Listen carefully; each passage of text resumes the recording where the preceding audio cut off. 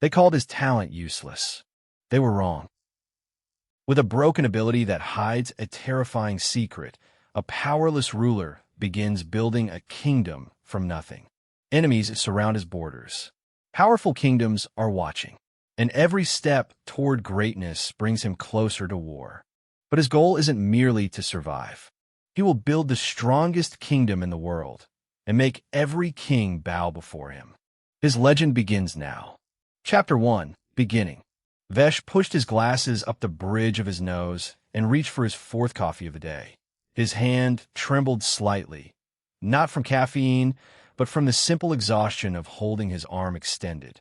At 28, he had the cardiovascular fitness of a man thrice his age. A single flight of stairs left him winded. Heck, carrying groceries required strategic planning. The doctors had given it a name that meant his muscles refused to play by the usual rules. Mitochondrial dysfunction, they'd said. What it meant practically was that while his mind could solve complex logistics puzzles that made his colleagues' heads spin, his body betrayed him in 1,000 small ways every day. Vesh, you're still here? Vesh glanced up. Sarah Chun stood by his cubicle, designer bag already slung over her shoulder, and perfect makeup somehow still pristine after 9 hours. Just finishing the quarterly reconciliation, Vesh replied, his head turning back to the monitors. Hearing him, Sarah made a face. That's not due until Friday. I know, but if I finish it tonight, I can start the procurement analysis tomorrow, which means you'll have finished both by Wednesday and make the rest of us look bad. Sarah's tone was light, but her smile didn't quite reach her eyes. You know, Manager Stevens already promoted you over people who've been here twice as long. I just work hard. Yeah, we know. She turned away, then paused.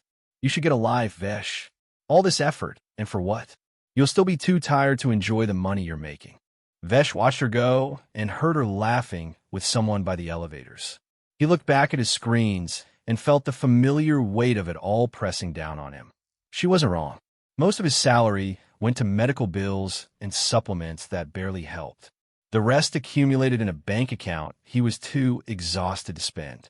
But work was something he could control. Problems had solutions. Effort yielded results. In spreadsheets and logistics chains, his body's limitations didn't matter in one sense. Finishing his work, Vesh left. The April evening wrapped around him, cool and damp with the smell of salt water and coffee from a dozen nearby shops. His apartment was only 6 blocks away. He'd specifically chosen it for the short commute. On good days, he could walk it in 15 minutes. Today had been a long day in the office, though. So 20 minutes, probably.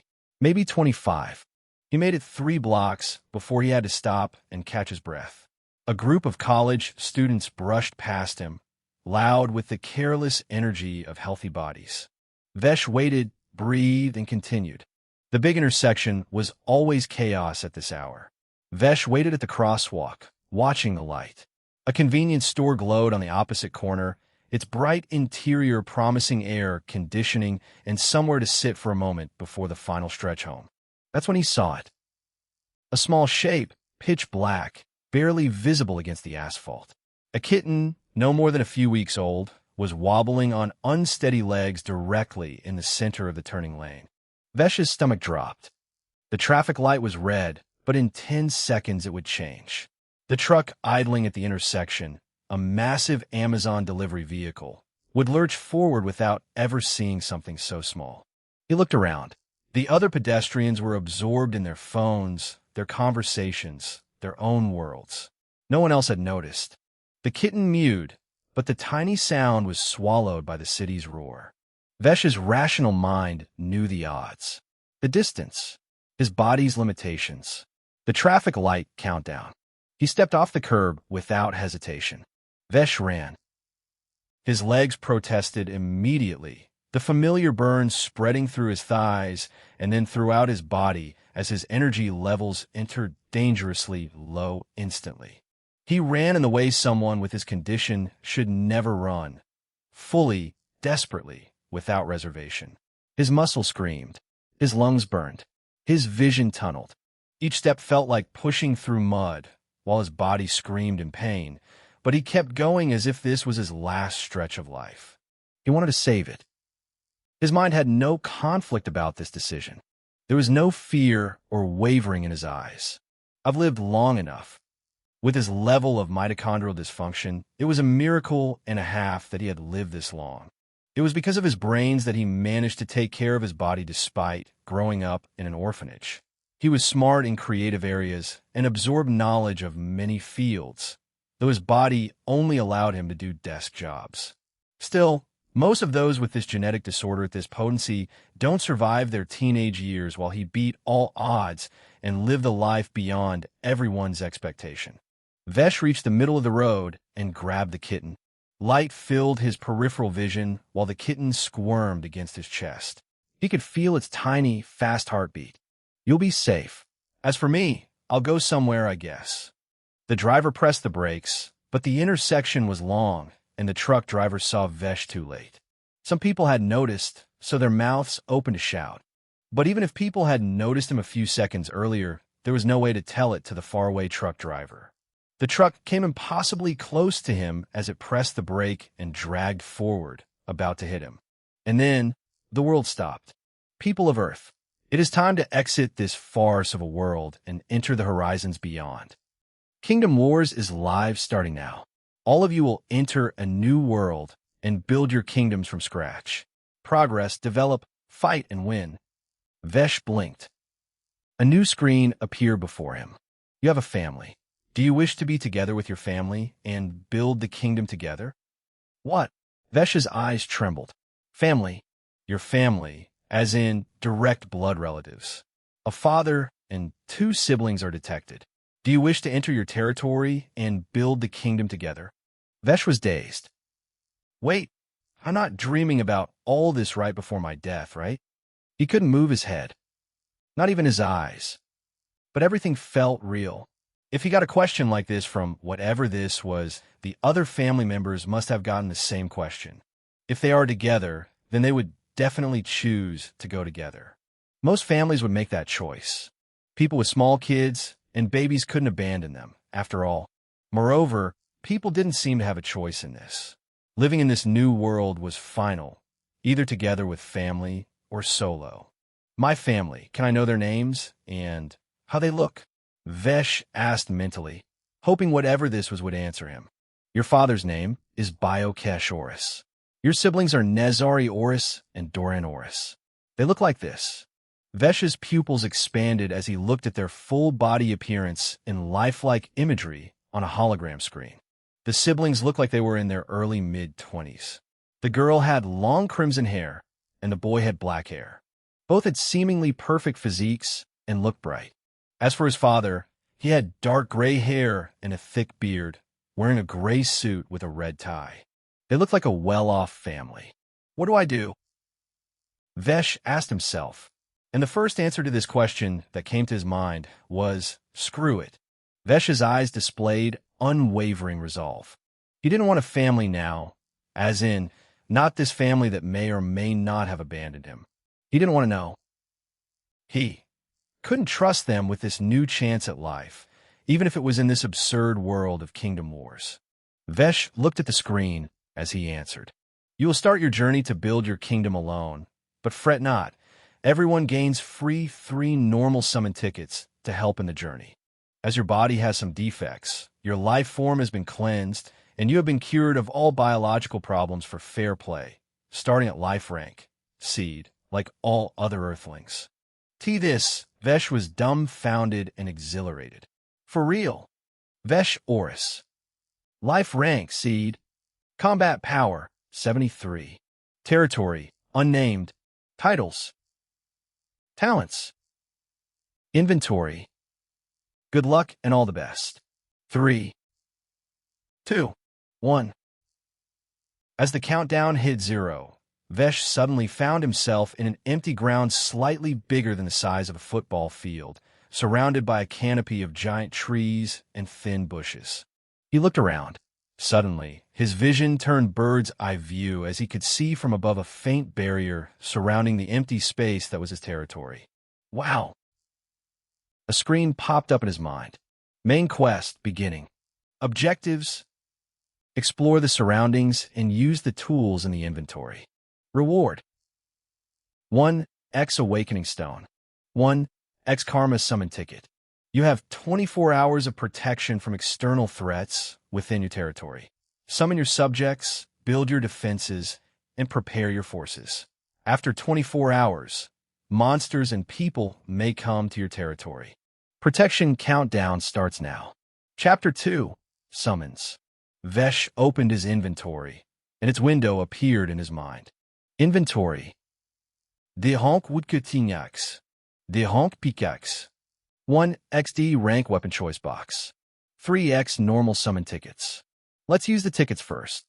Vesh took out the tickets. Normal Summon Ticket. Tear it to activate. Reading the description, Vesh tore the ticket. It shattered into golden motes that formed a 2-meter radius portal with whirling darkness bordered by golden sparks. Or what will come out? You have summoned a dwarf, Argani's Vector Seed. A dwarf clad in a layered tunic and brown pants emerged from the swirling darkness. He floated through the portal like a leaf drifting on water, completely horizontal, arms and legs splayed, looking unconscious. He took a step back. Look strong. Vesh noted the dwarf's mass and muscles. And big for a dwarf, right? He is almost the same height as me, who is 6 feet. Vesh thought as he saw the dwarf's full body. After the dwarf fully emerged from the portal and slowly landed on the ground below, his eyes shot open abruptly. For a moment, his eyes remained in daze as he got up and looked at Vesh. And then, they swirled with confusion. Vesh blinked and stretched his hand. The dwarf took his hand and got up. Boy, I can't remember anything except my name. And there's a voice telling me I am your subject and you are my king. Vesh shook his hand, which the dwarf was already grabbing. That seems to be the case. My name is Vesh, Argani's Vector. You can call me Arga. I am a warrior and a so-so blacksmith. Arga introduced himself. However, as I told you, I can't remember anything about my life. I thought about punching you after seeing you, but I can't do that. And I have to obey you. Can't say I like this. Vesh wryly smiled. Why? Instinct, I suppose. Can't tell for sure as I don't have any memories. Arga looked at his hands. But I remember my skills. Yep, that you do. Vesh smiled as he could see Arga's status in his mind. Vector Arganis. Life rank, Seed. Combat power, 1749. Titles: Sword of Maragaya. Fragile Forge Master. Talents: Blacksmith A rank potential, 2/20. Swordsman C rank potential, 10/10. Fire Mastery C rank potential, 10/10. The potential of talents. Vesh's eyes glinted. But what are those potential numbers about? The potential of each talent is not fixed. One must hone one's talents to reach one's full potential. Only after reaching its full potential will a talent be allowed to rank up. Naturally, ranking up requires a catalyst. Talents won't just rank up once you reach their full potential. I see. Arga, you are a blacksmith and a swordsman, right? Which of the two do you think you're best at? Arga crossed his arms and shook his head. Not even a question. I am best as a swordsman. As expected. So he has reached peak as a swordsman for now, but he hasn't reached the peak as a blacksmith. Anyway, what are we going to do now? Arga looked around. There's nothing here. We're going to build things. Vesh grinned as he took out the woodcutting axe. Here, use this to cut the trees. Arga took the axe and saw its details, which made his eyes wide. Huh, is there magic like this? Woodcutting axe. Honk D. Description. Cuts D rank or lower rank trees into wood blocks upon touch. It says it is, so go and check it. Vesh chuckled. I have 2 more summon tickets, so I'll use them first. More amnesiac people? It's going to be fun. Arga laughed and went to cut the trees. Vesh used the second ticket. The same portal opened and a person came out. Dark blue skin, elven ears, and wrinkles on the skin. She wore a tribal-style white-brown dress with a large bead necklace and similar-style bracelets. You have summoned a night elf, Rovina Estel Seed. Rovina Estel. Life rank Seed. Combat Power 1949. Titles: Shaman of Duality. Talents: Darkness Mastery C rank potential 10/10. Light Mastery C rank potential 10/10. Botanist C rank potential 9/10. Vesh was surprised. Darkness and Light Mastery, both at full potential. She does look old, and she's an elf, so she must be very old if elves really do live a long life. Rovina opened her eyes as soon as she touched the ground. Hello, Rovina. Vesh stretched his hand as he spoke, attracting her attention. Rovina blinked and stood up using Vesh's hand, looking at him curiously with confusion while she processed the words ringing in her head, telling her she was a subject of this young king.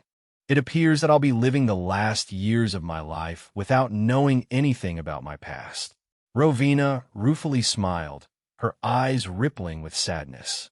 I can't remember anything, but a sense of loss gnaws at my heart. Vesh scratched the back of his head, awkwardly smiling. Sorry about that. I remember everything about my life, and I was about to die, but instead, here I am. I got summoned tickets and used them to summon you. How old are you, by the way, if you remember your age last, and how many years do you have left? He curiously asked. I'm almost 1,000 years old, I believe. Only several decades left now. Vesh wryly smiled. So same as me, unless elevating life rank increases lifespan as well. It's strange that I have some basic knowledge, but no memory of how I lived my life. Rovina frowned. Sorry about that, but we're all stuck here to build new life, Vesh ruefully said. A human, and a dwarf, and an elf. Rovina looked at Arga far away, cutting the trees. I have appeared at quite a place by some higher power. Is the ticket picking up random people from different worlds, erasing their memories, and sending them to me? Vesh wondered. No, all these people are those who had died once. Vesh got a startling answer. So that's the case. Since I am here, I'll live in your service. Rovina looked at her hands after saying to Vesh, I don't seem to have a choice about this anyway. A dark orb and a light orb appeared on her palms.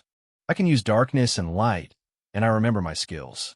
Rovina looked at the light orb as it suddenly multiplied into 10 and adjusted their brightness, becoming light bulbs. Vesh smiled. Well, we won't have to live in complete darkness at night with this. Thank you. I have some questions. How long do these bright orbs last? He asked. At this intensity, 10 hours. Great. I can also heal wounds, and with darkness, I could do a variety of things as well. Roving closed her palms as the elemental constructs vanished and looked around. So what are we doing first? Here. Vesh took out the pickaxe and gave it to her. Take this magical pickaxe and gather the stone blocks. I have one more summon ticket left, so I'll use it first. All right. Rovina left with the pickaxe, and Vesh took out the third ticket. Then I have to leave the territory range to explore. That should complete the quest. Vesh tore the third ticket. What came out of the portal startled him. The fuck? You have summoned a human, Kyan Goldmist, Seed. He wasn't startled that he summoned a human. Nope. He was shocked because he summoned a child. A human kid looking around 12 years old. He wore black pants, a white t-shirt, and a black leather jacket. Totally not how a 12-year-old usually dresses. Kyan Goldmist. Life rank, Seed. Combat Power, 2,749. Titles: Slaughterer of Stardust Island. Talents: Blood Mastery, a rank potential 14/25. Bloodthirsty Drive B rank potential 9/20. Huh. Vesh was dumbfounded. A kid with these talents and title. What the? Kyan's eyes shot open. His nose twitched, and he sprang up like a monkey while his hand shot towards Vesh like a dagger. But it stopped right before touching his neck. Kyan stared at Vesh and then at his trembling hand that couldn't move forward, no matter how much he tried. Vesh took some steps back before falling on his butt. You scared the heck out of me. Vesh weakly smiled. Kyan hissed before he looked around and stood straight, retracting his hand. What is going on? Where am I? What is this voice telling me in my head? Staring back at Vesh after looking around, he added a fourth question. Why do I have to listen to you? Vesh dusted his butt as he stood up and stretched his hand. Well, you don't have to listen to me, but that might not bode well for us. Are you threatening me? Kyan narrowed his eyes. Look, kid, I know you experienced one hell of a life that you don't remember anymore. Honestly, you shouldn't have gone through whatever you went through to become like this at your age. Kyan frowned. So here's the picture. Vesh stretched his hand forward for a handshake. It's a new life for me here, just as much as it's new for you and those other two. So how about we cooperate to survive and build our life? If you enjoy daily light novel audiobooks, hit subscribe and turn on notifications so you never miss a new upload. Now sit back, relax, and enjoy today's story. Chapter 3, King's Rule. Kyan was silent for a few seconds as he looked at Vesh, and then nodded. It makes sense, but I have a condition. What? Don't treat me like a kid. Vesh chuckled. Sure. Kyan nodded. All right. So who do I have to kill, and how much will I get? Calm down. Vesh wryly smiled. First, we have to explore our surroundings and secure our necessities. As you can see, we have nothing here. Vesh and Kyan went to Arga first. He had made a big stack of wood blocks, which Vesh stored in his inventory. Afterward, the trio went to Rovina, who had stacked stone blocks in the southern part where there were boulders. Gathering the gang, Vesh headed further south, leaving his territory to explore. The priority is getting food and a water source, Vesh muttered. I can hear a water source, Argus said. There's a flowing river straight up if my ears aren't deceiving me. A river? That's awesome. The group continued for 400 meters as they left the thick woods, and there it was. A clean, flowing river. Congratulations. You have completed the main quest and acquired the rewards. Great. All right, everyone. We'll take a small break here. I'm going to use this stone to awaken my talent. Vesh took out the awakening stone from his inventory. That looks interesting. Rovina blinked. Such strange magical power. Arga nodded. It's mysterious. I can't identify its attributes. Whatever. Just do it fast. Kyan began walking towards the river.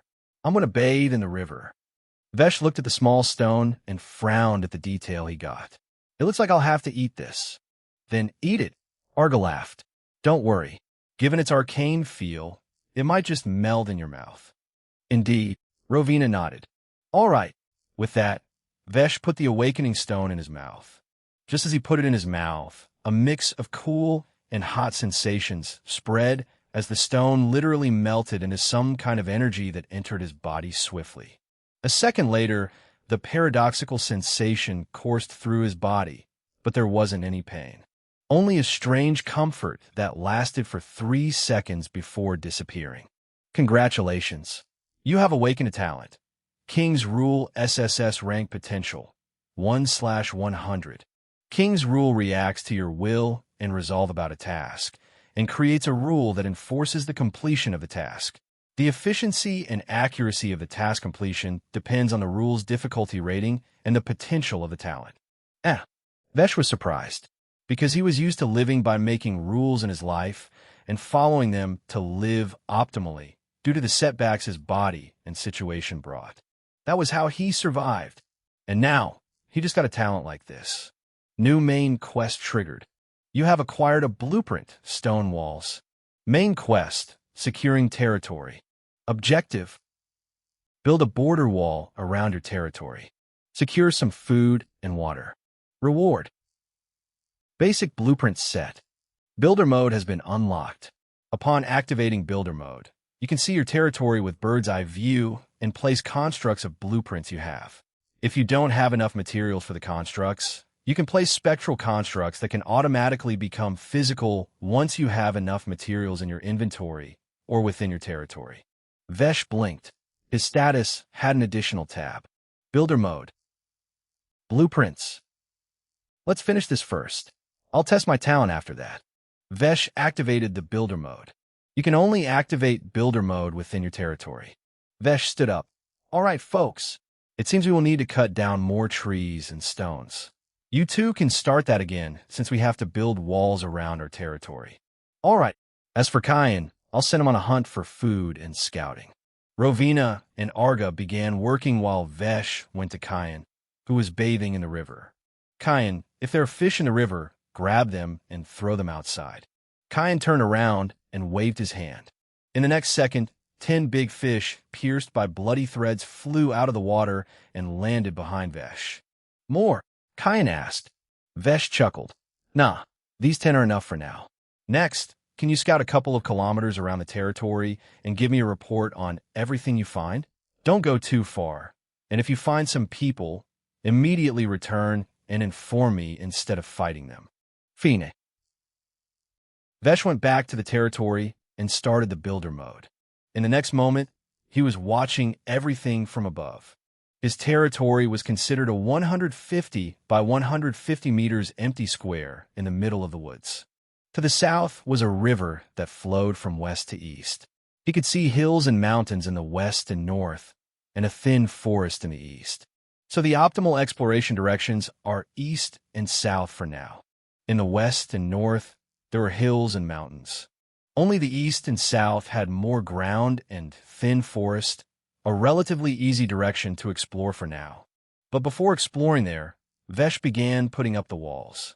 A stone wall was 5 meters wide and 10 meters tall. One wall required 10 blocks of stone and 10 blocks of wood. The trees were quite tall and big, so a single tree provided 50 to 100 wood blocks based on its size.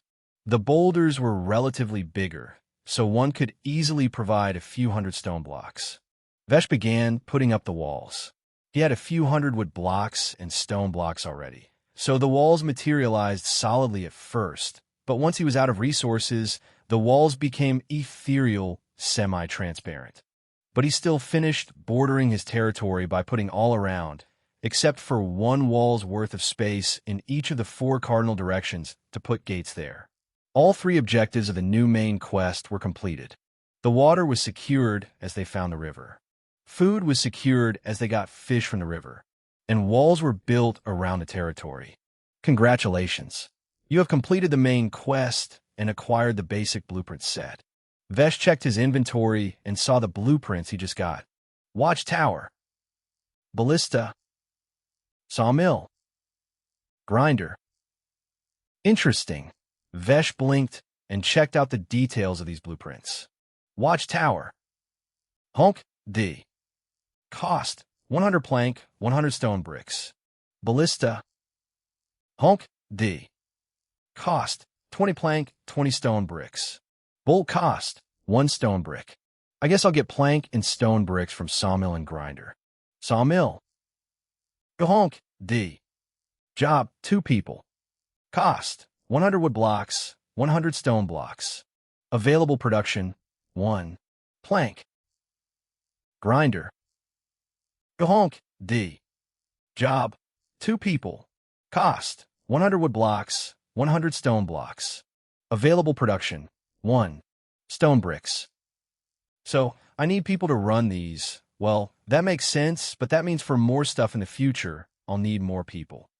Vesh wondered if he was going to summon them, or if people would arrive here like nomads or those who were migrating. But for now, he needed a lot of wood blocks and stone blocks to finish all the constructions. Unfortunately, he only had 1 woodcutting axe and 1 pickaxe, so only Arga and Rovina could farm these materials. After constructing 4 spectral watchtowers, putting ballistas in each of them, and placing 1 sawmill and 1 grinder at a corner in the territory, Vesh took out a box from his inventory. D-rank weapon choice box. Wind sword, earth halberd, flame spear. Vesh was a bit disappointed at only 3 options, but he chose the wind sword without hesitation. Argo was proficient in sword, so he could learn from him. With his king's rule, I should be able to learn it fast, right? Vesh decided to try it. King's rule. I will gain beginner mastery of the sword by training. King's rule created. Difficulty rating B.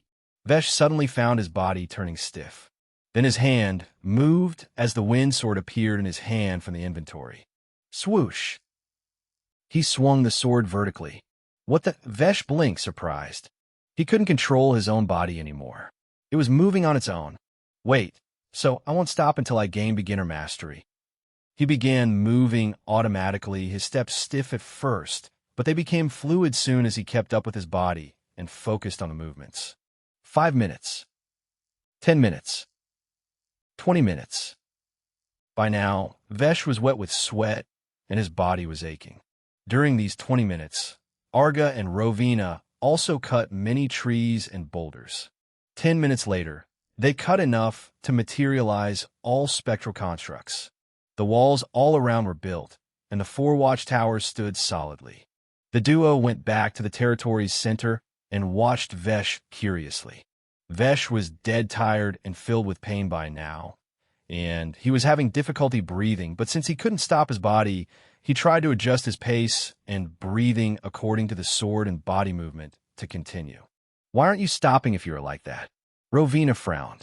These foundational movements are quite flawless. Arga caressed his beard while nodding at Vesh's sword training. Where did you learn them? Vesh shook his head twice before he looked away from them and focused on the training. Sweat dripped all over, and his body visibly trembled, but the training didn't stop. It looks like he can't stop. Arga blinked. Vesh nodded. King's Rule Potential +4. As Vesh heard the notification, his movement shifted. Agra and Rovina soon noticed. Arga blinked twice. His move just became sharper, stabler, and he's doing a step higher routine of swordplay. Interesting moves. I can learn from this. Using the woodcutting axe, he began imitating Vesh's movements. A minute passed, and Vesh felt like he was going to die any time now. This new routine was harsher. His body should have collapsed, and he could feel bone damage at several locations. But despite the pain, the darn body flawlessly kept its routine, and it just hurt more. His vision was already blurry, his consciousness shaking. Fuck, am I going to die? No. Fuck no. Vesh's eyes cleared. I refuse to let go of this new life. A life where he could become healthier and stronger. A life where he could meet with people and build a family of his own. A life full of wonders and adventures in a mysterious world. I will not let go of this. Vesh forced himself to focus through the pain as he followed through the routine. And just as he finished one routine, a melodious sound rang. Congratulations. You have learned a talent. Swordsman D rank potential. 1/5. King's Rule executed. Vesh froze, and then fell on the floor like a wet noodle, sweating and trembling with pain. Looking at Arga and Rovina, he forced a pained smile at the duo. Help! Chapter 4. Ill-Fated Wanderers. Rovina slid on the ground over a shadow, moving swiftly through the trees while carrying water in 4 shadow buckets. Soon, she arrived next to Vesh and dumped water on the small ground tub that Arga created by digging and then blasting it with his flames to solidify the surface. Rovina poured 3 buckets into the ground tub, while pouring the half of the remaining bucket over Vesh before letting the other half down his throat through a small shadow pipe. Vesh finally felt a bit alive. Your body will take time to recover. I'll barbecue some fish, so eat and sleep. Arga began setting up a campfire. Vesh's eyes were blurry. Fortunately, he didn't have to bother drinking the water, as Rovina was directly flowing it into his body. He couldn't remain conscious anymore as his eyes closed, and he drifted into slumber. I'll break down food and delivery into his body, Rovina said. No need to wake him up anymore. All right. 5 hours later, Kyan returned, but not alone. With him were 16 people in tattered clothes. For kids, 3 couples, and the remaining 6 middle-aged and elderly people. Who did you bring here? Rovina raised her eyebrows. Kyan appeared annoyed as he said, These people insisted they want to follow me and see the village, so I brought them here. They were about to die, so I might as well use them here, I thought. Arga laughed. Looks like a cold kid like you has a surprisingly warm heart. What warm heart? Shut the fuck up. Kyan clicked his tongue and began walking south. I'll go catch some more fish. The people who came here knelt on the ground as Kyan left. The leader appeared to be a man in his 40s with short black hair and a body that looked like it used to be muscular because the muscles and body looked slightly shriveled. Please give us a place to live. We will work for the Lord here in exchange. The man's head was firmly on the ground as he continued. All of us are suffering from a strange illness, but please don't worry, it is not contagious. Our village was raided by a group of bandits who used strange bombs, and it made our bodies like this. Most of those who survived died on the way. None of the lords we met so far were willing to take us, but we can't just give up. The man looked up at Arga and Rovina, his eyes red. So we are here to ask you the same. Please, we beg you. Let's live here and help us if possible. We will work for you and help you in any way until our death. Among the 4 kids, 2 appeared around 10 years old, and the other 2 were even younger, at around 6. All of them looked malnourished. The decision is up to our Lord, but he is asleep. Arga smiled. Stay here until he wakes up and makes his decision. Eat well and sleep well first. Rovina smiled. The faces of everyone lit up. Rovina and Arga nodded at each other. They obviously needed more people, and helping them in their desperate situation would also make them more loyal. The 16 people went to the corner with their spirits uplifted. Somewhat able men and women, numbering 6, were headed by the leader of the group as they went to Arga and Rovina, who sat around Vesh, preparing a bigger fire to cook more fish for the people. Please let us help in any way possible. Arga and Rovina looked at the gang. Take some rest and eat first, then sleep, and then you will be assigned some work, Rovina said. You all are tired and won't be able to work much right now anyway. Arga laughed and added, That's right. Our Lord here will likely take you in, so rest up. As you can see, we have a lot to do to develop our place. Kyan came back with a lot of fish this time, and the trio began cooking. After an hour, everyone had finished eating and was sleeping soundly. You too can sleep. I'm not tired, so I'll stay awake and be on the lookout, Kyan said as he began walking towards the eastern watchtower. Arga and Rovina didn't stand on ceremony and decided to catch a nap. 3 hours later, both of them woke up and Kyan took a nap. The villagers were still sleeping, and so was Vesh. His body was healing. Without him knowing, his body was getting slightly stronger during this recovery period while he rested. In the end, Vesh woke up when the sun the next day was just rising. As he groggily opened his eyes, he found his body was no longer in pain. In fact, he felt comfortable. And just as he woke up, a surprising notification greeted him. New side quest is available. Ill-fated wanderers. Objectives: taking the people who have lost their homes. O bonus objective: cure their illness. Reward: blueprint, cottage house, D rank.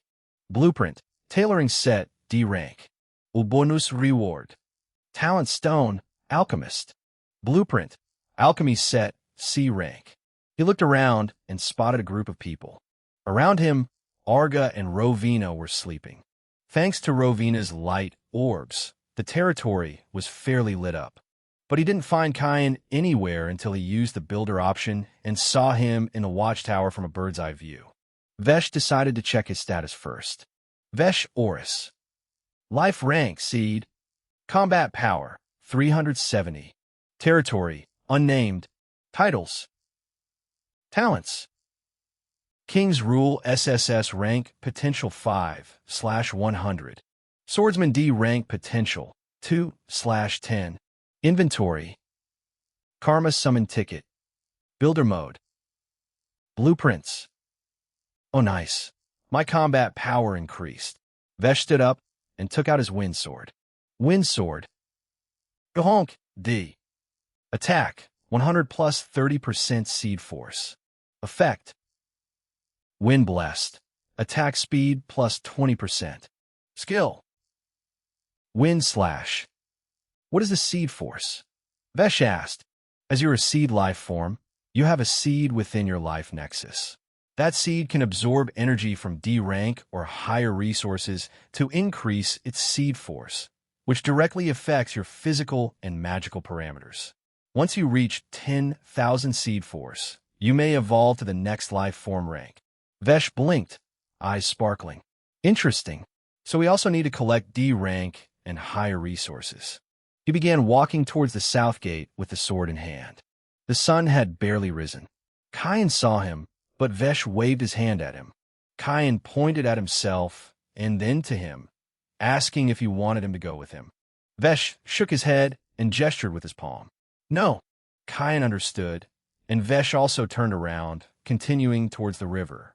Arriving at the riverbank, he first took a dip and cleaned himself because he was too dirty. His body had also excreted some black stuff from pores, and the amount of sweat he had was crazy.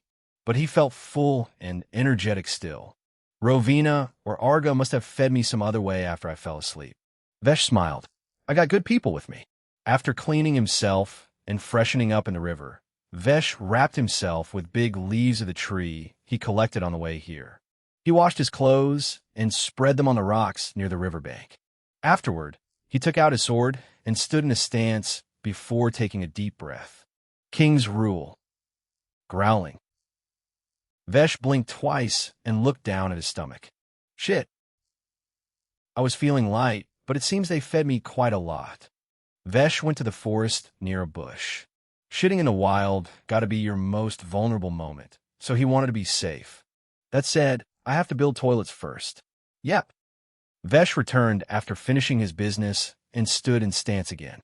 With the first use of King's Rule, he did not simply learn the knowledge of the sword. No, the knowledge of sword moves and their experience was drilled into his body and mind through utter harshness. It was skipping the practice part by making his body move flawlessly automatically and drilling its experience into his body. It was like trauma, but if he kept his focus and actively learned while his body moved, his progress would be faster. Let's turn this trauma into a positive experience. It's not like something bad happened to me. I just trained in sword fighting like a crazed moron. This time, I will train in sword like a sane sage. Vesh took a deep breath and used his talent. King's Rule. I will train in sword for 1 hour. The level of mastery I train will allow me to advance to C-rank swordsman. But if I am about to die during the training, I will stop. A tingling coursed through his body. It was as if his body fully activated its potential. All of his cells danced with joy as they became active. This time I will focus fully. He began tracing his movement and kept up mentally and physically with the routine. Every tap, every swing, every slash, every dash, every lunge, every step, every turn, every thrust, every parry, every riposte, every feint, every cut. Vesh focused. And when he was moving, he suddenly saw something. A phantom looking exactly like him, wielding the same sword, wearing the same clothes. But his eyes were brighter, his face looked thrilled, and a glowing crown rested on his head. As Vesh saw that phantom, his focus shifted, and he lost that visual instantly. His body was still moving on its own, but he wasn't focused anymore. What was that? I have to focus if I want to see it again. Vesh resumed his focus and began training earnestly. Soon, he saw the phantom again. The training mode of this King's Rule turned out to be that he was basically fighting against a phantom that looked like him, but was stronger. By fighting against the phantom that constantly got stronger alongside him to push him further. According to the King's Rule, he was getting combat and technique experience and knowledge, which would advance his swordsman talent. Vesh was thrilled to learn this. As he got absorbed in fighting the phantom, time passed, and suddenly the phantom disappeared. A sound rang in his mind. Vesh blinked. Congratulations. Your talent, swordsman, has advanced to C rank. King's Rule executed. How long did it take? Vesh saw that the sun had fairly risen and the night was gone. It took 48 minutes of training. Oh, Vesh was delighted. Suddenly, an idea popped into his mind. What if I make a King's Rule that makes me learn an elemental mastery talent? Vesh's eyes glinted. Will it work? Chapter 5. Karma's Summon Ticket. Vesh gulped. The mysterious voice didn't answer him. So he had to make such a King's Rule to see if it was possible to learn magical talents. Should I do it now? I have to think more before using this. Vesh sat down. He was also tired after this training session, so he wanted to rest before returning. I'll try catching the fish with the sword. It'll help me create more experience to use the sword my way. And spar with Arga, yep. But we need one more sword for him.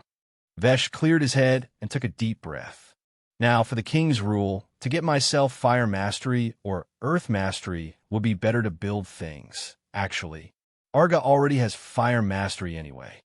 Sword moves can be learned with physical training, but magic is different, right? What if I need some kind of catalyst to learn earth mastery talent? I have to make sure I don't do anything that kills me. But he also wanted to try it. All right, screw it. I want to see what happens, so I'll add in the rule that if the process threatens my life, stop it. Vesh nodded to himself and made a king's rule. King's rule. I shall learn D rank earth mastery talent, but if my life is threatened during the process, this rule is nullified. King's rule created. Difficulty rating. Vesh blinked. In the next second, his body moved. He sat down on the ground, and his eyes closed. Sufficient focus from a user is required to continue the process. Oh, Vesh was surprised. He focused. He didn't know what exactly to focus on, though. During sword training, he could focus on the movements, but what to focus on while sitting with his eyes closed? Look at my brain empty first. Vesh cast away all thoughts and embraced absolute darkness. He focused on nothingness, and it eventually led him to the thing he had to focus on. As he was focused on the nothingness in his mind, keeping it pitch black and thoughts zero, something flashed. He could see a seed, a small seed with sparks whirling around it. Is this place my life nexus? That must be the seed the voice talked about. Your seed force is measured to be 73. Vesh blinked. The peak of seed life form is 10,000 seed force, so I have a long way to go. He checked his status and saw that it had been updated. It didn't show his seed force before, but now it showed. Vesh resumed his focus after this discovery. 5 minutes later, he felt something connecting to him. He traced this thing, which was a flowing energy, and it was coming from the ground around him. Vesh didn't dare to lose his focus as he finally found the target of his focus. These strings of glowing light brown energy flowing from the ground seemed to be earth elemental energy. Vesh cast away all other thoughts and focused. He just observed the energy strings and lost himself in them. He didn't know when, but suddenly he found himself atop a cliff. The surroundings had changed. Vesh blinked, confused. What the hell? Vesh looked around, and all he saw was earth. Barren ground, mountains, and terrains. Crack. Vesh heard a sound from behind and turned around.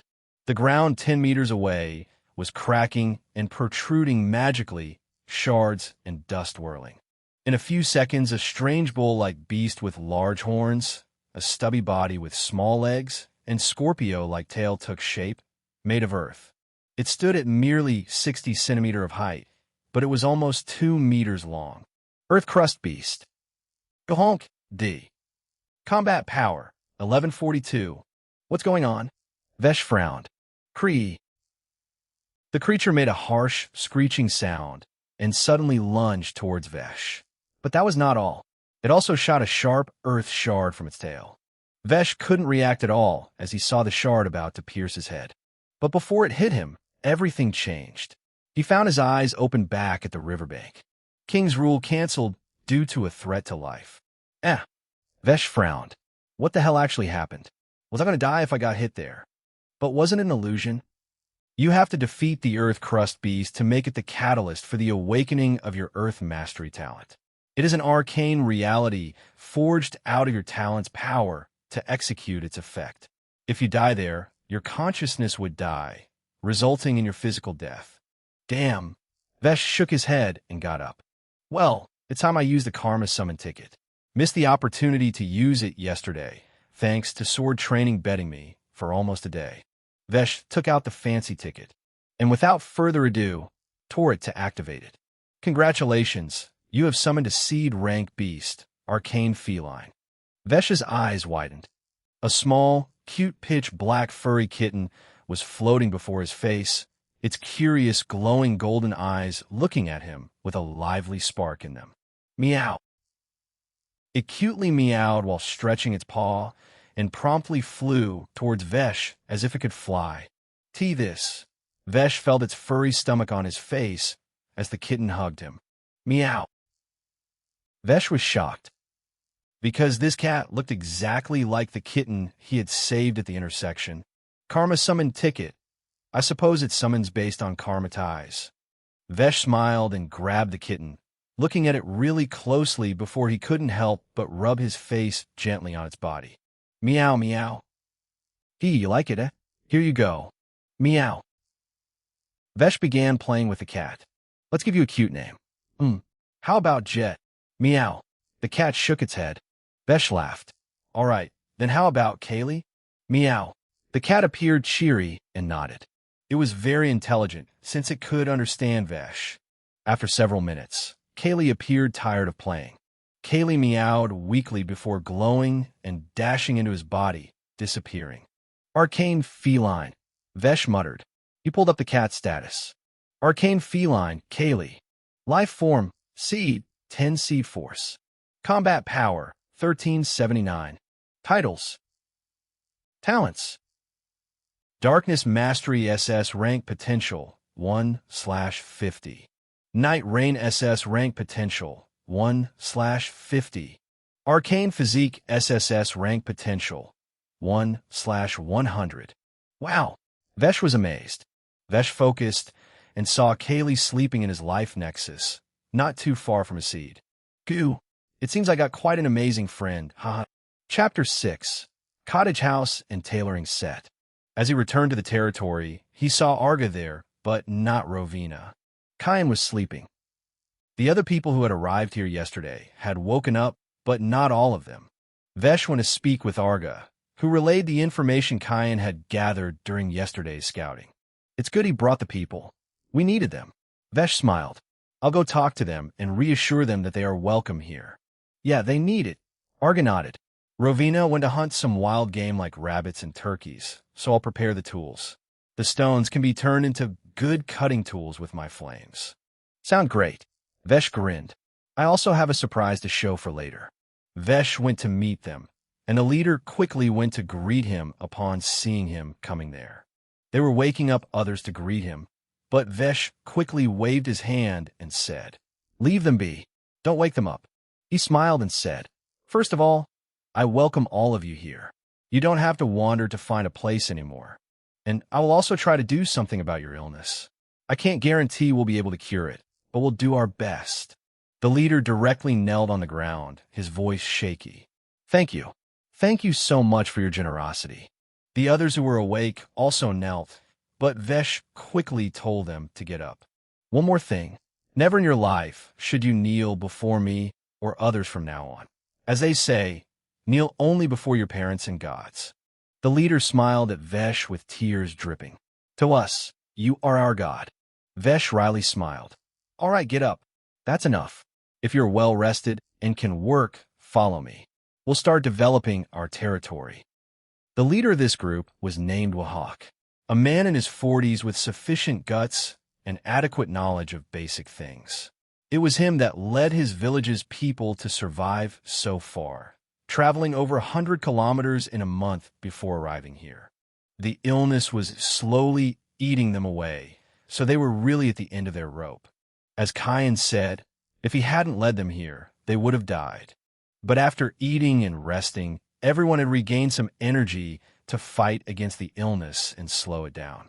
Physical activity was also important, so Vesh put these able men and women to work in the grinder and sawmill. 4 of them worked in those places, producing 1 plank per 10 wood blocks and 1 brick per 10 stone blocks. The machinery was very simple and easy to use, so they began producing the stuff right away. Congratulations! You have partially completed the Ill-Fated Wanderer's side quest. Perfect! Vesh sent 2 other people to farm for wood blocks and stone blocks after giving them the tools, and then checked the rewards. Blueprint, Cottage House, D rank. Blueprint, Tailoring Set, D rank. Cottage House. Gahonk, D. Cost, 10 plank, 10 bricks. Vesh saw the 3D hologram of the house. It had 2 rooms, 1 kitchen, and 2 bathrooms already built. This is amazing. There are also basic tools in the kitchen. Vesh was surprised. Looking at the cost, Vesh had to wait before he could build these cottage houses. The production rate of grinder and plank was the same, 1 per minute, 60 plank and 60 bricks per hour. Fortunately, it was also easy to get wood and stone blocks thanks to the magic tools.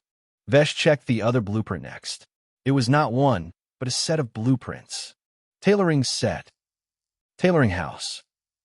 Tannery. Clothing bench. Tailoring tools. Cost, 50 plank, 50 bricks, 10 iron ingot. Production. D-rank shirt/dress, pants, boots, gloves, undergarments. D-rank leather. Requires animal hide to produce leather in the tannery. Interesting, but I need 10 iron ingot, and I don't know how to get them. You have to find a location of an iron vein and farm iron, or from there. Once you find it, you will be rewarded with the blueprint of the furnace, which can turn iron ore into an iron ingot. I see. Your first question of the day is answered. 2 remain. Vesh blinked. I'd better not ask carelessly. He went to Arga, who was preparing tools and stoves using stone blocks and his fire mastery. I'm going out for a bit to search for some stuff. Vesh thought for a moment and said, an hour of exploration before I return. All right, Arga nodded. Also, we have no one on the watchtower, so can you tell those remaining able people to be on the lookout one by one? Sounds good. I'll tell them. Vesh nodded. Vesh went to their camp and told them about the watchtower. Just decide your numbers and go only if you can climb stairs stably. Vesh smiled. And food will be ready once Rovina comes back with the meat. After that, Vesh left with a jolly mood. People are treasures. Treating them as such will only bring benefits. Now, I just hope more people come here. In the camp, an old man began crying. We are really saved to have found such a lord. Mum, will we eat to a full stomach again? A child looked at his mother with shining eyes. Yes, we will. Vesh walked for 100 meters east before stopping. Kine had found a path roughly 1 kilometer from here. In that path, he encountered Wolhawk and his people. According to him, there was nothing useful in this stretch to the east. What if I use King's Rule to manipulate myself into finding an iron vein? Vesh's eyes glinted. King's Rule. After roaming around, I find an iron vein. But cancel this rule if there's a threat to my life on the way. King's Rule created. Rule difficulty D. Vesh blinked. Here it comes. His body began moving on its own. Let's hope it's not too far. Vesh was enjoying the scenery while his legs moved on their own. His priority was marking the trees and boulders so he could return by tracing them. The direction he was going turned out to be north. There were mountains there. It made sense that iron ore was there. But are there any magical beasts? Vesh looked at his status and the knowledge he could feel ingrained in his mind and body. Vesh Oris. Life rank, Seed. Combat power, 973. Territory, unnamed. Titles. Talents. King's Rule SSS rank, potential 8/100. Swordsman C rank, potential 8/10. Inventory. Wind Sword. Builder mode. Blueprints. Vesh grinned. I am gaining talents by first drawing my potential, so basically, I will always know how to use my talents. This is perfect. I am a C rank swordsman now. I should be fine. If there's a danger to my life, I'll know immediately, as it would break the King's Rule. Vesh tightened the grip on his wind sword as he continued moving towards the unknown territory. Chapter 7. What the? After walking for a kilometer, Vesh headed towards high ground, going to a mountain base. But the forest was a bit thick in the middle, which he guessed was roughly a kilometer. He tested if he could move faster during this process, and he indeed could. He could enforce his will to change his actions as long as they didn't break the rule, and instead worked on enforcing it. Heading faster towards his destination was enforcing that rule. But he slowed down real quick because he didn't want to waste his stamina like that. Stamina and mana are both determined by my seed force, the core of my life form. My body also feels stronger than yesterday. Vesh was curious. He was curious whether training in the sword increased his seed force somehow, but he didn't want to waste a system question by asking that. He also wanted to test the limit of what kind of question could be answered. But for now, he focused on moving and being alert to his surroundings. Rustles. Suddenly, a snake jumped at him from the bush nearby. It was fast. Its fangs coated with poison glistened in the fractured sunlight as it went straight for Vesh's face. But his hand moved swiftly like a gust of wind. Slash! And separated the snake's head from its body. You have killed 8D rank Ivy Bush snake. +1 seed force. Vesh was surprised. We can get seed force by killing ranked beings? Nice. And he was surprised about one more thing. Just now, he didn't move out of his own will. His body moved on its own. So if it's a threat I can handle, I will handle it automatically if it's in the way of processing the king's rule. Vesh was thrilled. That's awesome. But I also want to fight on my own, so I have to focus. Vesh enforced his will to pick up the snake's body and put it in his inventory before he continued on his journey. He didn't know the use of the snake's body parts, especially the venom, but Rowena might be able to research it. If possible, he wanted to gather any useful stuff that could be helpful in fighting the strange illness suffered by Wahak and his people. The alchemist talent stone could be very useful. Not for him, but for someone else. I can probably gain alchemist talent using my king's rule, but I have to narrow my focus on certain things to progress faster and leave other possible stuff to my people. Vesh knew that a kingdom wasn't built alone. It was built on the back of its citizens. My role is to guide them and lead them to a better future. Vesh grinned, and I shall do just that. Vesh was glad to have had a chance in this new life, and he was determined to make the most of it. After walking for roughly 500 meters, Vesh encountered another problem. A big trouble. There it was. A bear with a wooden earth-plated back that grew leaves and flowers, dangling from a tree branch. One claw hooked into the bark while the other dipped greedily into a swollen hive dripping with honey. The honeybees hummed around, but their stings were useless against this D-rank beast. Forest rock bear. Honk. Décide force, 1130. Combat power, 4191. Vesh froze physically. King's rule is broken. The bear moved its head and looked at Vesh. Its honey-dipped claw also froze in the air. Fuck. Vesh willed himself to continue moving. Not forward, but backward. The bear kept staring at him. Its claw moved, and it licked the honey, its intense eyes still glued on him. Vesh also kept staring back at the bear, even as he moved back, his sword raised. Despite creating distance, Vesh kept eye contact with the bear to keep this stalemate. Fuck, I can't run. I will surely get outrun by it if it decides to chase me. Vesh was sweating buckets as he gradually moved back. Is combat power displayed as a reliable measurement, or is there a way to overcome the difference between combat power with skills? Surely, Rowena and Arga could defeat the bear. Even Kyan too. Vesh wondered. Those three had elemental masteries, and by using their elements in a technical way, they should be able to defeat this bear. But I want to defeat it too. Vesh clenched his fist.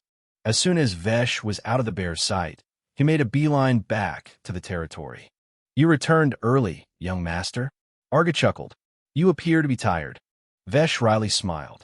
I encountered a forest rock bear, and I believe it would have killed me pretty easily had I not escaped slowly while staring back at it with a raised sword to make myself appear tough. Haha, that's lucky for you. But don't go alone next time until you are strong enough. Yep, I'm going to get strong. Right now, since Rowena hadn't returned yet, how about we spar? Vesh glanced at Arga's work field, where he was making stuff. All right, I'll be done in 10 minutes, so we'll spar after that. Perfect. I'll also train myself a bit. Vesh walked away to a more spacious area and sat down cross-legged. Time to test this. He made a king's rule. King's rule. Increase my seed force during the next 10 minutes. If the process threatens my life, stop it. King's rule created. Un difficulté, des rank. Des rank? So it's not hard. Vesh blinked. It begins. Nothing happened, but he wasn't able to move anymore. But after a few seconds, he began hearing a low hum. Vesh focused on the hum, resulting in a scene in his mind. His life nexus and the seed. The hum was coming from the mana surrounding the seed. The mana was behaving in a certain way, creating patterns and vibrations.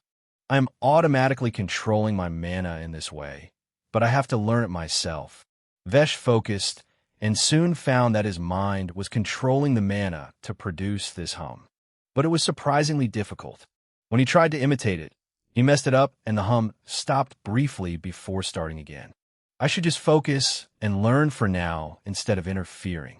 Vesh wanted to see if his seed force would really increase this way, when the voice told him he would need D rank or higher resources to increase his seed force. 5 minutes of focus later, Vesh suddenly saw golden motes entering his body from the atmosphere, from the ground. This looks like mana. Vesh was surprised. But it's not mana. It's way more pure and magical. +1 seed force. +2 seed force. +1 seed force. +2 seed force. Vesh was shocked. He was getting seed force. Congratulations. You have awakened a talent. Arcane Cultivation D, rank 5/5. What the?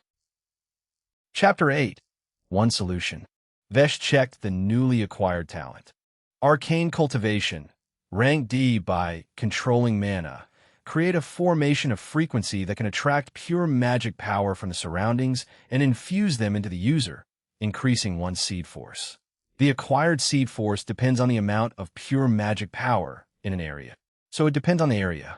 That means if there's a place with rich pure magic power, I can gain more seed force. But Vesh didn't stop himself from cultivating it right now. He wanted to increase his seed force as much as possible. In the first 5 minutes, he got seed force every second, ranging from 1 to 3. At the 10-minute mark, it slowed down. It took a few seconds for him to get any seed force. At the 17-minute mark, his seed force stopped increasing. Vesh looked at his hands. He was feeling uber powerful. He walked towards a tree, clenched his fist, pulled his hand, and punched forward on the trunk. Boom! Crack, crack, thud.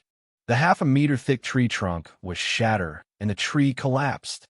Seed force, 1127. So 1127 seed force is quite powerful. Almost the same as the bear. He hadn't used his full power in that punch. It was slightly less than half of his full power, in fact. I can shatter a rock easily with my current physical power. Vesh grinned. Combat power, 3,844. My combat power is less, but I should be able to beat the bear. Vesh's eyes glinted. He was feeling confident. Because of his C-rank swordsman talent. Since I already have knowledge of mana thanks to Arcane Cultivation talent, is it possible that I can do some tricks myself? Vesh headed towards the place where he had encountered the bear. He couldn't wait, so while walking, he began applying his acquired knowledge. The wind sword in his hand suddenly hummed. A mana coated around it. Let's adjust the frequency and thicken it. The aura around the blade stabilized and sharpened. The bear came into view. Vesh continued walking towards it with confident strides. The bear, high in mad honey, detected aggression in Vesh's gait, unlike the previous encounter where it sensed let's mind our own business. Because the bear very much wanted to continue eating honey and get high. But the aggression from Vesh stirred its instincts. Roar! With eyes whirling in madness, Forest Rock Bear's back glowed as rock shards formed above it while it began sprinting towards Vesh. Swoosh! The first rock shard came like a missile. Vesh's figure moved with minimal movement. Eyes focused. With perfect timing, his hand moved at blinding speed in a perfect arc. The rock missile split into two, missing him completely. No change in his movement. No change in the bear's movement. When the distance between them was shortened to 20 meters. The remaining two rock missiles shot at Vesh. Vesh abruptly jumped high, cracking the ground below in the process. The moment he reached the peak height of the jump, his swing was executed. Wind sword skill, wind slash. Vesh infused as much mana as he could in time, which amounted to 239. A cerulean green slash shot at such a speed that it took 0.3 seconds to reach the bear down below, 18 meters away. Converting to kilometer per hour, the speed of the slash was 216 kilometers per hour. Swoosh! Forest rock bear, cleanly split from side as its front half and back half separated into different directions due to its speed. You have killed 8D rank forest rock bear, plus 1 seed force. Huh? Only 1 seed force from the bear, too. Vesh was disappointed. Guess seed force farming is not viable with monster hunting. Putting that aside, his eyes shone as he looked at the bear's hide. If Arga uses the hide of this bear with iron, he should be able to make a pretty good armor set. Vesh rubbed his chin. I'll put him on that task once I can get the forge. Can't waste his rank blacksmith talent. Storing its body in the inventory, Vesh created the King's Rule again, now more confident than ever as he killed the bear on his own. King's Rule. I find an iron vein while roaming around. But if there's a threat to my life, the rule will break. Confidence aside, I have to be careful. If there's a threat to my life, I have to run. Well, not run, but rather strategic retreat. Vesh grinned, because whatever threat he faced, he was as determined as he was thrilled to overcome it with his King's Rule. 2 kilometers. Vesh looked back. I'm pretty far now. He was on a mountain now. It was big and not directly steep. He was almost tempted to shift his territory here. You can designate 150 by 150 meters of area as your territory anywhere on unowned land. Of course, structures will not move. They will be simply destroyed. Vesh wryly smiled. No thanks. I'll think about it once this territory is properly built and can run stably. If I want materials, another way is trading. Vesh's eyes glinted. Right at the moment, he caught something in his field of vision and froze, forcing his will to stop moving during the King's Rule. But only for a second before he continued moving. I'll return there, since it's on the way. Vesh's mind was churning an idea. I can learn to farm something using King's Rule easily. So if that patch of plants I saw was really berries, I have to get them and start farming them near the territory. The river is near. I won't lack water for farming anyway. King's Rule executed. Vesh stopped moving. Blinking, he looked at the secret cavern and his eyebrows raised. Damn. Secret because it was covered with thick vines and flowers, and all around was also greenery on other rocks and on the protruding rock above it. If he weren't standing in front of it, he likely wouldn't have found it. Vesh couldn't help but grin. Found a secret area. Without further ado, he stepped in, and then stepped out. Wait a second. This is a cavern. There could be something crazy inside. Should I really go in alone? Vesh frowned, and then he got a solution. Every problem had a solution. He lived his life putting every ounce of his will to live into finding solution of his problems and lived long past the expectations of all doctors. And in this new life, all of his problems had one solution for him. King's Rule. I explore the cavern and find iron or inside. But if there's danger, I escape instantly. Survival above everything else. Chapter 9. Special Quest. Vesh entered.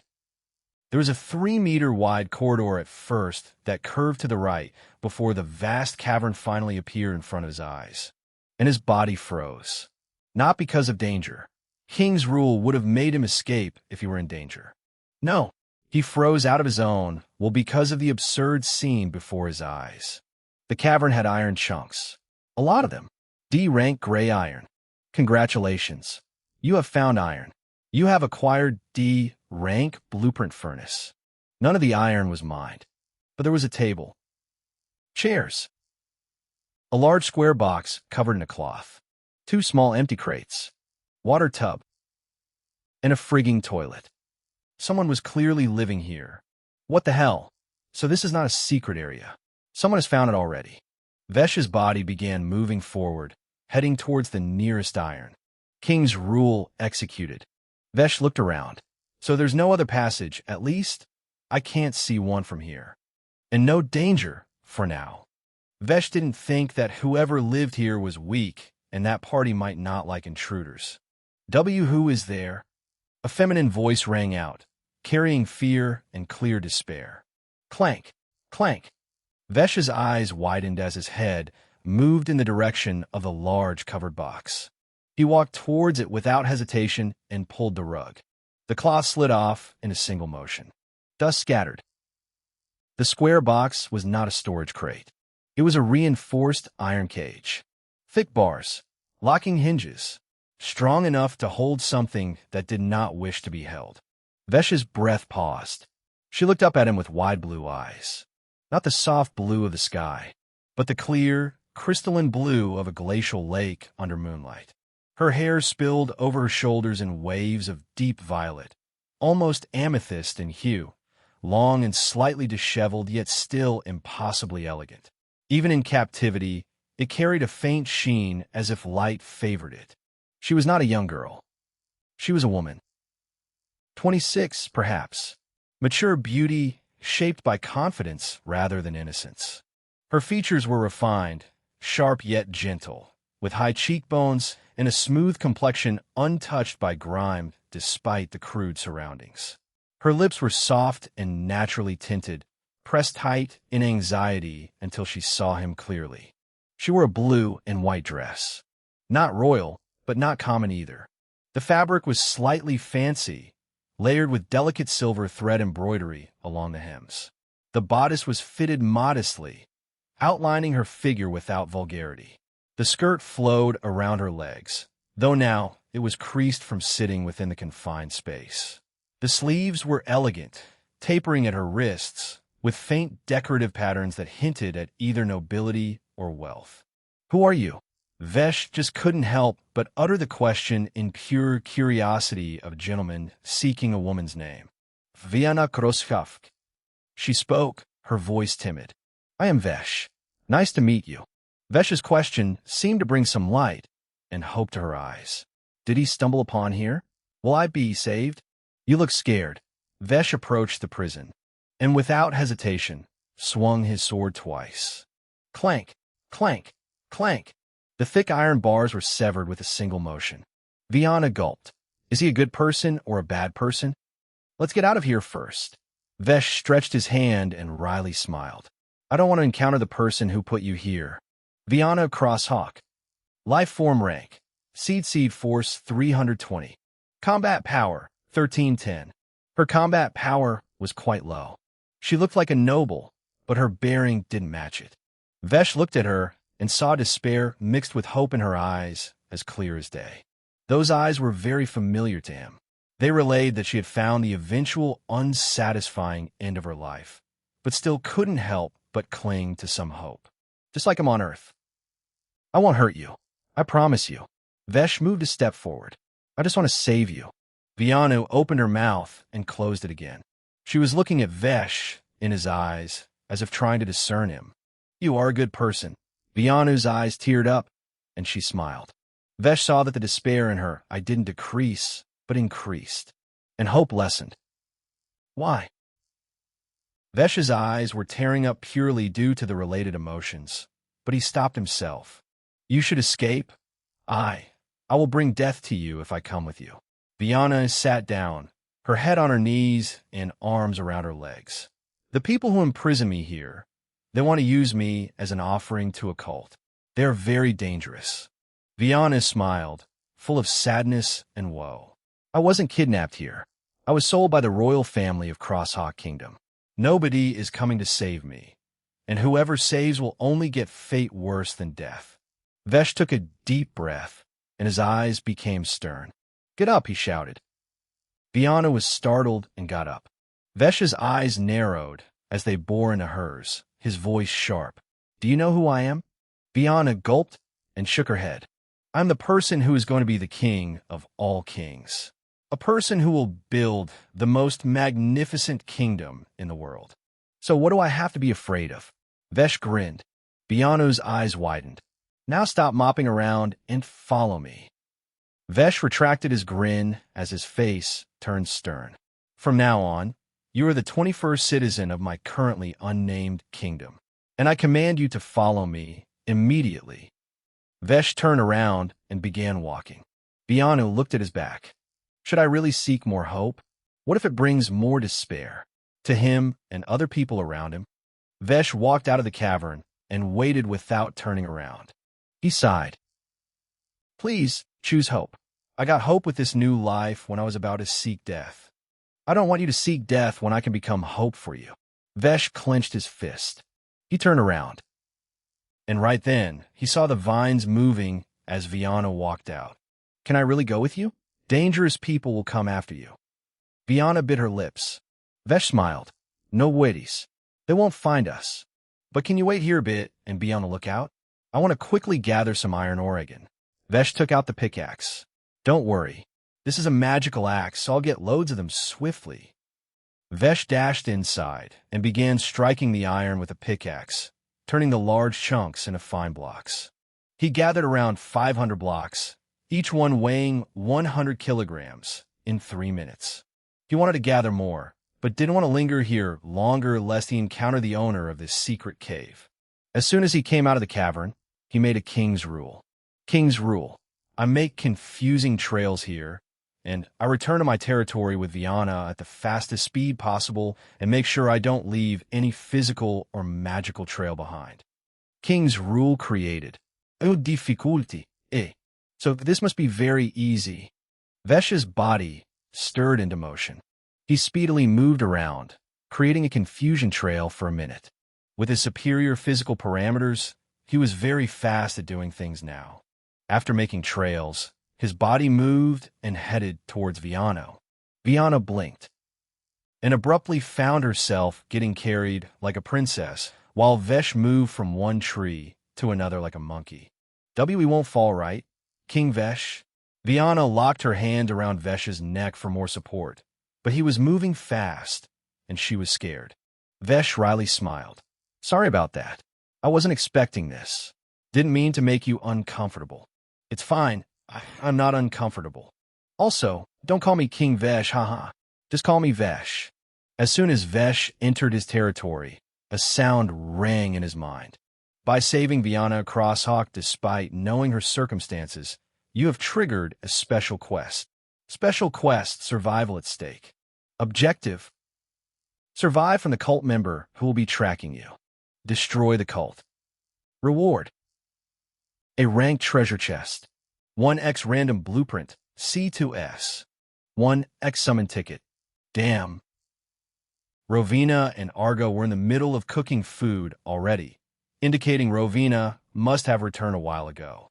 Vesh put down Viana and walked towards the duo. Both of them were looking at him. Did our lord already find a wife for himself? Arga laughed. Rovina smiled. Seems like the case. There's still time, Vesh. Viana clenched her fists.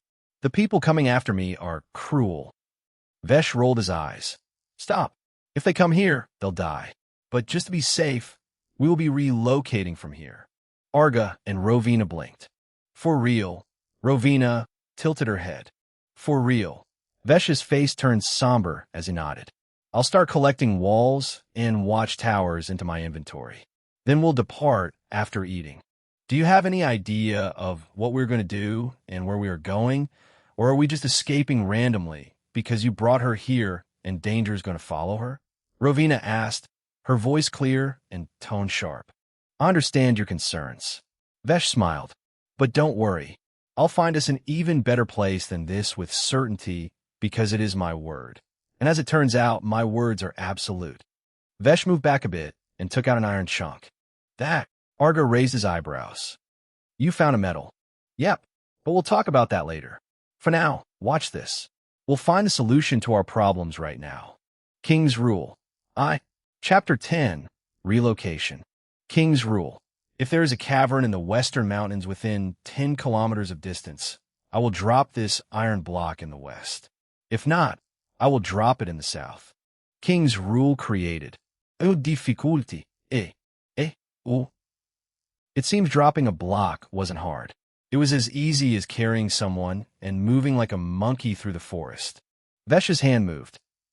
Please, let there be a safe cavern in the west. Vesh wanted to live inside a cavern while also building stuff outside. Since there were not many people, a cavern was enough. The secret cavern he rescued Viana from was larger than a football field. If he found another one like that, it would be enough. His hand moved. Arga and Rovina's eyes widened. Thud. The block dropped in the west. King's rule executed. Wait, we have to be properly sure. Vesh picked up the block. King's rule. If the cavern is known to other people, I will drop it to the west. If the cavern is known to only beasts, I will drop it to the east. If the cavern is known to neither beasts nor humans, I will drop it to the south. Everyone waited with bated breath. Vesh's hand moved. Please drop it in the south. I want a real secret cavern this time. The block fell. Datum aga mutat. The block fell in the south. Viana was confused. What is he doing? This is quite amazing. Rovina blinked. Given the fact that you can awaken other talents with your king's rule, we can trust this result. Awaken other talents? Viana looked at Vesh. You can do that. Indeed. Vesh nodded, a reassured smile hanging on his face. So now, we have a confirmed safe way out of this. We'll erase our trails leading to the new place and build a solid defense there. We will also build a tunnel leading far away from the cavern as an emergency exit, so we can escape in case we are attacked. Our lord had indeed thought it through. Arga laughed with a jolly. Seems like it. Rovina smiled. Sorry for doubting you. Not at all. Vesh shook his head and chuckled. I hope you stay like that. It'd be helpful to second-guess decisions for the sake of cautiousness. By the way, you became powerful. Arga's eyes glinted. Your seed force is higher than ours now. Oh, that. I awakened an awesome talent that can let me increase my seed force based on the pure magic energy in the surroundings. Vesh grinned. And one more thing, didn't I tell you about a surprise? Yes. What is it? Arga blinked. Vesh stretched both of his hands and closed them into a fist side by side. Watch. Vesh slowly opened his palms, and right as both palms opened fully, he transported Kaylee from his life nexus to his palms. She was awake and wanted to come out anyway. Meet Kaylee. Meow. The black fur ball meowed in a cheery sound and flew from his hand toward his head and sat down before looking curiously at Rovina and Arga, and then Kyan, who was sleeping nearby. Meow. How cute. And she seems to have interesting talents. Rovina blinked. Her eyes glinted curiously as she sensed darkness-related magic, but it was way more profound than hers. High-ranking talents. Meow. She looks like she can understand our words. Arga raised his eyebrows in surprise. Meow, meow. Kaylee nodded and jumped from Vesh's head before landing on Viana's head. Viana lifted her hand and gently scratched behind Kaylee's ear. Hello, cutie. Meow. She likes you. Vesh chuckled. Anyway, you rest here and play with Kaylee, and I'll start collecting the walls and towers. Since the cavern is in the west, our new place won't be far from this river anyway. Vesh also informed the rest of the people about relocating. The food was prepared 10 minutes later, so everyone began eating together. Fish, rabbits, turtles, some fruits, and other plant stuff that Rovina identified and brought here. We also have a D-rank forest rock bear's meat. Arga, you can skin it at our new place. Its hide can be used to make armor. Everyone finished eating after roughly 20 minutes. Vesh stored the grinder and sawmill at last, as he got enough to build 3 cottage houses and 1 tailor. And then he used the king's rule. King's rule. I lead the people of my kingdom safely towards the secret cavern in the west and deal with troubles on the way properly. If there's a threat to my or any life in my group, this rule will break an indication of that. King's rule created. And so, the whole group began walking with Vesh and Rovina in the front and Arga and Kyan behind, while the rest of the people safely walked in the middle. Vesh didn't know the exact distance to the cavern, but it was within 10 kilometers. Rovina observed the surroundings for any valuable plant while moving, as Vesh wanted to gather as much stuff as possible before using his king's rule to create a cure for their illness. In the end, it took 4 hours to reach the secret cavern with 2 rest breaks on the way for people who needed to stop to rest. During the breaks, Vesh and Kyan went hunting together. Vesh also improved his C-rank swordsman talent, reaching 10 stars in its potential, and increased his seed force to 1749. Hunting several big animals and D-rank monsters also provided him with hide to make clothes and meat to eat. The new location was near the mountain base, with a valley nearby as well. The surprising thing was that they didn't need to worry about water here, because there was a big natural lake just 200 meters away and also a river around 600 meters away. The cavern was also huge, bigger than a football field. Vesh first placed 3 cottage houses inside the cavern, and then began building walls and 2 entry gates outside around his new territory. After placing watchtowers, Vesh looked at the furnace blueprint. Furnace. Gahonk, D. Job. 2 people. Cost. 100 wood blocks, 100 stone blocks. Available production. Iron, bronze, silver, gold ingots. All right, I can make iron ingots right away. Since he had enough wood and stone, he constructed the furnace and taught the simple mechanism to 2 other people. Chapter 11. Anunta's First Meeting. The sun of the second day finally set. 10 cottage houses were placed spaciously inside the cavern. 2 sawmills and 2 grinders were outside. 10 watchtowers spread out to grant absolute vision and attack from ballistas. The outside territory was in the shape of half-star, with the missing portion of the star being the entrance of the cavern. Each watchtower had not 1, but 2 ballistas and a stock of 100 bolts in each tower. The tools were never free. People took turns farming woods and stones all around and worked hard through the day to build the territory before finally having a feast at night. The newly built tailoring shop was also ready. Vesh learned how to use the tools and do everything using King's rule, and then taught it to others. One young man, age 17, volunteered to focus on it as he was good with it and wanted to be a tailor. Most importantly, Vesh also made a small farm of berries. Using King's rule, he basically told himself to prepare the soil for berries and plant the seeds for a bountiful harvest. With that, in just 1 hour, a flawless berry farm of 30 by 30 meters was built at the south corner of the outside territory. He planned to make 1 more farm of this size at a symmetrical corner in the north, but of different types of berries. Vesh, Kayan, and Arga also worked together to build a large well, sized 10 meters in diameter and 15 meters in depth, containing approximately 1.1 million liters of water, or in other words, 311,000 U.S. gallons of water. Arga also created glass balls using his fire mastery, burning wood, and sand. These glass balls were used to contain Ravina's light bulbs, allowing them to illuminate a larger area than before. Previously, they had a problem of ceiling, but with the cavern being their main residency area, they didn't need to build ceilings upward. But it turned out that in builder mode, he could use the stone wall blueprint to act as a ceiling too. Not just that, he found out he could also flex the blueprint with his control, creating a stone pillar. So Vesh readily built floors in the outside area, creating a mini castle of sorts with battlements connecting the watchtowers to place more ballistas.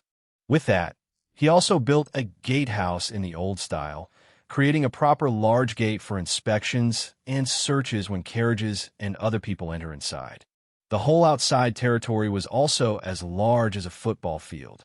And Vesh finally named his territory Anunta Kingdom. Anunta meant infinite/eternal, so his desire and ambition for his kingdom were clear. After everyone had a feast and was full, people began taking turns to take duty on the 2 main watchtowers to look out for trouble. Vesh was ready and raring to become more powerful as he wasn't feeling sleepy or tired at all. And the reason was, of course, the fast increase in his seed force. Seed force was basically the source power of his existence because all basic lifeform parameters were related to it. Under the beautiful moonlight, Vesh sat down at a table in a watchtower. Arga, Rovina, Kayan, and Vianu took the remaining seats. Now, let's begin the first official meeting. The purpose of this meeting is simple: learning about getting stronger. Vesh smiled. First, I'll share the knowledge I found using my King's Rule talent and the 2 daily questions I had. First, all of us are considered seed rank life form. We have a seed in our life nexus, and it has seed force which determines our overall power.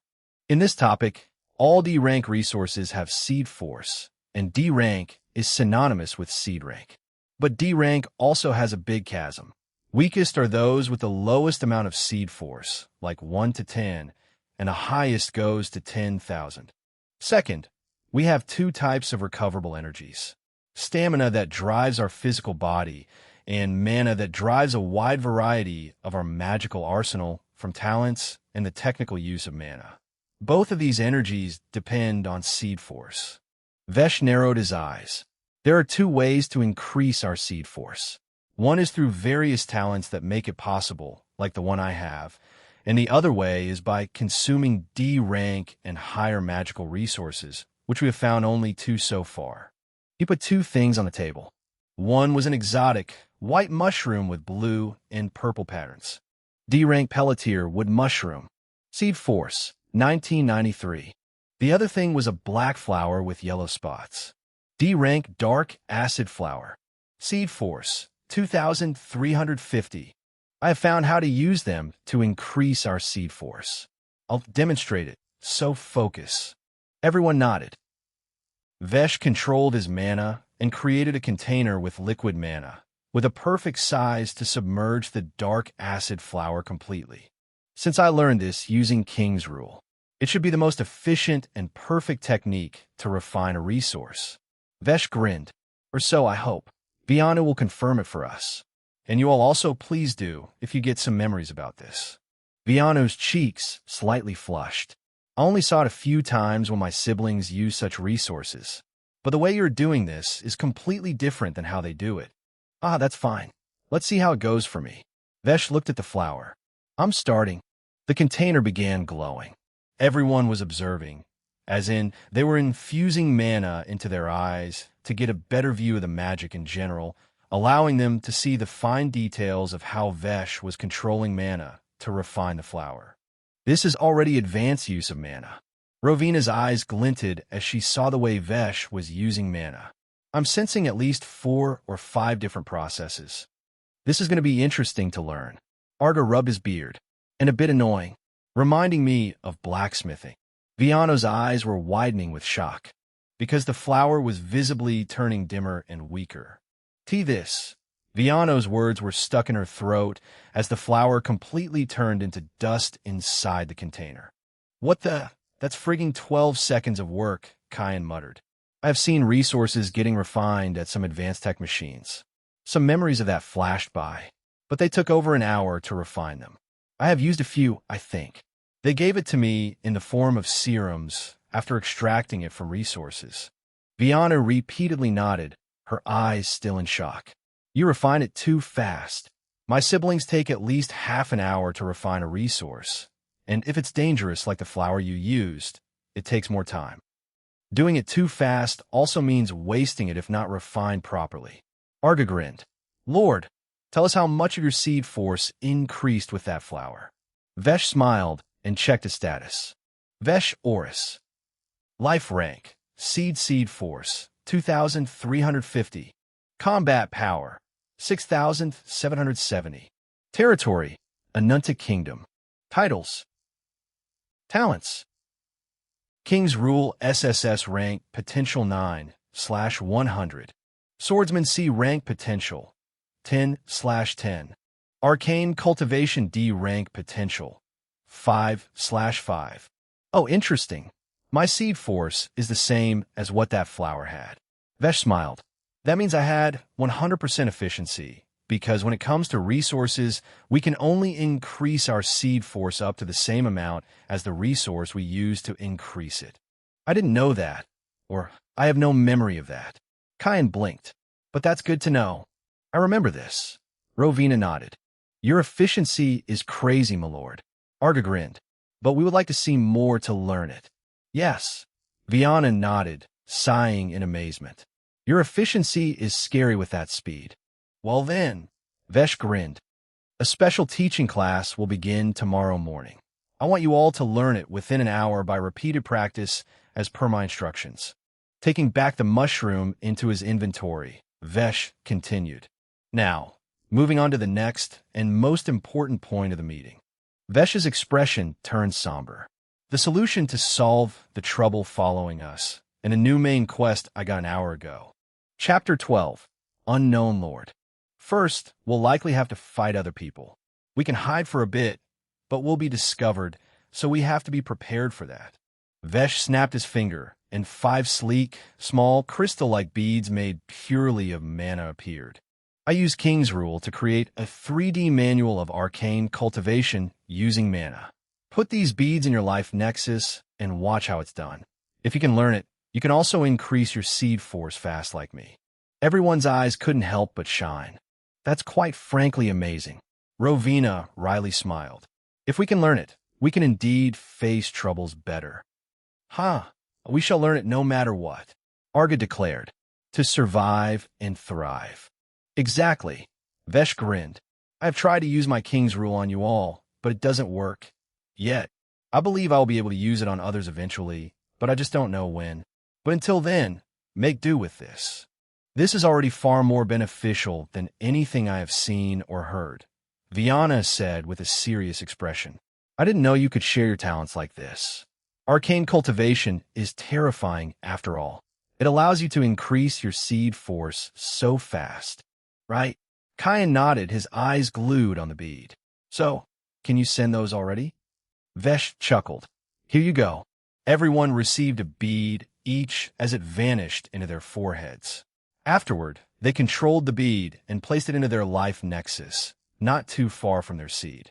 Check it out later. For now, take a look at this quest. It's an emergency. Vesh shared the main quest he got using mana to reflect the details to others outside. Main quest, Nightfang's Raid. Objective: you will be attacked by a pack of 30D rank Nightfang wolves. This is a coordinated attack from an unknown territory lord. Location unknown. Survive the attack. Reward: 1x random D rank armor set. It doesn't say when we'll be attacked, so it can happen at any time. Rowena frowned. And it's from someone like you. Yep. Vesh nodded. This world has 3 types of people. First are the natives who already live here and are born here, like Viana. Second are people like me who were transported here from another world. Third are like you 3 who were summoned via magical means. Vesh narrowed his eyes. I'm sure this person who is about to attack us has summoned people as I have, with different skill sets. Gathering wolves like this must be thanks to some kind of talent for sure. Kyan snorted. But we can kill measly wolves easily. We may be able to, but given that this is an emergency, all of you should start learning arcane cultivation and increase your seed force. I'll also start getting stronger by awakening Earth Mastery. Vesh sharply smiled. Let's win this warfare. Everyone stood up and moved to different watchtowers before checking the bead Vesh gave them. The bead basically showed them how Vesh controlled mana at a certain frequency to attract pure magical power from the surroundings in step-by-step process. He tried to be as detailed as possible, but ultimately, it depended on their control of mana. Vesh's mana control elevated easily, since King's Rule would make him perform that activity flawlessly, which would give him sufficient knowledge and experience to perform it instantly. King's Rule. I awakened D rank Earth Mastery. Vesh was ready to face that Earth Crust beast this time. In just a few seconds, his consciousness drifted into this alternate reality, upon a cliff as he faced the Earth Crust beast. There was no wind sword in his hand, but he didn't need it. Mana churned and took shape in his hand. The shape of a sword. CRR.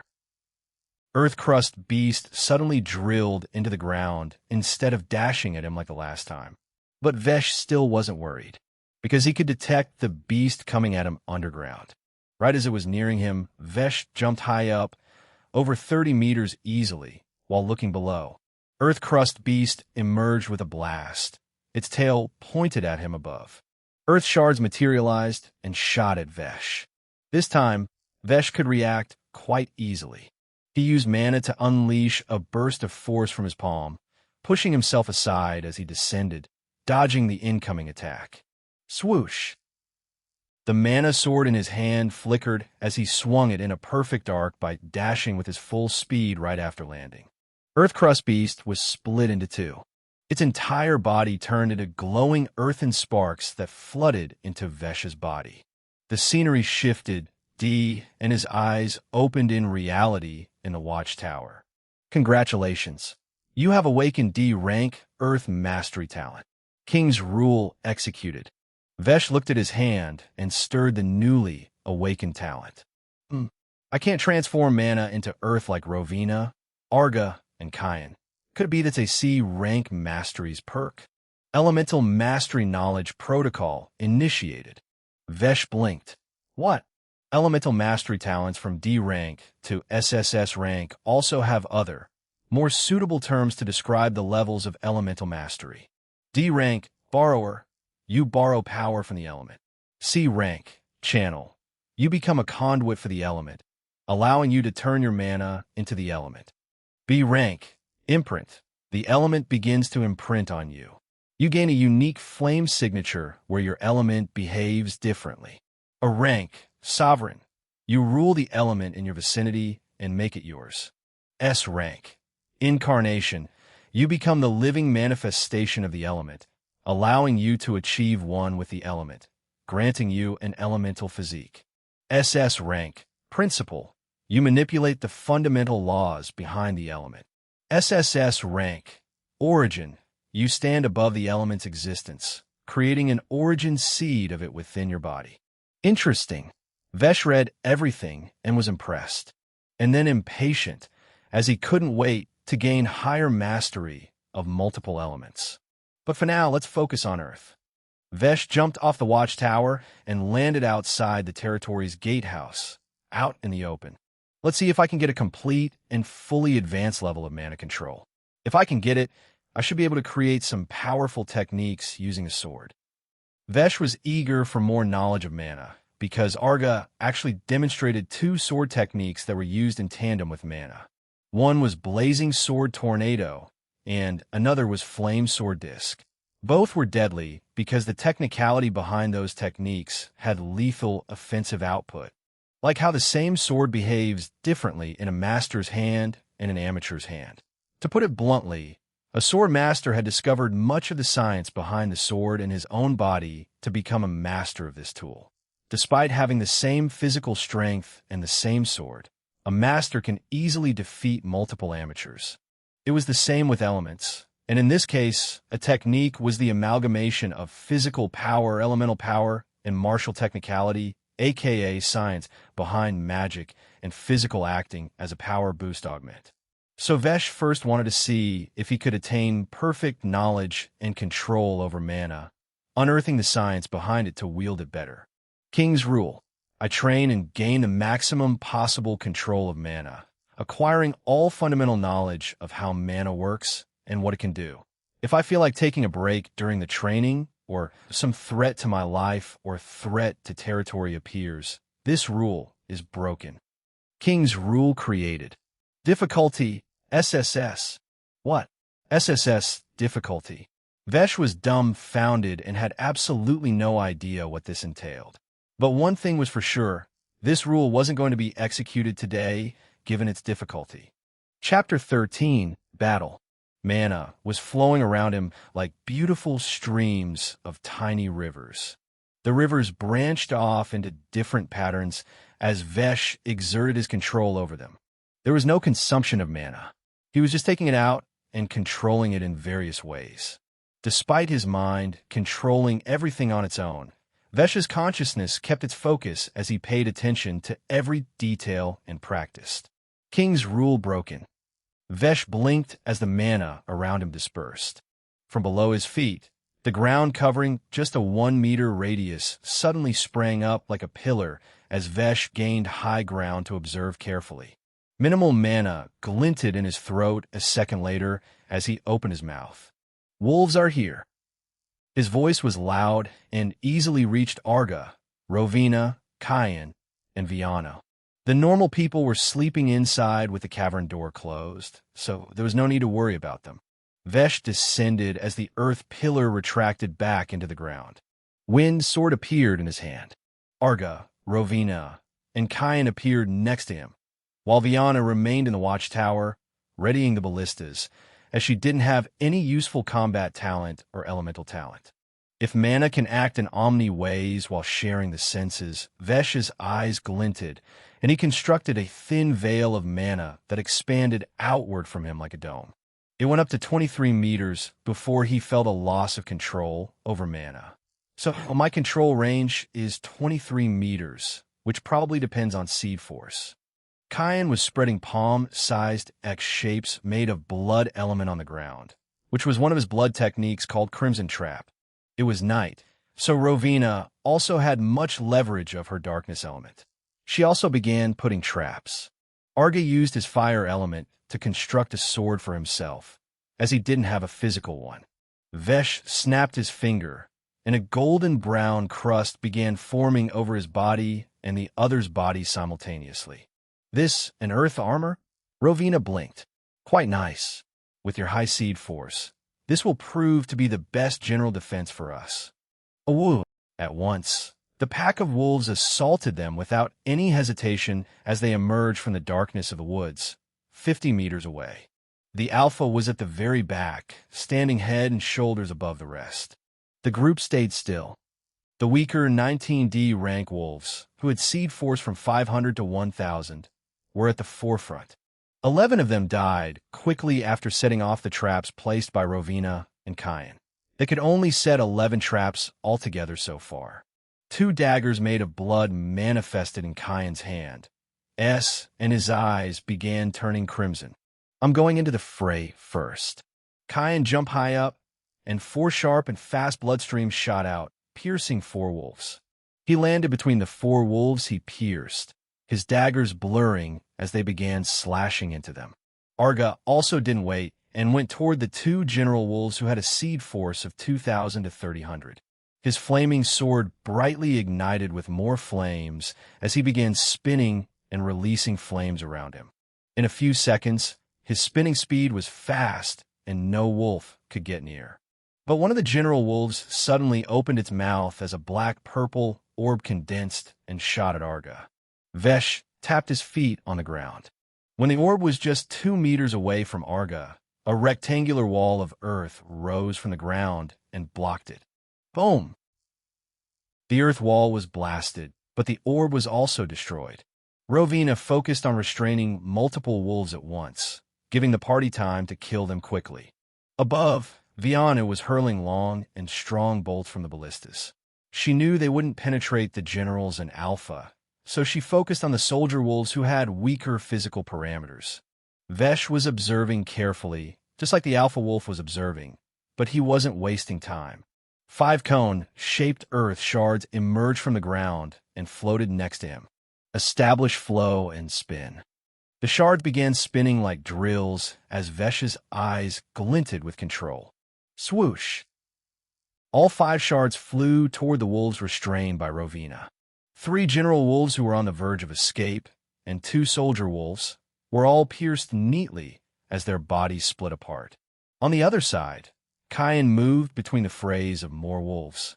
His earth armor was already destroyed from the multitude of attacks he received as he fought without caring for his defense. Boy, be careful, Arga shouted, seeing Kyan's reckless way of fighting. Kyan's earth armor completely collapsed as a sharp claw glinting with dark magic struck his back, tearing away his flesh.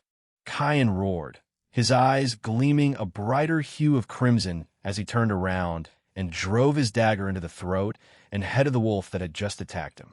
Blood around him glinted sharply before rushing toward him. Bloodthirsty drive. He's fine, but he needs to change his style. Vesh frowned. Kyan had 2 talents, but both were powerful. Blood Mastery was at a rank, though not at its full potential. The other talent was Bloodthirsty Drive B rank. Upon activating, it draws in the surrounding blood to temporarily increase physical parameters depending on the amount and quality of blood, and also heals injuries and removes harmful external effects. The Alpha Wolf's eyes glinted crimson, locking onto Kyan as it recognized him as a prime threat. Vesh was observing everything, but the Alpha Wolf suddenly vanished. Where is it? Vesh's mana veil, as he termed it, was able to detect all movements, especially magical trails, quite finely. But the wolf's trail had completely disappeared. However, he felt its aura again at another place after 2 seconds, right next to Kyan. Its large claw stretched, swiping at Kyan, but its eyes looked at Vesh as if wanting to watch the despair in his eyes at seeing the death of his summon. He looks calm. A rough and calm voice rang in the wolf's head. Vesh was indeed calm, because before the alpha wolf's claw could get near, a drilling earth spike burst out of the ground. SCHRRR. The alpha wolf was dragged upward while its body tried its best to defend against the insane spinning penetration of the earth shard. But after 1.4 seconds of endurance, the drill pierced it cleanly as it howled in pain. What? This alpha wolf has 5,000 seed force, while he has less than half of it. How can his attack penetrate it so easily? The voice inside the wolf's head sounded startled. Vesh grinned. Well, that was the power of technicality. The trick was in the spin and the mana reinforcement he did to the earth shard. The faster it spun, the more penetration it brought to his attack. And with his current control, he had literally created a mana imprint of spin, consisting of a flawless array that could spin projectiles at over 2,000 rotations per second. If I can create a type of cone formation that bolsters its speed by using air pressure and generating wind, it would become even more lethal. Vesh's eyes glinted with excitement. I have to increase my control even more for that. Let's wrap this up and get back to training. The alpha wolf was dead because Kyan jumped on it and shredded it apart with 2 big blood scythes. Bastard! Kyan spat as he landed, with pieces of the alpha wolf falling behind him. The rest of the wolves were also wrapped up by Arga and Rovina, who had good coordination together. Rovina blinded the wolves, ensnared them, and gathered them together in one place, while Arga blasted them with a hellish, spinning fiery sword. Congratulations. Main quest completed. Reward has been sent to your inventory. Vesh stored all 30 bodies and their pieces into his inventory. Their hides would be very useful for making clothes and armor for his people. But 15 kilometers to the south, there was another territory, one filled with roughly 100 D rank monsters, most of them having less than 1,000 seed force. The lord of this place was a middle-aged man, a solo like Vesh, so he also had 3 summons. His territory was in a large grove, and he had a tree house to himself. Getting out of his house, he looked in the direction of Vesh's territory. I failed the first attempt. I had hoped to at least take out one of his summons. Rubbing his clean chin, he looked behind at his beast men. He also has more people with him, while I have none. A muscular centaur with a thick beard came running toward him and bowed. Lord Harvin, I found a rather strange tree bearing a glowing fruit. Oh, however, it is protected by some powerful D-rank monsters. Harvin nodded. We also need people, but if that kid can bring more people somehow, I can eliminate him and take his people. Muttering, he nodded again. I'll let him grow for now and focus on building my army with my S-rank beast tamer talent. That's the best course of action. My lord, you will surely win as you can gather all the powerful monsters with your talent. The centaur said with confidence. Chapter 14. Elements Imminent Threat. The sun was about to rise, but Vesh and the gang didn't sleep at all. Vesh spent several hours completing the SSS Difficulty King's Rule to elevate his mana control, and then switched to increasing his Earth Mastery to C rank. His potential had reached the maximum of D rank, and Vesh had once again found himself on the cliff with Earth all around. What will I face this time? Vesh looked on with anticipation as the ground cracked. The ground cracked 3 times wider than it had cracked when the Earth crust beast emerged. Crack! Blast! What came out was a giant lizard-like creature, but made entirely of earth. It had 2 square-patterned tails and a sophisticated, scaled exoskeleton. Geo, Rumble Lizard. Rank, Sea Sprout Force, 2000. Sprout Force? Is it for the life form after seed? Vesh was surprised. Hiss! The lizard hissed at him, and instantly, 10 shards of earth materialized and shot at him. Vesh didn't even think or blink. He just disappeared, ending the king's rule as per the rules he made about a threat to his life. Yeah, I doubt my attack would have even scratched it. Vesh rubbed his chin. So what other ways do I have to elevate my Earth mastery to C rank? Do you wish for this question to be answered and consume one question of the day? Yes. You can find a C rank Earth elemental resource and use it as a catalyst to elevate your Earth mastery to C rank. The success rate depends on multiple volatile factors, mainly concerning the person using the resource. All right.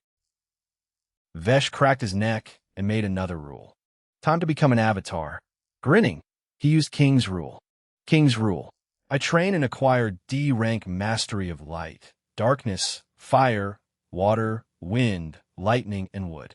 Within 5 seconds, he entered the focus state, shifting into the alternative reality and killing the D rank monsters to turn them into catalysts for talents. Half an hour later, 8 different elemental orbs were floating around him. Light, darkness, fire, water, earth, wind, lightning, and wood. Although all of them were at D rank, with his King's Rule, he could cook something very good. Wait, what if I can do something like? Vesh mumbled as his eyes began shining due to a superb idea. King's Rule.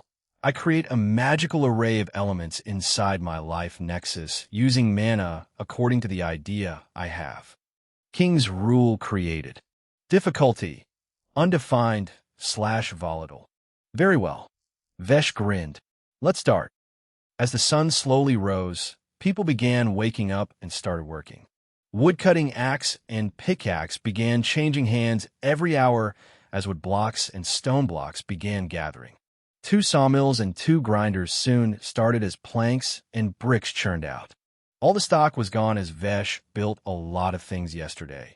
So today was a fresh start to gather the materials to further develop the territory. The tailoring shop had 2 people, both young, and they were doing good work.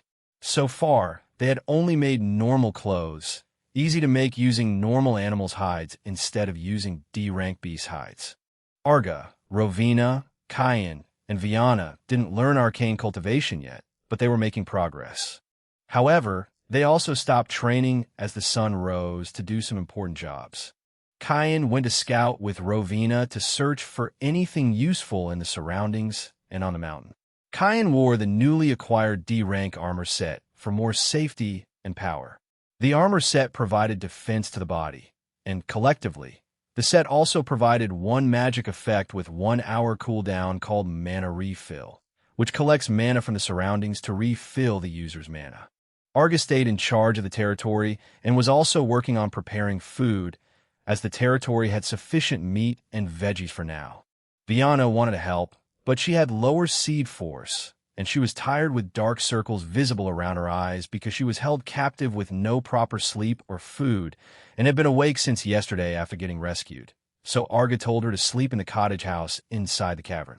Time passed, and nothing strange happened. Cayenne and Rovina returned after 6 hours of proper exploration. They also found 2 D-rank resources. One had 2,700 seed force, and the other had 3,200 seed force. Vesh's seed force had already reached 3.3k, so these resources were useless to him. The others would also soon use arcane cultivation, so the resources were best saved for Kaylee the cat, who also had quite high-ranking talents. He is still training? Cayenne blinked as he saw Vesh was in the same position as he had seen before leaving 5 hours ago, cross-legged and not a speck of mana around him. Whatever he is doing it inside his life nexus, it seems. Rovina smiled. I have a feeling he is going to come up with something startling. On the other hand, it was this morning that the person who had imprisoned Viana returned to the cavern to bring her to the ritual, but to his shock, she was gone. It was a man looking in his 30s with a thin beard and back hair. His figure was thin, but muscled, and almost 6 feet tall, wearing a dark green hood, trousers, and ranger-style upper were with a vest. Looking at the clean cut on the bars, his eyes narrowed. Who was this saint that decided to forfeit their life by butting in other people's business? Leaving the cavern, he followed the trail and carefully observed.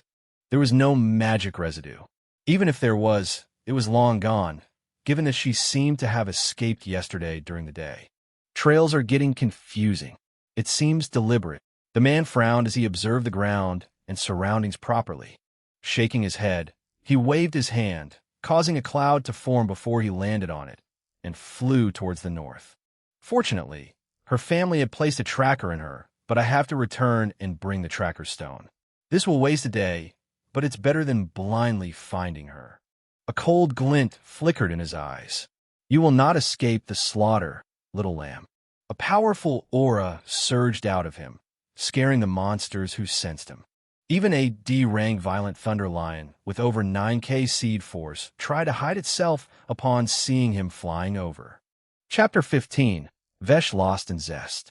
The sun is about to set, but he is still in meditation, Kyan muttered as he watched Vesh and the forest from the watchtower. Everyone had eaten twice, but Vesh had yet to even move a muscle since dawn. The sun finally set. Everyone was happy and content.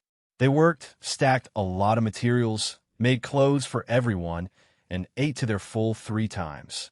The night feast was especially cheery, but everyone couldn't help but be curious about Vesh.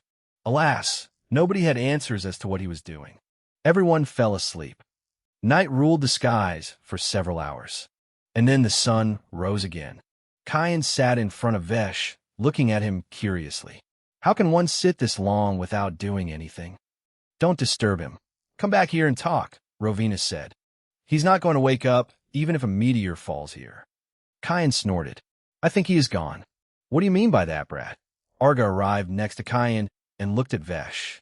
Rubbing his beard, he inspected Vesh carefully and blinked a few times. Everything is normal. Rovina appeared next to him silently by drifting on her shadow and looked at Vesh. Interesting. She raised her eyebrows. I have seen something like this before from my place's Night King, who had elevated his life above the rest of the Night Elves after meditating for 100 days. This is indeed different from how he looks when his consciousness is drifted away by his king's rule talent. Arga nodded. His consciousness is here. I can somehow sense it when I run a certain frequency of arcane cultivation. Arga showed it to the others. Kyan and Rovina tried it and were surprised. When they spread mana in that frequency towards Vesh, it returned with the modified frequency of his body, and there was a subtle part in it that had a passive intent. A passive intent representing Vesh's consciousness. So, did you just create a way to sense if one's consciousness is present within one's body or not? Rovina blinked. Did I? Arga caressed his beard. You did. But this only works on people who don't defend themselves and are basically sleeping. Kyan rolled his eyes. True. Rovina nodded. Arga laughed. Well, it's mainly thanks to Lord Vesh, who taught us this arcane cultivation. We might be able to derive some other uses ourselves. Sure. Don't speak loudly. He may be in an enlightened trance and won't notice us. But this is enough. Let's go and keep our watch. He is defenseless right now. Vianu waved at them from the gate. Ingredients are ready. Let's go, it's time to cook breakfast. And so, a new day began with peace, freshness, and honest work in the small territory. Same routine as yesterday with minor differences. Rovina and Kyan explored different areas and made short trips with Viana to use her talent as transport to send various plants, kill monsters, and other random stuff if they found something back to the territory. Viana didn't have any elemental talent, nor did she have any powerful, high-ranking talent, which was one of the main reasons she wasn't favored in the royal family. The second reason was that she was the daughter of one of many concubines, and in a kingdom, the status of concubines was determined by the talents of their children. In the first triggered awakening, where everyone gets at least one talent, Viana awakened a C-rank talent called Ant Burrow. Basically, she could designate a spot on the ground as an ant burrow by using mana and spawn ants from there and command them. Naturally, the ants were not as weak as normal ants, but they were also not super strong. Each ant had close to and up to 100 seed force, so they were at least stronger than Vesh in his previous life in terms of physical strength. So a few thousand of them could transport heavy stuff from one place to another via underground tunnels or by simply carrying it. Small size, big power, easy transport. unless some animals decided to dine on the moving food. But to prevent that, Viana simply moved stuff through underground, since ants could easily and quickly do that by working together. More stock of materials and resources was gathered in the cavern, while there was no sign of Vesh waking up. The sun was straight up now, as it was already noon. While everything was peaceful here, trouble was approaching, not slowly, but rapidly. Approximately 13 kilometers away, where Vesh had found Vianu, the hooded man with gray hair had arrived. But he wasn't alone. With him were two peak D-rank people, younger and quirky. One was a man looking in his mid-20s with a military-cut hairstyle, but a potato body. He had green eyes and green hair and wore rather fancy pants, leather boots, a brown t-shirt, and a black sleeveless jacket. The other was a woman with long, wavy green hair and eyes, the same as the man, but unlike him, she was a beauty with an hourglass figure, wearing an emerald robe with white gold patterns and a witch's hat. Both of them were seed life forms. Both of them had 10,000 seed force, the peak of seed life form. Elder Forgan will bring back that bitch right away. You can start preparing our reward. The fatty spoke with a cheeky grin. The woman had a glassy stone with a magical compass showing the 8 directions with a pin in the middle that blinked slowly. Look at the pins blinking and its T carefully when you're traveling. The pin will point in the direction of the tracker, which is in her body. And the closer you are to her, the faster it will blink. Forgan looked at both of them as his eyes narrowed. Timu, you're fat. Ass must not harm her when you find her. And don't you dare think of doing anything. We need a virgin sacrifice for the ritual. Roger, Timu nodded. And Kanila. Forgan looked at the girl. If she is not alone and there's a foe you too can't handle, immediately notify me using the comm crystal. I can track you, so I will be there at my quickest. Understood. Taking out a chair out of nowhere, Forgan sat down as he looked to the south, facing the forest and the faraway mountains as the new young members of the cult went to complete their mission. Chapter 16. Threat at the Doorstep. Temu and Kanila. Meow. Kaylee was playing with Kyan while Arga, Rovina, and Viana were preparing lunch for everyone. The people had taken a break from work and were resting outside in the open. The gentle cold breeze was very comfortable and relaxing at noon after work. Soon, the food was ready, and everyone began eating together on makeshift plates and bowls that Arga had crafted by blazing mud and hardening it. Meow. Kaylee sat down on Viana's lap and began munching on the roasted fish. But unbeknownst to them, 2 people had arrived close to the territory and spotted it. Roughly 260 meters away from the territory gate, inside the forest, Temu and Kanila stood on a sizable tree branch, one on the left and the other on the right, with the trunk in the middle. Their eyes flickered with mana as they watched the territory. The T of the compass is pointing right at that place, and it's blinking fast. Kanila narrowed her eyes. Looks like we found her. Then let's go. That place is so shabby and small. I doubt there's anyone strong there. That guy sitting outside is also a weak seed rank trash with less than 5,000 seed fork, judging by his bodily aura. Temu grinned and jumped down right away. But Kanila didn't jump. Wait, not yet. We have to investigate properly first and see if there's a sprout rank powerhouse there. Then hurry up. Temu sat down and leaned against the tree. Tell me when you're done. Above, Kanila stretched her palm. From it, mana churned and took the shape of a lifelike bird made of water, with a unique purple hue and faint mana patterns on it, indicating a unique imprint belonging to her, which meant that she had at least B rank water mastery. 10,000 seed force, and B rank water mastery with at least 15 potential. To put it in simple terms, she had enough power to flood the territory, destroying the walls and killing the normal people inside easily. Only Arga and others who had several thousand seed force to protect themselves would survive. Naturally, she wasn't planning on doing something like that. Her magical bird flew towards the territory. Sharing the bird's eyes was Kanila, observing the people below. There she is. As for the others, all of them are weak. She spotted the cavern closed off by a door and blinked. If they eat together, and that's all their numbers, we have no threat. I doubt there's any sprout rank powerhouse in that cavern either. Down below, Kaylee meowed and looked up as if it sensed something that no one else could. The cat looked straight at the strange bird and meowed again loudly. Huh, that cat sensed me. Keneela was surprised. I thought it was a normal cat due to its weak seed force, but it seems to have some interesting talents to be able to sense the bird. It's mine. Keneela jumped off the branch and landed next to Temu. Let's go. They don't have anyone strong. Temu grinned. Told ya. By the way, can't we have some fun with those ants instead of completing the mission right away? I won't do anything to Viana, but I really need to play around with some lives. Keneela rolled her eyes. Whatever. Once I get Viana, I'll take her back. You can play with these people. Great. Temu rubbed his palms, his eyes glinting with twisted glee. Both of them headed towards the territory at a walking pace, leisurely. Soon, they were just tens of meters away from Vesh. Kaylee hissed in the direction where Vesh was sitting, her hair standing sharply and mana smoothly whirling around. What happened, Kaylee? Vianu asked as she looked towards the gatehouse. They had kept it open so they could keep an eye on Vesh.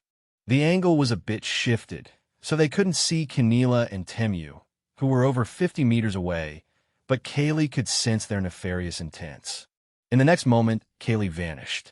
Kyan had stood up and jumped, entering a watchtower as he clearly saw the two people incoming. His eyes narrowed. Strong. In a moment, Arga and Rovina made a beeline towards Vesh, one drifting over shadows while the other sprinted fast. Kyan also shot a blood whip from his hand that grabbed the battlement ledge over the gatehouse and jumped, shrinking the distance quickly. In 2 seconds, all three of them were standing before Vesh. Kaylee was standing on top of Vesh's head, form sharp, hair standing, and pitch-black darkness surging around like smoke. How cute! Keneela's eyes twinkled. She turned to Temu and said, Don't you dare do anything yet. I want to secure the cat and Vianu first. Don't worry. I have to have fun, so I'll build up towards that. Temu grinned as he walked leisurely with his hands behind his head and slightly leaning back, watching the group from the slits of his narrowed eyes that surged with dark glee. What game should I play with them? He waved at them. Look at their faces, haha. They know they are in deep shit. What's the plan? Should we wake him up forcefully now? Kyan asked, his hair also standing sharp like Kaylee's, fear clear in his eyes. They are strong. I think they can kill me. My blood is saying so. Arga's fists clenched tightly as flames sparked around them. Well, it's life and death right now, but what if they're not here to fight? Kaylee or Kyan wouldn't act like that then, Rovina said. True, Arga nodded. Hey, but now that you say it, only one of them is scaring me. The other one is silent. No fighting intent at all. Kyan frowned. As seconds went by and the distance closed, Keneela and Temu finally stopped walking. They stood roughly 5 meters away from the group. What brings you to this humble village? Arga asked, his face flat. Haha, we are here to play. Temu lightly laughed as he smiled like a jolly man. We'll have lots of fun. Correction, Keneela said while looking at Kaylee, who hissed at her. Only he is here to play. I am here to take this cat with me. Kaylee wanted to protect Vesh, but Kaylee knew she didn't stand a chance against these two humans. The threat was immense, so between flight or fight, Kaylee chose to stay with Vesh. Hey, Temu turned to look at Keneela. You're forgetting the mission. Keneela blinked and bowed as she apologized. I apologize. I'm here to take this cat and the girl named Viano. The eyes of Rovina, Arga, and Kyan trembled. They are here. The ones hunting for Viano. Hiss! Kaylee sharply hissed and suddenly vanished. In the next moment, she appeared from a shadow pocket right behind Keneela's head in the air, her tiny claws gleaming in darkness with a lapis-colored border glint heading towards her neck. Keneela didn't bother dodging and simply turned around while letting the claws strike her neck. But instead of piercing her skin, Kaylee's claws stopped 1 inch away from her skin, where a magical coating enveloped her whole body. In the next moment, her hand swooped forward, invisible to the naked eye. Roar!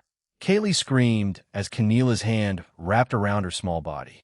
But in the next moment, Kaylee turned into pitch-black smoke and vanished, appearing back on top of Vesh's head. Kaylee scratched Vesh's head in panic, issuing aggressive cat sounds to wake him up. "Very slippery, aren't you?" Keneela smiled at Kaylee. "What's with this guy, by the way?" Temu curiously asked as he looked at Vesh. "He is not opening his eyes despite such commotion." "That is indeed strange." Keneela nodded as she looked at Vesh, her eyes glinting with mana. "There's something going on with him, but mana is behaving strangely around him." "Yeah, this is interesting. I'll keep him for dessert. Surely, he'll wake up if I stab his arm or legs." "Jajage," Temu chuckled and looked at the group. "What are you three looking at? Go and bring that bitch Viana here." "What if we don't?" Rovina calmly asked, her face indifferent. "Oi, Temu frowned. "I only don't like one type of people. The ones that don't listen to me when they clearly know their life is not in their fucking hands anymore." After shouting angrily, he calmly smiled and added, "Go and bring her here so we can happily play a fun game." Chapter 17, Vesh Awakens. Rovina turned around and went inside. She didn't want to argue and get killed. Most importantly, it was better to follow their instructions now that she knew these two people were utterly ruthless. We have to buy as much time as possible and prevent ourselves from getting killed until Vesh wakes up. Rovina decided on an objective. "You are intelligent." Temu grinned at Arga and Kyan. "I have seen people who are arrogant and ignorant of their situation. Unfortunately, I don't play games with those people since they are annoying. But I like obedient people. Come here, kitty kitty." Keneela stretched her hand, trying to pat Kaylee, but seeing the chance, Kaylee bit her finger instead. Keneela's hand swooped in again, lightning fast, and grabbed the kitten. This time, her hand was glistening with mana, and the moment she grabbed Kaylee, the kitten was trapped inside a magical water bubble. "Got you," Keneela smiled. "Rawr, hiss," Kaylee angrily hissed. Her body faintly glowed, and she rammed into the water barrier. To Keneela's shock, Kaylee passed through the barrier, and even Kaylee appeared surprised. But the kitten didn't waste any time and turned into a swift shadow that entered Vesh. This time, Kaylee went right back to her house, inside Vesh's life nexus. "Meow." Kaylee tilted her head, confused at the new thing that had appeared in Vesh's life nexus. It was a giant exotic golden wheel with 8 curvilinear rectangular slots on the periphery, containing wisps of fire, earth, water, wind, lightning, wood, light, and darkness. Each slot released multiple strings of its elements into the middle as colorful undulated strings filled the wheel's middle area, waving around chaotically. Keneela frowned as she looked at Vesh. How can a monster enter someone's body? She looked at Arga and Kyan as if expecting an answer from them. "We don't know," Arga answered slowly. "The cat belongs to our lord here. He summoned it." Temu grinned. "Ha! So this guy is the Otherworlder Lord.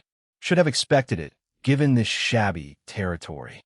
At this time, Rovina returned with Viana. Although scared, Viana had made her decision.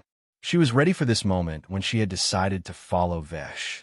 "I will come with you, so please don't do anything to the people here." Viana looked at Keneela and Temu. Despite being fearful and in despair at the inevitability of her fate, she was resolved. "Okay, but take the cat out of him." Keneela pointed her finger at Vesh while looking at Viana. "I want you and the cat both. Please just take me and be done with it." Viana bit her lips. Arga clenched his fist, feeling humiliated and discouraged. "If only I was stronger. Damn it, both." Keneela's eyes turned cold, and she kicked Vesh hard. Vesh flew and crashed into the gate. Rovina's lips twitched. She wanted to speak and even attack, but doing that would only hasten their deaths. Their only hope was stretching this as long as possible until Vesh woke up. "Hey," Temu frowned at Keneela. "The people here are mine. You get the bitch and go." "See, that guy's still not awake despite being kicked, and the cat won't leave him, so I'll keep him alive and bring him there. Elder Forgan will know more about this and get you the cat." "Sounds good." Keneela nodded and looked at Viana. "All right, come and stand behind me." Viana walked without hesitation and stood behind Keneela. Looking at the ashen faces of Arga, Rovina, and Kyan, she ruefully smiled. Honestly, the short time I spent here was the most fun I had in my life, so thank you. Arga and Rovina teared up. Kyan had no memories and suppressed emotions, but after living for several days here and then hearing from Viana that the 3 days she spent here were the most fun, it told him that her life was really miserable. When asked about her, she simply told them that she wasn't favored in the royal family because of her talents and was thus sold, but things must have been way worse than the few words she told them about herself. Haha, stop with the drama. Timulaft. It's making me tear up from laughing. Suddenly, wind whirled around Canila and Viano, as both of them were lifted within a whirling sphere of wind. Her wind mastery seemed to be C rank, as there was no distinct imprint. Oi, eyes here. Temu grinned at Arga, Rovina, and Kyan. You two adults go and bring back the people here from inside. As for the kid, I'll discuss with him what kind of game we should play. Rovina, Arga, and Kyan looked at Temu while keeping their focus on Canila. She was flying slowly, so she wasn't far enough yet. Not far enough for them to go all out against this green-haired fatty and kill him. They were weaker than him, but it was 3 versus 1 now. But suddenly, Vesh's body stirred. Congratulations. You have attained enlightenment through the execution of a king's rule and created. His eyes opened while a crazy notification rang in his head, but there was also pain in his chest. What's going on? Vesh's vision became clear from blurred, but due to his angle, the first thing he saw was the backs of Canila and Viano in the sky as they were flying away. Lord! Arga shouted as the trio turned around and dashed toward him upon hearing his voice. He woke up. Temu blinked and turned back before shouting, Canila! He's awake. Take the cat, so I don't need to keep him alive. What? Viano's lips trembled. Can't you just leave them alive? What do they do to you? Canila glanced at her. Foolish question. Do you think such things when hunting animals and monsters? You do it because it's a necessity to fill your stomach. Just like that, playing with people's lives is Temu's necessity. Soon, both of them landed back next to Temu, while Vesh was also informed of the situation. What do we do? Fight them to the death. Kyan asked, or do you have any plan? You've been meditating for 2 days. Rovina's expression was somber. The situation is dire. It's do or die. That fatty wants to torture us to death through some kind of game. Arga's jaw clenched. Vesh blinked and dusted himself off. Stretching his arms and legs, he began walking toward the duo. A strange vibration, noticed by no one, spread from him, attracting pure magic power as his seed force began increasing. Vesh smiled at Canila and Temu. His eyes moved toward Viano, and his smile turned genuine. You thought you could rush to your death without my permission? No. Viano's eyes trembled before tears streaked down her cheeks.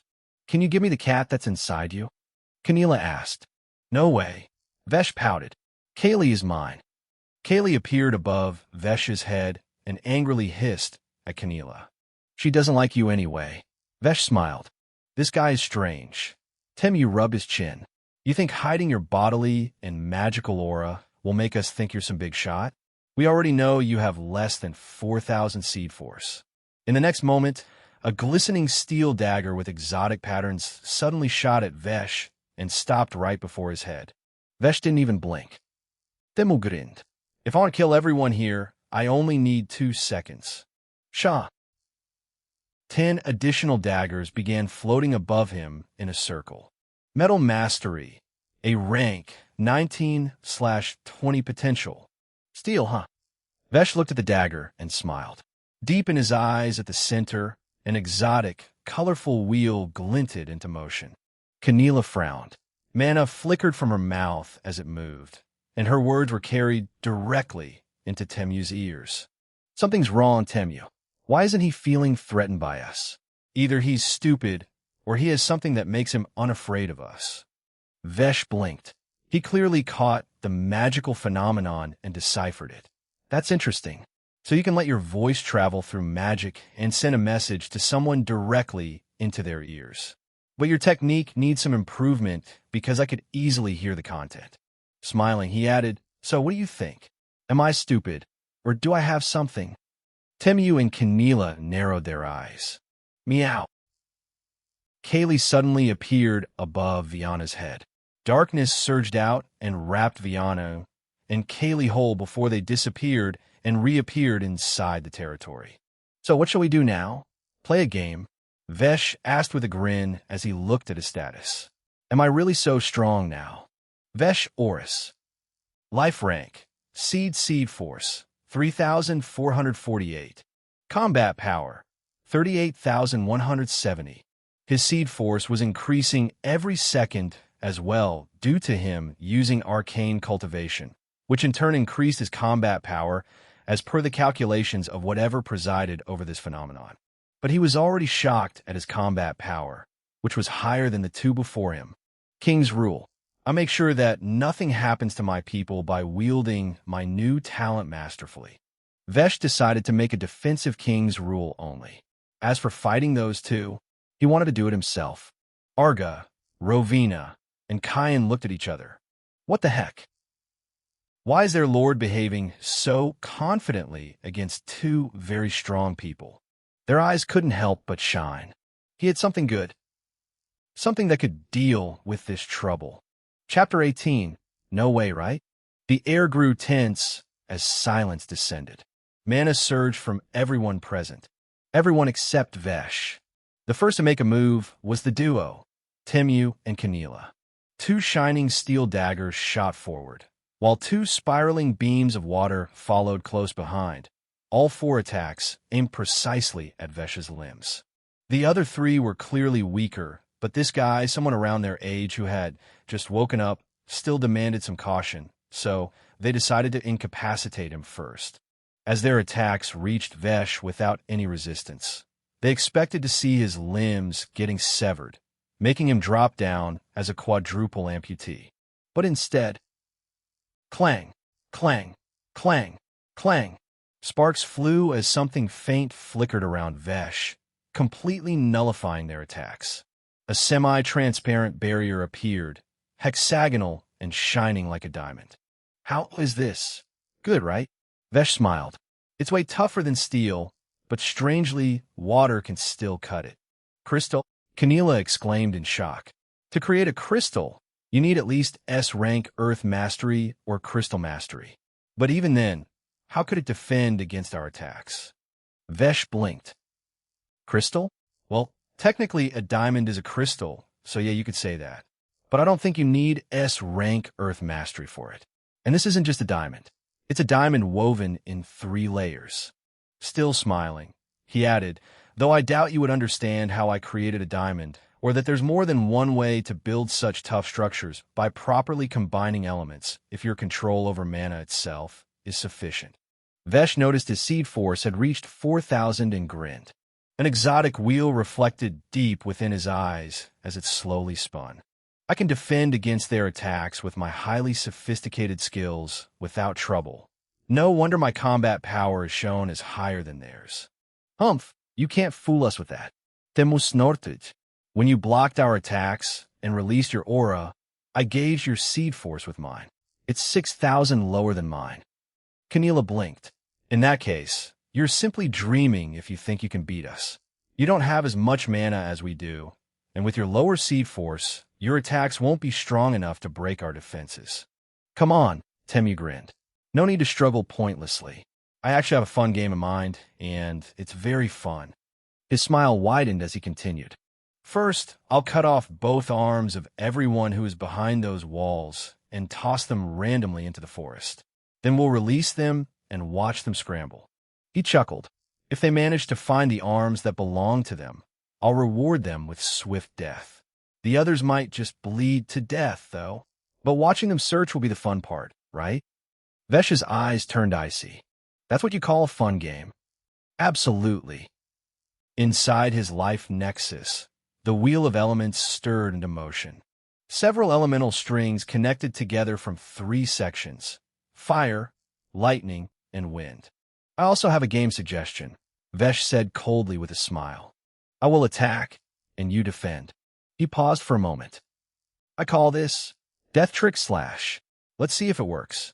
The moment Vesh finished speaking, He waved his hand downward in a sharp vertical motion. With that, a plasmic crescent violet slash, as thin as cicada wings, surged into motion. The moment it appeared, faint violet-blue lightning flickered across its surface before condensing into a brilliant neon glow. Then it tore through the air in complete silence, and in a blink of an eye, streaked toward Temu.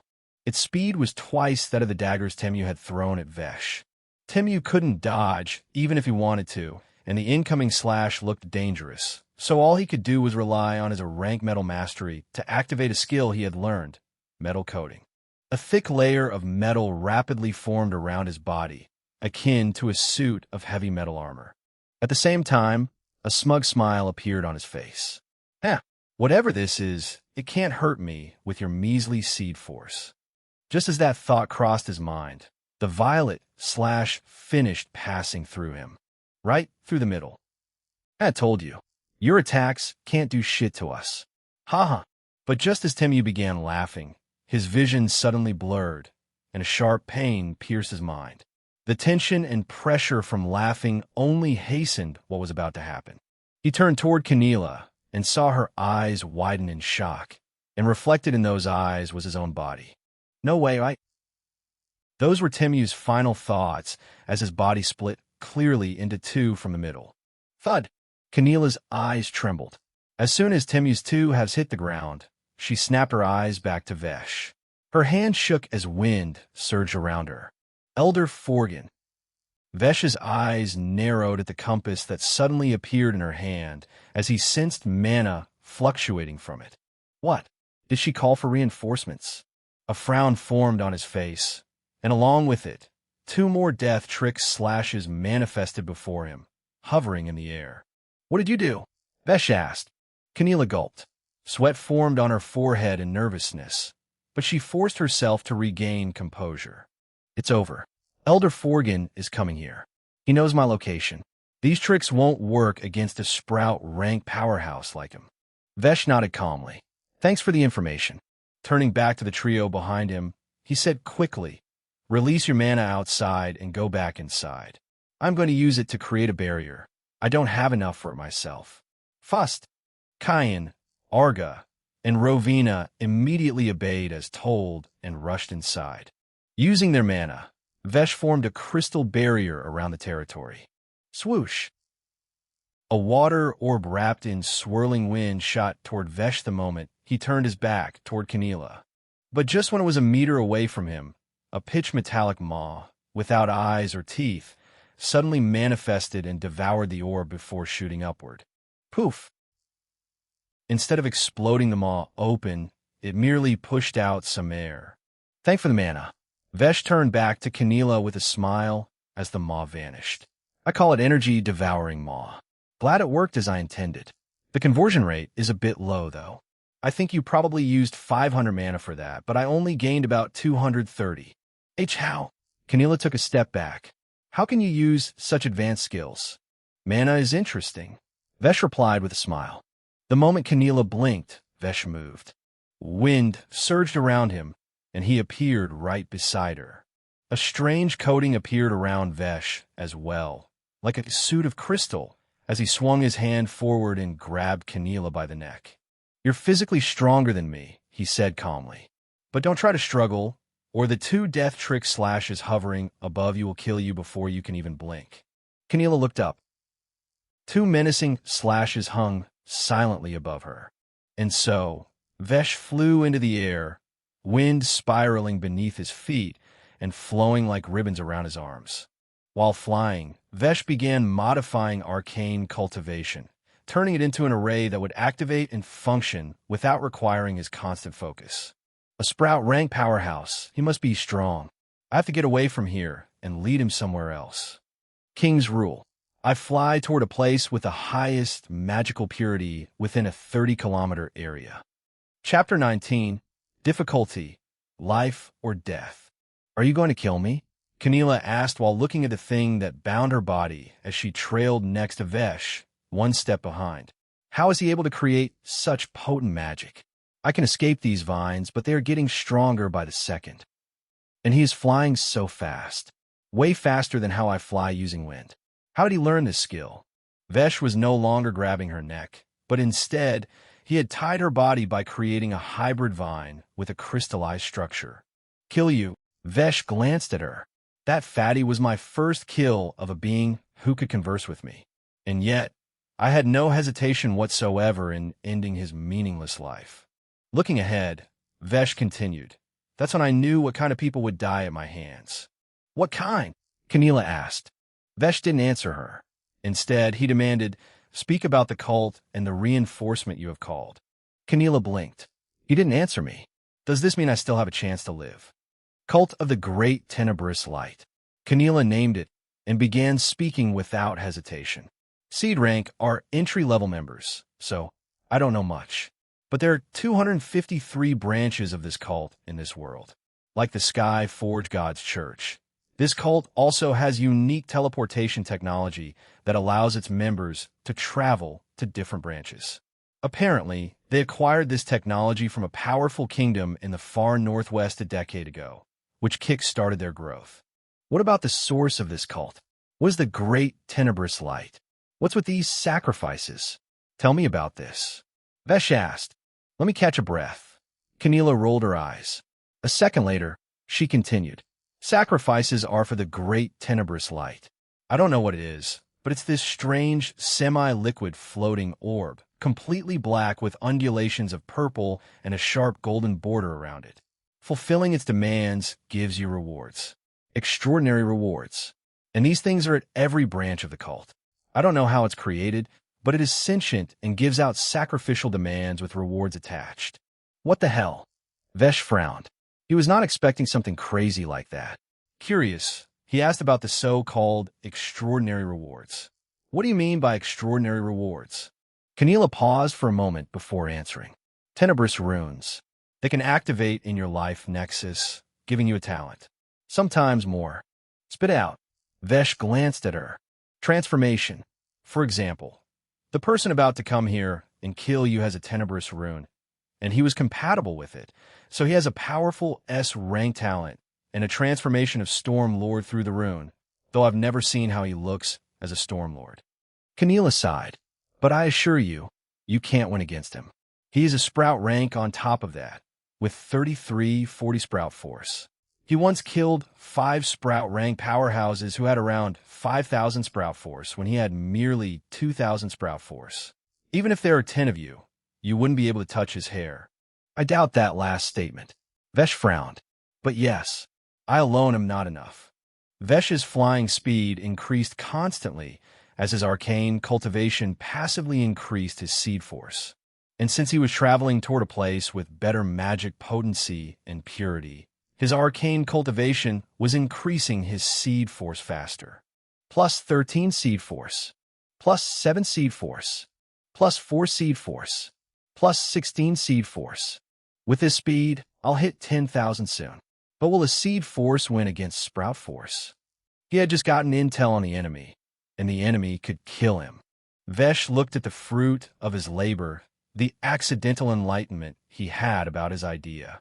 Wheel of Elements SSS Potential 5/100. The 8 elemental talents he had disappeared, and this single SSS talent awakened. More. Ultimately, a rope can't win against a steel wire, no matter how intricately tough I make the rope. Suppose an average seed rank powerhouse was a strand of hair. Above average was a thread. Then Vesh was a thick and tight rope purely because of this talent, Wheel of Elements, and his current knowledge of mana itself. He could use the elements to replicate physical phenomena with his knowledge.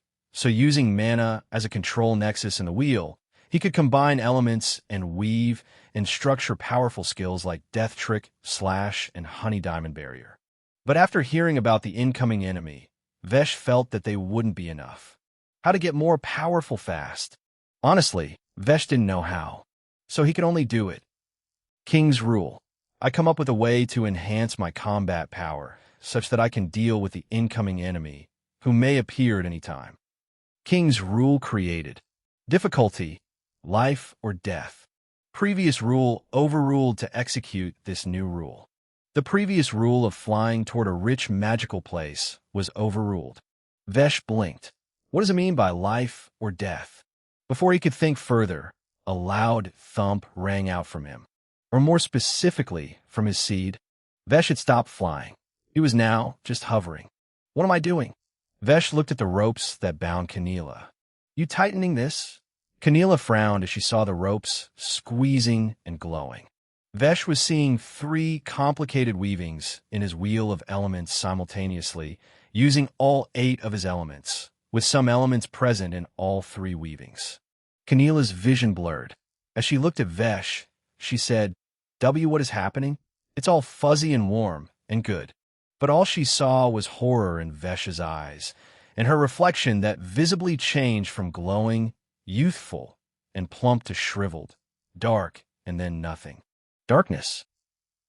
She died feeling fuzzy, warm, and good. But Vesh was dumbfounded. What the fuck is going on? No, wait, don't get distracted by what I'm doing. Instead, I have to focus on how I'm doing what I'm doing right now. Suddenly, he plunged toward the ground like a bullet and stopped right before touching it. Spreading his arms, mana whirled around and weaved into an exotic whirlpool of 8 colors above him, its core being the seed, mana, and life of Keneela that he had just extracted. Magic began howling from the surroundings. Powerful and pure energy from far and wide areas gathered, entering the whirlpool, and for the whirlpool's end, straight into his body, into his seed. In just 3 seconds, Vesh felt bloated with power. His seed force hit 10,000, peak of seed rank life form. And then, the seed cracked. Pain assaulted Vesh. His entire body trembled while blood poured out his mouth, eyes, nose, and ears, because his seed, the source of his power, had just cracked into 2. He was about to die. But that did not justify getting panicked, blanking out, or going haywire in thinking that would result in losing his focus. Not to him. Vesh had locked himself into observing his controls, so he could control it and gain control over this life or death difficulty to push the favor towards life. He was watching the processes happening inside the wheel of elements. The way he was controlling this crazy, colorful whirlpool that was absorbing and refining all kinds of energies from the surroundings in a range of kilometers, and how the energy it collected and refined was now going into the broken seed. It took him a bit, but he perfectly figured out everything he was doing and how doing all this would counter the incoming danger. Insane. And when he figured out the kind of power this whirlpool was exerting and refining, Vesh couldn't help but become a bit nervous, as it was akin to sitting under a nuke. Naturally, the commotion caused by Vesh was not small. Its effects were resulting in shifts that any average seed rank powerhouse could feel in the air, not to mention Elder Forgan, the sprout rank powerhouse with a tenebrous rune. That's where the compass is, he muttered as he looked in the direction of the whirlpool, now merely 5 kilometers away. He flew there like a bullet while sitting on a swiftly flying cloud. Chapter 20. Sprout Rank, the Scary Whirlpool. As Vesh was focusing on the stuff happening after learning everything, something happened. Vesh looked at his broken seed in surprise. It just sprouted. Congratulations. You have broken through to Sprout Rank life form. You may now absorb C rank or higher resources to increase your Sprout force. Who needs resources? Vesh grinned. Now, I need to focus on the whirlpool and make it mine before the enemy comes. He had learned the functions of the whirlpool, but not how to create and control it himself. This thing was good. It was like SSS rank version of D rank arcane cultivation. But right now, it was still his King's Rule version controlling it. However, just as Vesh was about to start focusing on that, he felt something and looked in the northeast at the sky. A strong, unmasked aura was rapidly approaching. Just as he blinked, the owner of that aura floated there, 200 meters in the sky, sitting on a cloud and looking at Vesh with a frown. This whirlpool, Forgan's eyes shook. 8 fundamental elements in perfect synergic formation are breaking down all mixed magic energy from the atmosphere and refining it into pure magic force. Forgan had seen people stronger than him and talked with many about the elements and theories of mana. But what he was seeing was far more advanced than what he knew. Impossible. How is it woven to create such a synergic refinement of atmospheric magic energy, and that too using 8 elements? He figured out what the whirlpool was doing, and then proceeded to deny it as he looked at Vesh. The kind of mana control and knowledge of magic requiring for this was not something a young chap like him could do, because it was absurd, not to mention that a phenomenon like this required at least S rank mastery in all 8 fundamental elements. As far as he could tell from how complicated the process and the required control of elements were to weave something like this. Could it be he acquired a talent that can manifest this phenomenon? Forgan looked at Vesh, a cunning glint passing through his eyes. Opening his mouth, he began speaking, his voice traveling towards Vesh with utter clarity. "Boy, what did you do to the girl?" Vesh looked at him, half nervous, half excited. The reason for excitement was that he could use that stored magic force in the whirlpool to enhance his techniques like Death Trick Slash and Honey Diamond Barrier, making him confident of dealing with this man looking in his 40s that Keneela had boasted about. And the reason for nervousness was that he had yet to control and learn the whirlpool fully. Right now, it was like a nuke with an abundance of pure magic force within it. If it blasted, not just him, but likely half a kilometer of area would be blasted to smithereens, not to mention that it was getting stronger and stronger every second. "She died," Vesh answered the question. "I killed her." Even if it was an accident, he wasn't going to deny the kill. Not to mention he believed that she deserved to die for what she and that fatty were about to do to his people. "Killed her," Forgan nodded. "In that case, things are simple. Let's forget everything and start new. I don't want to fight with you. In fact, it would be beneficial to both of us if we cooperate." Vesh was stunned. "Really? So you will not come after Viano?" Forgan nodded. "She's not worth antagonizing you. I can find another virgin meeting the criteria and sacrifice her." Vesh raised his eyebrows. "Well, the best and safest way to kill him without exploding this whirlpool is to play along and stab him in the back." "Okay, but one condition." Vesh showed an index finger. "Speak." "Show me your Stormlord form," Vesh asked. Forgan blinked. "It seems Keneela told you about me." "Very well. If you want your curiosity satiated, I'll show it to you. In fact, this makes it easier. If you cooperate and join the cult, the next tenebrous rune we acquire will be given to you." Vesh smiled in response. "I want to see its power first." Forgan's aura surged as lightning and wind visibly flickered around him, coursing through his body and reforming it. On the other hand, the wheel of elements reflected deep in Vesh's eyes as he created something himself using science and physics of what he knew from Earth and applying it to magic. It was an extremely simple concept, and he had already named the technique. Thunderclap detonation. Hurling a metal object, heavy and dense, at hypersonic speed. The projectile would hit with devastating kinetic energy. But that's not all. The projectile would strike a specific material wall filled with explosive energy, right above or nearby the actual target. And how would he do that? Simple. Using the most dangerous force at the particle and atomic level he had learned about on Earth. Electromagnetic force. It was a fundamental force that governs all interactions involving electric charge. The most common visible expressions of this force were lightning and light, and going deeper, all living beings' nervous systems. He had both lightning and light in his arsenal. So with his control and knowledge paired with the SSS rank wonder known as Wheel of Elements, which held the 8 elements in a synergic formation, Vesh could control the forces born out of reactions of his elements at the atomic level. For Railgun Thunderclap, he only needed 3 elements: lightning, metal, wind. In the sky, Forgan had transformed into a demonic white, gray, solid-plated skinned humanoid, and 2 miniature storms floated behind him, as if extending like his wings. Yellow lightning crackled in the storms and through his whole body, creating an exotic pattern in the shape of full body armor. Here it is. Forgan spread his arms. "You want to test this power, right? Go on and release your attack. From what I can see, your sprout force is very low. You can't hurt me unless you use the magic force from that whirlpool, but I doubt a sprout rank can control that force. But afterward, you will tell me how you created this whirlpool. Vesh chuckled. Well, this whirlpool is the result of my talent, so I don't know how to tell you that. As expected, must be a high-ranking talent. S rank at least. Forgan nodded, a glint in his eyes. All right, go on. Make your move and see what happens. Vesh smiled brightly. Yes, sir. He stretched his hand as a gauntlet began to manifest. Vesh smiled brightly. Yes, sir. He stretched his hand forward. Mana surget. Around his forearm, layers of shimmering structure began assembling themselves into existence.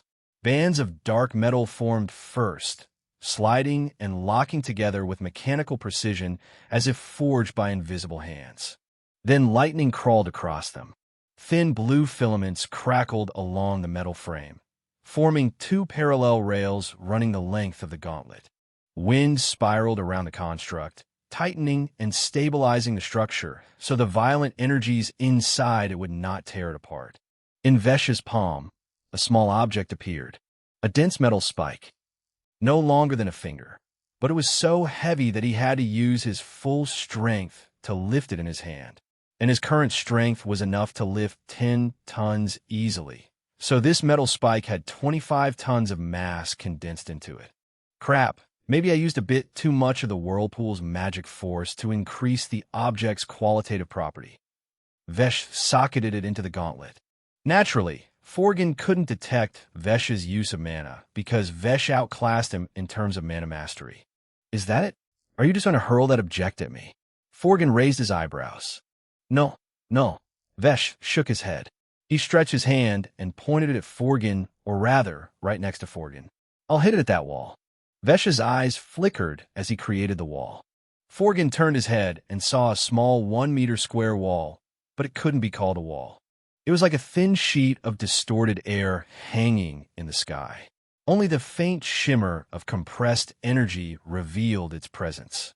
Lightning crawled across its surface in restless veins, flashing and vanishing in an instant. The air around it trembled, bending slightly as if under immense pressure. It looked fragile, yet the surface pulsed with contained force as a thunderstorm flattened into a single plane, waiting for the slightest touch to erupt. Why would you do that? Forgan frowned. I can't understand your trick, but very well. Let's see it. Vesh smiled. Yes, here it comes. Krayak. The metal spike vanished. Not flew. Vanished. A sonic boom detonated a split second later as the projectile broke the sound barrier instantly, accelerating to hypersonic speed. Forgan's instinct screamed. His eyes were in the process of widening, with shock and terror surging within them. It was only after Vesh unleashed the technique that he measured its aura. Wrong. He didn't measure it. His instincts did, and they told him he was facing death. He didn't know a 25-ton object was about to be hurled at hypersonic speed to crash into a trigger bomb next to him. His storms surged instantly, lightning bursting outward as he raised his arms. Alas, the projectile was already there. There, right in front of the plasma wall that harbored crazily compressed energy. For a moment, Forgan saw the world pause. In that moment, his thoughts accelerated. Maybe it was also due to the Storm Lord's lightning haywiring in his body and mind. But he saw the spike touching the wall and the slowly blooming reaction of this collision. If only time could pause, and he could escape from this. Alas. Boom. A colossal thunderclap exploded across the sky. The plasma wall erupted outward, specifically towards Forgan, as the kinetic energy of the hypersonic spike ignited the compressed energy within it. The explosion expanded like a blooming sun. Lightning erupted in every direction. Wind shockwaves blasted outward for hundreds of meters. It was absolute chaos in the sky within 100 meters of the explosion as Vesh watched with his mouth agape at the result of his own action. Holy crap, I knew I used too much magic force. But better to be sure than sorry. The powerful Elder Forgan, who had taken on 5 Sprout rank powerhouses with higher Sprout force than him and won. Not even his ashes remained. Chapter 21. Ascension Storm of Heaven and Earth, Vesh's Plan. Eventually, Vesh learned to control the whirlpool, further increasing his knowledge in the matters of mana and elements. Congratulations! Your talent, Arcane Cultivation, has reached SSS rank and transformed into Ascension Storm of Heaven and Earth. Vesh blinked and grinned. Damn me, that's a badass name. He opened his palm, and a wondrous, colorful whirlpool appeared in miniature form.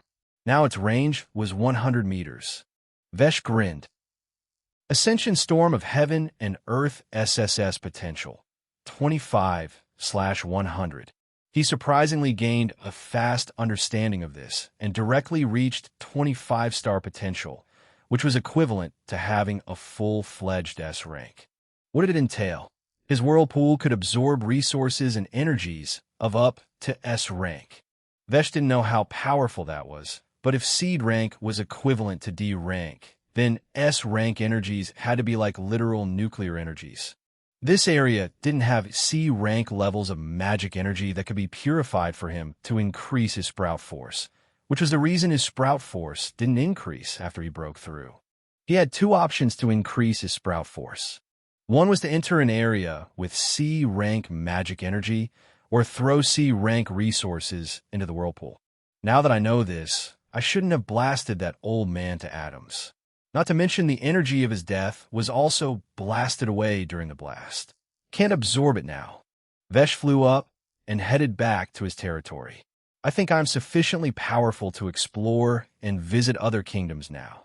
A grin stayed on his face for far too long. Suddenly, his eyes glowed. Shit, he just got an insanely fun idea about how his territory should be. After heading back, Vesh gathered everyone and relayed the good news. First, all danger is averted. As far as I know, no one else is coming here anymore, Vesh said, his expression turning somber. At least, not right away, because the way I killed the old man she had called, he couldn't have relayed anything to anyone. Pausing a bit, he continued, but if his death did alert something, then it's all the more reason to execute a plan. A plan? Kyan tilted his head. Let me guess. You want us to relocate, but given the wild things you're doing, the next thing you'll do is create something to take us to the sky and live there somehow. Arga laughed. That would be fun. Kingdom on a floating island. Rovina smiled. Knowing our lord, he'll surely do it someday. Vesh chuckled. What are you saying? It's not someday. It's today. By night, I want us to be in the sky. Huh? Kyan had a rare look of dumbfounded shock. Arga and Rovina. The villagers looked at each other. Confusion. Did they hear right? Hey, snap out of it. Vesh snapped his fingers and grinned. We have a lot of work to do. Here's the step-by-step process. First, I'm going to cut a chunk of a mountain and refine it into our foundation. An ultra-fine class floor for our territory. Then I'll cut a chunk of the ground twice as large as our territory. After that, I'll create an array that can make the chunk float, turning it into a floating island. Perfect, right? Lord. Arga raised his hand. So what will the rest of us be doing? Vesh grinned. Make yourselves stronger. Waving his hand, he created a large ascension storm of heaven and earth. Range, 2 kilometers. Afterward, he absorbed some energy from it instead of using his mana, since it was almost empty, and created a big mana barrier, specifically to prevent the refined pure magic energy from dispersing without interfering with the atmosphere. The winds would still pass through the barrier. It would only contain the refined, pure magic energy that the whirlpool would spew out. This was his level of mana control right now. What is this? It looks magnificent. A bit scary, too. What's there to be scared of if it's from our Lord? The air is different. I feel energetic and strong just by breathing. Vesh smiled. That's right. You all can also start increasing your seed force now. It will help fight your illness and make you stronger. Even if you don't have strong talents or elemental talents, you can still absorb this energy to increase your physical parameters. Arga, Rovina, and Kyan were shocked. This is insane, my lord, Arga shouted, thrilled enough to tremble all over. I can say one thing, my lord. You're not ordinary. You're on the path to something extraordinary. Right? Rowena wryly smiled. Insane, Kyan muttered and looked at Vesh. Even I know somehow that this shit is not something any average genius can do. What are you? Vesh smiled. I'm just a normal guy who wants to finally enjoy his life. That said, you didn't say much about your past. You also said you didn't lose your memories, but we didn't want to probe. Arga blinked, eyes boring into Vesh. Well, I won't hesitate now. What was your deal before you came here? Vesh laughed. Nothing much, to be honest. I've been alone since birth, so parents are out of pictures, though I think they are here too. But putting them aside, I lived the most unimaginably boring life. And that too on hell mode because I had a problem with my body that prevented me from even walking for 5 minutes before I had to stop and catch my breath. Kyan side-eyed. He imagined himself living that week and couldn't accept it. That too for 28 years with each year getting worse. Alone, in an utter discipline just to not end up die while sleeping. That's terrible. Rowena frowned. And you lived for 28 years like that. Vianu sighed. Vesh grinned. I did, and I did so proudly. People said I wouldn't live past 20, but I figured out a way and discipline to keep living because there was still so much to enjoy in life, even if I could enjoy less than 1% of it. Though, Vesh paused, and his smile turned awry. I'll be honest. At 28, things were getting worse. It was hard to live. One more year, and I would have to lay in bed, and by the next, I would be gone, which I was prepared for as well because I had earned enough money. So one night, I saw a small and cute kitten at an intersection. Vesh smiled as Kaylee appeared next to his shoulder, rubbing her head against his cheek. Meow. Nobody was looking at her, and she had no way to save herself, so I ran. Vesh grinned. I ran like never before to save it. I decided I would end my life that way. But before the truck could hit me, the world stopped, and I arrived here. Oh my, Rowena smiled. My lord, I have newfound admiration for you now. Ha ha, no wonder our lord is full of wonders.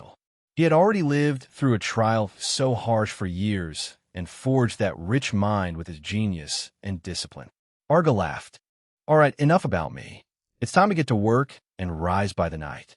We'll see the best sunrises of our life starting tomorrow. Chapter 22, Kingdom Rising. The sun was about to set, and most of the preparations were done. A territory with an area of 20,000 square meters. In other words, it was almost the size of 3 football fields. The ground was no longer dirt. The complete 20,000 square meters had a fine jade foundation covering the entire floor, colored white with golden patterns that oozed a regal sense. Cottage houses were renovated into courtyards and pavilions. Pathways of beautiful flattened stones, arrays of trees and flowers, and the central part of the town were done. Everything was also illuminated perfectly at night with different floating lanterns and designed lamps. In the center was a 100-meter-tall crystal tower, 10 meters thick and pulsing with magic force that the giant whirlpool above it constantly fed by absorbing surrounding energies and refining them into magic force. This was the energy nexus. At the current size of the whirlpool and at this location, this energy nexus was producing 5,300D rank refined magic energy per hour, and the capacity of the crystal tower was 100,000. Since Vesh had created this first, it had already saturated. The energy nexus would provide energy to all facilities in this territory created by Vesh that used refined magic power, though for now, there were only 4 such facilities requiring its energy. First was the lighting system of the town that illuminated it at night. Its consumption was minimal, just 78 per hour for now, as the town was still small. Second was the barrier surrounding the territory. But it was no mere barrier. It was a barrier that recognized enemies and allies. It denied entry to those not given permission, not verbal permission, of course, but a rune from Vesh, which he made into physical rings for people to wear. Consumption, 640 refined magic energy per hour. This barrier was connected to 10 Dread-Eye Towers, previously known as watchtowers, bordering the territory. They were the third facility. Vesh had transformed all 10 towers using his Wheel of Elements, advancing them far beyond the simple craft of stone and wood. And, to his surprise, doing that actually upgraded the blueprint. Dread-Eye Towers. Rank S. Cost. User Mastery Input. Runtime Energy. 100D Rank R. Magic Energy /hour. Weapon Energy. Adjustable when firing. Weapons. Railgun Bullet Carpet D to S rank. Plasma Cannon Blaster D to S rank. The meaning behind the D to S rank was simple. The moment he comprehended Ascension Storm of Heaven and Earth, and how it was already at 25-star potential, two things happened. His King's Rule and Wheel of Elements both jumped to 25-star potential as well. King's Rule jumped there because its potential progress depended on the potential progress of things Vesh had created through it. 25 stars were equivalent to a full-fledged S-rank talent, so Forgan was not wrong. But King's Rule used merely D-rank mastery of his elements and pure mana control within the realm of Wheel of Elements, which allowed him further insights into elements, essentially blooming out S-rank level potential from them despite having D-rank mastery and creating a wonder known as Ascension Storm of Heaven and Earth. Since that was the case, all 8 of his elements within the Wheel of Elements had also reached S-rank. Vesh could feel it, and more than that, he had masterful control over them, so he made full use of his newfound powers in the renovation of his territory. Since he had the power to build whatever he envisioned as his arsenal of talents increased, he was going to build the greatest kingdom that could ever exist. All right, everyone, gather up. It's time to touch the sky. Everyone arrived at the center, clearly excited and thrilled beyond words. Today was hectic, but it was the most wonderful day. This is our first step towards building the most magnificent kingdom in the world. Vesh grinned. No, not in the world. In all realities and beyond. That's my dream. That's rather ambitious. I like it.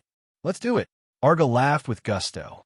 My lord, given what we have seen today, we will die trying to fulfill your dream. Rovina smiled. That's my dream. Vesh grinned with mirth. Ha! Survival of the fittest rewards the strongest, and you are that, so the game is on. Kyan grinned with a crimson glint in his eyes, as thrilled as the others. We're going to kill a whole bunch of assholes going forward. Oi! Vesh wryly smiled. What? You killed 3 assholes today yourself. Kyan snorted. Vesh blinked speechlessly, then cleared his throat. All right, without further ado, let's begin our ascension. The second facility attached to the Energy Nexus activated Plasma Wind Swirl Array. When Vesh made it, its blueprint also manifested in his status. Plasma Wind Swirl Array. Rank S. Cost. User Master Input. Runtime Energy. 3800D Rank R. Magic Energy /hour. Effects. Levitation. Acceleration. Suspension. The concept of this design was simple and based on physics meeting magic principles. Let's begin. Vesh smiled. As soon as Vesh finished speaking, the ground trembled. The first step was plasma generation. For this, he created runes of lightning and fire in the array that generated superheated plasma currents using the refined magic energy. Second, wind compression. Wind runes formed the second layer of the array, arranged in vast, spiraling formations beneath the jade foundation. The moment energy flowed into them, the runes awakened and began drawing in surrounding air, as well as generating air using energy.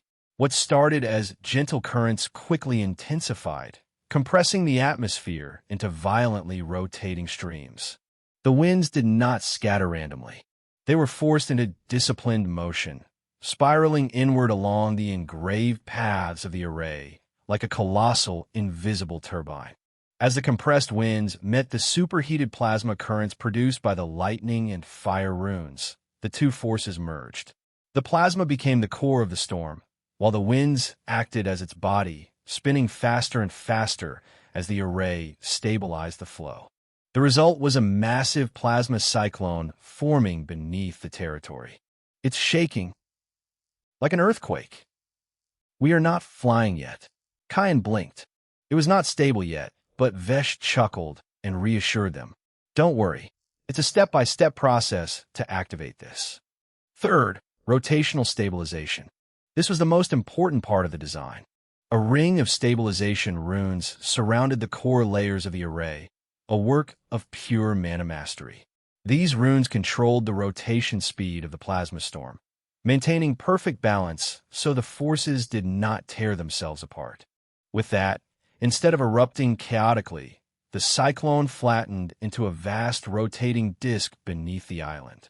The spinning plasma winds generated enormous downward pressure, pushing against the air below while simultaneously lightening the effective weight of the landmass above. As the rotation intensified, the pressure differential grew stronger. Gravity slowly began to lose its hold. A low rumble echoed across the territory. The Jade Foundation vibrated. The enormous whirlpool in the sky above the crystal tower surged, pouring refined energy into the nexus, which in turn fed the awakening array beneath the land. Runes ignited one after another. Golden patterns carved into the jade floor began glowing faintly, spreading outward like flowing rivers of light. Invisible winds began to roar. The ground trembled once, then again. Vesh's grin widened. It's starting. The rotation speed increased. The compressed winds screamed as they accelerated, dragging the plasma currents into a blazing spiral. Lightning flickered deep within the storm disk forming under the territory. A massive circular pressure field expanded outward, and then the trembling finally stopped, because the land was no longer pushing against the ground. It was pushing against the sky. Slowly, almost imperceptibly at first, the entire 20,000 square meter territory began to rise. Dust slid across the jade floor. Loose stones lifted gently into the air before falling again as gravity struggled to reassert itself. Then the ascent became undeniable. The ground below began shrinking. Trees outside the barrier slowly lowered in the distance. The territory was rising, floating, ascending. Arga's jaw dropped. Holy hell, it's amazing to finally see this. Rovina covered her mouth, eyes shining. Kyan stared down over the edge of the barrier, crimson eyes wide with savage excitement. We're flying. The massive storm engine beneath the land stabilized as the rotational array reached equilibrium. The plasma cyclone continued spinning endlessly, drawing power from the nexus and maintaining a perfect levitation field. The territory hovered several meters above the ground. Then 10. Then 20. The wind howled softly around the barrier as the landmass continued its steady ascent. Above them, the swirling heavenly whirlpool spun majestically in the evening sky. Below them, the world slowly began to fall away. Vesh grinned. Time to go up. According to the survey I did, the perfect altitude for us is 18 kilometers up there. It was only there that I found rank energy in the atmosphere in abundance. Any higher, and it started getting dangerous. That high. That's why you disappeared for an hour in the middle. Arga was dumbfounded. Nobody will be able to see us, as we will be above the clouds. Rovina blinked. Interesting. A stealth territory. I like it. Kyan grinned. The Anunta kingdom steadily flew up into the night as it took its first step, or more aptly said for this, its first flight, toward claiming the sky and ruling the earth. Chapter 23. Onwards to Crosshawk Kingdom. After everyone woke up, including Vesh, who slept longest as he had been awakened for many days, and the last day was especially hectic, the floating kingdom finally began moving towards the north. Destination? Crosshawk Kingdom, Viano's birthplace.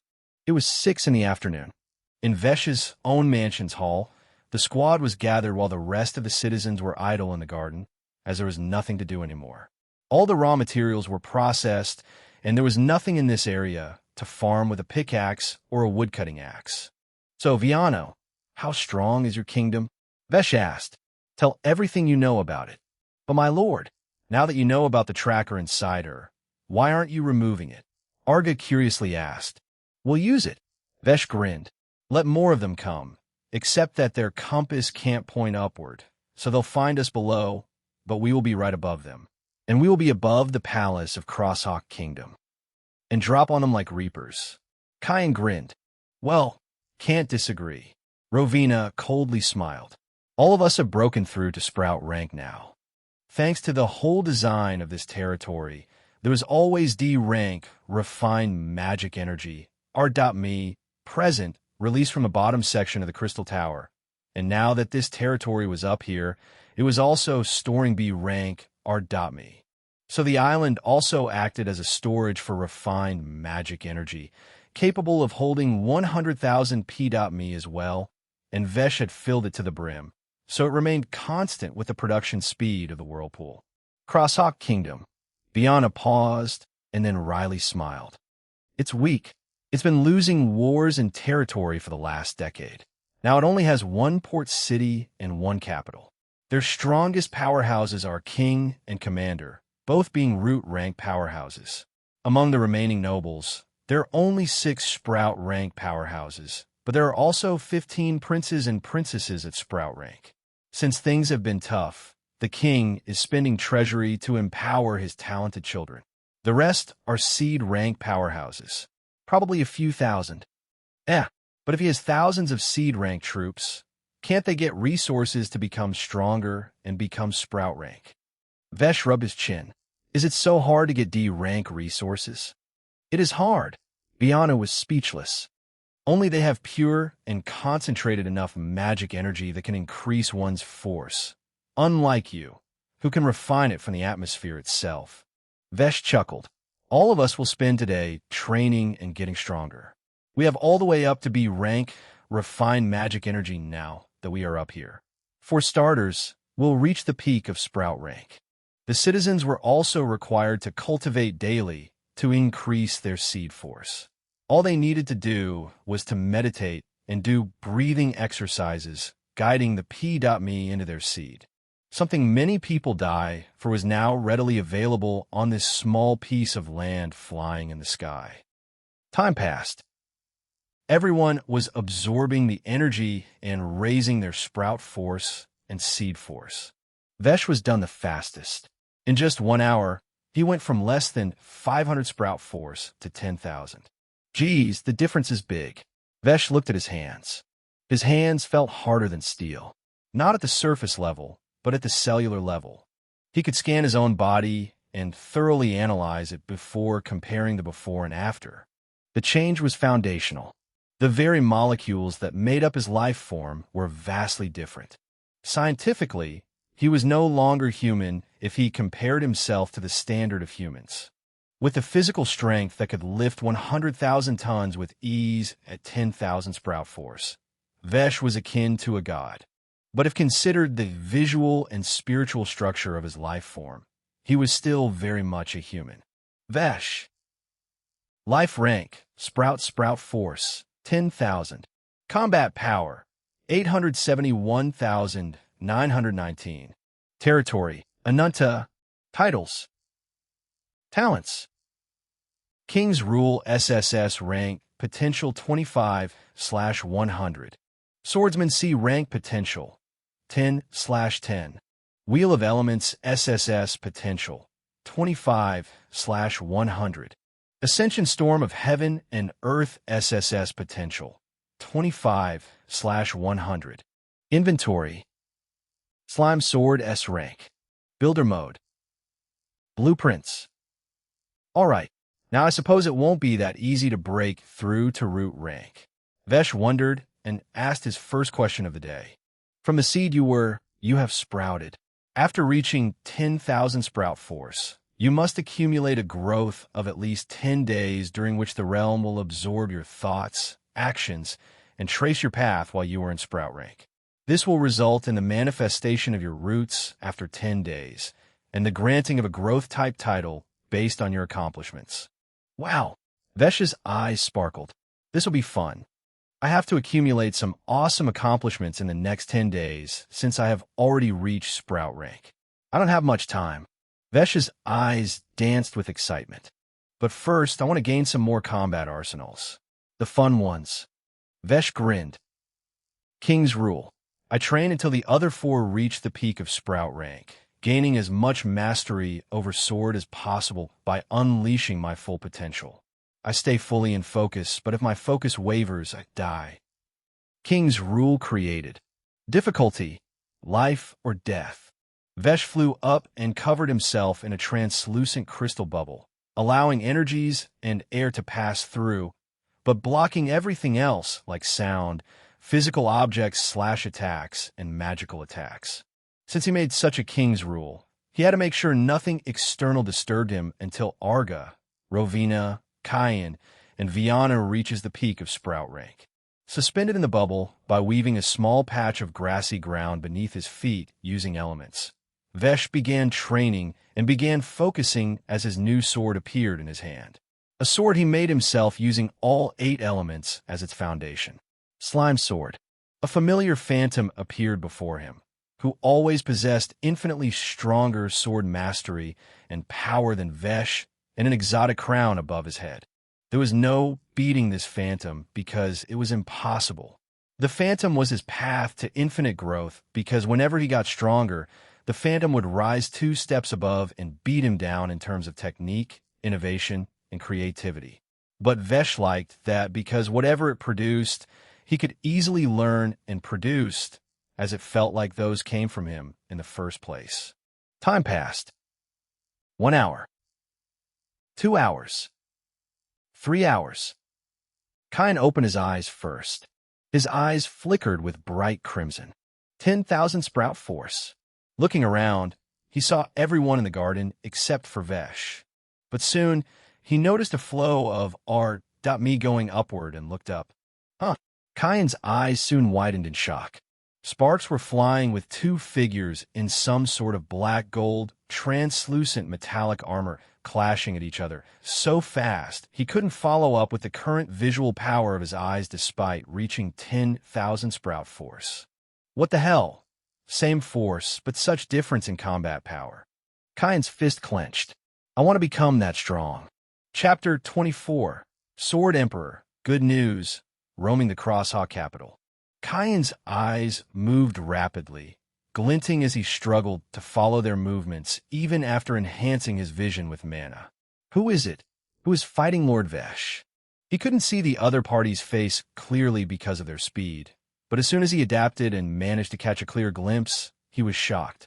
The other party looked like Lord Vesh himself, except it had a slightly different armor and a strange crown floating above his head. Wait, the sparks are only coming from Lord Vesh's suit.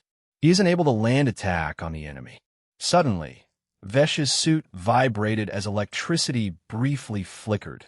Then he vanished, appearing behind the kingly phantom.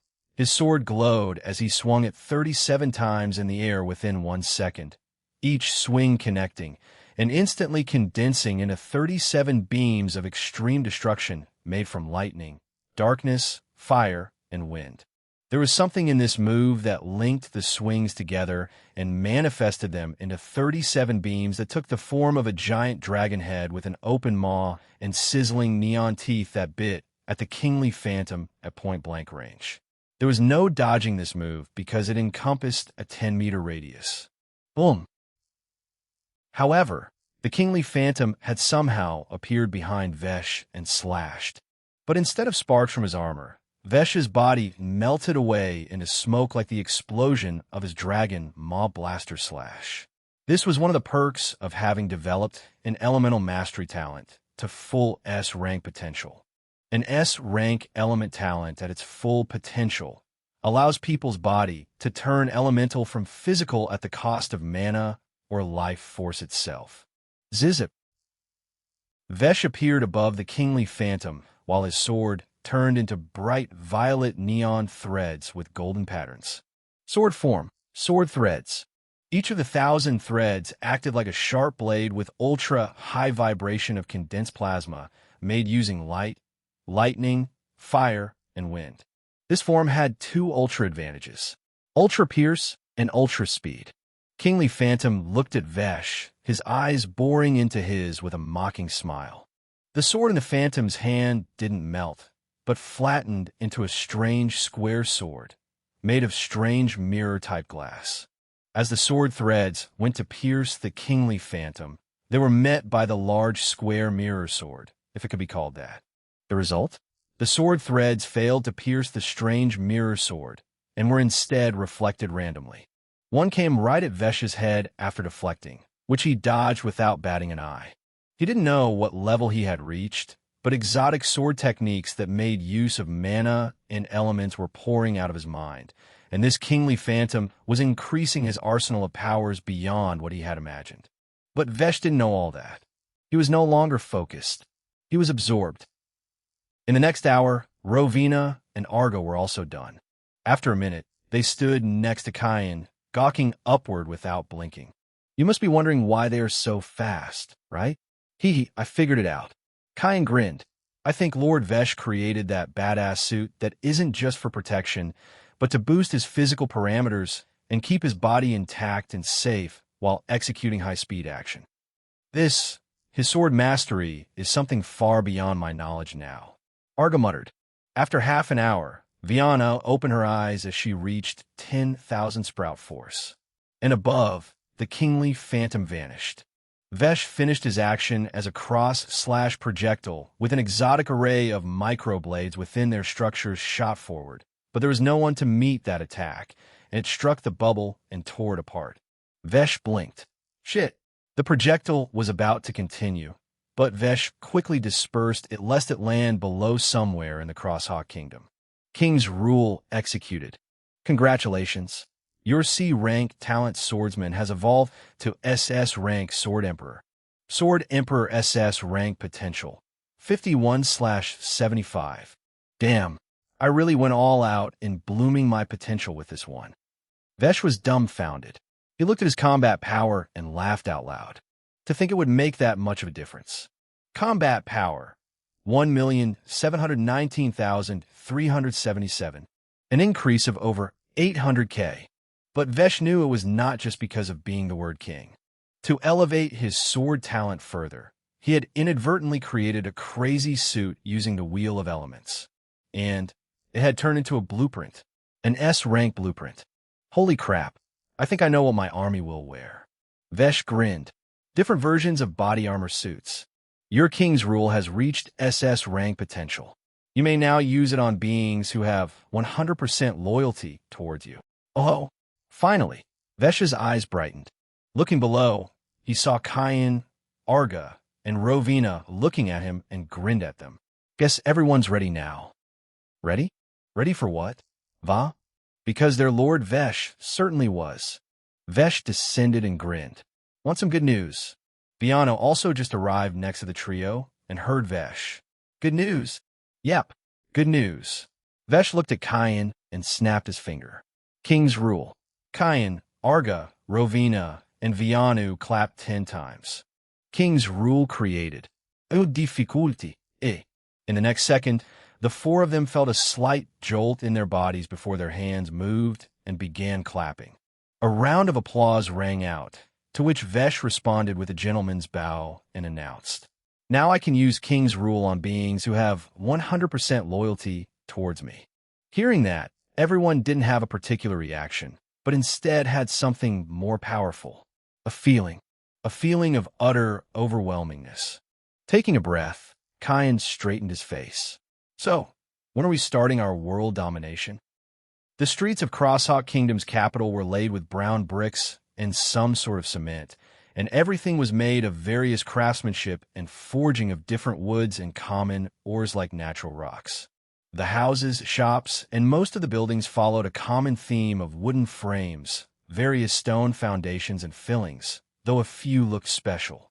The most special was the pointed out by Viano as they passed by.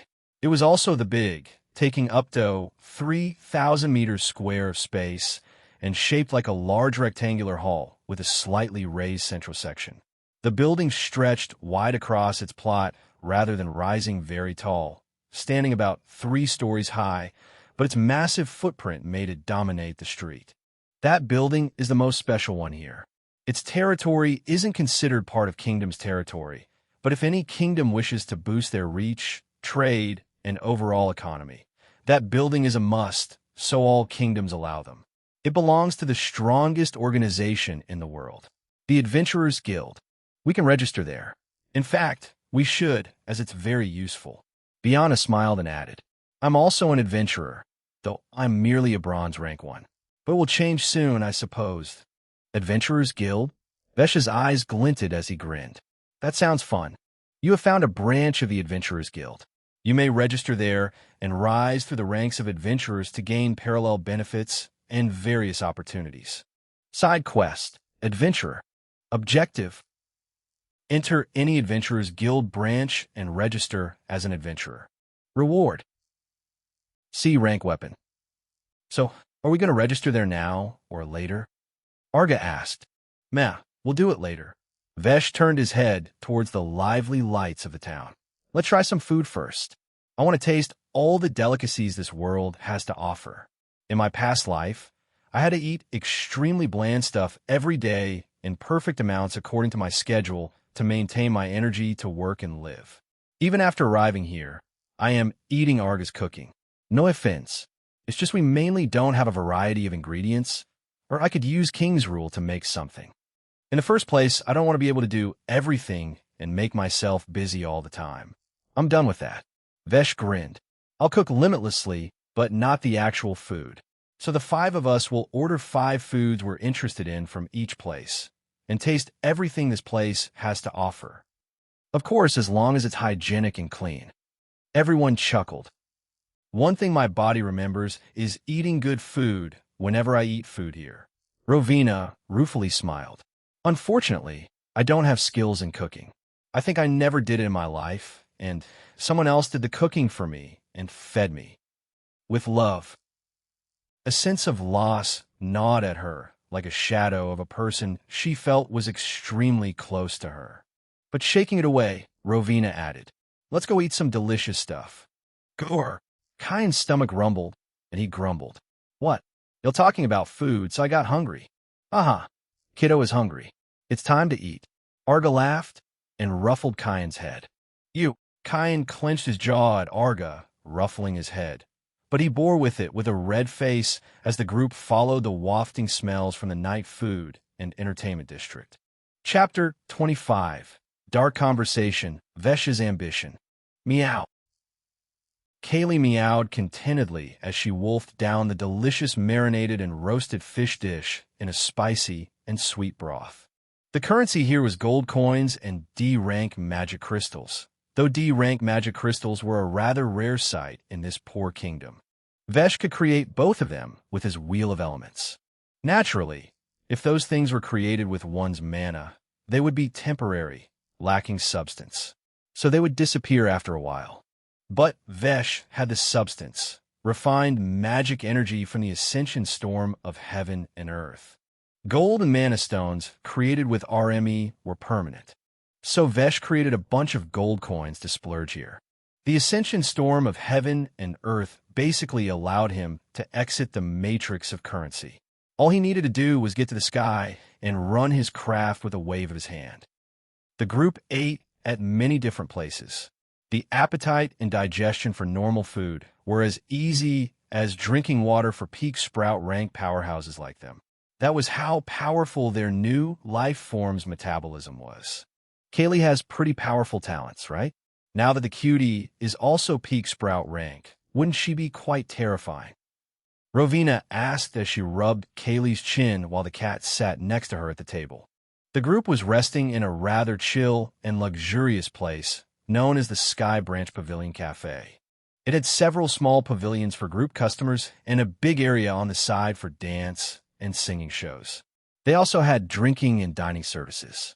But the cost was 1,000 gold coins per hour for unlimited food and drink during that time. So Viana doesn't know the political strife of the kingdom or what they're doing to save their kingdom, if they're even doing that. In that case, I first want to know if they are extending their hands to make any allies. So I did this. A transparent barrier formed around the pavilion, preventing their voices from getting out. But also did another thing. It masked a holographic image of a 3D square screen that Vesh generated in the middle of the table. All sides of that square showed the same live feed of the busy scene in the Crosshawk Royal Palace. This apparently is their foreign relations section, and it's the only place that's busy right now. They're using that round orb device to communicate with people.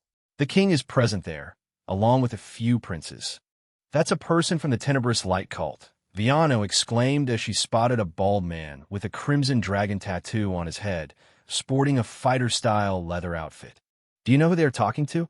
Vesh asked as he activated the sound the moment the king began speaking to the person shown in the crystal ball. King, Prince Artibor, we are only left with a few precious spots and just 1D rank magic crystal mine that will only last for a few years. But if we can retake my second D rank magic crystal mine that the Tauric Kingdom took away, along with my fortress town, I will make sure we give you 25% of the production. Prince Artibor, 25%? Forget it. 70% or no deal. Tauric Kingdom's forces are not that weak, and they will surely give their all to defend what they took, unlike you. 1D rank magic crystal mine produces tens of thousands of seed rank soldiers. After all, Crosshawk King clenched his fists as silence descended in the big room after hearing that reply. However, his kingdom was not strong enough to retake that territory on its own. Not after many nobles and soldiers defected, and many died in the past 2 wars last year alone. King, give us 1 day. Prince Artibor, sure. You can ask others. Throwing a sly smile, the prince cut off the communication. Damn it. The king stormed out of the room with the 2 oldest princes and the cult member behind him. Above them floated a large invisible eyeball with an advanced formation that allowed it to capture everything in high detail visually, along with clear audio, with features to focus on certain people's voices and reduce other noise. 70% is a lot, the bald man from the cult spoke up. You need more of it to build your kingdom and fight back, even with our help, unless... Did she really escape? A muscular prince with yellow spiky hair asked. The bald man's eyes turned cold. Not only did she escape, our 3 people are dead. 2 seed rank could be ignored, but the sprout rank who died had a tenebrous rune. That's a precious thing that grows alongside the user, and we can only obtain it once in a while. The higher-ups are not happy with this failure. Now is the time to make your decision. 10,000 people are nothing. Come on, father. Who cares about the commoners? The other prince with silky blue hair spoke in an irked tone. Our problems will be solved. We have over 100,000 in the other city. That's our second and only city that runs this kingdom. If we sacrifice 10,000 people there, they will lose trust in us completely. We'll fall. How can we fall after that? The blue-haired prince rebuked. The sacrifice will summon a monster that the Tauric Kingdom can't handle. We'll take over everything that belongs to them. You think it's that easy? Shut up, both of you. King Crosshawk intervened as the group arrived in his royal chamber. After sitting at the table with the others across from him on the couches, the king looked at the cult member with a somber expression. Once we sacrifice 10,000 people for that plan, the Adventurers Guild will notice and pull out. We will be blacklisted. Same with the Sky Forge God's Church. And if, by chance, someone from the church or a strong adventurer finds us not to their liking because of this sacrifice, the royal family will be the first to die. The bald man wryly chuckled. You'll have to hope nobody strong takes notice in this backward kingdom. Or, a glint passed through his eyes. You can do the Bloodkin Tenebrous sacrifice. That will give you an individual power boost and a Tenebrous rune as well. You will become as strong as a STEM rank powerhouse with extra power from the rune. However, doing this will also permanently limit your life form to STEM rank. What kind of sacrifice is that? The yellow-haired prince asked. The bald man grinned at him. The sacrifice of 10 direct blood-related family members. It's getting late now. Standing up, tendrils of crimson darkness oozed out from his shadow. Take your time and think about what to do. I'll come here tomorrow at noon. With that, the tendrils increased in number and devoured him before they also vanished like smoke. These cult people are too creepy. The blue-haired prince clicked his tongue. Both of them looked like men in their 20s. The king looked to be in his 50s. "What are we going to do, father?" The sons looked at their father, awaiting the fated decision. "Or not. Get the fuck out, both of you." On the other hand, Vesh suddenly spoke up while everyone silently watched, his face smiling, though it somehow looked chillingly somber. "I know exactly what to do to rack up crazy accomplishments in the next 10 days and hopefully get the best possible title that will further boost my power some way." Everyone blinked curiously. "Meow." Kaylee tilted her head as if asking what was on everyone's mind. Vesh chuckled. "Ananta means eternal and infinite. My kingdom should at least live up to its name, so we will not fight like others. We will not fight for territories." A ragingly ambitious glint was born in Vesh's eyes. "To see a world utterly beautiful as I gaze over it, and have all people praise name of Ananta kingdom, I will take over everything I walk upon and put it under my kingdom." "Praise Ananta kingdom? Not your name." Viana blinked. "You will find out in the near future why I said that." Vesh smiled and stood up. "It's time to make a re-entry here in a different style. So let's head back." Arga and the others looked at each other. It was clear that hearing the talks of that king and the others had put something in motion within Vesh and birthed an idea. "Well, if that's what you want, my lord, then we'll do just that." Arga laughed, as he also stood up. "So what's the plan?" The others stood up, and Kaylee jumped onto Vesh's shoulder upon seeing everyone ready to move. "We're probably going to smash some heads, right?" Kyan rubbed his fists. "Nope. With this plan, I'll show you what total domination means. We've eaten and looked around enough for 3 hours. Now it's time to get back to work. This time, all of us will finally do some real work under the influence of King's rule." Arga grinned. "Just, let's make sure we don't die during training." Rovina wryly smiled. Vianu clenched her fists. "I'm ready. I want to become more useful and awaken a new talent, if possible, that can help us on our path." "Well then, let's head back. I'll put you all in a training under King's rule, while I—" Vesh cracked a wide grin. "I will create an exotic war fortress with B-rank-powered weapons and a surprise I have in mind that will become my first army. I wonder how strong it will be." Chapter 26. Confused Harvin. Progress from King's Rule. "What?" Harvin, a solo human like Vesh who was from Earth and had attacked Vesh with his wolves, was shocked. He didn't have time to keep his eye on Vesh's territory 24/7, so he let his D-rank Wind Fury Eagles keep watch and give him reports. The day before yesterday, he had found out there was quite a commotion there as some people had attacked Vesh. But Harvin's connection with his beast was cut off by Forgan since he sensed those birds with magic links in them, so he didn't have any news after that. So he sent more birds afterward and found out that Vesh had solved the trouble somehow. Afterward, he commanded the birds to keep an eye there and report to him everything they saw while he focused on another important task. But tonight, before sleeping, when he was sharing vision with a bird there to see how Vesh was doing, he was dumbfounded. The territory was gone. "What happened? Tell me everything you saw." "What? It flew up? Why didn't you follow them?" Harvin face-bombed. The answer from the birds was that he had told them to keep an eye on the territory. So even after Vesh flew up with his territory, the birds were flying around the large crater, evidently having fun to pass the time. Harvin sighed. "Forget it. I need C-rank monsters who are a bit more intelligent. Now I've lost my prey." Harvin rubbed his chin. "But how'd he fly up with his territory? That's insane. Did he unlock some kind of talent that can help him with that?" Shaking his head, he contacted his beasts. "So be it. We'll set our sights on the Tuskra Kingdom. Let's take over their port city first. The ocean must have sea monsters that I can tame as well." Harvin grinned with thrill. "My monster kingdom will rule this world eventually." The nights soon passed while everyone kept training under King's rule.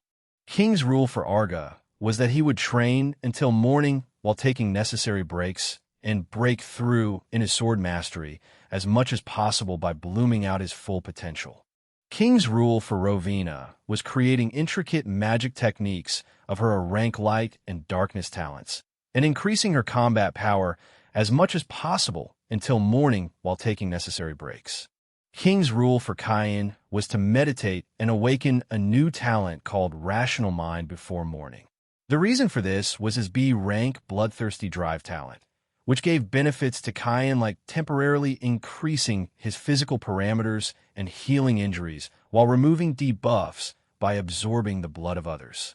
But when activating this, it also increased his bloodthirst, so Vesh wanted him to awaken the rational mind talent, which could hopefully negate the bloodthirst from bloodthirsty drive. Lastly, King's rule for Viano was also similar, but without a specific target talent. It was to meditate and awaken a new talent suitable to her before morning. This would also work as an experiment to see if his people could awaken new talents like him through King's rule, because the difficulty for both Cain and Viano was SSS rank, meaning that awakening a new talent was going to be difficult, and there was no telling what rank of talent it would be, as it entirely depended on the people themselves rather than King's rule.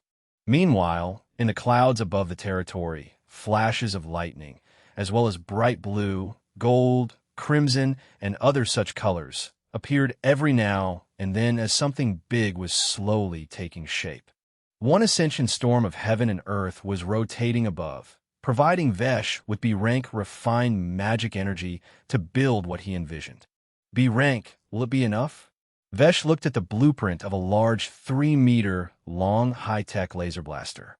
I also want to destroy the cult branch and complete the quest, but if they have a STEM rank powerhouse, B-rank weapons likely won't work.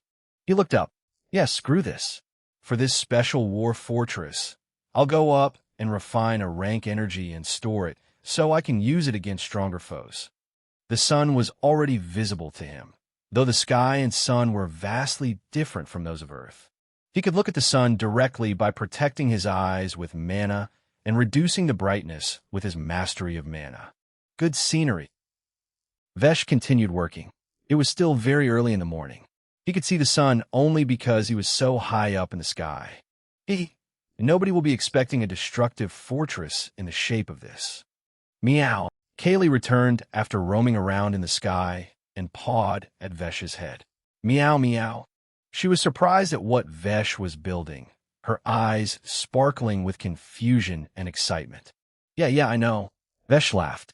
I will put everything together, and it will look like you. Meow. Yep, really. As morning arrived, Arga and Rovina opened their eyes as their king's rule successfully executed. The progress they made until morning depended on their focus and hard work during the king's rule period. Arga opened his eyes first, looking both calm and sharp. Standing up, he looked at a nearby tree and made a chopping motion with his hand toward it.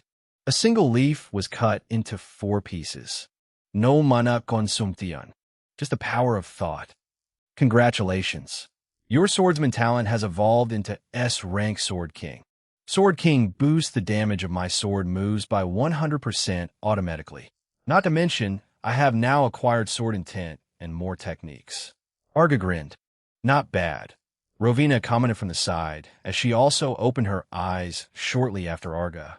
Her talents didn't rise up, but she gained tremendous knowledge in mana and basically elevated her techniques level way higher than before.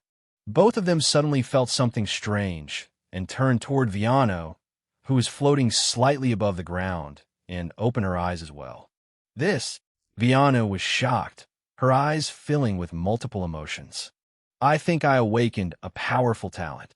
Viano's face turned red with excitement and disbelief. Congratulations. You have awakened an SS rank talent, Prime Construct. Did I really awaken this? She looked around in a daze before looking back at the screen. Chapter 27, Skylord Behemoth K. If this is a dream, wake me up right now, she thought while reading the power of her talent, which made her even more thrilled. Prime Construct. SS, there is a permanent 10-meter radius field around you that adapts to the surroundings and separates you from the conventional physical restrictions of the world. The field can be expanded, but the expanded field consumes mana per second. The field also negates 30% of physical and magical damage before letting it pass through. The negated damage turns into Prime Essence, which can be used to empower you physically and boost your techniques. Viana moved around just by having the willingness to move. If she looked at a spot and willed herself to move there, she would move there. You can fly now, lass. But there's no wind. Rowena was surprised. Arga looked at her, observing the faint translucent bubble around her. That must be her talent, but it's hard to inspect. Viana arrived in front of them and landed on her feet with a smile. She noticed that the field passed through the ground below. When she decided to go down, she went down as if she was not physical herself. Wow, Viana exclaimed as she popped back up. I can pass through stuff. Arga and Rowena looked at each other, dumbfounded. Passing through and flying around? What kind of talent is that? Rowena asked. Prime Construct is the name. SS rank. Viana giggled. It's so amazing. I want to test something. Can you attack me with your flames and darkness? Arga and Rowena blinked once, and the next second, they released small, crude, elemental attacks at her. Both attacks were partially absorbed, and the rest struck Viana, who did nothing as she had used a magic coating to protect herself. This talent consumes my stamina and mana at the same time when its feature of absorbing attacks activates, but for flying around, it doesn't consume anything. Viana grinned.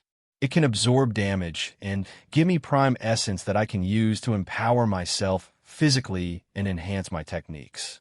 To make use of this talent, I'll have to learn martial arts and master a weapon. Clenching her fist, Viana couldn't contain her excitement. Finally, I got a talent that can let me fight. Congrats. Arga smiled. So how fast can you fly with it? I have to check that, but the overall performance and quality of the Prime Construct depend on my sprout force. Neat then. Rowena nodded. So you awaken a talent, huh? Behind them, Kyan opened his eyes last, filled with frustration and disappointment. Looking at his face and the words he said, Arga, Rowena, and Viana were taken aback. Kiddo, don't tell me you failed. Arga blinked. Yeah. Well, it happens sometimes. No need to beat yourself up over it. Rowena smiled. Next time you can succeed. Kyan stood up and nodded with a straight face. Yeah. But the trio could see that his fists were still clenched tightly. Ho-ho. It seems everyone's awake and ready to cause some rumble. Vesh descended with Kaylee on his shoulder and a grin on his face. He looked at their statuses and saw the progress. Oh, Kyan, you failed? Vesh laughed. I had a feeling it wouldn't work. Yeah. Kyan blinked. Why did you think that? I mean, I was expecting too much by letting you awaken a talent called Rational Mind. Vesh wryly smiled. However, I believe you are close now. You already have a different vibe. You must have experienced something. Yes, I was living a different life, one where I was with two people who call themselves my parents. I lived for a few years, I think. It was good, but it was fake. I wanted to believe it, but I already knew it was fake. I don't remember my parents anyway. But what if they were not fake? Vesh blinked. What if King's Rule merely found your real parents and showed them to you? Although late, I kind of found out about my parents, Vesh added with a wry smile. But I still don't know about my mother. I would like to know about her someday, directly from my father, and that day is not far. In my conquest, I will encounter him, if he didn't die before that. So what should I do? Kyan asked in a low voice. I am rational in thinking that it's not real. It will bring no benefit to me. Then, say you see a person beating someone you know, like if someone is beating Arga or Rowena. What would you do? Kyan snorted. Simple. I'll kill them. Now, let's say we have more people and you know someone. That someone made a mistake and was getting beaten up, but you don't know that. And yet, without knowing the full story, you went ahead and killed one party. Vesh smiled and continued. That's a problem, right? So the rational thought should not be to just kill someone right off the bat. In my world, we will pursue truth for justice and give punishment after knowing the full facts. Kyan frowned, then nodded as his expression eased. I see. I got it. I have a rational mind now. Vesh laughed. Don't worry. What you have is not your fault. Your thinking was shaped by your actions, which were dictated by other people. But your new life is different. Take your time and shape it. I will guide you. Kyan nodded soberly. Yeah, if I do as you say, it will be better. I won't kill anyone unless you permit me. That's what you call a rational man. Vesh chuckled. Kyan smirked. Arga and the others smiled. Kiddo. All right. So, is everyone ready for the surprise? You bet your ass we are. Arga rubbed his palms. I will not be shocked this time, whatever you have built. Oh, haha. Let's see how it goes then. Vesh laughed and spread his arms. Behold, the Skylord Behemoth K, short for Kaylee. Meow. Kaylee meowed loudly, visibly excited. Everyone looked up as the clouds parted and something flickered into existence that had been seemingly invisible to their eyes a second ago. A cat. A cat that was as big as their entire island. Completely silent, it floated upside down with its head right above them. Its bright and streamy blue eyes, like a mix of digital and magic, blinked at them before. Meow. Its meow sounded exactly like Kaylee's meow, just much louder. Meow, Kaylee responded. Vesh grinned. Looking cute and harmless, this behemoth has a total of 37 different offensive and defensive systems. It's made with a metal I'd like to call nanites, which are like living cells and capable of assembling into any formation by feeding them information. Above, the cat's seemingly fluffy ears flapped before they scattered and reassembled into some kind of giant barrel gun with meter-long ballistic bullets shining with neon crimson and blue patterns. This is called Tommy's twin mini-blasters. Ultra-penetrative and high-temperature blasts within a perfectly contained radius of 20 meters. Vesh grinned. It's time to test the power of our first military system. Don't tell me we are going to fire below. Argus scratched the back of his head. Of course not. Vesh coldly chuckled. We'll drop it on those pieces of trash who like to sacrifice people. King's rule. I fly towards the nearest great tenebrous light, cult's branch. King's rule executed. Oh, difficulty. Let's go. When we are in front of others, address me as Shadow Lord Ike. A ripple of energy coursed over Vesh's body as his form was swallowed by a dashing, jet-black suit. Sleek, metallic, and perfectly contoured like a predator forged from midnight steel. Neon blue and crimson lines traced across its surface in sharp, linear patterns, crossing each other in different rhythm, as if pulsing faintly like veins of power beneath the armor. And you are the four Shadow Executives. We are the most loyal subjects of Lord Vesh, the king of the Anunta Kingdom. We'll think of your name on the way. Arga, Rovina, Kyan, and Viana suddenly saw 4 streams of exotic metal particles covering them and transforming into exotic suits like Vesh had, each with a different color design and style suitable for them. Chapter 28, Cult Branch. So this is the place, huh? Vesh looked below while holding a telescope for a clear view of the cult's branch. It was hidden quite sneakily, right in a valley and surrounded by deliberate trees and a strange vine barrier. They wouldn't have any innocent people held captive there, right? Vesh turned to the squad. All of them shrugged their shoulders. Who knows? Well then, let's head down and greet them. Also, our suits are made of S-rank quality material like the Skylord Behemoth K and powered by a rank energy. It will last for 1 hour, so during this time, there's no need to fear enemy attacks. Your physical parameters will vary as it depends on how much power of the suit you can exert without hurting yourself. Everyone nodded. The gang of 5, adorned in exotic, sleek, full-body metallic suits, headed down while being controlled by Vesh's wind. Soon, they were just 100 meters away from the small tower that the cult had, along with a few buildings. They've got some security here.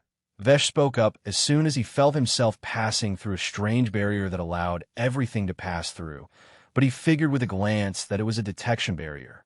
Below, many people came out of the buildings at once, and 11 people flew up, all bearing strong sprout rank auras, except for the bald man who was with the Crosshawk King, who had a root rank aura. Seeing the 5 strange, armored people, the bald man raised his eyebrows. Who are you all? He could sense their auras, as Vesh and the others didn't hide them. Vesh descended and floated across from the bald man at the same level as he stretched his hand. Hello, we are the Shadow Apostles. We would like to know more about your cult to discover if there's an opportunity for us to work together. Do you know who we are? Naturally, you are members of the great tenebrous light. Vesh coldly smiled behind his helmet. We are members of the shadow-devouring cult. Shadow-devouring cult? First time hearing about that. The bald man suspiciously narrowed his eyes. What is your specialty? For example, we have tenebrous runes that grant significant power boosts and are growth type. We are relatively new in this world, but I'm afraid in terms of overall power, the great tenebrous light is beneath us. These words caused reactions among many people. What did he say? Humph, some nameless cult dares to boast like that? The bald man laughed. That's an interesting thing to say. All right, so what makes you above us? Would you like to know? Vesh blinked as the white light in his helmet's eye sockets brightened. Waving his hand, Vesh manifested something. A right-hand gauntlet made of black material with triangular gemstone sockets on the back of the hand, for which linear neon lights of purple and violet of different shades extended throughout the gauntlet. Our cult god can weave tools of immense power that anyone can use. Vesh wore the gauntlet as it turned into streams of motes and rearranged, mounting around his already armored arm. It can adjust to any hand and combine with armor. And its power? The bald man raised an eyebrow, looking even more suspicious. It doesn't even have an aura. Naturally, because it's just an unpowered weapon right now. Vesh grinned as a small, nail-sized crystal appeared, causing the bald man's eyes to widen slightly. What the fuck? That nail-sized crystal had enough power to invoke a sense of threat in him. This is a mini-sized rank battery crystal. Vesh brought the crystal near the gauntlet, and the moment it touched, the gauntlet absorbed it. It can socket the battery automatically and power up. The gauntlet began powering up. Vesh pointed his hand away toward a mountain a couple of kilometers away. If I use the whole battery at once, this is its power. The gauntlet flickered with light as a chaotically surging purple orb began manifesting in front of his palm, as if it were being suppressed and compressed by an invisible field around it. The bald man began sweating. What the fuck? This thing can kill me. In the next moment, the small orb shot forward so fast that nobody could see it. Not even a sound occurred as it vanished. Everyone looked at each other. Was it a dud? The moment he finished speaking, boom! On that huge mountain, its bottom left portion now had an uneven crater over 100 meters in radius, and the ground looked charred by such high temperature and radiation that it appeared completely different around the crater. Arga, Lord Vesh really created some crazy stuff. Rovina, I pity our enemies. Kain, look at their stupid faces, not knowing they'll be next. Viano, these people are truly the worst. I hope they rot in hell forever. Rovina, that would indeed be befitting for these rotten apples. Their suits had communication devices connected to each other via signal waves of higher caliber than radio waves, so they could talk telepathically while in the suit. Meanwhile, the others who witnessed the blast were shocked. If that attack had landed here, their branch would have been wiped out. This, the bald man gulped. That was indeed an attack equivalent to a STEM rank powerhouse's attack. Not to mention, it wasn't just energy compression, but had the formation of a complicated technique, as if a real step rank powerhouse had released it. The bald man's heart began racing. This was a golden opportunity. What's the price? His face turned serious as he asked straightforwardly. We will buy it. Price? Vesh chuckled as the gauntlet visibly detached and vanished. Surely, you don't think you can attach a price of common currency to this, right? That's understandable. The bald man nodded. But our cult's higher-ups are some of the very strong kings on the mainland. On the front, they're an alliance, and behind the scenes, they run the cult and use wars to sacrifice their people for more power. We have no lack of resources and money if the products are like the one you showed me. Damn these bastards. It will be fun annihilating that alliance. Vesh icily grinned. But wait, mainland? So this is not the mainland. Putting that aside, Vesh focused on the task at hand.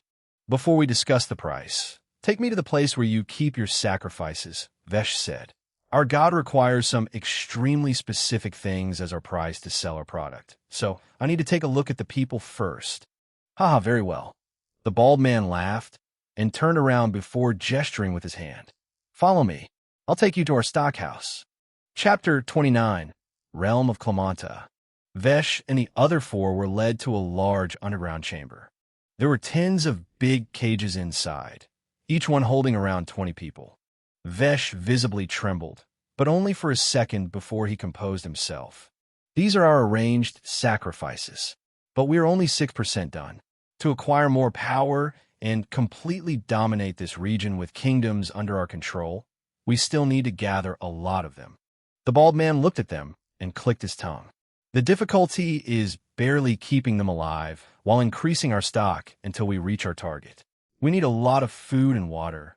After all, even if we give it to them only a little every day. Sacrifices must be alive. The bald man turned to Vesh and smiled. You can pick people you want from here, except for that pitch-black covered cage at the end. There are special sacrificial kids below the age of 10 who will give us quite a powerful tenebrous rune. They need to be marinated for a month with suffering before using them. Why are you shaking? The bald man looked at Viana in her sleek frock-like metallic suit with flickering pink eyes, as she couldn't bear to see the state of the people here, especially the last part about the kids. She is shaking because of this. Vesh spoke up, and the moment the bald man looked at him in response, a large cross lit up in the dimly lit chamber across the bald man's body. Thud! Thud! Thad! For body parts fell to the ground before the slime sword in Vesh's hand turned liquid and merged back with his suit. We can't bomb this place since people are here, so... Vesh paused, his white eyes brightening. Go and kill everyone else in the cult. Kyan was the first one to come out of the underground chamber, and he made his entrance with a commotion, blasting the house within which the passage to the underground was situated. Boom! Cult members were startled by the blast, and then something started raining. It's red. It's blood. What's going on? Watch out! From above, everyone saw a half-meter-tall humanoid holding two small scythes, adorned in a crimson-black metallic suit with red neon patterns and a draconic tail extending behind. Kyan landed right in the middle of a group of 5 cult members, all of them at sprout rank. WH. A rotating red line flickered twice in a second at such speed that only a faint crimson line was briefly visible before all 5 of their upper have slid off and fell. Attack! We are under attack.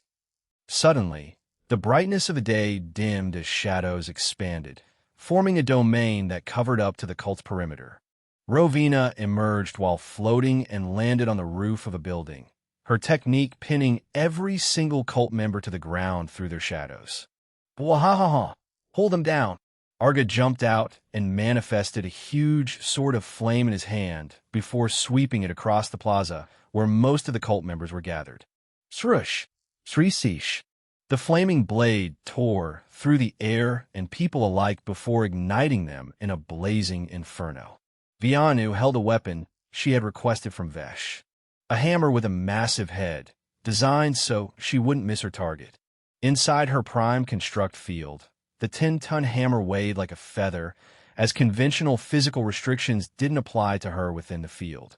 But once she swung it, the first person hit had a better fate, as he was crushed into the hammerhead, but the others behind him faced a devastating shockwave from the speed and weight of the swing. They were hurled straight into stone walls in no less than sonic speed.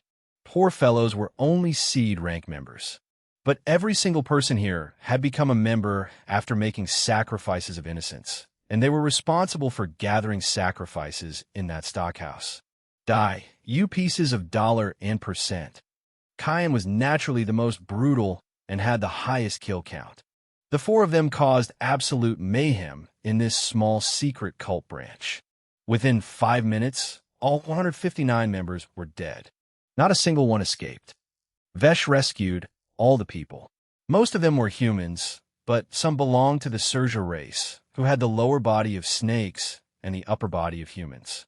He needed more people on his island anyway, and he would like nothing more than for these unfortunate souls to reside there and start a new, better life. The rescued people felt surreal as they settled in a heaven-like place high up in the sky. Viano, Arga, and Rovina guided and settled them while Vesh expanded the town, creating more homes and infrastructure. Below, the Skylord Behemoth K flickered into existence from its invisible state, hovering above the cult branch. Then, Tommy's twin mini-blasters activated as their ears transformed into exotic barrel guns with neon crimson and blue patterns, looking straight out of sci-fi. The blasters flickered with light and brightened briefly before unleashing a volley of cannon orbs in a carpet-style barrage, covering the 300-meter radius of this secret branch. Boom! Boom! Boom! Boom! Each orb exploded within a 20-meter radius with intense, contained destruction, and the mini-blasters released a combined volley of 60 orbs. Congratulations! You have successfully completed the special quest, Survival at Stake. Vesh grinned as he saw the rewards appear in his inventory. A ranked treasure chest. 1x random blueprint, C2S. 1x summon ticket. But Vesh wanted to finish the main task at hand first, since he had already destroyed the cult's branch here. The completion of the quest also proved one thing. This cult only had one branch here so far. If it had more branches in this region, the quest likely wouldn't have been completed. This is not the mainland, so it must be a small region. But how small is this region, and how big is the mainland? Vesh decided to ask this question to the voice. The mainland is cone-shaped geographically, but cracked at multiple places, parting into different regions. Each region is vaster than the Earth you once lived upon. Sidelands like where you live are 5 in number, and they are located at the southwest edge of this Clementa realm, beyond the cone-shaped mainland. For your information, Clementa is not a permanent name of the realm, as the realm's name changes based on the champion kingdom when they ascend to the next realm. What? So there are more realms? Vesh was shocked. And what do you mean by champion kingdom? Champion kingdom refers to the most impressive and strongest kingdom in this realm, having achieved the highest score in the Grand Warfare League before ascending. The name has remained the same for the past 3 centuries, though 4 powerful kingdoms are approaching that score in this era. If the record is broken by one of them, the name shall change again. Vesh's eyes sparkled. That's awesome. Chapter 30, Takeover. 2 unknown voices, inhuman, sounding yet cute, echoed somewhere. Oi, B.B, there's something strange going on in Sideland number 3. A dark horse is rising. Let me see. Oh, so we're getting a 5th contender for this era's champion title, ZZ. Indeed, BB.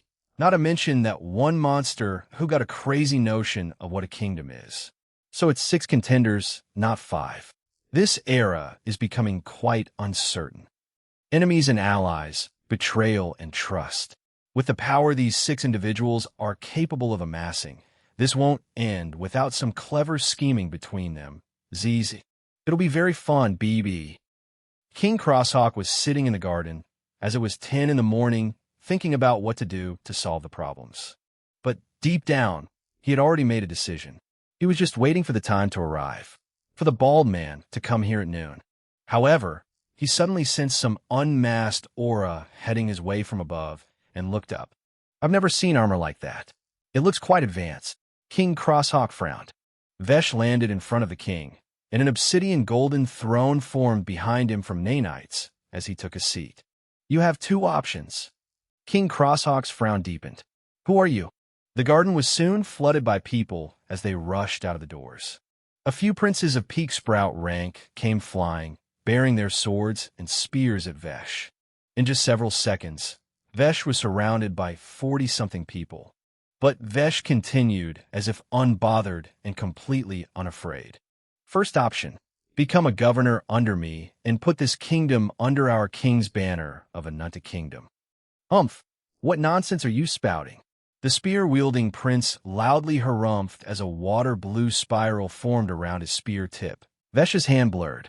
In the next moment, the spear stopped just before touching Vesh, its tip tightly grasped between his glowing index and middle fingers. Ugh! The prince's face turned red as he exerted his full strength, but couldn't move it even a little. nor take the spear back from the grip of those two fingers. Second option.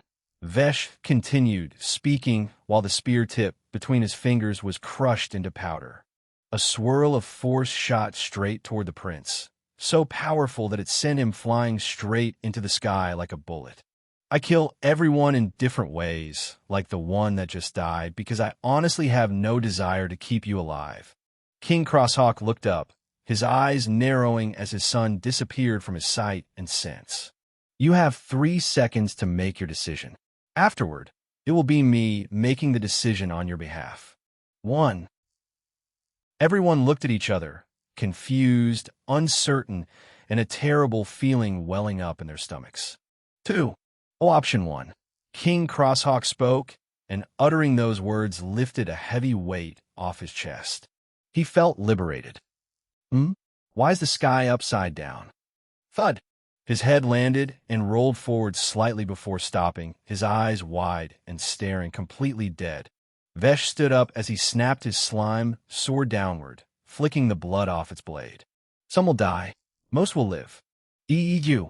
The blue-haired prince stammered as the sword in his hand trembled. To be able to kill his father instantly made it clear there was no one else capable of stopping this unknown man. Vesh turned around and faced him. Would you sacrifice commoners and random people to gain power for yourself? The prince blinked twice in panic and opened his mouth. A blue light flashed in the air before being stained with crimson as the prince was cleanly split into 2.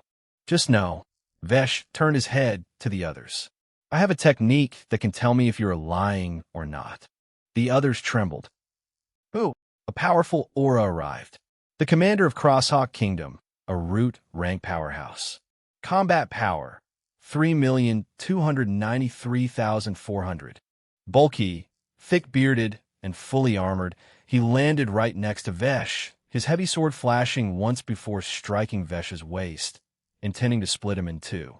Clang! Boom! The ground beneath shattered with a blast, and a shockwave spread as those who couldn't fly fell while others were flung away. Only 2 remained in place, Vesh and the commander. Wah! The commander felt numbness in his entire arm as he saw that there wasn't a single scratch where his sword had struck. In fact, Vesh hadn't even moved an inch despite such a destructive attack. Vesh's combat power with the A-rank energy-powered suit on. 17,849,300. Crack! Crar! Half of the palace crumbled to the side as the power that couldn't harm the suit instead deflected outward in shockwaves, destroying nearby structures. You, Vesh turned to the commander. I suppose I don't need to ask you the question of the day, but I want to be sure I don't kill those I shouldn't. So tell me, did you know about the king sacrificing his people and family? Half a second. That was all Vesh needed to confirm by scanning his target's mind. The commander opened his mouth to ask what the hell Vesh was talking about to buy time. But before he could utter a single word, he saw a thin purple flash. Vesh used a slightly advanced technique for this one, as he could feel the strong defense around this person's body. The technique he employed was an advanced version of the good old death trick slash, and we bit 5 times stronger in terms of technical output. Death Star Extinguish Slash. Pretty cool name I came up with.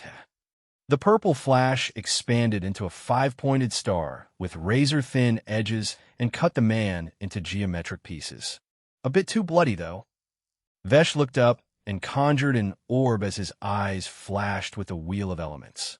A second later, the orb shot into the sky and stopped after 50 meters before expanding into a large barrier that covered the entire capital.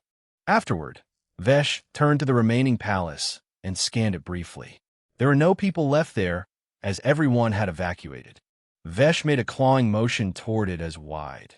Slapping waves of nanites devoured the palace and transformed it into a low-height platform, merely 10 meters off the ground, but far wider than before. The people of the city were shocked at the commotion as the largest building in the empire was reduced. In the Adventurers Guild branch, a woman with half-braided, half-spread wavy sapphire-colored hair blinked. A bona fide stem, rank puoja. Wearing large round glasses and a layered robe, her dark blue eyes showed no disturbance, only a faint glint of amusement. Behind her, a blonde-haired knight appeared.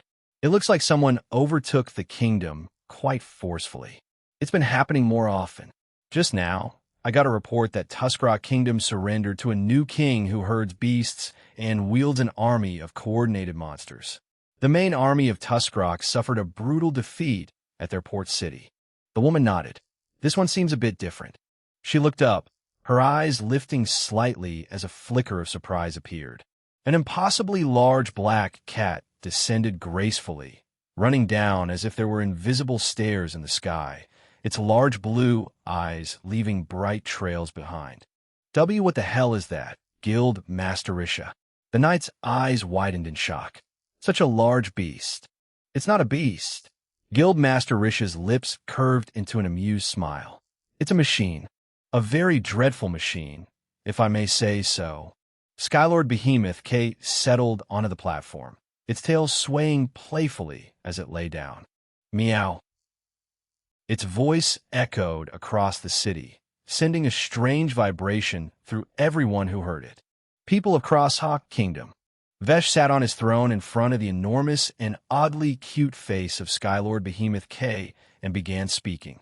A small Magi Tech eye appeared in front of Vesh, while lights spread from his fingers and formed 4 massive holograms facing all directions of the capital.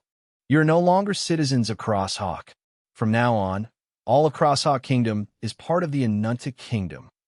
From now on, you shall prosper like never before.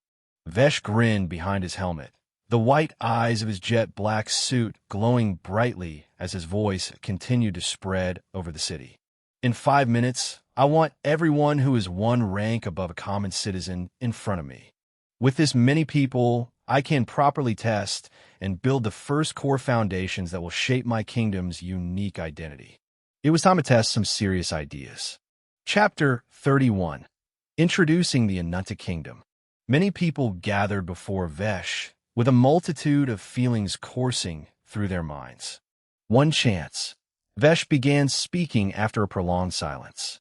I don't know how many of you knew about the royal family's deeds, and who was innocent among them, so I will leave that to you to sort out and sort yourselves out. Then I will test you all. That's all you will get to stay alive and prove that you are worthy of being part of the Anunta Kingdom. Now, moving to the main point of this announcement, which is to introduce the Anunta Kingdom to its new citizens. The infrastructure and government of the Anunta Kingdom will be different from what you have seen so far. Vesh waved his hand as the large holograms on 4 sides shifted from showing him to displaying an aesthetic white tower with a blue gemstone designed exterior and light golden patterns. A tower made of some unknown material with 1 giant symbol on top. An exotically complex symbol. It was a circle encompassing a hexagon with curved borders from one point to another, and this hexagon encompassed another hexagon within it, with its points connecting between 2 points of the larger hexagon. Inside this hexagon were 16 small circles arranged in a wave-like circular formation along the edges, 8 circles being golden with black micro-linings connecting them, and the others being black with golden micro-linings connecting them. And in the middle were 6 large, hazy circles made of many curved lines, overlapping each other. Right in the middle of these overlapping circles was a decagon, and inside it lay a triangle. That was the symbol of the Anunta Kingdom, representing the infinite and eternal. This is the Anunta Governing Tower. It will be led by 10 people who will oversee the territory under their management as governors and make decisions together for the development of the territory. In this case, this tower will govern the Crosshawk Kingdom's territories.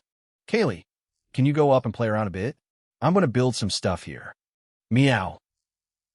Skylord Behemoth K got up, scaring the 100-something people who stood before Vesh on the ground.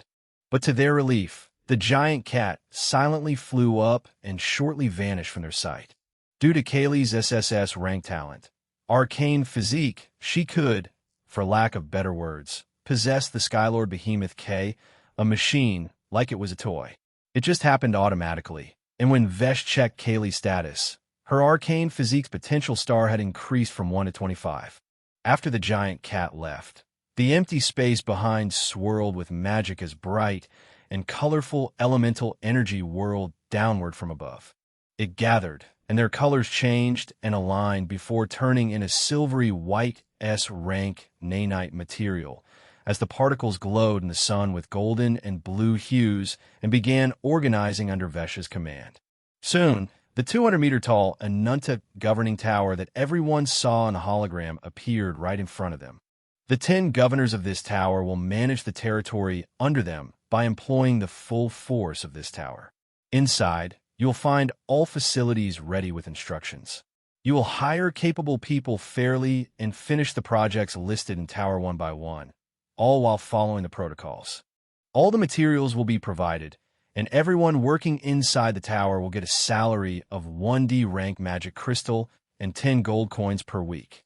If you're a Sprout rank powerhouse, you'll get AC rank magic crystal instead.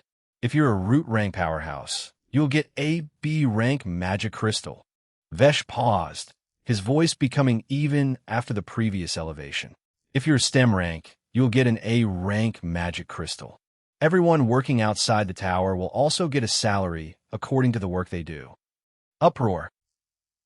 The people who heard those words were dazed, dizzied, and dumbfounded. Surely he was lying, right? Many thought of that.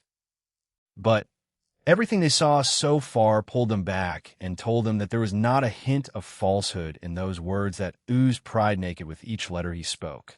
This person sitting on a throne adorned in some ancient godly black armor that instilled weakness in them just by watching him was absolutely not lying. What did he say, Jamie? Guildmaster Risha narrowed her eyes. Not just C and B, but a rank magic crystals? And he makes it sound like he can get more. That's what he said. After a short pause, Vesh's voice once again began echoing throughout the city. The list of laws is not long in my kingdom, and it is not complicated at all.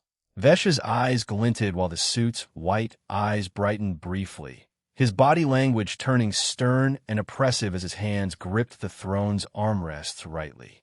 There will be an Anunta court for disputes, and the judge will be the king of Anunta, who resides in the realm beyond. No crime, no hate, no murder, no rapé, no sacrifice.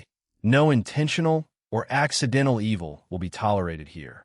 Vesh loosened his hands and leaned back, because if such a thing happens, the consequences will be swift and 1,000 times worse than the wrong they committed.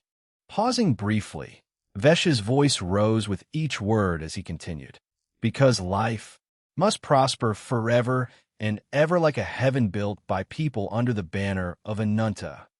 A vibration spread that invoked utter overwhelmingness upon them. But at the same time, the words also invoked hope and anticipation of a new future. The Crosshawk Kingdom was declining, and everyone's lives, except for the rich and nobles, were becoming miserable quickly. People were dying for no good reason. There was not enough food and raw ingredients to feed everyone, while the rich still hoarded and ate their fill without care. Many people who lost everything due to wars and displacements by the king during wartime to work in logistics and production got no support and were abandoned. Most of them died. Some survived and found other settlements. Many were hesitating due to the unknown world and future still trapped here. And many had given up and were just drifting through without caring for life and death. But today, something was happening. Something crazy. Something hopeful.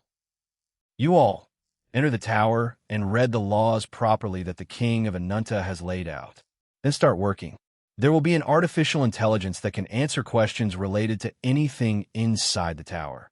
So clear your doubts when you get them. Anyone in the city who wants to find work and change their life, line up behind the tower.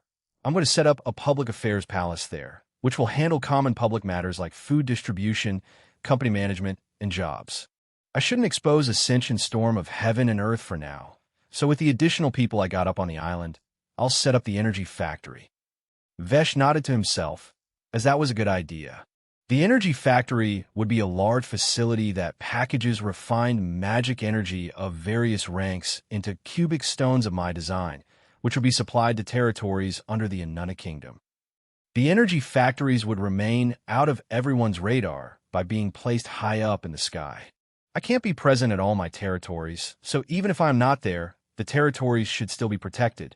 So I'd better build an advanced version of the Dread-Eye Towers with at least 3 weapon systems and 2 defense systems. Wait. What if I run my kingdom like this? Vesh's eyes shone as he got a fun, and according to him, flawless idea on how to best manage large territories under one banner. Yep, this is it. That's the best way to run the world. Vesh grinned. Since I will keep the same people who lived here and appoint them in the Anunta Governing Tower, I will give them a separate identity. And for resources and development, different Anunta Governing Towers can engage in healthy competition with each other. There will be a large battlefield where we will hold war games, and I will oversee my vast forces and people. Vesh grinned as his eyes surged with anticipation for his ambition. Since this is a sideland, I will fully conquer this and establish the vision of my kingdom here to see how it works before moving to the mainland. Yep, that's perfect. There was a lot to do, so Vesh wanted to start working. But before that, it was time to visit the Adventurers Guild branch and its leader, who had been observing him for a while now. He also wanted to see and assess what kind of organization the Adventurers Guild was and cooperate with them if possible. Chapter 32, Time to Cook. Vesh created a small floating platform and weaved 2 throne-like sofas facing each other. After he sat down, he looked at the guildmaster of the Adventurers Guild branch here. The intent was clear and plain. Come, let's talk business. Guildmaster Risha faintly smiled and vanished from her position physically. Vesh's eyes moved, turning into wind. So that's at least an S-rank wind mastery. But not bad at all. She is strong. Combat power, 11,433,400. She was a bona fide STEM rank powerhouse, possessing the step in her life nexus with a rank mana. Still far weaker than Vesh, and she knew it. Arriving on the platform, she gracefully sat down and smiled. Would you show me your face, or shall we continue this way? As you must know, one's identity is very important, Vesh answered. Given the ambitions the Anunta Kingdom has, no one will see the faces of the king or his executives like me. But we will always be in suits that demand attention while generating dread. Guild Master Risha blinked. If you don't show your faces, the lives of the people you're going to change will never know you. They won't know who to thank. Vesh laughed. Of course they would know. They would thank the king they had never seen, and most importantly, they would thank the Anunta Kingdom. The king of Anunta doesn't care about fame or personal prestige as long as the people under the banner of Anunta continue to prosper through the ages.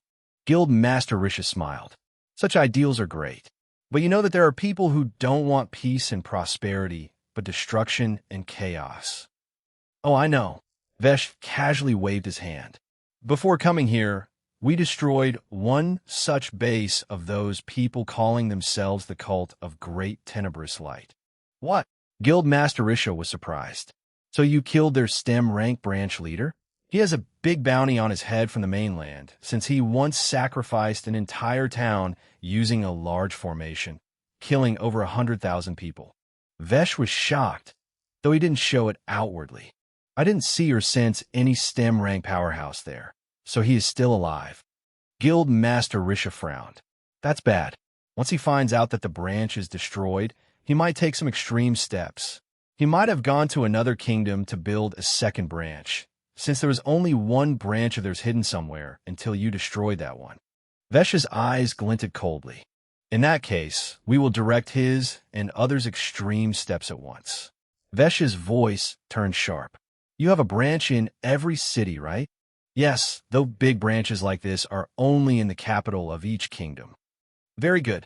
Vesh grinned behind the helm, then spread the news that an A-rank magic vein has been found.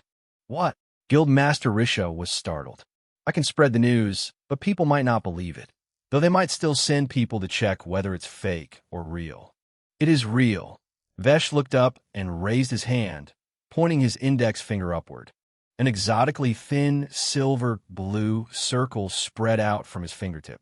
It expanded to a radius of 100 meters, covering a large area. What is that?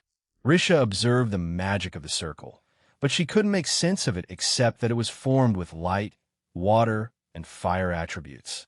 Such terrifying mastery of mana and elements. Who exactly is he? How powerful is he? Guildmaster Risha was intensely curious, as she couldn't gauge his aura. But one thing was certain.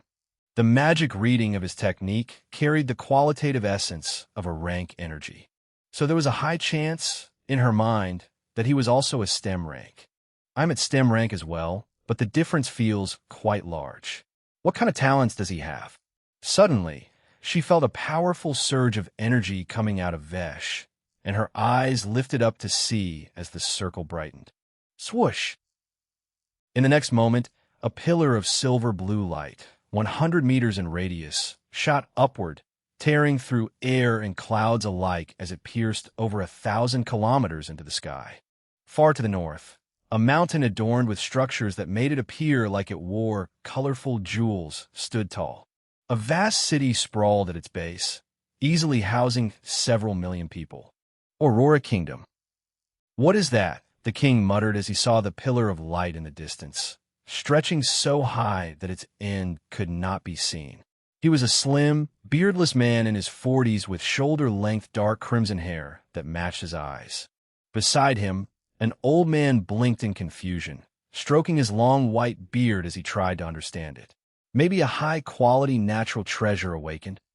In another direction, a large kingdom filled with highly geometric structures stretched across the land, with a desert to its east, a vast forest and river to its west, and an ocean far to the south. The people of this kingdom consisted of both humans and beast folk of various kinds. It was the largest kingdom in this side land in terms of both population and territory. Howling Star Kingdom. Similarly, there was the Asterisk dynasty in the south, dominating most of that region.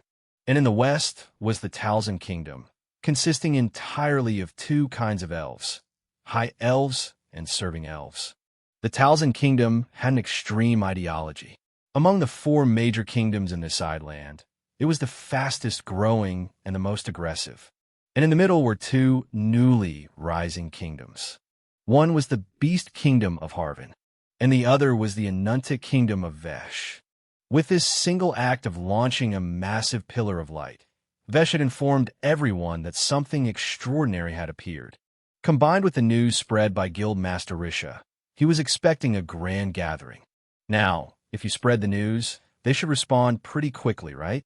Vesh asked, amusement clear in his voice. Add that the Anunta Kingdom has occupied the A-rank magic vein and has issued a warning. If anyone dares to covet what belongs to them, Anunta Kingdom will devour them entirely, including their people and their kingdom. What? Guildmaster Risha was momentarily speechless.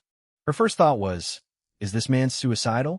But then she remembered the overwhelming power and confidence radiating from him and chose to nod. I would like to ask why you're inviting so many dangerous parties like this, but Risha smiled. I suppose I will find out on my own. Absolutely. Now, the Anunta Kingdom needs to get busy preparing for many things, so I'll take my leave. You may approach the top floor of the tower for any important matters, such as incoming parties from other kingdoms. Vesh stretched his hand, showing an empty palm at first, but as he continued speaking, something appeared. Here's a small gift for our first meeting, and a token toward an amicable, cooperative relationship with the Adventurers Guild. Guildmaster Risha looked at the luxurious wooden box with a golden frame and blue gemstone patterns that appeared on Vesh's palm. It opened automatically, revealing its contents. Inside was an alien cube made of gray-black material, with micro-moving patterns as if the particles themselves were alive. What is this? Guildmaster Risha raised her eyebrows, unable to understand it, as her sensory techniques couldn't penetrate the cube. Touch it, and it will recognize you, making it so only you can wield it. Vesh stood up as the box floated toward her. Is something good? As for how good it is, you'll have to find out yourself. I want to learn more about the Adventurers Guild, but I must prepare for now. I hope you'll spread the news efficiently. Guildmaster Risha smiled. Since you've put it that way, what can I say? One of our rules is to cooperate with the host nation as long as it doesn't conflict with our codes. That's good to hear. At that, Vesh flew upward. Oh boy, I've taken a lot onto my plate. Vesh grinned. Can't wait to cook it to perfection and devour it all. Let's call this Project 10, apt for a plan to conquer this side land in 10 days. Chapter 33. The Vision, First Incoming Party.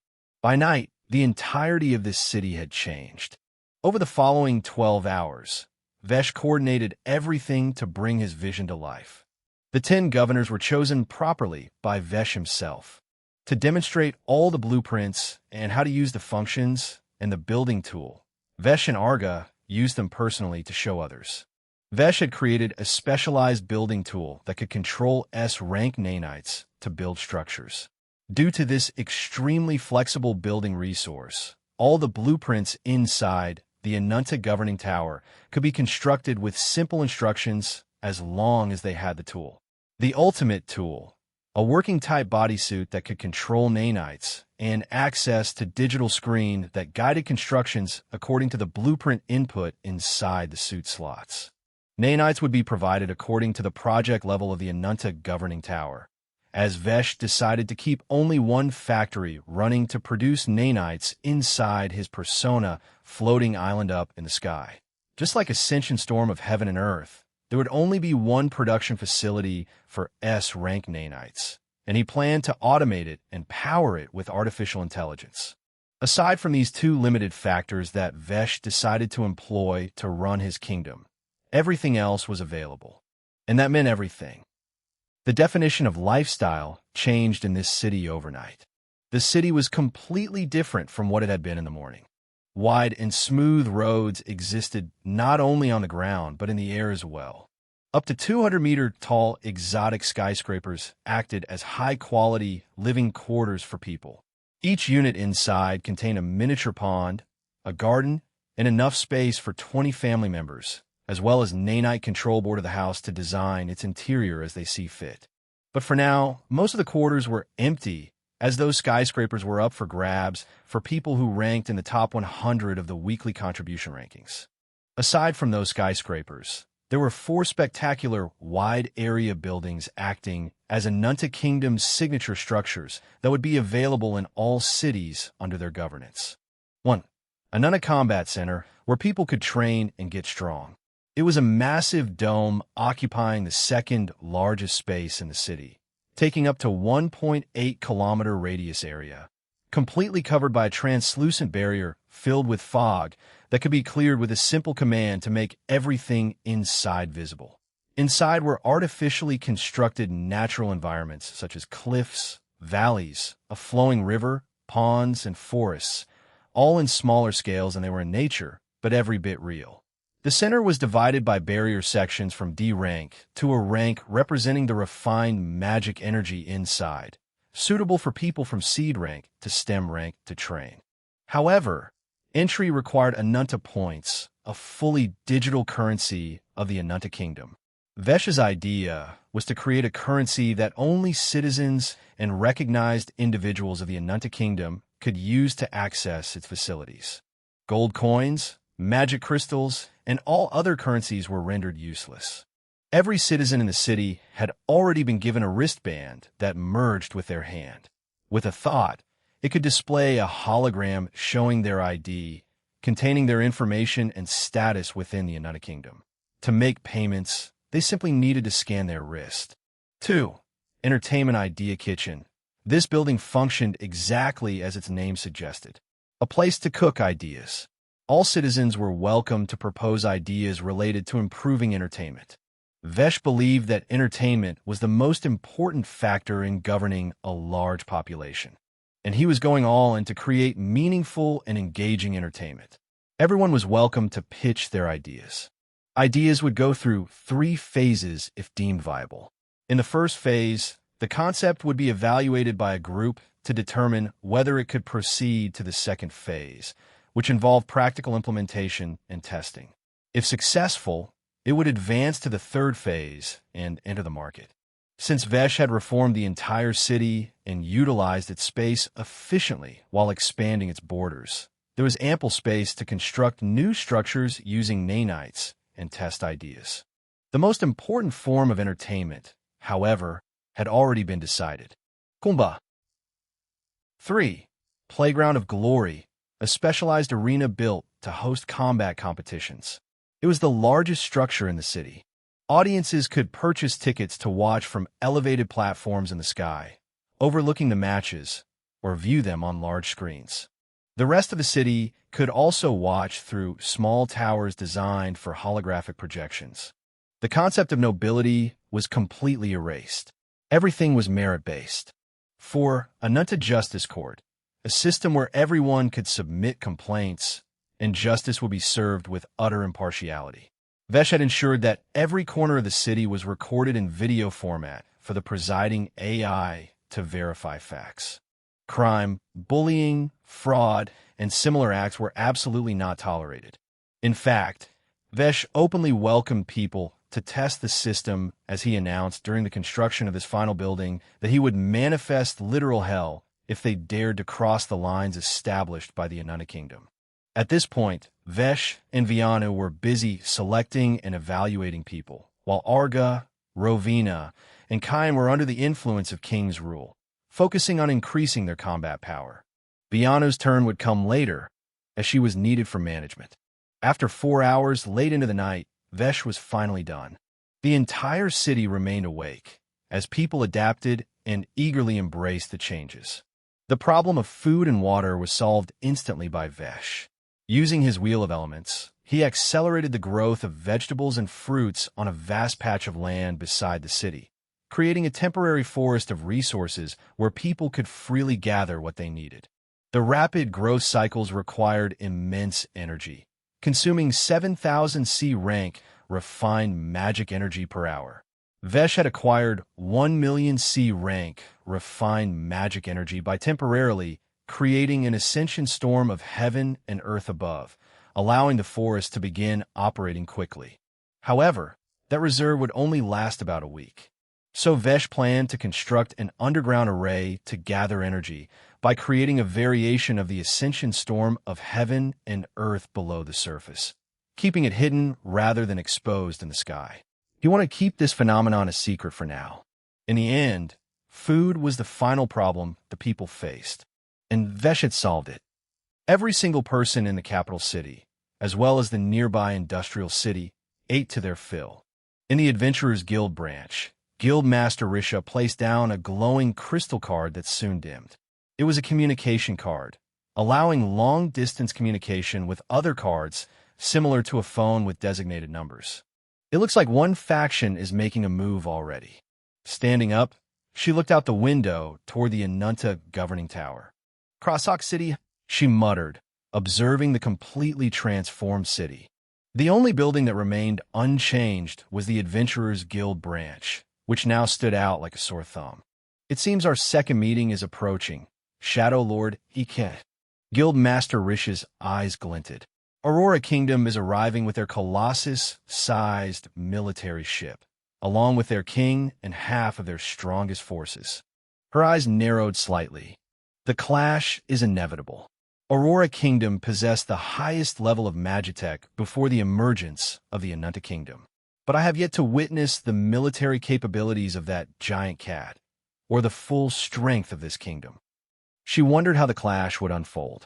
But as the Guild Master of the Adventurers Guild branch here, when two sovereign powers were about to meet and potentially clash for the first time, it was her duty to attempt mediation by bringing their leaders face to face. Chapter 34, Arrival of the Aurora Kingdom. Meeting begins. Phew, I guess we are done with almost all of Phase 1. Vesh leaned back, feeling both tired and satisfied. The only thing left is to see how people adapt. Yes, Lord Ike. Vianu smiled and addressed him in his current persona. It was a good idea to let people learn and understand one subject first and work on it instead of trying to tell them everything at once. Vesh nodded, his eyes sparkling. I can't wait to spread this and complete Phase 2 as I envisioned. Suddenly, he felt something inside his inventory and also received a notification. Your comm card is ringing. Vesh took it out and infused his mana as a two-way connection formed. Guild Master Risha. Aurora Kingdom is coming here in a large party, headed by none other than their king. I have already spoken with them and arranged a meeting. Vesh, oh, that's good news. Will they arrive? And thanks for arranging the meeting. It's better to talk and decide how they will come under Anuntic Kingdom's banner, rather than taking a direct, forceful approach, as I did with Crosshawk Kingdom. Guild Master Risha. That's indeed true. They will be here by 8 in the morning, as they are not in a hurry. Vesh, 8. So just 4 hours from now. Very well. Thanks for the heads up and for arranging the meeting beforehand. I'll set up a meeting venue in the sky, so guide them there. Guild Master Risha. All right. Aurora Kingdom's massive ship had a whale-like shape with wings, seemingly patterned entirely with colorful gemstones, with its base material being some kind of crystal. Inside was an army of their 5,000 strongest soldiers, all at Sprout rank. The ship also housed various weapons. Aside from that, the top powerhouses of Aurora Kingdom, including their king, were also present. A total of 100 root rank powerhouses and 10 stem rank powerhouses, including the king. And this was 65% of their total combat force. It seems nobody has information about this in Nunna Kingdom. It appeared out of nowhere. An old man with a long white beard muttered, Commander Kinshire, the second strongest stem rank after the king of Aurora. Combat power, 13,390,294. Inside the ship was a spacious and luxurious section where all the stem rank powerhouses and some root rank powerhouses, like the 6 princes and 2 princesses, were present. The king sat on a throne, while several open scrolls floated before him as he read them in a relaxed posture. He had golden brown hair like a lion's mane and a warrior-like physique, neither too bulky nor too lean. He stood at 6 feet 5 inches and wore a refined gray-black armor. Naturally, he possessed the highest combat power among those present. Combat power, 21,004,309. Among all the kings and queens in this side land, he has been considered the strongest individual for the past 5 years, ever since he killed the previous strongest and conquered his kingdom, solidifying Aurora Kingdom's dominance. Naturally, new powers have begun rising in distant regions beyond his northern territories, with no information on their full power. He had also grown restless after 5 years of stability and peace. So upon seeing the Pillar of Light and receiving news from the Adventurers Guild, he decided to act without hesitation. Not to mention that this Anuntic Kingdom had dared to issue a bold warning through the Adventurers Guild. If anyone dares to covet what belongs to them, Anuntic Kingdom will devour them entirely. The king repeated the words with amusement and anticipation. Humph! Merely an empty threat. A slim crimson-haired woman in knightly armor snorted disdainfully. But we should proceed as we always have. An orange-haired prince wearing a wizard hat and golden-white robe smiled gently as he responded calmly. We do not act before understanding the enemy. Father, he looked at the king. They have prepared the meeting venue. Let's evaluate them properly and confirm the existence of this rank magic vein. I also have my doubts, so we should proceed cautiously. The commander nodded. Unless the meeting turns hostile, we will conclude it peacefully and anchor ourselves in the sky without aggression until other parties arrive. The Big Four will not remain idle now that we have made our move. Regardless of whether the A-rank magic vein exists, our move alone is enough to provoke reactions. Everyone is gathering power and seeking a war that will engulf this side land and unite it under one banner. It's happening. A chubby, blue-haired prince in black assassin attire leaned against a pillar as he gazed out of a large rectangular window. I'd give it 1 year at most before all hell breaks loose. The Four will begin their conquest to absorb all territories. He glanced around the hall briefly before looking back outside. Rats are also infiltrating. 3 hours passed in the blink of an eye as morning arrived. The prized airship of Aurora Kingdom, measuring 380 meters in length and 112 meters in height, truly deserved the title of Colossus-sized. It was roughly the same size as the combined floating island and Skylord Behemoth K. That's their city? As they observed the city below, one tower stood tall with gigantic words stretching across 500 meters, appearing to float in the sky, while anchored to the upper section of the tower. The king raised an eyebrow. Fancy, Anunta governing tower, rising light city. Vesh took a deep breath as he stood at the edge of the floating island, with large screens hovering before him displaying the city below. There had been an additional change. He had decided on the city's official name, and it was now displayed on the tallest structure. They are here. Arga arrived beside him. That ship's pretty big, eh? But big doesn't mean better. Vesh chuckled. That's true. But if they think bigger is better, I can make something bigger. Arga laughed. Indeed. Rovina emerged from Arga's shadow. You know, we haven't discussed this at all, so are we going to wing it? I like that. Kyan appeared in front of Vesh, floating on a spinning crimson disk. Of course, I'll stay quiet during the meeting unless they show signs of hostility. They are quite powerful. Vianu appeared, flying up from the city. There are many powerhouses. Vesh smiled. You four won't stand a chance against their strongest yet. Tis. Kyan clicked his tongue. Ha! Don't worry, my lord. I shall handle their strongest.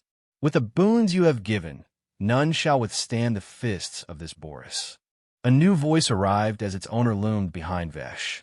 A giant, standing 3 meters tall. Not 2, not 4, but 6 arms. Blazing red skin and bright vermilion and orange tattoos covered his bare upper body. Below, you were only a thick loincloth. This was Vesh's 4th summon, obtained 3 hours ago. Demon Yoladin. Life rank root. Combat power. 6,499,348. Titles. Rampage of Hell. Talents. Fire Mastery SS rank potential. 50/50. Hearthblaze Tattoos S rank potential. 25/25. Martial Artist S rank potential. 21/25. Here, your suit is ready. Vesh tossed a small cube to Yoladin. Yoladin blinked as the cube struck him, then dissolved his body into a storm of particles. Dan's suit is a bit different since he'll be the main fighting force alongside me if things escalate. So it will take 5 minutes for full calibration and integration. Vesh waved his hand as a massive platform made of nanites began forming 100 meters above the Anunta governing tower. We'll go ahead and take our seats. Elegant couches appeared on both sides. One side had 6 seats, and the other also had 6. This was deliberate. Seeing the platform, the king of Aurora laughed. It seems they are testing us as well. Let's go. Decide among yourselves which 5 will sit beside me. Everyone glanced at one another. There is no need for discussion. We will give them what they want. The 5 strongest among us will sit. A woman in a red, noble dress spoke calmly. The rest can stand behind. She was the only commoner-born individual present, yet also the 3rd strongest after the king and commander. So the witch has spoken. The commander scratched his throat. Some of you with suitable abilities should also disperse and gather intel. Vesh, Arga, Rovina, Kyan, and Vianu took their seats. Not even 10 seconds later, a large group emerged from the ship and headed toward the platform, with the king leading them. Guildmaster Risha and several others like her watched from a distance, seated on a balcony. 6 individuals, all STEM rank, each a branch leader of the Adventurers Guild. Here we go, Risha muttered as she saw the king and others stepping on the platform. What will happen? Chapter 35. The Intensity on the Platform. King Aurora looked at the individuals covered in armor. He didn't say anything and sat down first, his feet on his other leg's knee and his chin on his hand as he leisurely leaned back. Meeting with faces covered? That doesn't seem sincere for a meeting. He was already trying to take the upper hand. The other 5 who sat were the white-bearded commander, Scarlet the Witch, Crown Prince Hugo, Duke Ardelin, and Librarian Marina, including the king. These 6 were the strongest STEM rank powerhouses. Each one had 10 million plus combat power. Behind them stood around 40 people on the platform, among whom were a few STEM rank, while the rest were root rank. Scarlet, They have one seat empty. One more person might be coming, but from these 5, I don't sense any particular threat. Commander, but why are they covered in armor? King Aurora, their appearance looks pretty good, I must say. The one with the dress, the one that screams assassin, and that bulky golden brown one with molten patterns. All of them are custom-made and seem powerful. Duke Ardalan. Yes, the armors are quite intricate and advanced. Better than the ones I make. Prince Hugo. Better than yours? That's a surprise. Duke Ardalan. Indeed. This kingdom that appeared out of nowhere might not merely be an empty boast. Naturally, in response to King Aurora's words, Vesh waved his hand with a carefree body language and chuckled. Don't mind this. We have a reason to keep the armors on, though depending on how this meeting goes, we may grace you with our humble appearance. I like that arrogance. King Aurora laughed a bit and continued speaking as his eyes glinted. So, I heard you got a rank magic vein here. Is that true, or are you trying to lure people here? Vesh's white, glassy eyes of the armor brightened briefly before he continued speaking. There's an A-rank magic vein here. We have already started mining it and processing the resources into this. As he finished speaking, Vesh threw a cube at King Aurora. Grabbing the cube, King Aurora inspected it as his eyes glinted before he raised his eyebrows. This is refined magic power of a rank. He handed it to the commander, who also took a look at it and passed it to Scarlet. Duke, Your Highness, this cube is nothing ordinary. It houses far more energy than its size suggests, and I am surprised that it is still so stable. To create a container better than naturally forming crystals, let's just say that my general magic mastery is not enough to make something like this. Scarlet, if you can't, then nobody in our kingdom can, I guess. Do you want that? Vesh asked with a smile behind his mask. King Aurora narrowed his eyes as he faintly smiled. If you're talking about the A-rank magic vein and how to make this container, then sure. I want that. Vesh laughed. I like your humor, but I don't mind giving them to you as long as you agree to a few things. A few things? King Aurora blinked. What things? Actually, just one thing. Give me your kingdom. The moment Vesh finished speaking, the air shifted. An overbearing pressure surged on the platform, with some people unable to hide their killing intent because of his words. That's a bold thing to say, the white-bearded commander calmly spoke. Bold? Vesh shook his head. Merely a statement. Nothing bold about it. Anunta Kingdom intends to unify this side land under its banner. Ha ha! King Aurora laughed. The others chuckled. You make it sound easy. The shoulder-length blonde-haired Duke blinked. Of course, it is by no means easy, Vesh said with a nod. But not impossible. In fact, nothing is impossible for the Anunta Kingdom. With this belief, conquering this side land is just our first step. But putting all that aside, how about we take a look at the city below? Isn't it good? Vesh continued without pausing.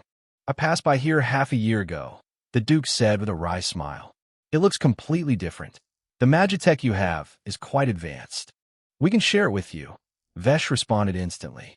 We can give you everything we have as long as your kingdom adopts the vision of the Anunta Kingdom and transforms accordingly.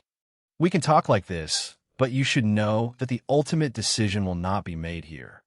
King Aurora narrowed his eyes. It will be made on the battlefield. Wrong. Vesh rebuked without hesitation. The decision can be made here if you are a man of a high enough caliber. The Crown Prince snorted. And what do you mean by that? That King Aurora is weak. Vesh shook his head. Let's be reasonable. You are here because of the A-rank magic vein.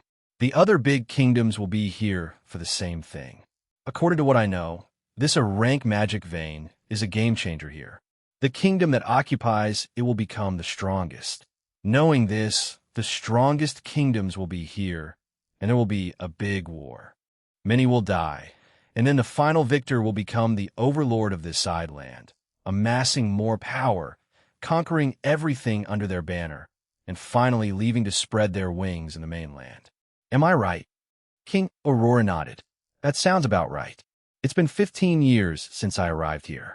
I have gathered enough power to make the next move, and that time is here.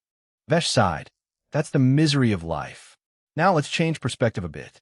Suppose you are not a king, but a commoner with a normal family.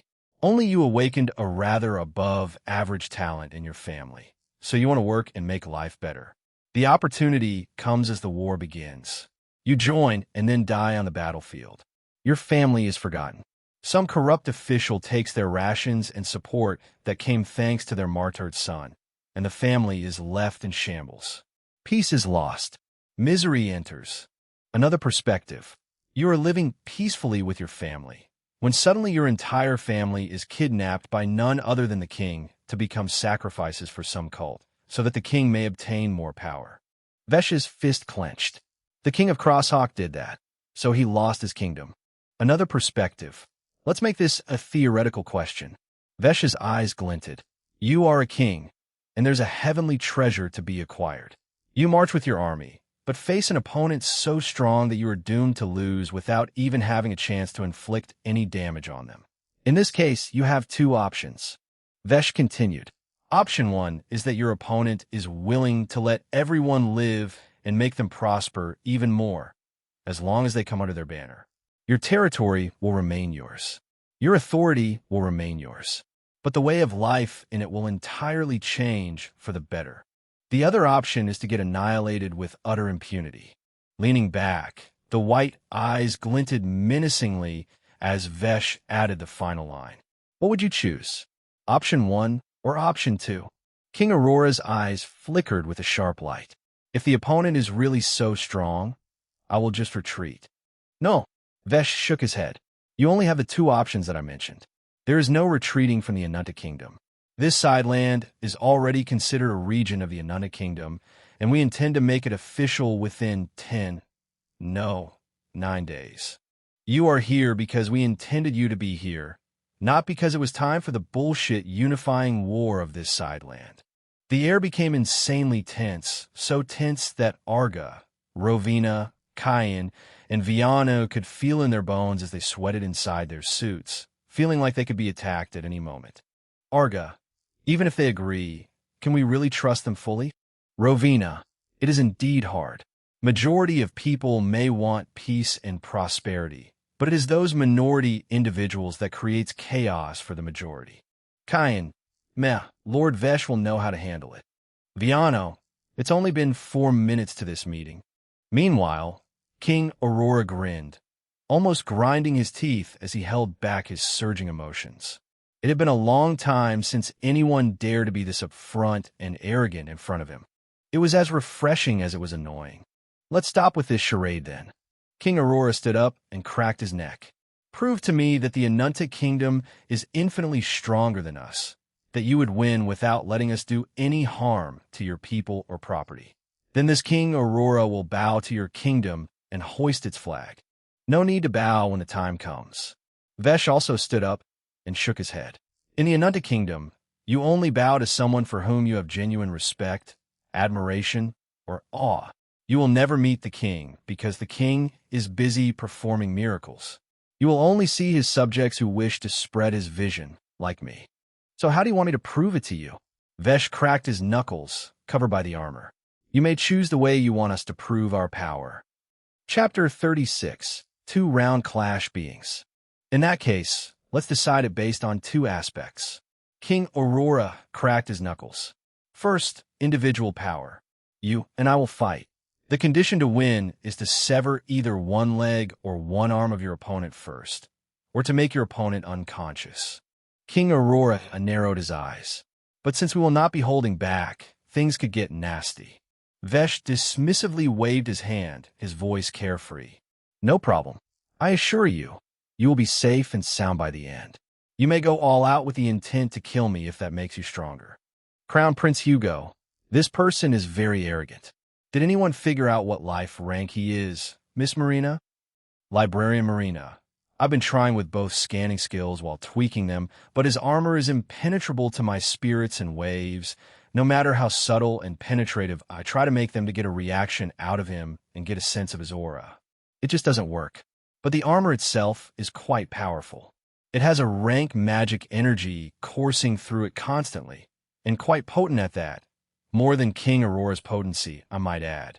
It's fundamentally a completely different type of armor, from the material to the method used to craft it. It's very advanced. Commander, so it's more advanced than ours. Our prize ship can annihilate at least 5 STEM rank powerhouses with our formation. But if they have big weaponry as well, it might be more dangerous than ours.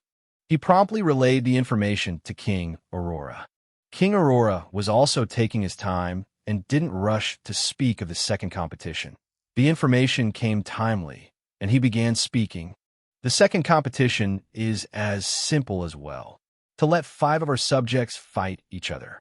In the case of a tie, we can think of something when that happens. Vesh chuckled and nodded without hesitation. All right. Suddenly, everyone looked up collectively as an unbridled aura descended rapidly. A giant with 6 arms, his entire body covered in evenly colored metallic vermilion and demonic light blue neon, embodying hell with its molten tendril patterns that intertwined chaotically. They pulsed with a certain rhythm as his 6 wide arms were spread while he fell on his belly. But right before he was 10 meters off the platform, a large pair of metallic wings manifested as he turned to a standing position and landed on the platform without making a sound. Swoosh! Except for the burst of wind that he dragged with him, which spread in all directions. Naturally, no one was pushed back. Vesh glanced at Dan, and a smirk formed behind the helmet.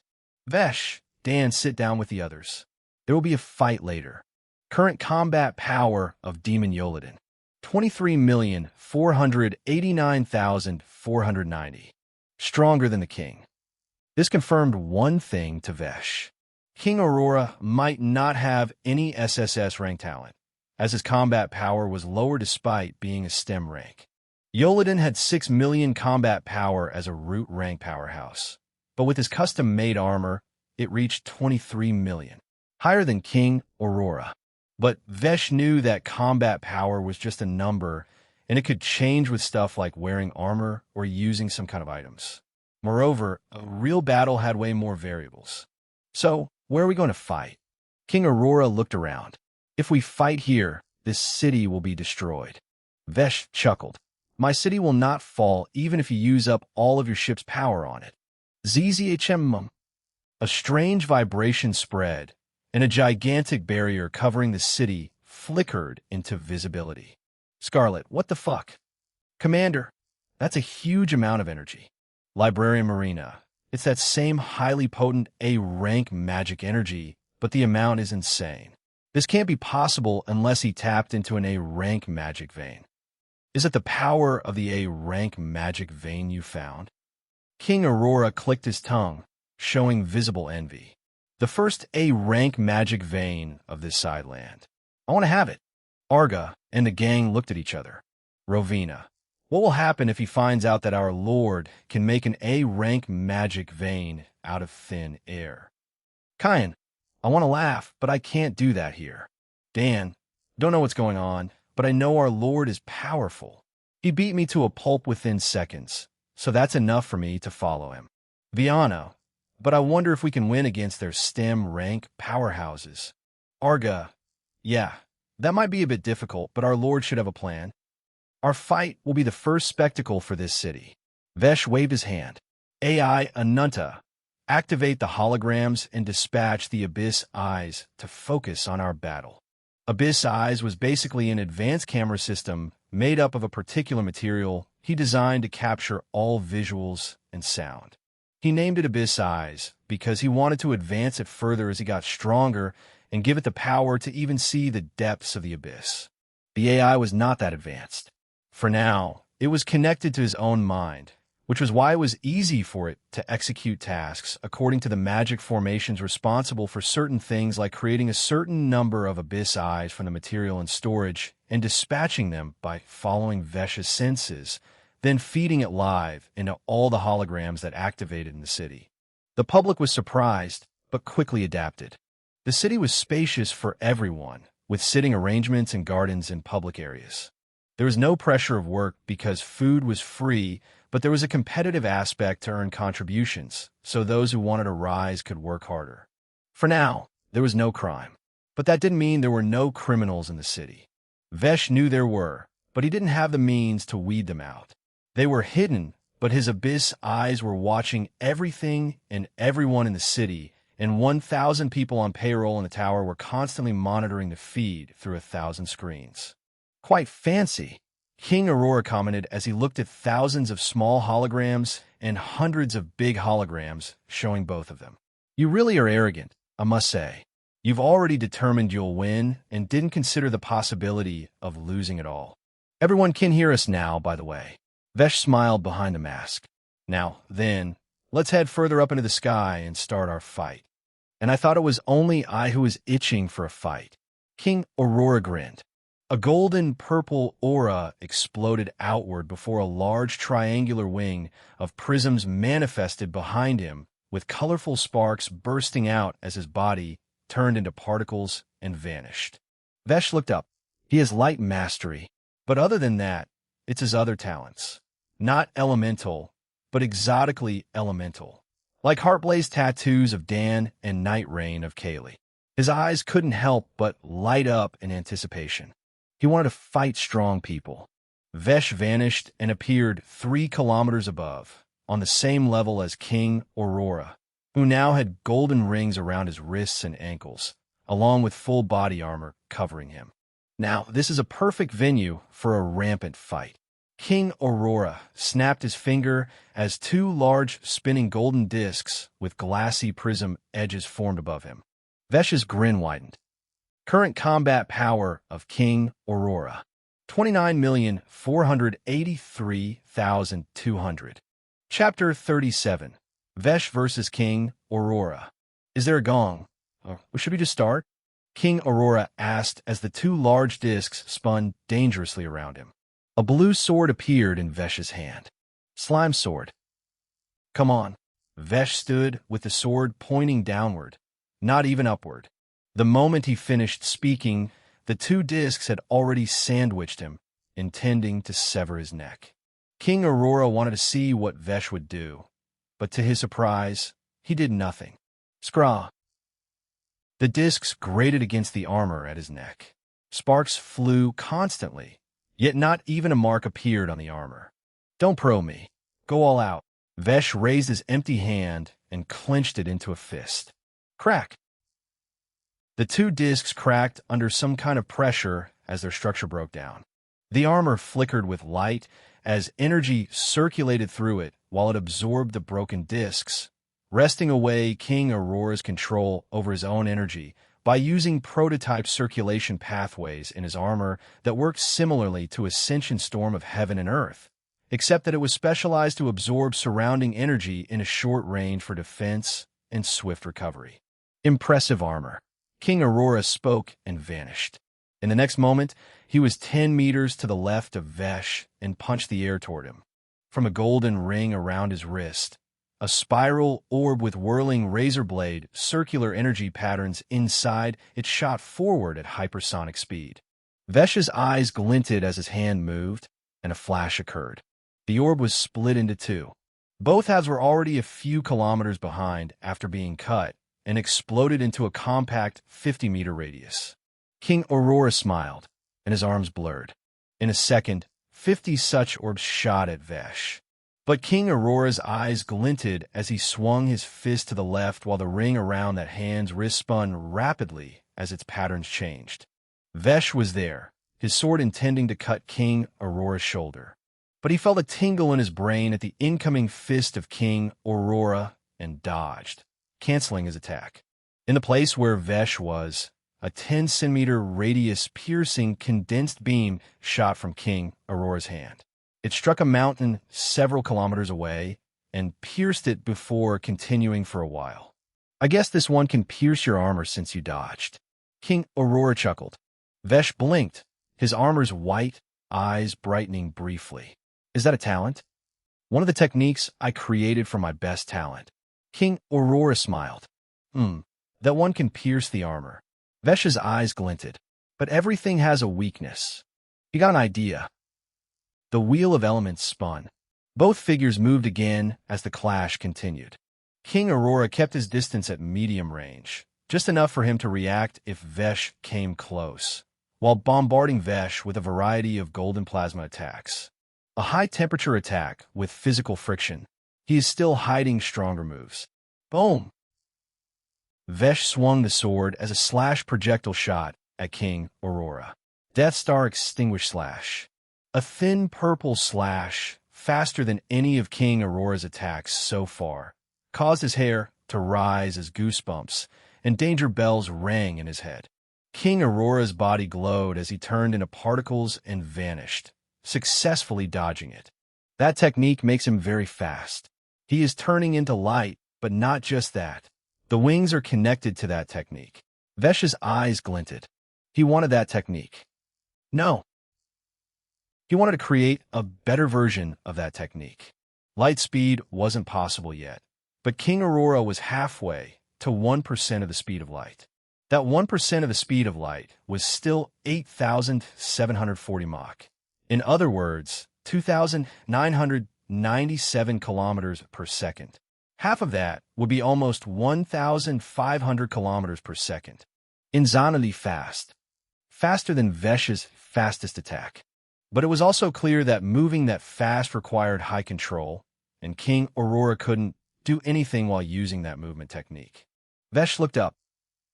Two spears of semi-transparent prism crystal with golden glowing patterns came at him. Death Star Extinguish /X2. Both spears were severed cleanly. My attack has higher penetration power.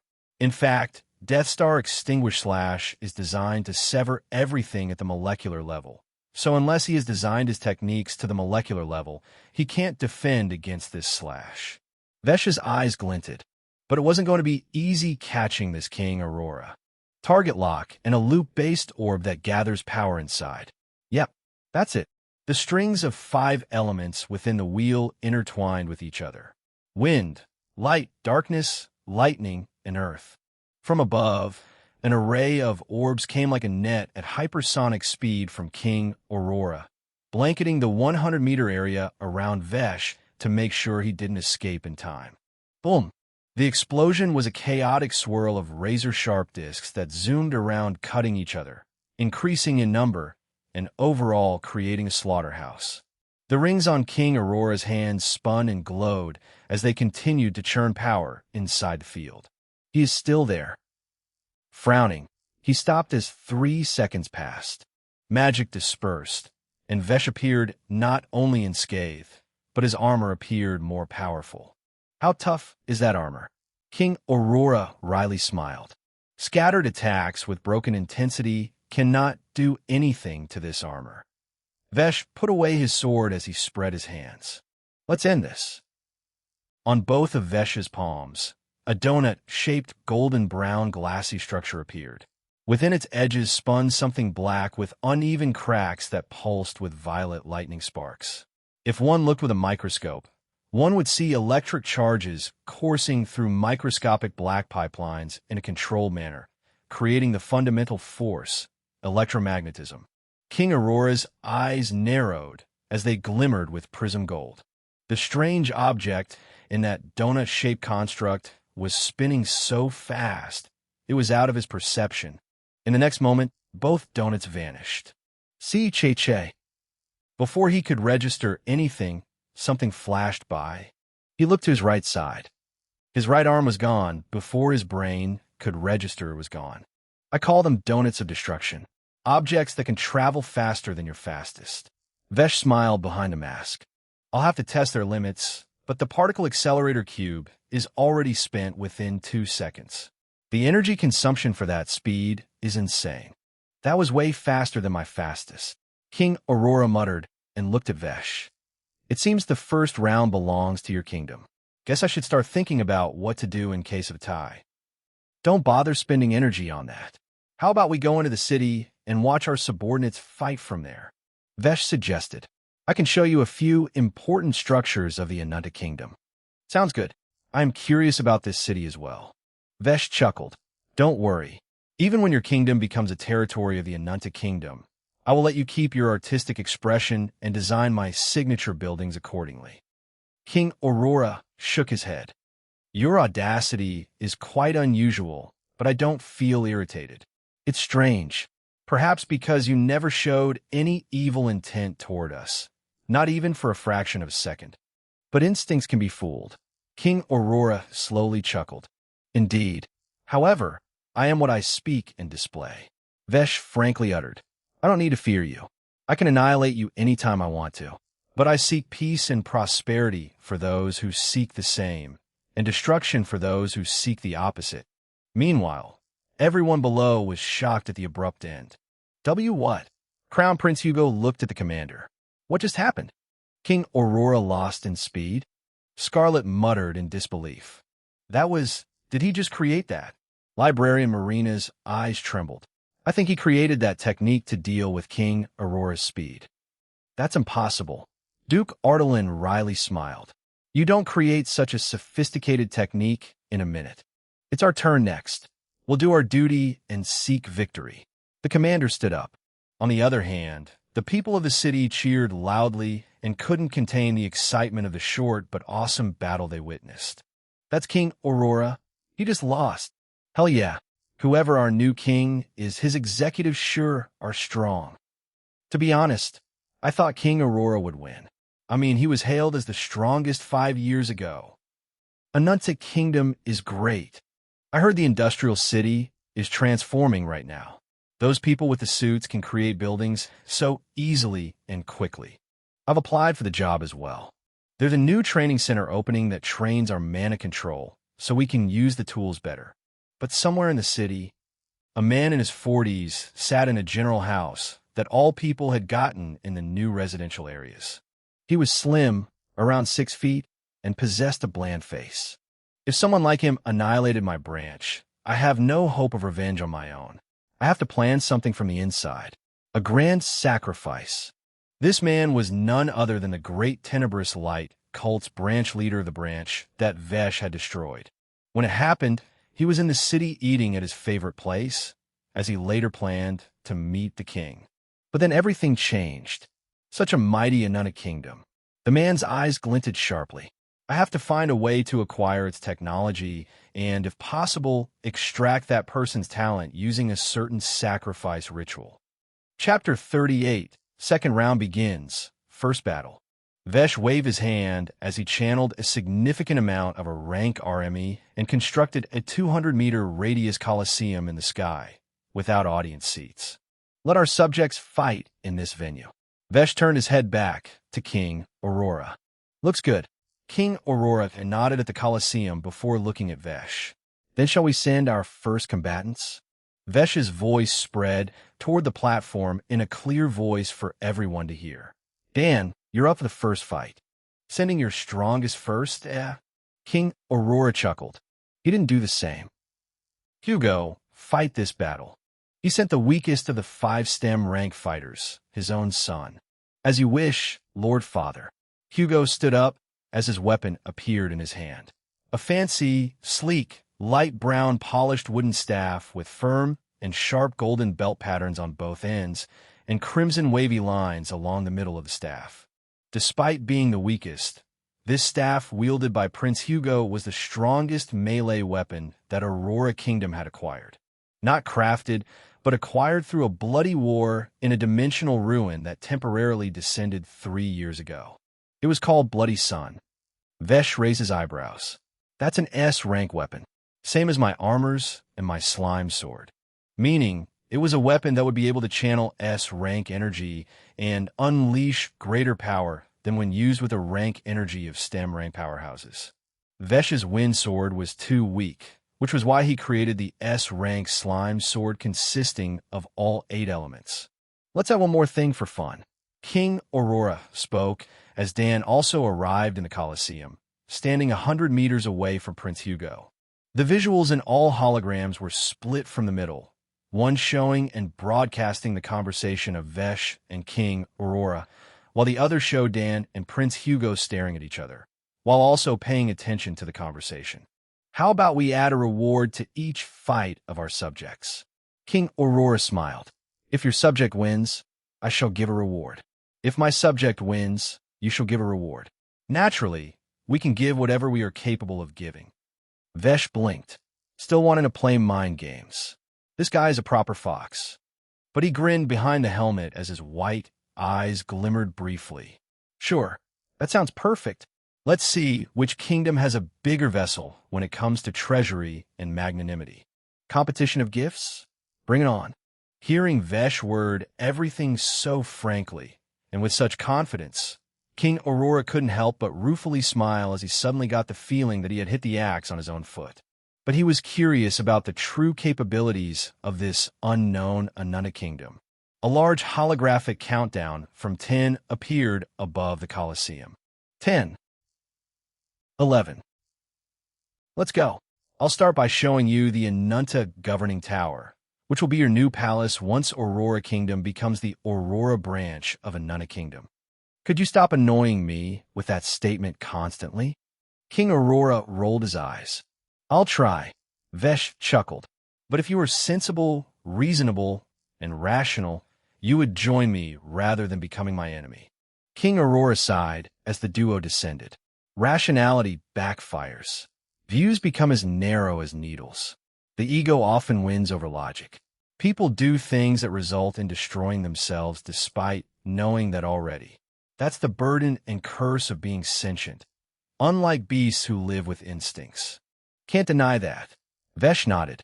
That's why this kingdom doesn't focus on superficial goals like saving everyone in the world and making it a paradise.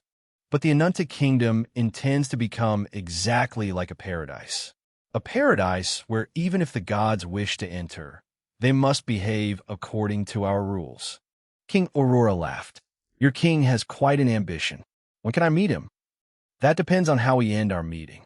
Both of them landed quietly on the Anunna Tower's front ground before heading toward the entrance of the tower, a 20-meter-tall and wide door that remained open, but a barrier acted as the real door that blocked and scanned people before letting them in. One could not enter without the Anunna ID wristband. While the two of them entered inside, the fight above started in a far more rampant manner than the previous one. Boom!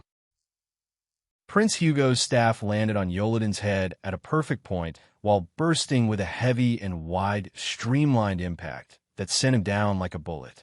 A big crater formed as Yoladin was embedded into the ground 5 meters deep. Vesh made sure to make the ground a bit weaker to let the impact scatter and escape through destruction.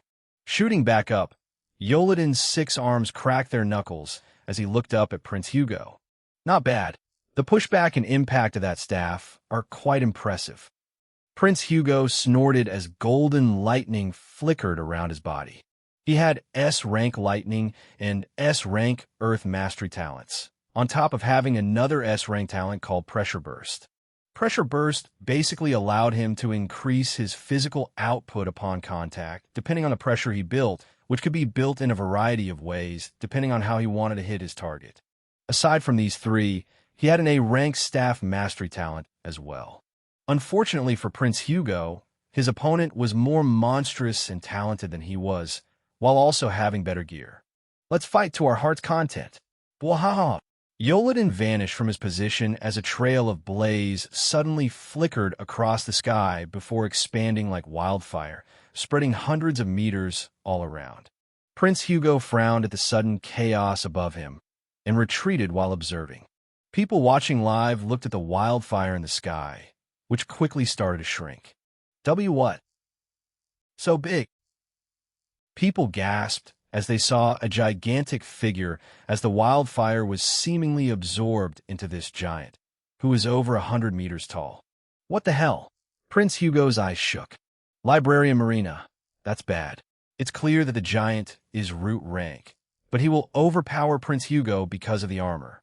It's an insane technology to allow anyone to wield a rank energy and empower their attacks with it. Duke Ardalan, not just magic attacks, but also the physical body. The armor is boosting all aspects of his life. It's not worn over the body, but connected to the body on a fundamental level. I can't wrap my head around that. Commander Whitebeard, indeed. But let's see what happens. The staff can break the armor, but he has to be patient and find an opening. Scarlet, given Hugo's style, that ain't happening. But I sure would love an armor like that. Even Seed rank can kill Root rank by overpowering them since Root rank can only wield B rank energy, while the armor gives access to a rank energy and boosts physical parameters. It's like cheating. Powerful wind burst out as Yoladin laughed loudly like constant thunder. This was Yoladin's S-rank talent, Heartblaze Tattoos. The effect was that the more flames he absorbed, the larger he became. Not just in size, but also in power, as his physical parameters increased by 5% per 10 meters of growth. And the terrifying thing was his SS rank Fire Mastery talent. An S rank elemental talent meant becoming the living manifestation of the element, able to turn one's body into elemental form.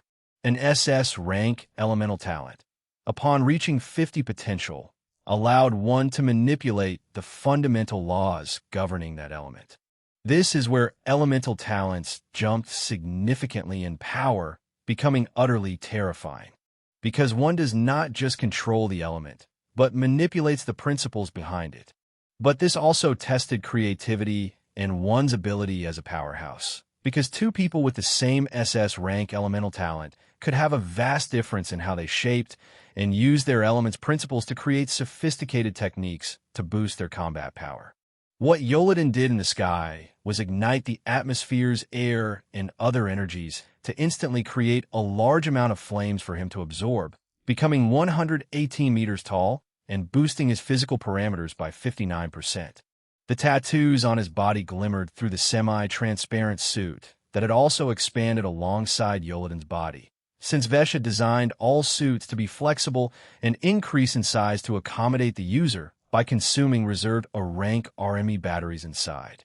Prince Hugo decided to strike from afar as 5 brightly glowing earth crystals with lightning coursing through them lined up, which he hit with the staff as they shot at Yoladin like bullets.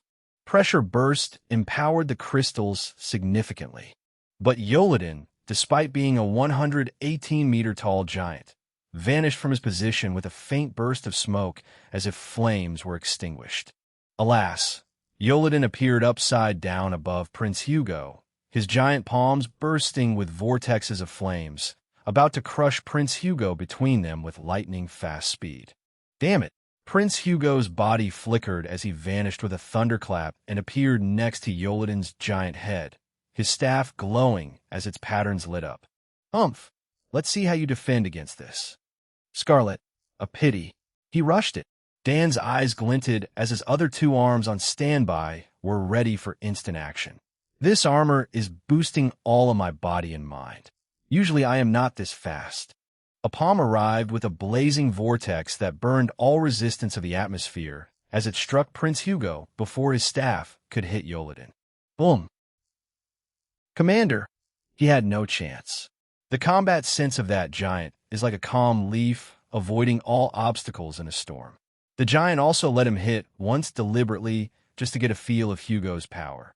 Prince Hugo felt intense heat for a fraction of a second, followed by an impact that rattled his brain and a shock that sent his consciousness drifting into darkness as he slammed into the Colosseum ground, making a crater 5 times wider than the one created when Yoladin crashed down. Almost all of his bones were broken. Commander Whitebeard arrived there in a blink, pulled the prince out, fed him a pill, and sent him down inside a barrier. Haha, are you next? Yoladin grinned. Well, we can change the rules and make it such that the winner can stay and fight until they lose. Commander Whitebeard caressed his beard as he looked at an abyss eye in the sky, as if asking King Aurora about it. King Aurora turned to Vesh as the camera focused on him on all screens. I don't mind that. I also don't. Vesh chuckled as they entered the project management section of the tower. Up above, Yoladin grinned. Do you want to rest a bit? Commander Whitebeard's outfit changed to a pristine white exoskeleton suit, as if made from exotic beast bones. Nope. Yoladin shook his head as he looked at the suit's UI. A rank battery remaining, 43%. The wildfire took a lot of energy, but this should be fine, I suppose. Let's start then. Commander Whitebeard cracked his neck as large gauntlets formed around his hands. Oh, an unarmed martial artist? Dan's eyes brightened. He also felt a whiff of danger from this old man, unlike the previous one. Dan grinned. Make me have some fun. Depends on how long you last. The The commander replied calmly with a faint smile and sharpened eyes. Chapter 39. Yoladin versus Commander Muron. Vesh raised his eyebrows in surprise as he looked at the commander through a screen next to him. So, you are not the strongest. Vesh turned to King Aurora, who was looking at the interior systems and structures of the tower with amazement and curiosity. Snapping back to Vesh upon hearing his words, King Aurora laughed. Well, I never said I was the strongest in my kingdom. Commander Muron is stronger. Vesh nodded. It appears so. Previously, when he checked their combat powers, King Aurora had 23 million, and it jumped to 29 million as he unleashed his full power. Commander Muron, on the other hand, jumped to 32 million combat power. In the sky, Yoladin and Muron were in close combat that looked akin to an ant versus an elephant due to the difference in size. But the power packed in the ant appeared higher than the elephant, as each time their fists and legs clashed. Yoladin was the one getting pushed back. Naturally, the qualitative difference couldn't be ignored. One was a STEM rank powerhouse, and the other was root rank.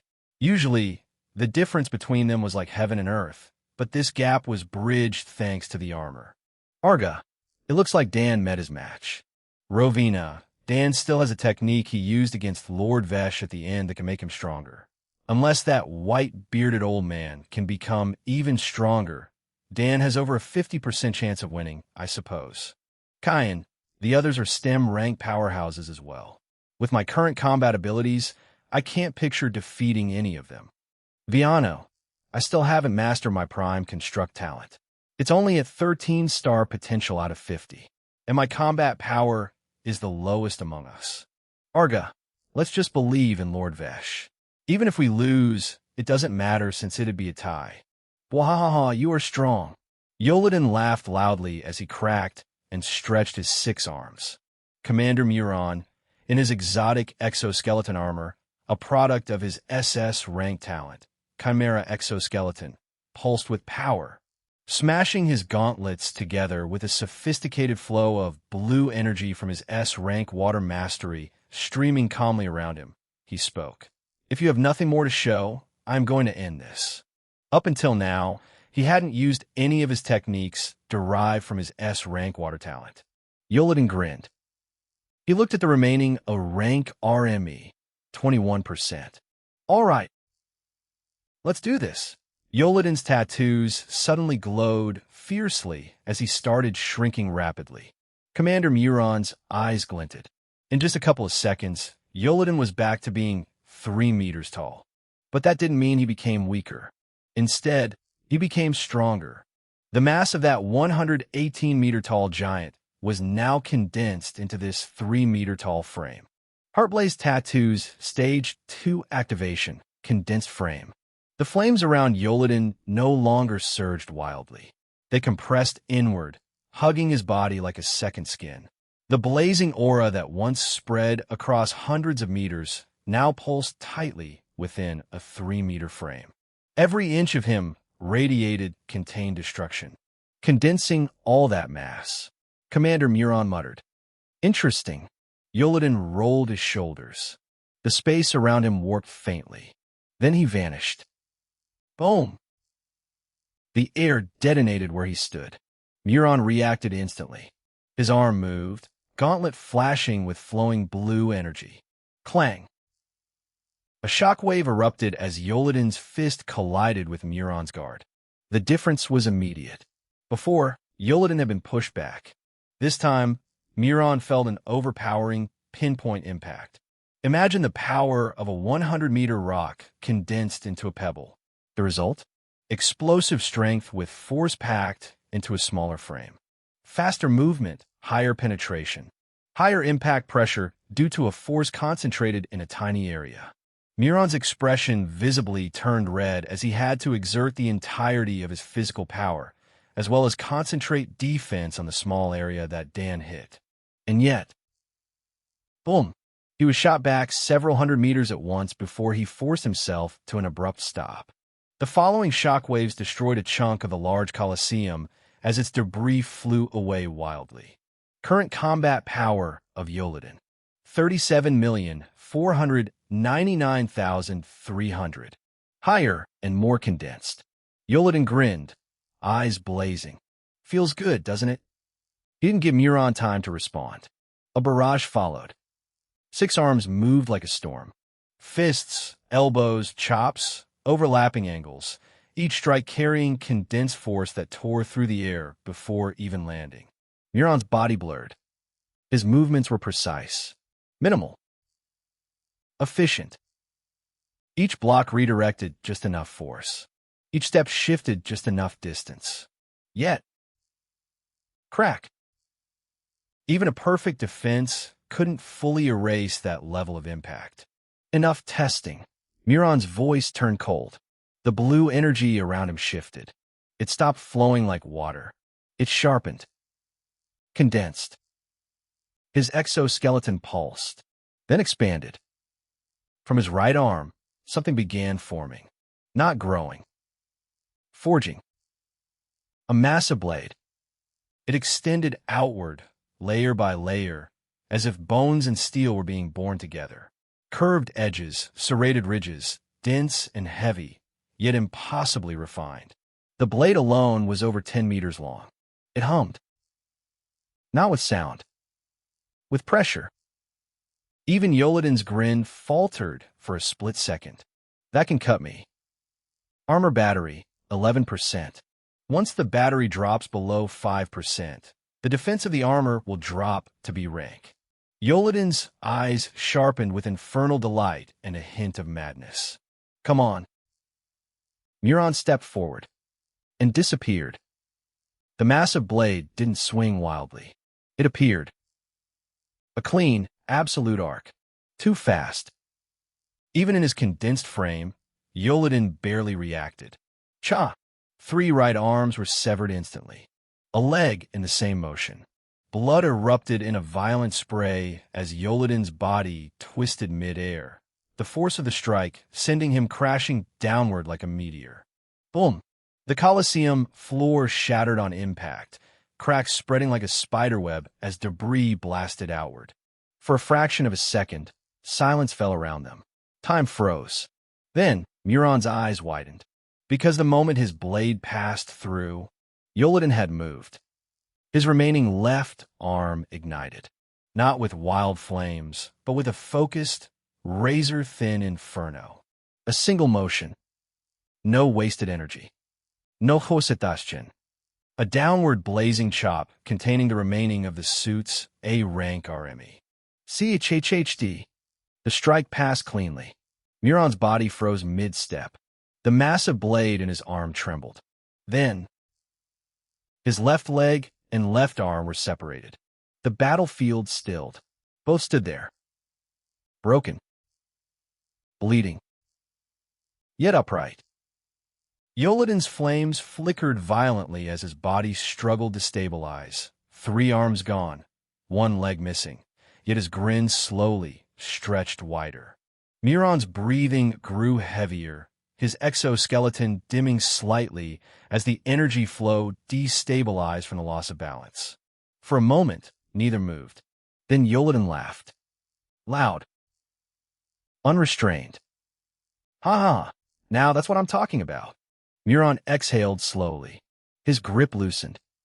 The massive blade dissolved back into his arm in streams of metallic energy. You're insane. Yoladin cracked his neck, flames dancing. You were tough, so I had to be. Prince Hugo, Duke, Scarlet, and Marina looked at each other, visibly dumbfounded. The strongest of their kingdom was taken out by a root-rank powerhouse. The rest of the people behind them burst into uproar. What the hell? This is insane. Commander, our invincible war god, whose exoskeleton is tougher than any armor. Lost? I'm not dreaming, right? No, brother. This kingdom's tech seems dangerous if they can make those suits. Meanwhile, the people of City Below cheered with awe and shock. Chapter 40. Sense of Ambition, Third Battle. Inside the tower, Vesh smirked. Good. King Aurora blinked, shock visible in his eyes. He wasn't expecting Muron to get taken out. Are the other 3 the same rank as him? he asked, eyes on Vesh. You'll find out soon. Vesh stepped out of the tower. Now, let's visit the Inanna court. Justice is the most important factor in developing a kingdom and forever keeping its morale and spirit high. Corruption is the start of a country's downfall, so there will be zero corruption of any kind in the Inanna kingdom. As for those who get the urge to commit crimes, Vesh's voice turned cold. I am thinking about creating an artificial hell, but for now, I'll do with quick, silent, and hidden executions. The fear must spread in subtle ways. King Aurora raised his eyebrows. Zero crime and zero corruption.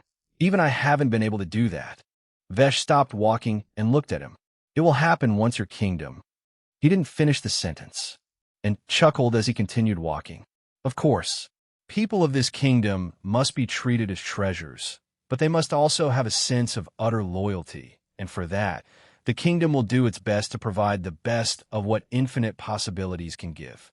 Vesh's eyes sparkled with pure curiosity toward infinite possibilities. He wanted to explore, create, conquer, and make a kingdom like no other. The ambition I sense in your words is making me a bit ashamed. King Aurora wryly smiled. Once upon a time, I had the same zeal. But now it's a new beginning. Just get ready for it.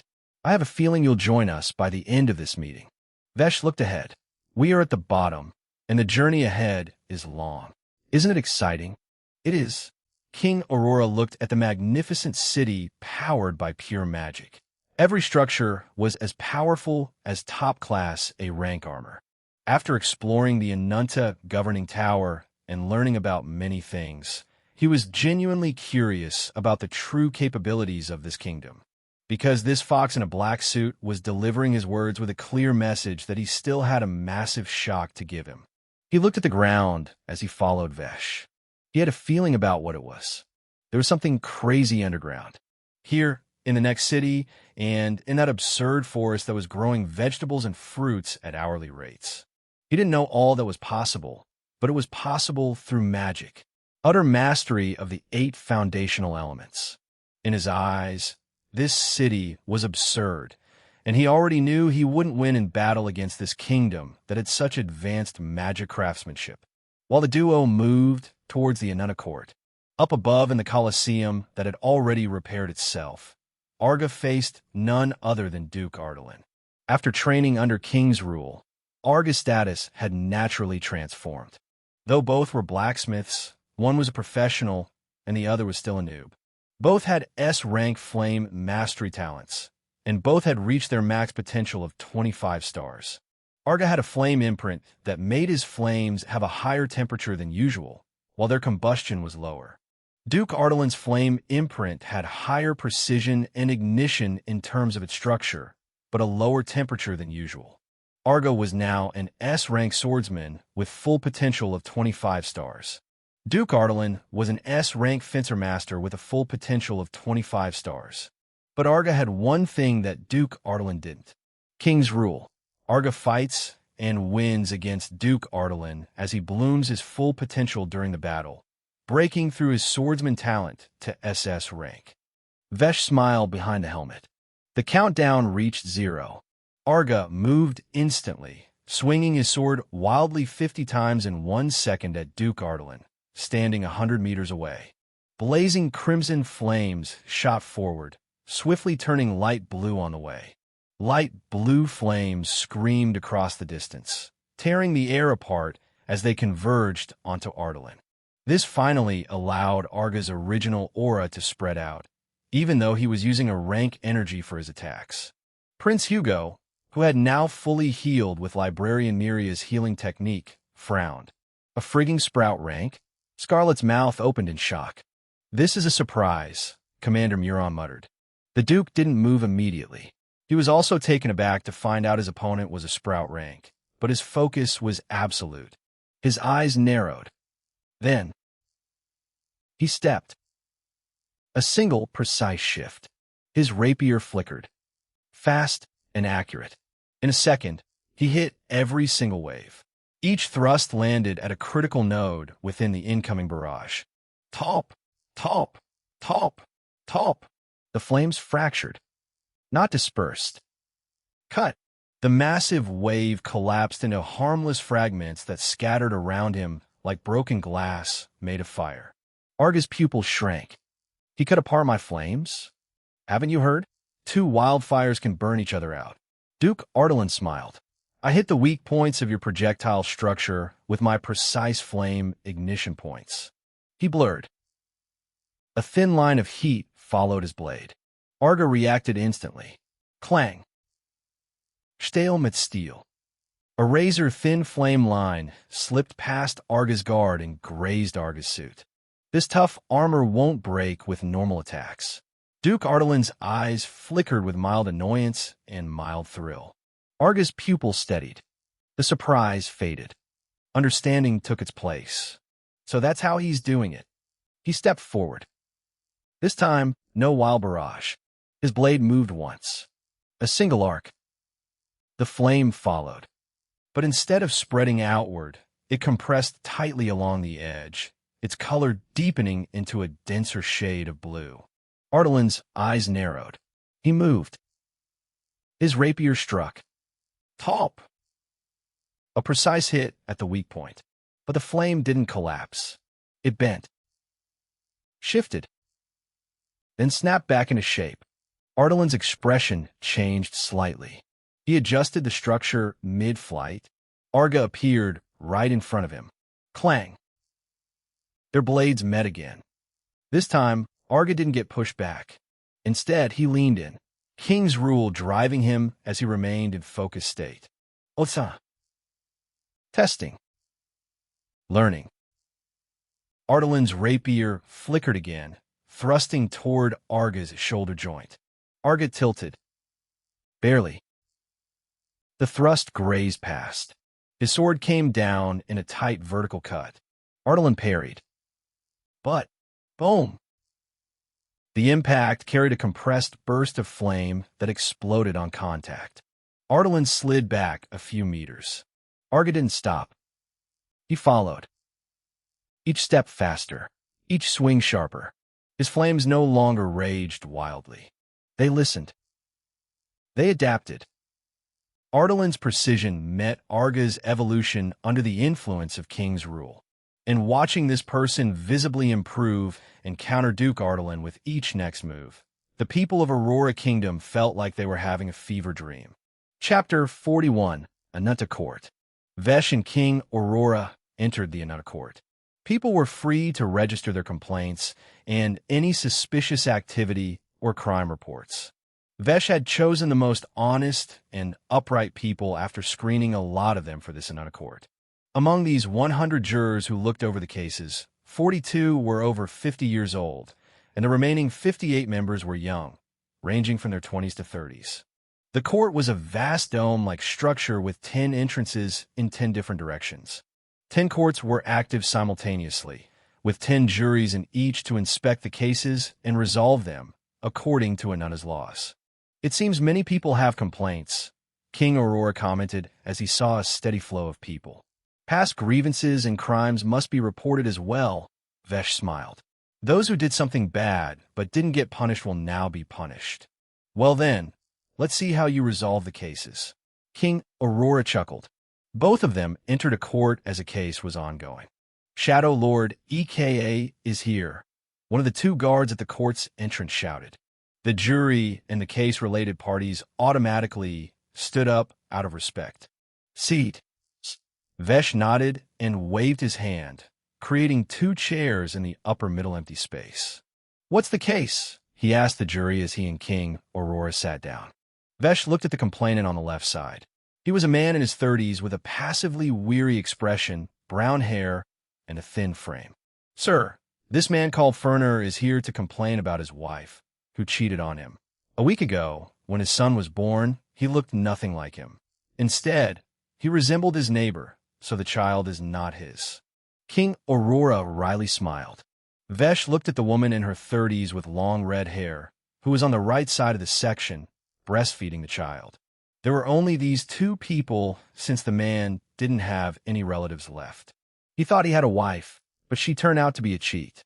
After learning the information, Vesh looked at the woman.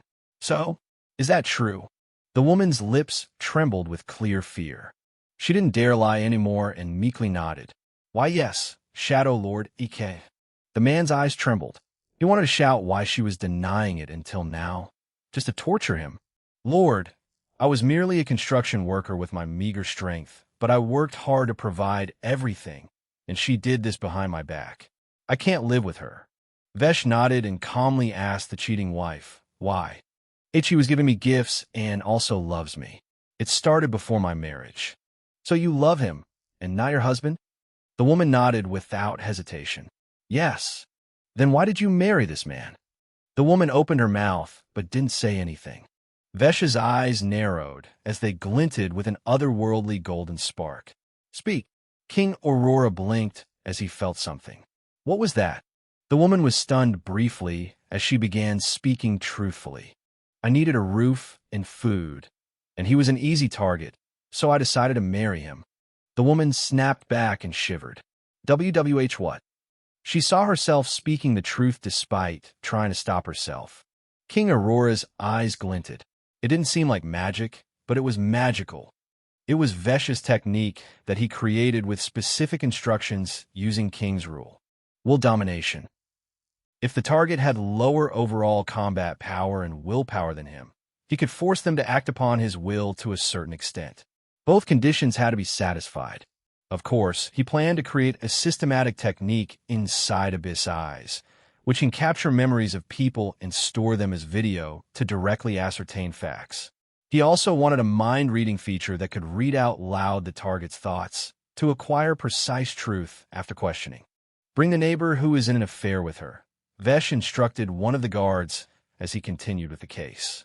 He is just outside. I'll bring him here. The young guard enthusiastically nodded and exited. Arriving at the public seating benches outside the courtroom, he called the man in his 40s with dark brown hair. Sir, Shadow Lord. The man was nervous as hell, and he was not alone. His wife and his 10-year-old daughter were with him. Vesh lightly waved his hand and put a barrier around the daughter, isolating her senses, while also showing her a magical scenery and making her feel peaceful and sleepy while a comfortable couch formed below her as she began soundly sleeping. The wife. What do you want to do now that you know your husband cheated on you? Vesh asked.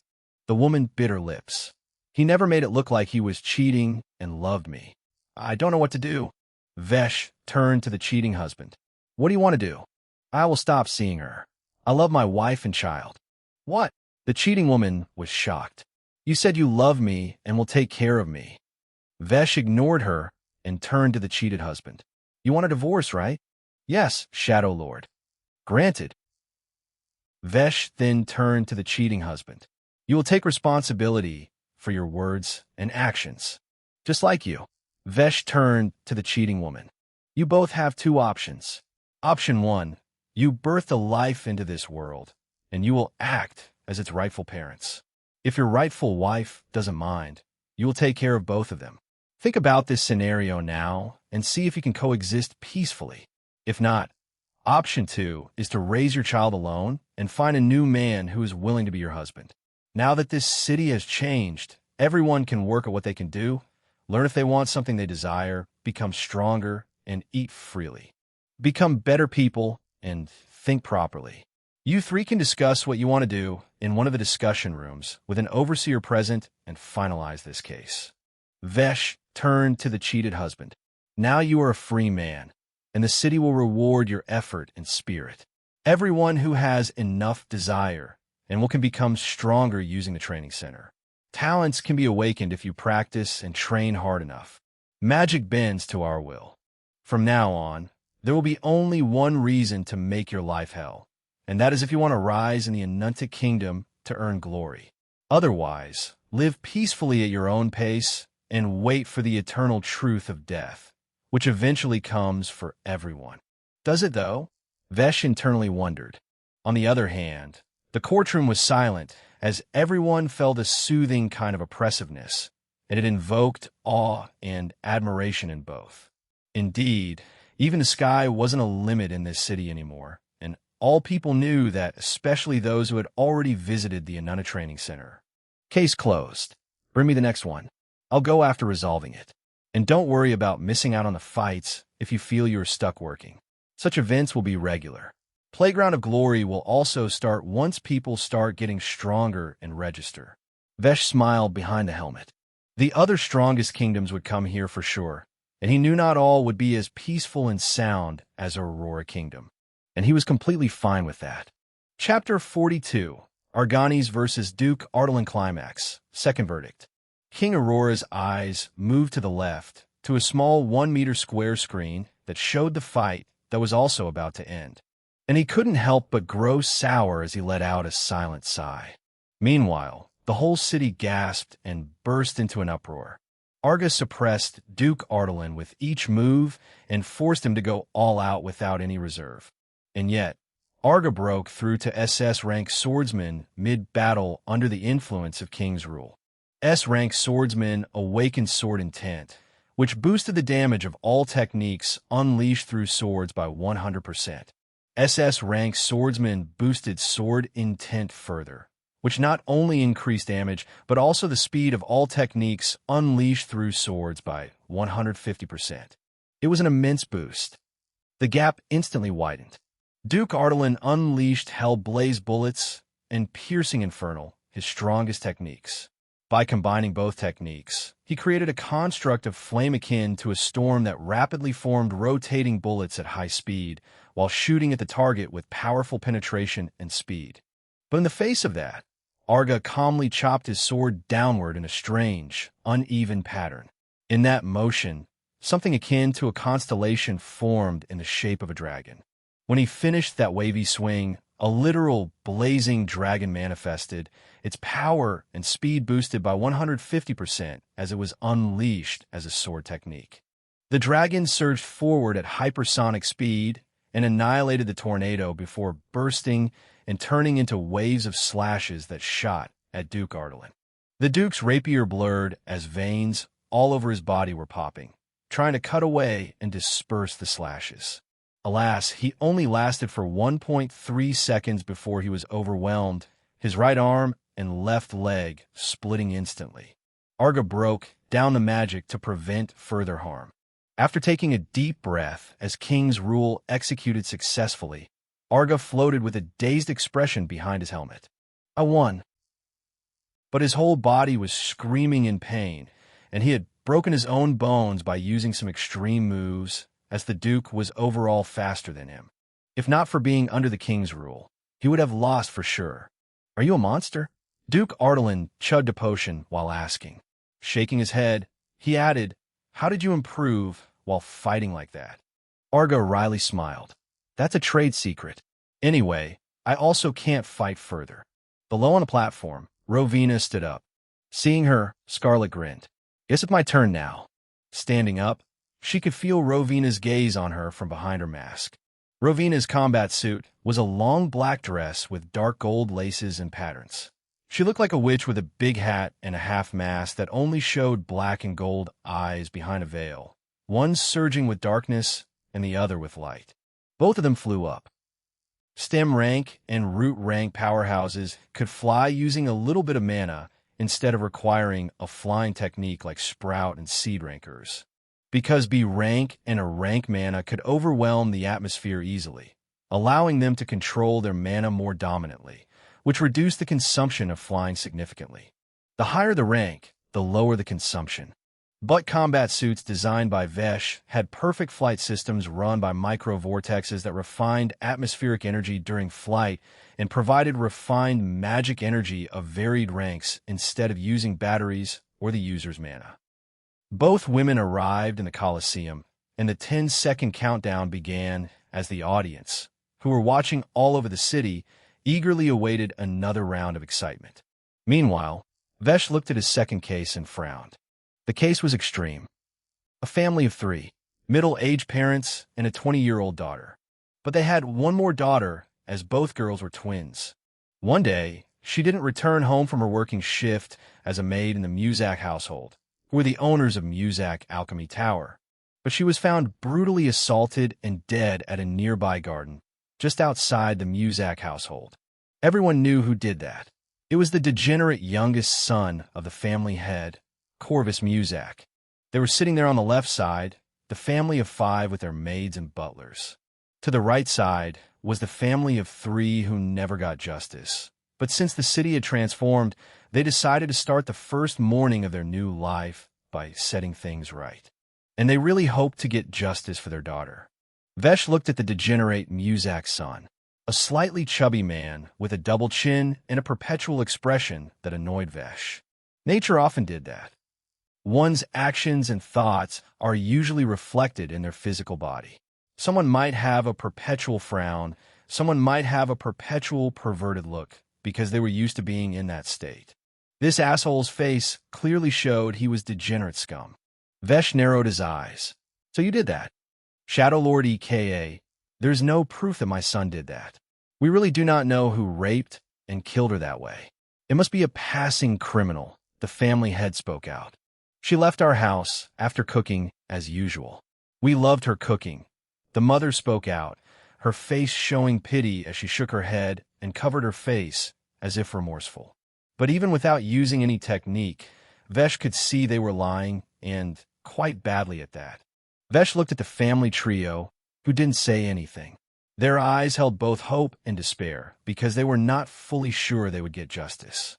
Your daughter will get justice. The whole city will see the exemplary way the Anunta court handles criminals. All actions will have consequences, whether good or bad. Vesh turned to the Muzak household. Last chance. Anunta Kingdom's laws, which everyone can read on their ID wristband, are clear regarding this. If you hide a criminal or aid them in escaping, you will receive punishment in proportion to the criminal's offense. But there's no proof. The family head, Muzak, stammered, now visibly sweating. Proof. Vesh narrowed his eyes. I have the proof. A glint flickered in his eyes. Man o' world, and a big screen appeared in front of everyone. Memory feed. Vesh showed the degenerate dragging the girl inside his own room while passing by a butler who acted as if it was normal and asked if he wanted some biscuits and wine. Instead, the degenerate, who was clearly drunk, slapped the butler without saying anything and dragged her into the room. That was enough, as Vesh closed the screen. You have 3 seconds to tell me if you have also done that, and if anyone else has committed such crimes. Yes or no? One word will seal your fate. Speak. The people trembled as Vesh's voice sent jolting vibrations through their bodies. Yes, please forgive me. I will never do it again. The degenerate was scared out of his mind and began begging. Vesh's eyes flashed with disgust. The degenerate flew up under Vesh's control before getting stuffed inside a small metal prison half his height for some minor torture, and a barrier was placed around it so Vesh wouldn't hear his begging. Verdict is execution by slow fire. He has ruined over 15 lives. Vesh's jaw clenched. He will slowly burn until death in the underground pit below this courthouse. With him will be his father and mother, who didn't stop their son from committing this atrocity, and instead supported him, and could even be said to have encouraged him. In this civilized society of Anunta Kingdom, no such depraved acts on innocents will be tolerated. But this was before your kingdom overtook this, the mother shouted. We also deserve a new chance. Vesh waved his hand, and the mother and father joined the son in a slightly bigger prison. You all no longer need to be servants, so why are you still with them? Start living your new lives. Food is free, the training center is free, and work is available. The butlers and maids looked at each other. All of them were in their 20s and 30s, sold as slaves. They had done nothing but this their entire lives, so even after the change, they just followed the Duke. But those 3 were now hanging and about to die. We will do that. Shadow Lord, the oldest, the 25-year-old, said, If you have any suggestions, what should we do? That's up to you. Explore the city and decide for yourselves. Start thinking independently and visit general help centers, which I will open soon. People will guide you. It seems help centers are needed for former slaves who have been chained and brainwashed so much they can't live independently. Vesh then looked at the trio as he put the prison down and constructed wheels beneath it. Send them to the pit and start the punishment right away. Yes, sir. Ananta, ai. Send the footage from when I entered to when I leave to every single Anuna ID wristband and broadcast it tomorrow. This will serve as a good example and guideline. King Aurora was impressed. With technology that can freaking read memories and this type of punishment, yeah, law and order will be perfect here, it seems. Chapter 43. King Aurora's Decision. Harvin's Big Move, Hidden Pieces. Rowena was also put under the influence of the king's rule. Scarlet the Witch managed to gain an initial advantage with her techniques that used her S-rank Venomous Green Flame talent paired with a rank Wind talent, while wielding a whip as her weapon. However, this battle also followed the same trajectory as the previous one. Rowena soon overtook her in terms of combat finesse thanks to King's rule. Vesh had extensively created S-rank catalysts using his Wheel of Elements, so that Arga and others could break through their elemental mastery to S-rank. Like Arga, her status had also elevated quite a bit. Rowena Essel. Life rank, Sprout 10,000. Titles: Shaman of Duality. Talents: Pandora's Box S-rank potential, 3/25. Darkness Mastery S-rank potential, 25/25. Light Mastery S-rank potential, 25/25. Botanist B rank potential, 15/15. All of her original 3 talents had elevated. Botanist from C to B and the other elemental masteries to S. And she gained a new talent called Pandora's Box, and it was very simple and straightforward. She could spawn and open a Pandora's Box by infusing different ratios of light and darkness energy. When a ratio was light dominant, like 60% light and 40% darkness, Pandora's Box would give a buff to one or multiple targets once opened. If the ratio were darkness dominant, it would give a debuff to one or multiple targets. And once she discovered a buff or debuff, it would be stored, and she could spawn a Pandora's Box with a specific buff or debuff to use in battle by consuming her mana or the suit's A-rank RME. While being under King's rule, her combat style and combat arsenal rapidly improved with the use of Pandora's Box, and its potential increased quickly. After 10 minutes into the battle, Rowena had stacked 34 different debuffs on Scarlet, the majority being slow-related, making her helplessly slow and vulnerable against Rowena's attacks. On the other hand, Rowena buffed herself to gain protection against Scarlet's lethal techniques. Her flame was cold, quick, and utterly corrosive, a variant flame that must have evolved from normal fire due to some kind of catalyst. But the potential of Pandora's Box increased to the maximum of S rank, at 25 stars within 10 minutes under King's rule, as she gained a variety of buffs and debuffs. In the end, Scarlet's right arm was torn off by an abyssal maw of Golden Beast, a technique that could manifest a lethal snapping maw made of light and darkness anywhere within 100 meters of her. The battle ended. Vesh and King Aurora had just exited the Anuna court when it happened. "All right, this is enough," King Aurora said, his voice containing a hint of helplessness, as well as anticipation. "We can't even have a tie anymore." Both continued walking as silence descended. Vesh was waiting. "Given everything I've seen so far, it would be unwise for Aurora Kingdom to pick a fight with you, and it would be very wise for us to become a part of the Anuna Kingdom." King Aurora smiled. "I'm looking forward to my place, transforming and getting powered by energy like this city." "Good decision." Vesh nodded as a barrier surrounded both of them. "Since you agreed to be part of the Anuna Kingdom, take this in carefully. There's no rank magic vein, but there is something even better than that in the hands of Anuna Kingdom." King Aurora's eyes glinted. "I had a feeling something was off, but I couldn't tell with my limited knowledge. So what is actually powering this city, that forest, and everything? It feels exactly like mana from a rank magic crystals from a vein, but that's not the case. What is it?" Vesh smiled behind the helmet. "King Aurora, accept this." Particles materialized around King Aurora's right wrist. For the kingdoms that willingly come under the Anuna Kingdom, their Anuna governing tower will have a sovereign throne for their ruler, and they will retain the title of king of their territory. King Aurora looked at his wrist as he accepted this material magic. Soon, the Anunta ID wristband merged with his skin, and a hologram opened that showed his status in the Anunta kingdom, the amount of Anunta points, and other tabs that were empty for now. Well then, let's begin the meeting about how you will incorporate the technology of your kingdom into mine, King Aurora grinned. Suddenly, a beep rang at Vesh's wrist. It was an emergency from Guild Master Risha. Those several guild masters from different branches were watching the fights from the branch in this city, but they got a message from a southern branch of a medium-tier kingdom. It had been drowned by a large tide of beasts, and all were killed and eaten. There were even giant stem rank monsters that looked like they were made by combining different beasts. And according to Guild Master Risha, the tide was heading straight toward this city. A tide with stem rank beasts? King Aurora frowned. I've never seen that in my 15 years here. It won't be a problem. Let's go up and check it out. If possible, I would like to annihilate the tide before it reaches here. I don't want to make the surroundings here bloody.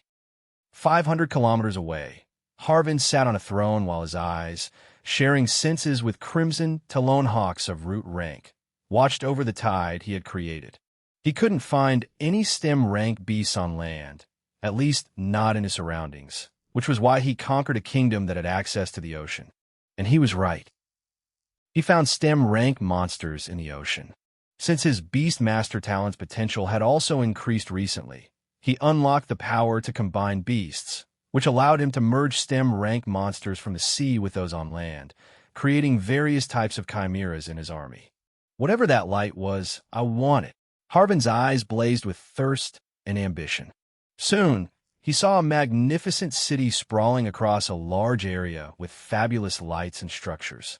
With 50 stem rank chimeras, 1,100 root rank, 200,000 sprout rank, and 1 million seed rank monsters, no kingdom could survive my army, right? Harvin was thrilled and anticipative of what his strongest army so far could accomplish. But Harvin didn't know that the king of Talzin was watching him. Talzin Kingdom was the most aggressive and fastest growing, and it entirely reflected the style of its king. Ever since King Talzin learned about the beast armies, he had sent his men to investigate and find out more about them. Up above the moving beast tide were small crows with crimson eyes. It's powerful, King Talzin muttered with a nod. King Aurora is also there. This is a good chance to see the Anunta Kingdom's power. In front of him were 10 high elves covered in dark outfits. Continue to keep an eye on Harvin. Make sure you aren't discovered. Anunta Kingdom City is looking quite dazzling. We don't know what they have in store, but if Anunta Kingdom moves against this human called Harvin to kill him, use the artifact and forcefully teleport him here. I need him well and alive. The talent to not only tame and control beasts, but also combine them? That shouldn't be wasted, right? Indeed, Your Highness. We shall keep him alive, even if we have to die in the process. Good. Chapter 44. Skylord Behemoth K's Power. All right, the meeting is over. Vesh and King Aurora arrived back on the floating platform above the city. Follow the big cat's trail. We'll be going ahead, Vesh said to King Aurora before he waved his hand and covered Arga and the gang in a wind sphere before flying up. Big cat. Scarlet blinked. Suddenly, everyone felt a strange but strong aura unmasking itself from above and looked up. A gigantic cat was moving silently in the atmosphere with nimbleness that inevitably raised fear. It moved gracefully and jumped on thin shadow platforms that would briefly appear below its paws as it made its way down in a rather terrifying way, its lapis blue eyes gleaming brightly.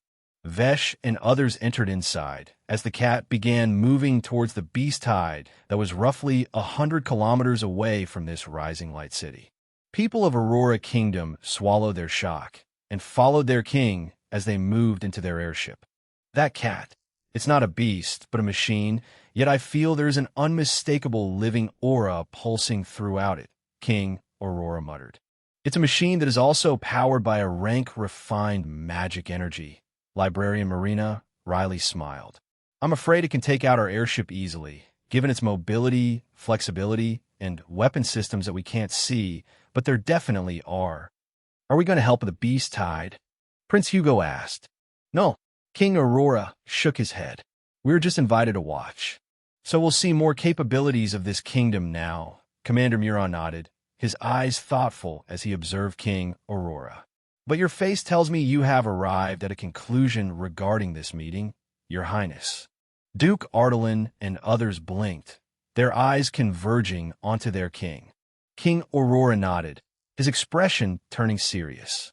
Dear folks, we can't afford to fight this kingdom whose depths are unknown, and what they have shown already surpasses us. We have been stagnant for a while now, and rushing in blindly will only result in our downfall. His eyes recalled something that caused clear fear visible in them as he continued. I have seen power struggles and warfare that make this side land look like a kid's playground 15 years ago on the mainland, before I was driven out by my family. Many were surprised, as only a select few knew about the king's past. Anunta Kingdom has what it takes to plant itself in the mainland. King Aurora's eyes sharpened. Anunta Kingdom's ruler has lofty ambitions and ideals, but also a sound mind accompanied by some powerful, unknown talents. Pausing a bit, he continued, the policies and how this kingdom works are completely different from typical kingdoms. For the future of me, my family, and the people of my kingdom, being part of the Anunta Kingdom is the best option. There will be an Anunta governing tower in our territory alongside the core structures of the Anunta Kingdom that must run parallel with other territories of the Anunta Kingdom while following the constitution of this kingdom. That's all. We'd still have complete autonomy over our territory. The entire Anunta Kingdom works on merit, so the top echelon of this kingdom consists of people called executives, and not the kings with territory under them.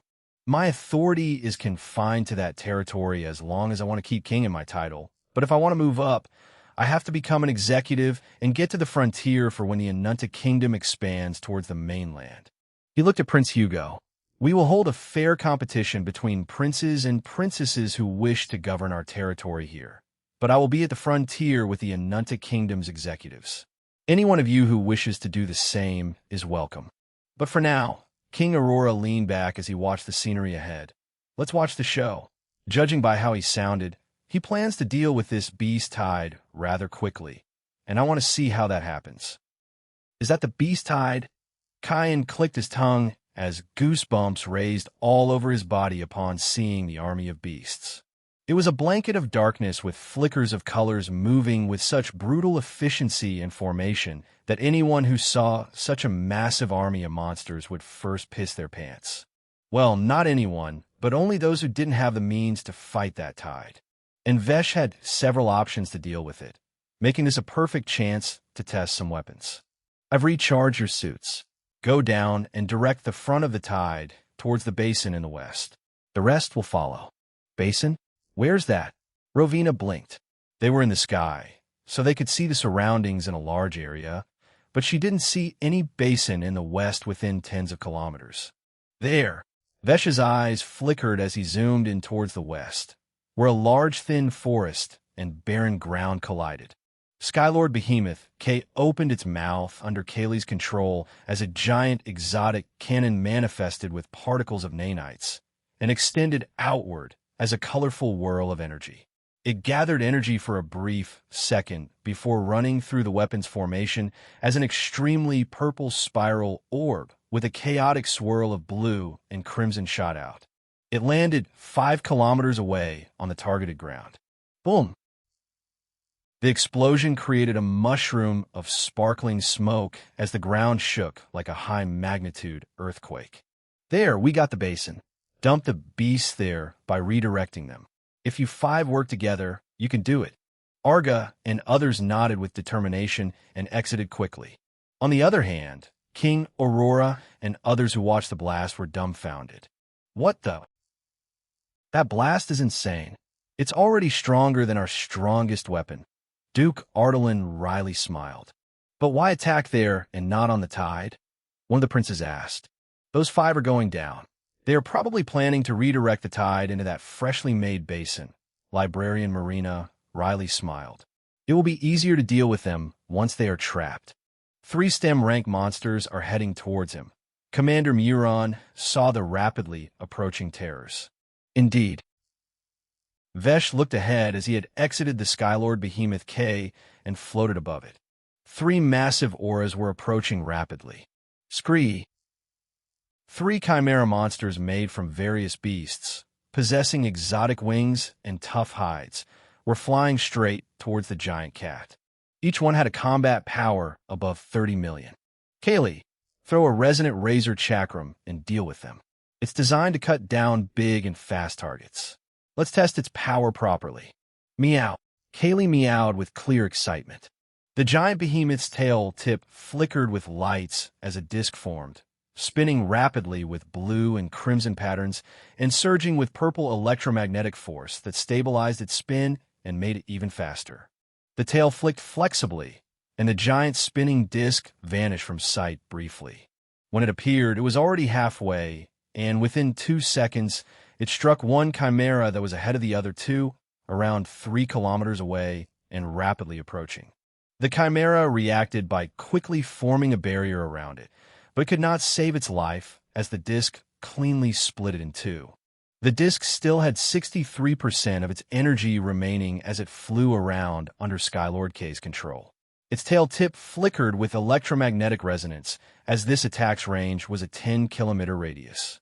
The disc made a turn while the other two chimeras that rushed forward were just 500 meters away from Skylord Behemoth K.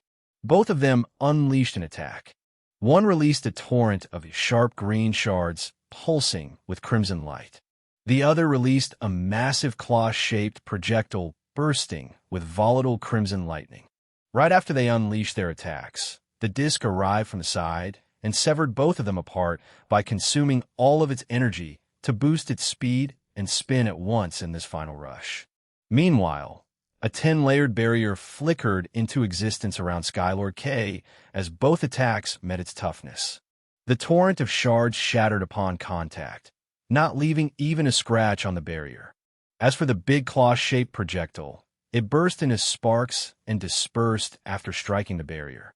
Watching all this, Harvin's eyes popped out of his sockets as he stood up from his throne. What the fuck is that?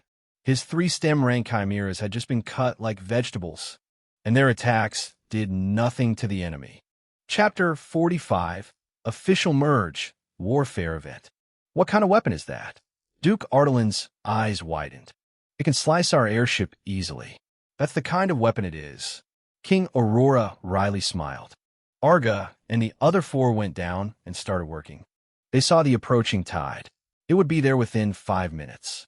That was more than enough time to create the divergent tactic to redirect the flow of monsters there. There were 2 people among these 5 who could instinctively force beasts to the other side. Fire. Arga took to the left inside, and Yoladin took to the right inside. We have to bring up the L-shaped firewall so that the beasts move to the west instead of east when facing the fire. Rovina relayed. Start preparing. After exactly 2 minutes, manifest the L-shell wall. Kyan looked up at more flying monsters. They are going towards Skylord Behemoth K. Well, we don't have to worry about that. Viana chuckled. In the sky, Vesh manifests his slime sword and also joins the battle as over 50 flying monsters head towards Skylord K. Vesh narrowed his eyes as he felt a déjà vu. The quests aren't coming in anymore. I wonder why that is. Swoosh. Among those 50 flying monsters of various kinds, 46 were root rank and 4 were stem rank. Vesh directly appeared amidst the flock. Sword art, expanding ribbon spiral. The technique behaved as its name suggested. A spiral expanded outward as Vesh swung his sword widely. Within the spiral, curvy ribbon like slashes shot in all directions. Within 1 full second, hundreds of those ribbon like slashes flashed outward, and all 50 monsters fell into pieces. No exception, be it the Chimera with 37 million combat power, which reacted with a quick barrier, or the monster at the edge of the group. Every single one was cut all the same. Combat power was not everything. Chimera may have a solid arsenal of powers, but the technical power of Vesh's moves outclassed their shallower skills. In terms of technical power, Vesh was at SSS rank. In terms of elemental prowess, he was at S rank. But pairing those two, he was a lethal force to everyone at STEM rank and below. This shocking scene of Vesh cutting down the horde startled the distant Talzin king, who was watching. As for Harvin, he felt his guts bleeding. One individual. Why is he so strong? Harvin's jaw clenched tightly. Should I go all out or retreat? Beast Tide can't be controlled anymore, but I can take back root rank and remaining stem rank monsters. Harvin looked at Vesh through the senses of a hawk and saw Vesh looking right at the hawk. You're watching, right? Vesh narrowed his eyes on the other side. That hawk was watching him with focus, making it easy for him to detect it. In a second, he appeared before the hawk and trapped it inside a layered barrier with him. Who are you? In response, Harvin decided to speak as his voice came out of the hawk. You did a good damage to my army. But next time, I'll have far more stem rank monsters, and there will be bloom rank monsters next time. Live peacefully while you can, because I'm coming to take all that's yours. Vesh frowned. Bloom rank monsters? Where's he getting those? Vesh's eyes caught the distant ocean from his current position high up in the sky. From the ocean? Vesh looked at the hawk. He didn't respond to the threat of this person and simply waved his hand as the beast received a quick death. Bloom rank. Vesh looked up. He had reached the atmosphere level where S rank energy was present. It was a dangerous zone where elements took form and were in a state of living. His ascension storm of heaven and earth just couldn't remain there for 2 full seconds. Barriers were also torn apart. King's rule outright denied the success of what he wanted to do, because that zone was not merely an S-rank energy zone, but far more dangerous than that. So there was only one other way to start curing out S-rank refined magic energy. Find a source on the ground. And like the insight he just got from this unknown enemy. In the ocean. Vesh's eyes glinted. According to King Aurora, due to not having enough resources of S-rank, there are only a few bloom rank beings on this side land, and most of them were monsters that nest in their territory. The total number of such monsters was merely 4. It was said to be a bloom rank powerhouse here, but due to not appearing for nearly a decade, he was considered to have left.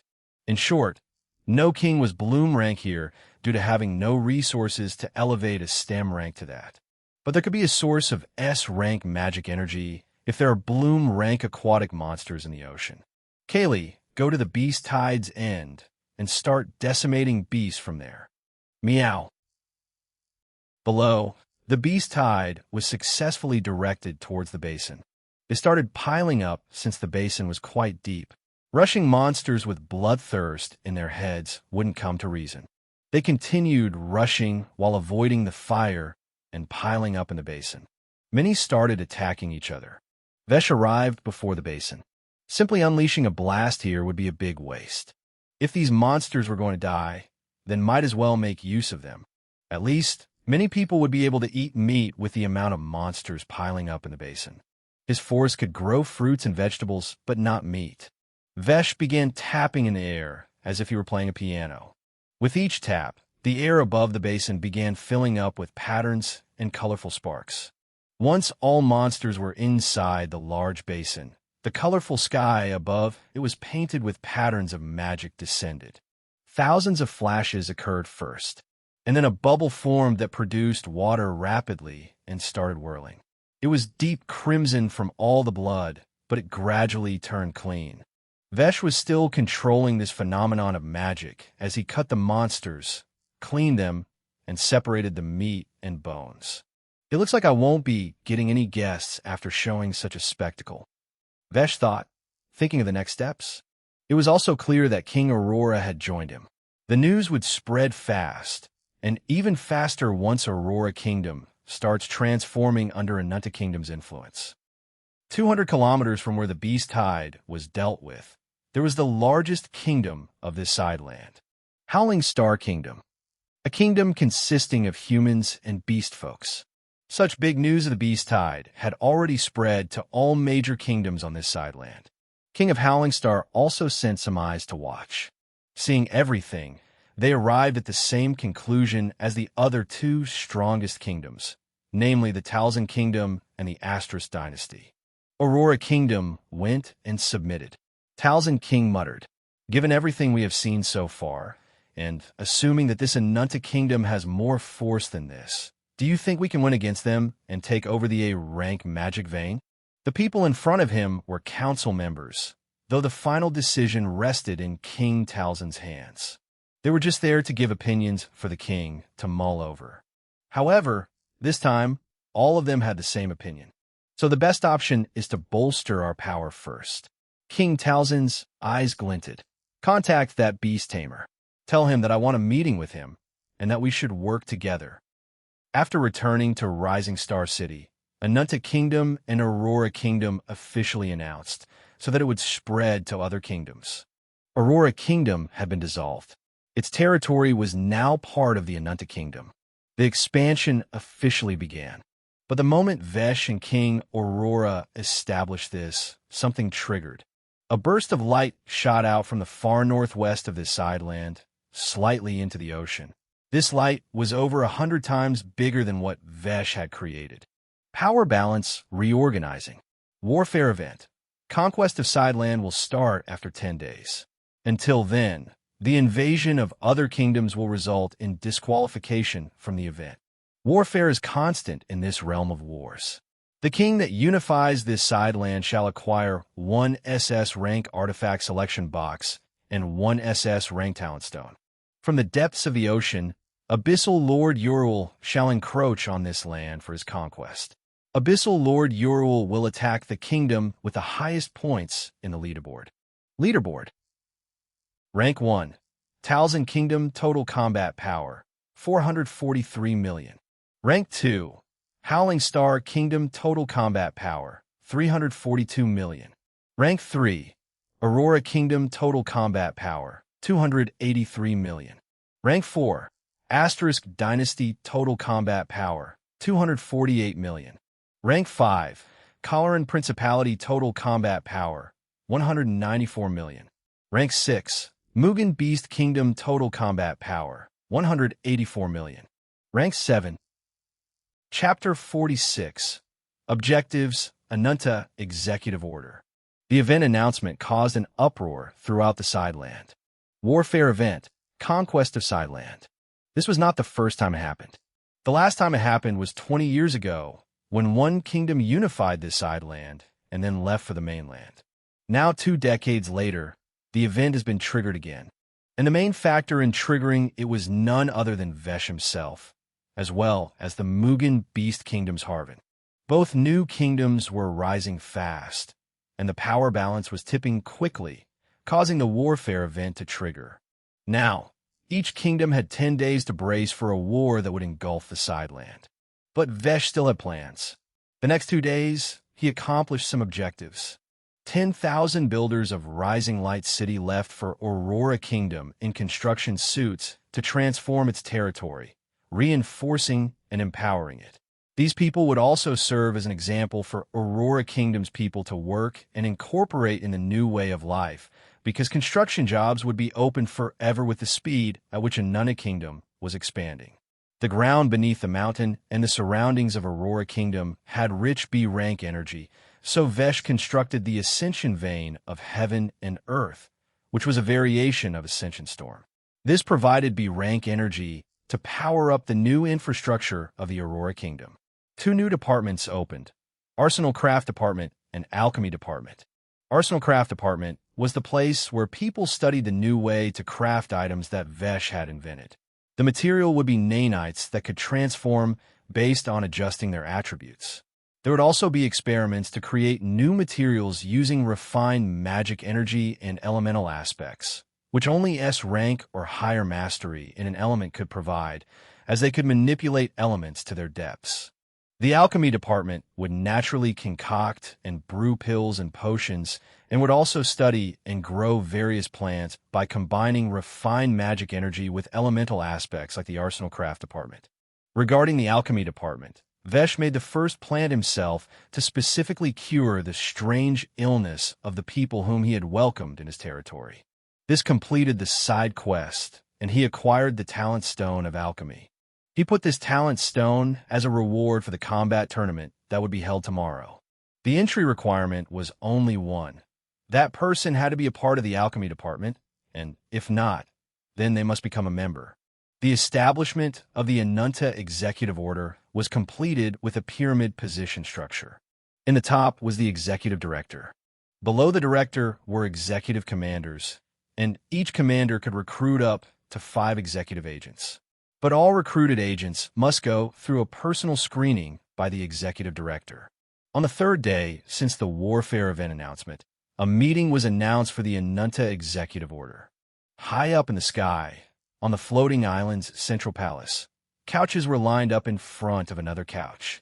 Vesh was seated there, in his signature full-body suit, waiting for the members to arrive. He was a Sprout rank life form, and he must not let anyone know that. The mystery surrounding him must remain while showing himself as an absolute powerhouse. Those who already knew had 100% loyalty towards him, and the way to test the loyalty was simply using King's Rule on a person. If it worked, then that person was 100% loyal. So today, he was going to test the members. Soon, the members began entering.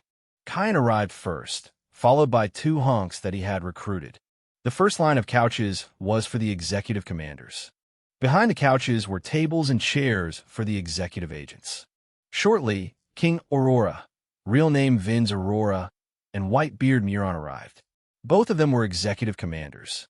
Vinz had 5 people behind him, and Whitebeard Muron had 4. Scarlet the Witch and Librarian Marina entered alongside Rovina. All 3 were executive commanders. Rovina had 0 members behind her, as she hadn't recruited anyone.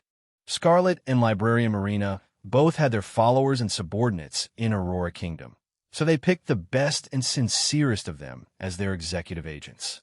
Scarlet had 3 people, and Marina had 4, all of them at root rank. Lastly, Duke Ardelin, Arga, and Yoladin entered with 4 people each. After all of them sat down and silence was regained for 5 seconds, Vesh opened his mouth, his eyes glinting with the arcane of King's Rule.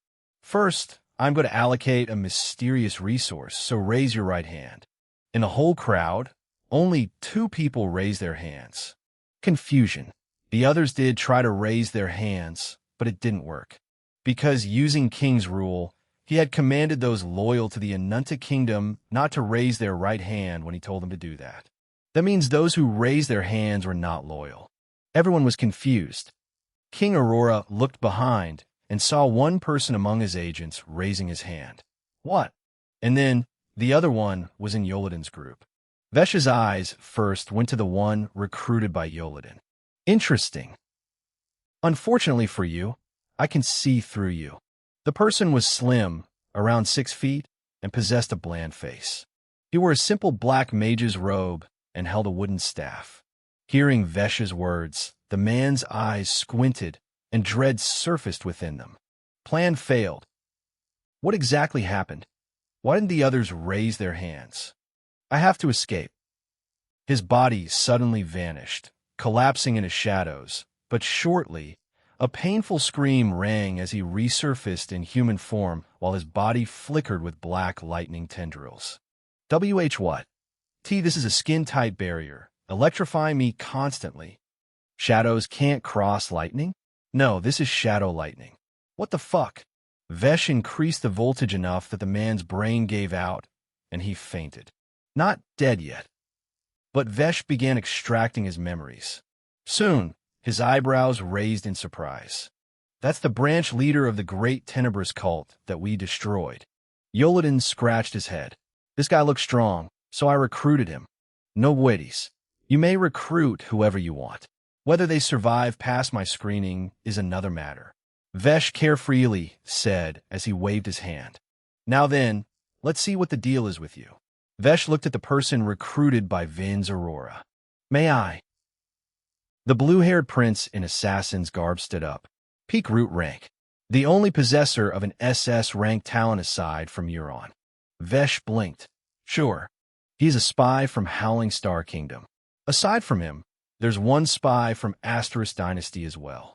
He looked at the woman next to him. Cynthia? Really? Vin's Aurora was startled. I. Cynthia stood up. Vesh rubbed his helmet's chin. That's interesting. Despite being a spy, you have full loyalty to the Anunna Kingdom. As if acquiring the rope to climb, Cynthia's eyes lit up, and she nodded. Yes, my lord. After seeing everything, I want nothing more than to have Asterisk Dynasty follow the steps of Aurora Kingdom. Ha, well said. Arga laughed. That's wise of you. Rowena nodded. Vin's Aurora wryly smiled. But he also realized something. The hand-rising thing was scary. Shadow Lord Ek seems to be unfathomably powerful. What exactly was that trick? I couldn't raise my hand, but it wasn't like he used magic on me to force my hand down. Vin's Aurora wondered, feeling confusion and awe both.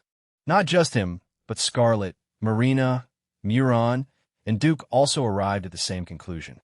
Whatever Shadow Lord Ek did just tested their loyalty somehow, evidently by the question he posed to Cynthia.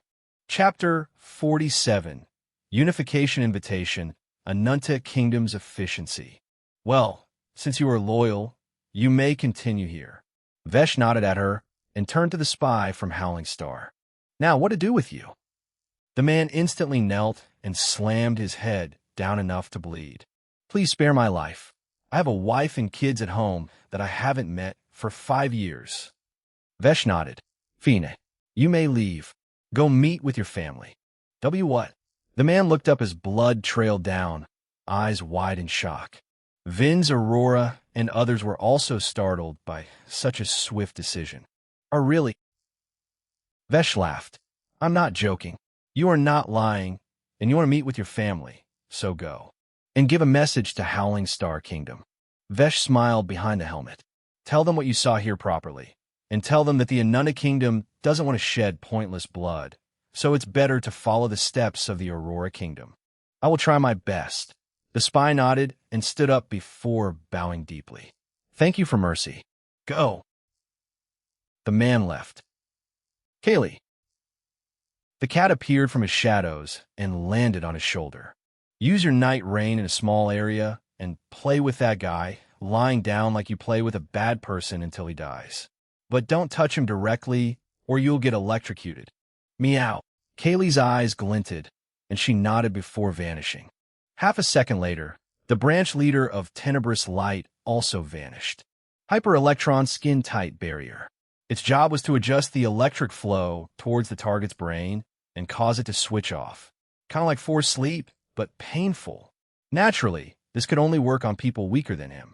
Their consciousness would be able to observe outside while being inside their life nexus, but controlling mana or moving the body would become impossible. Now then, let's begin the meeting. Vesh stood up and waved his hand as a hologram appeared that showed the map of the sideland that he had scanned and created himself after 4 hours of constant flight and scanning. Forgetting the major kingdoms for now, we're going to launch a unification invitation to the surrounding kingdoms with a specific method. But if we invade, won't we get disqualified from the event? Duke Ardalan asked. Indeed. Vesh nodded. That's why we are not going to invade, but go there to invite them. Now, let's assign you your kingdoms. After the meeting, everyone left to complete their tasks. On the other hand, Vesh was finally free, so he decided to make a trip to the ocean and check out that Mugen Beast Kingdom himself. As for Viana, she didn't want to be an executive commander, so Vesh appointed her as the overseer of the Anunna regions. With her prime construct talent and a rank combat suit, she had no threat, and she could fly around without pause or consumption of energy with that talent, which she used to roam around to oversee the territories and help people. Kalvener Kingdom. It was a small kingdom with only one STEM rank powerhouse, who was an old general. Even the current king was at root rank. The population was less than 1 million. Most of the small and medium-sized kingdoms only had 1 or 2 cities, as the overall population of the Sideland was naturally not that great despite its size. After all, wars were constant, big or small. Kyan entered the kingdom with his 2 subordinates. Vesh had provided everyone with a suit with a rank energy, so everyone essentially had STEM rank magic potency while the battery in the suit ran. "Stop! Who are you?" The guards naturally stopped Kyan and the two 6-foot, bulky, muscled hunks covered in exotic combat suits. "We are from Anunta Kingdom," Kyan flatly said, "here to deliver a message." The four guards almost pissed their pants hearing the name Anunta Kingdom. What are you doing here?" The guard stammered. "I just told you. We are here with a message." "Ah, Aegis. We will guide you to the king. Please follow us." The city was small and modest, but it was aesthetically pleasing. People seemed to be in good shape and stomach. Kyan observed everything carefully. Executive director's orders were not only to send the same message to everyone, but by observing their place, their people, and everything, they must give one of the 3 types of messages. Soon, they arrived in the small palace with statues of beasts and crystal decorations. Shortly afterward, the king arrived, a man in his 30s, wearing a kingly red light armor made of B-rank material, passed down by his father, who had it made in the Aurora Kingdom 5 years ago. "What brings you, people of Anunta Kingdom?" Calviner King asked politely, but composed. But he was nervous as hell inside. The warfare event was upon them, and he had no means to defend himself or his people if the big players started marching to engulf them. "I have observed this whole city. You have kept law and order quite well here, and people are peaceful, though anxious about the upcoming warfare event."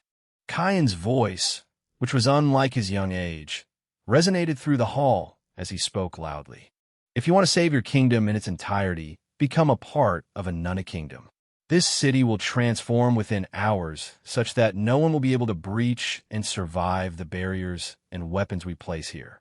Should you agree, we can start the work right away." King Calviner was startled. He looked at 2 elders and 2 middle-aged people, 1 man and 1 woman. One of them was stem rank, and the other 3 were root rank. King Calviner clenched his fists tightly, his eyes turning determined as he nodded at Kyan. "I have no power or means to survive the upcoming warfare event. Rather than let my people die a meaningless death, we would like to become a part of the Anunta Kingdom." "Wise decision." Kyan grinned behind the mask and nodded. "Then, let's start the assimilation right away. Follow me." Shortly, everyone was in the sky above the city. Kyan contacted the Rising Light City. "Kyan, Calviner Kingdom wants to become part of the Anunta Kingdom. We need a material train and 1,000 people with it." Kyan placed a small cube made of nanites in the sky as it expanded into an electromagnet circular platform with 5 meters of rails extended to one side. Back at the Rising Light City, the Anunta governing tower had 10 extending platforms, large, long, and circular, surrounding it, something that Vesh had created before he proposed the meeting. One of those platforms pulsed with magic before a rail extended towards the direction of the Calviner Kingdom and connected with the rails that Kyan activated. Then, 10 people began building the train using their suits. In 10 minutes, a 2-kilometer-long train was ready. People began filling its compartments with nanite cubes and people both. 20 minutes passed by. "What is this?" Calviner King asked. "Are we waiting for something?" "Yes." Kyan nodded. Suddenly, everyone heard a loud horn. "Honk! Honk! What is that?" Calviner's eyes widened in shock. "Train in the sky. Hollowing Star Kingdom has a train system connecting its 5 cities, but this..." The STEM rank general was dumbfounded. Soon, the train arrived and stopped. People in metallic suits began jumping off the train with boxes of nanites in their hands. "Let's go earn some Anunta points, boys and girls." Kyan looked at the dazed Calviner King. "Tell your people not to worry. They will not be disturbed. We have protocols and steps on how we transform a city." The builders first went and surrounded the city by building the tough magic walls with barrier expansion from them, and watchtowers were the first step. Naturally, not all kingdoms received this treatment. Vin's Aurora arrived at the Yofin Kingdom, where the scenery was bad, quite similar to the Crosshawk Kingdom before it was abolished. Chapter 48, Method B, Encounter in the Ocean. "I have a feeling we may have to use non-peaceful methods for this kingdom, Father," Prince Hugo muttered as he looked at the state of the city. The guards leading them heard it, but didn't care. Their eyes were lifeless, with little to no hope. They were just following orders numbly. There are people dead here in every street. The blue-haired assassin prince, named Baki Aurora, frowned as he detected not one, not two, but 5 dead bodies so far. They died because of no food in the harsh winter, one of the guards spoke. Nobles and the royal family hoard the food and only give it out periodically. Many farmers have already left, and those who are here are held forcefully. Forcefully? How? Cynthia asked. Their families are held inside the palace dungeon as slaves. If they don't work, their family will be killed. If they work, they can live in the dungeon in a small house every day after working. The group paused. They stopped walking. You think it's worth having a meeting with these assholes? Hugo coldly snorted. Father, let's send the message to start preparing for Method B. Do it, Vince nodded. Baki Aurora nodded as he infused mana into the Anunta ID wristband and contacted Rising Light City's governing tower. We need Method B for this Yafan kingdom. Method B. A very simple way to abolish an existing kingdom without triggering disqualification. There were many root rank powerhouses in Aurora Kingdom, so they became the proxy for Method B. Once Method B was called for, the proxy began moving. Proxy of what? Proxy of Anunta Kingdom. Step 1. 5 people established a kingdom independently by occupying an empty territory and randomly naming it. Step 2. They asked for unconditional aid from Anunta Kingdom, and Anunta Kingdom agreed, providing them with weapons. Step 3. With the weapons and combat suits made by Vesh, the proxy powerhouses could launch a war on a kingdom. The one to be disqualified would be this new kingdom, and not Anunta Kingdom. This was the loophole. Let's gather the assholes up for when the proxy powerhouses arrive here, Vin said as he continued walking. They can kill the kings and others altogether to free this kingdom from their rotten hands. On the other hand, Vesh had arrived at the large southwest river that led to the Southern Ocean, the location of Mugen Beast Kingdom. So many monsters, Vesh muttered as he saw beasts scattered everywhere in proper space and formations in this region. But he couldn't invade or launch an attack of any kind. Moreover, the enemy had promised to destroy Anunta Kingdom, so Vesh wasn't interested in offering a hand of peace. So he continued toward the ocean and soon dived down. World map, activate. This was an SS rank talent he had awakened, World Map. It showed a 1,000-kilometer radius in 3-dimensional visual, meaning he could also see 1,000 kilometers in depth and in the sky. World Map had a free will filter, meaning it could filter out whatever Vesh wanted to see. Show me bloom rank monsters and people on the map. Vesh saw many dots disappearing, leaving only a few on the map. 2 pulsing red dots that had the tag of bloom rank and 54 dots grouped up 100 kilometers away. Among those 54 dots, 12 were at stem rank and the rest were at root rank. That's quite a force, Vesh wondered and flew toward it. Shortly, he arrived above the group of dots, several kilometers high up in the sky. Below him, a big magic-powered ship was moving. No flag. Vesh was curious. Who were these people? What if the king of Mugen Beast Kingdom is on that boat? Vesh's eyes glinted, but he didn't know the face of that king, only the voice. An idea popped up, and Vesh moved. Below on the boat, Harvin was standing on the ship's frontal deck, observing the ocean with magic flickering deep within his eyes. His S-rank Beast Tamer had evolved to SS-rank Beast Dominator, which was why he could combine monsters. But that was not all. He could also see trails of monsters on a specialized beast map and acquire all of their details and status by looking at them. There are bloom rank monsters that pass by this area. They're not far. I just hope they are not moving too fast and have taken a rest somewhere, Harvin muttered. His mutter was heard by people assigned to protect and guard him by King Talzin. That's fine, but are you sure you can handle bloom rank monsters? Because we can't. Nobody can. Harvin turned around and looked at the masked fellows. No waities. Our ship is surrounded by 574 root rank monsters and 46 stem rank monsters.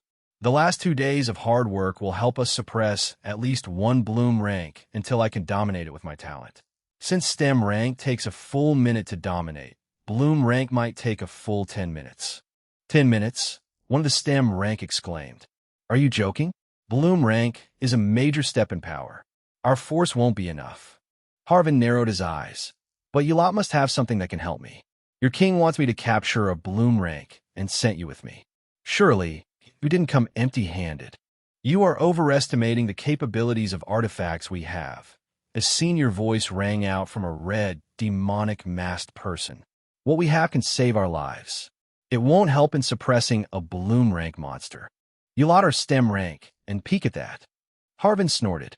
Surely, with my army and all of you, 10 minutes is not too much. If we want to win against a Nunta kingdom, I need to combine a Bloom rank monster with multiple aerial STEM rank monsters.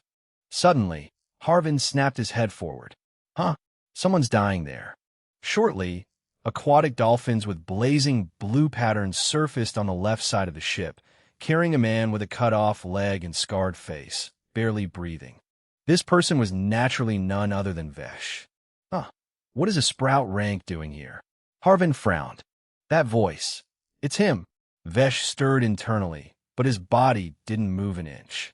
He had injured himself. Pain was annoying, but he had suffered worse under the intense training of King's rule. He disfigured his face because he guessed that Harvin might know his face. Since Harvin could share his senses, then he must have seen Vesh's face when he sent the wolves to attack him. The only reason Harvin didn't know that a Nunta kingdom belonged to none other than the person he had initially attacked was that Vesh and all others were covered in combat suits. And now that he knew the person on this boat was Harvin, Vesh opened his eyes. It's help. Harvin pulled him inside the ship. It's a measly Sprout rank. Just feed him to your monsters, one of the shadow guards casually said. I want to know his talents first. Harvin approached Vesh and summoned a mystical golden bird out of nowhere that sat on Vesh's head and dropped tears. Vesh was not surprised, but startled. That's a frigging Bloom rank monster right there. Vesh internally frowned as he inspected the bird. His world map also blinked a red dot on the spot when the bird appeared. Oi, oi, that's a Bloom rank monster? The shadow guards were also surprised. Yes, Harvin nodded. I summoned it, but it doesn't have combat capabilities. However, it can revive the dead if the dead person is at Bloom rank and below, and less than 24 hours have passed since death. The shadow guards were dumbfounded, and so was Vesh. This bastard has such a beast. Vesh's eyes glinted. That's crazy useful. In that case, we have a chance to capture a Bloom rank monster, one of the shadow guards said in a sharp tone. I have a talent that reduces my vitality by 99.99% in exchange for a 1000% potency boost to apply to anything. I dare not use it because of the 99.99% reduction, meaning I can die from minor things in that state. But I can use it to apply a potency boost to Senior Rofin's sealing technique. It should be able to bind a Bloom rank monster with a 1000% boost. Harvin's eyes lit up. Perfect. Vesh, now fully healed, stood up. Perfect indeed. He nodded and suited up. A mysterious voice. Answer me this question, please. I cannot invade other kingdoms, but I can kill people of other kingdoms if they are not in their territory, right? Yes. Pin-drop silence descended on the ship as everyone saw a very familiar figure in a combat suit they could never forget, as it involuntarily invoked intense dread within them. Are you ready to die? Magic surged around Vesh as his exotic slime sword appeared. But the moment he finished speaking, Vesh saw the scenery disappearing, replaced by utter darkness. Initiate formation de 1E. Destroy the target. All 12 STEM rank burst into action. Danger bells rang in Vesh's head. In an instant, Vesh felt death and his adrenaline shot up, his brain running 1,000 times faster. One attack. If this lands, my suit's battery will hit 0 instantly. I'll be exposed to death. Problem was identified, and so was the solution. Home. Info. 0. Comments. Saved. Library. Chapter 49. Vesh's statement. Source found. It was clear that despite his arsenal of powers, these 12 STEM rank powerhouses working together had the capability to kill him. So the solution was simple. If he wanted to survive the next moment, he would have to repel everything and everyone around him far away before replacing the battery and flying up to prepare. Windbuster. Vesh emptied the entirety of his rank battery. That was an insane amount of power. Definitely more energy than 5 STEM rank powerhouses combined. So, in an instant, a rapidly compressed orb of wind surrounded Vesh in dual layers. Between the layers, the wind raged in fury as it was compressed, and then Vesh simply released it. The darkness that surrounded Vesh blew away instantly with a blast. Meanwhile, as the compressed wind raged forward in all directions, everything that touched it felt an insane amount of force, like a mountain slamming into them, and was blown away. The ship turned into dust instantly.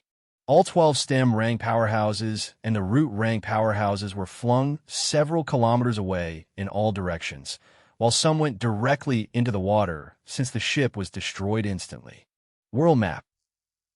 Replacing the battery, Vesh quickly used World Map to find Harvin. Harvin was a Sprout rank like him. He was the only Sprout rank in this group, so his World Map could find him by applying a filter for a Sprout rank human. Vesh's eyebrows creased. There was no Sprout rank human anywhere within 100 kilometers, and his wind buster definitely didn't blow him past that distance. Vesh quickly checked STEM rank humans, and his eyes widened. Out of 12, only 4 remained, and they were rapidly escaping in different directions. Vesh moved, unleashing his best technique to cross the distance fast as lightning surged through his body, and he vanished with a flicker of light. Meanwhile, Harvin appeared thousands of kilometers away in the Talzin Kingdom with 8 shadow guards. TSK, what the fuck was that? Nobody has managed to escape our sure kill formation, and no one can. At least, no STEM rank can do that. Even our king can't survive. Is he more powerful than our king? The wind had a giant, blunt force wave with heavy impact. No matter what kind of barrier we put up, we were bound to get blown away. Unless we had an anchored defense to stop it. But there was an ocean below. If it were ground, I could have blocked it. The shadow guards were speaking, and Harvin was silent, his heart beating wildly. Death. He was mere inches away from it. If not for the artifact that could transport a group onto a designated shadow, he would have died. And the shock he was feeling was another thing. That bastard. No way, right? He had seen Vesh's face after he gave him a healing drop, which caused Vesh's disfigured face to become clean. That's the same bastard. He became this strong in such a short time. If I have a beast army, then what does he have? Technology boost? Innovation talent? What kind of magical talent does he have? Surely, it's S rank or higher. King Talzin arrived in the garden where the shadow agents were discussing and waiting. He was informed by the group that they had returned using the artifact, surprising him. What made you retreat like that? Was a Bloom rank monster that powerful? The senior shadow guard shook his head and said, "We encountered that shadow lord, EK. He had disguised himself as an injured Sprout rank, initially detected by Harvin's beast before he pulled him up. He is no shadow lord." Harvin clenched his jaw as he hissed. "He's the king of Ananta. He had a shoddy territory over a week ago." King Talzin blinked. "What? He is like me.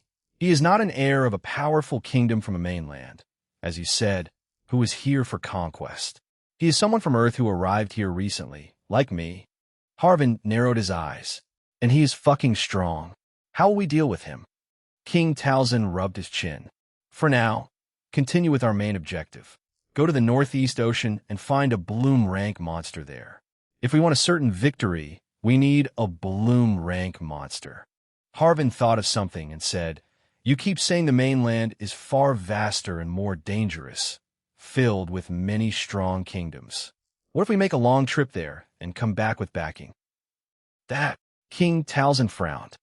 "The idea isn't bad, but how would you gain backing? We don't have many days left. The trip alone will take 5 days by an airship, unless we burn our B rank mana stone stock to fly faster." Won't my talent get solid recognition there? Harvin's eyes glinted.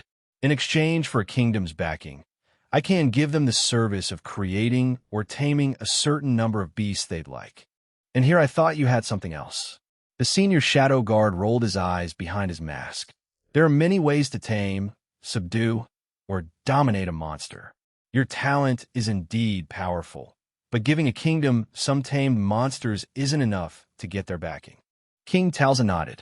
The matter of fact is that there's nothing in this side land that is tempting to the kingdoms on the mainland. The quality of air, ground, and magical phenomena there far outclasses all 5 side lands. That is why all kingdoms here desire to establish their force there. And this warfare event is that chance. The one to unify this side land will have enough power to establish a kingdom there.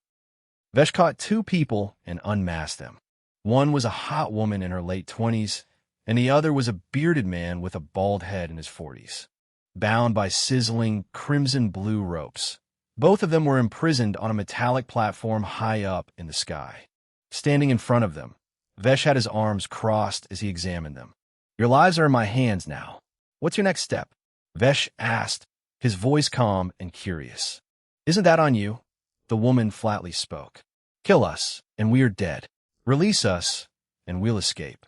Vesh rubbed his chin. "I don't have many STEM rank subordinates. Not going to switch sides." "Ha ha ha, that's naive." The bald man laughed. "Surely, you're not naive enough to trust us." Vesh smiled. "I'll put a bomb inside your body, and I have a way to test loyalty. The moment your loyalty falters below 100%, even in 99%, the bomb will trigger and kill you. As in, it will instantly fry your brain with a burst of potent electricity rushing there. So what's your decision? Do you want to live and discover an unknown future full of wonders, or die?" Vesh asked as his face turned somber. "Of course, I want to live," the woman said as she bit her lips. The bald man silently nodded. "Then go back to your Talzin kingdom." Vesh grinned. "I have put a tracker and a camera on both of you. Go join your former comrades and live as if you were living before." Both shadow guards were startled. He wanted to use them as spies in the kingdom they had served for years. "Wait, did you already put a bomb in us? But then I should have exploded." The bald man frowned. "I didn't. I was just kidding about the bomb." Vesh shook his head. "I can make it, though. But if I put it now, you'll both explode. If you want to be part of the Anunna kingdom, then you have to make your loyalty 100% first. Being spies is your chance to do that." The woman's brows furrowed, confused. "That doesn't make sense.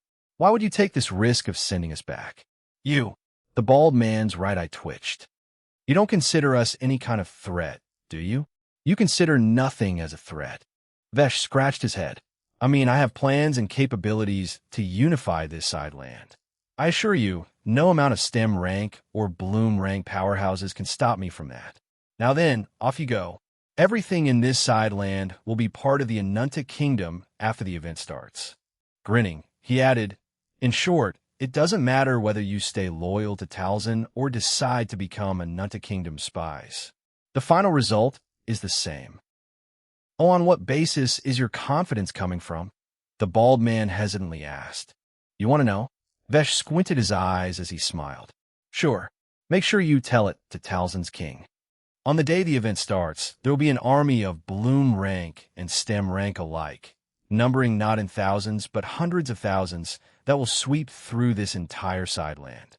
Anunta Kingdom's force will be so overwhelming that every single kingdom and every single lunatic will be suppressed by the mere presence of our army and will surrender." Both shadow guards involuntarily shivered. They were STEM rank, people who could move mountains easily, and they had the capability to see if someone was lying or not. It wasn't that hard. So, according to them, either this person really had such capabilities, or he had the delusion that he had such capabilities and believed in that delusion.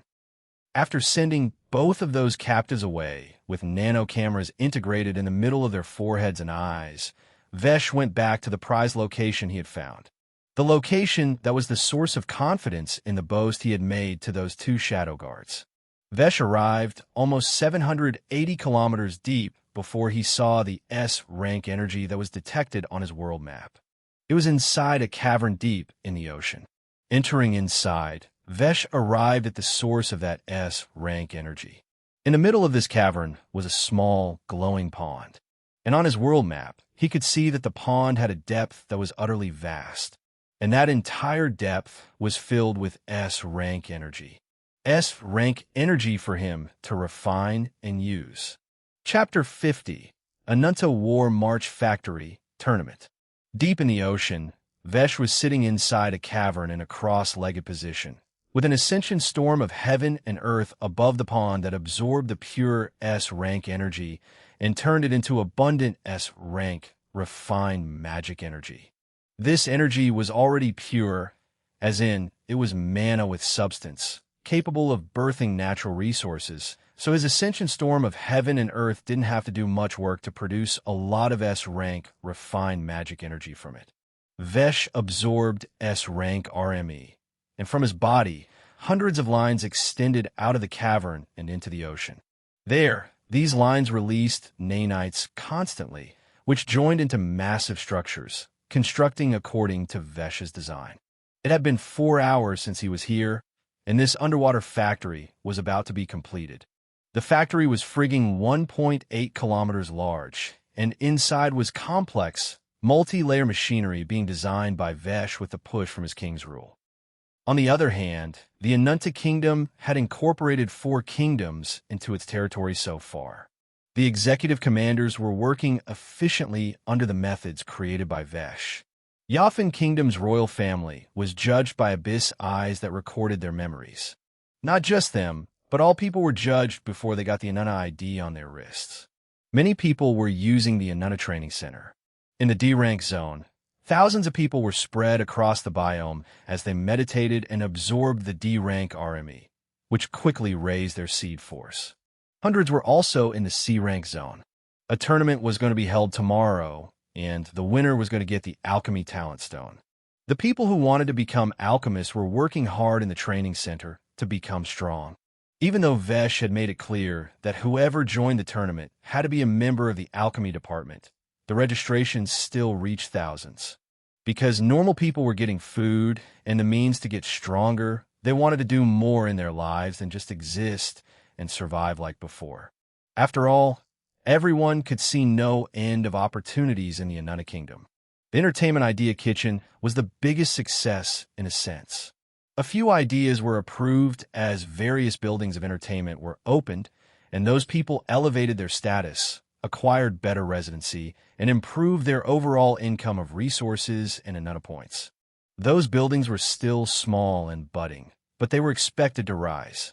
When people could think about more than just having daily food and surviving, they could use their energy for innovation, and that was exactly the phenomenon occurring in the territory of the Anunta Kingdom. Aurora City was still under construction, but things were getting infinitely better. Naturally, many people were also executed since Vesh had spread abyss eyes to record everyone's memories to weed out criminals and heinous individuals. The ultimate pair of incentives to be decent was in full force. Harsh punishment for evil deeds and handsome rewards for good deeds. A total of 8 hours had passed since Vesh entered that cavern deep in the ocean, and he was finally done. Opening his eyes, he rushed out of the cavern. His eyes trembled with anticipation and excitement. The entire factory was one big machine, inside and out. The neon lights all over it pulsed like a living beast. There was no need for human interference in this factory. Anunta AI, take over the factory. Vesh's eyes glinted as the AI core within his life nexus, running fully through his brain, pulsed. A blue electric line flowed out of Vesh's eyes and entered the factory. Anunta AI. Hello, Master. Vesh grinned. Show me the factory catalog. A hologram popped up before Vesh using his own mana, but with data derived from the factory. Well, he was the one who designed everything, so he already knew what he ordered. Anunta War March Factory. Assault Units. 1. S-Rank Multi-Weapon Assassin. 2. S-Rank Dual-Wielding Samurai. 3. S-Rank Flash Blade Duelist. Heavy Units. 4. S-rank Heavy Knight. 5. S-rank Bulwark Roller. 6. S-rank Aegis Bark Warrior. Aerial Units. 7. S-rank Twin-Bladed Wingguard Skirmisher. 8. S-rank Hypercannon Wyvern. 9. S-rank Velocity Vanguard. Support Units. 10. S-rank Fortress Turtle. 11. S-rank Shadow Priest. 12. S-rank Delta Nurse. Vesh grinned and issued a command. Start the production. 10,000 light and heavy troops. 5,000 aerial and support troops. Chiananta ai affirmative. That should take about 2.5 days, given the flow of S-rank RME from the cavern, Vesh thought as he looked at the energy lines. The ascension storm of heaven and earth was running at full force with S-rank energy, producing tons of S-rank RME. But his troops were of S-rank quality. All of them would be made of S-rank Xanites, a material superior to nanites that was only possible after he got access to this S-rank energy source. And this was no small source. It would easily last 10 years, even if he constantly absorbed it at his current pace. The factory roared into motion as the ocean trembled. But what could it do against this S-rank monstrosity? Anything Vesh created had the highest and toughest foundation because he weaved materials right down to their atoms. He knew the science of all fields at a basic foundational level, but after everything he had learned and observed, mainly due to King's rule, he had far more knowledge in science as a whole compared to scientists on Earth. Creating materials using atomic construction was something that humans did back on Earth, like creating graphene, advanced alloys, and nanomaterials. People on Earth did it by controlling chemical reactions and guiding how atoms naturally bond. But he could literally control atoms of elements with his mind. The 8 foundational elements were the basis of everything. Basically, by pairing both SSS rank talents, King's Rule and Wheel of Elements, Vesh could achieve limitless innovation of science manifested through magic.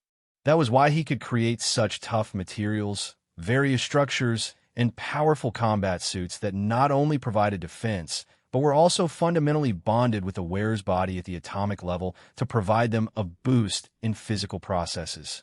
Instead of filling their veins with more powerful blood, he was basically manipulating the wearer's body structure and enhancing it. This was only possible with a rank RME, the substance of magic. If he simply used normal mana, it wouldn't work.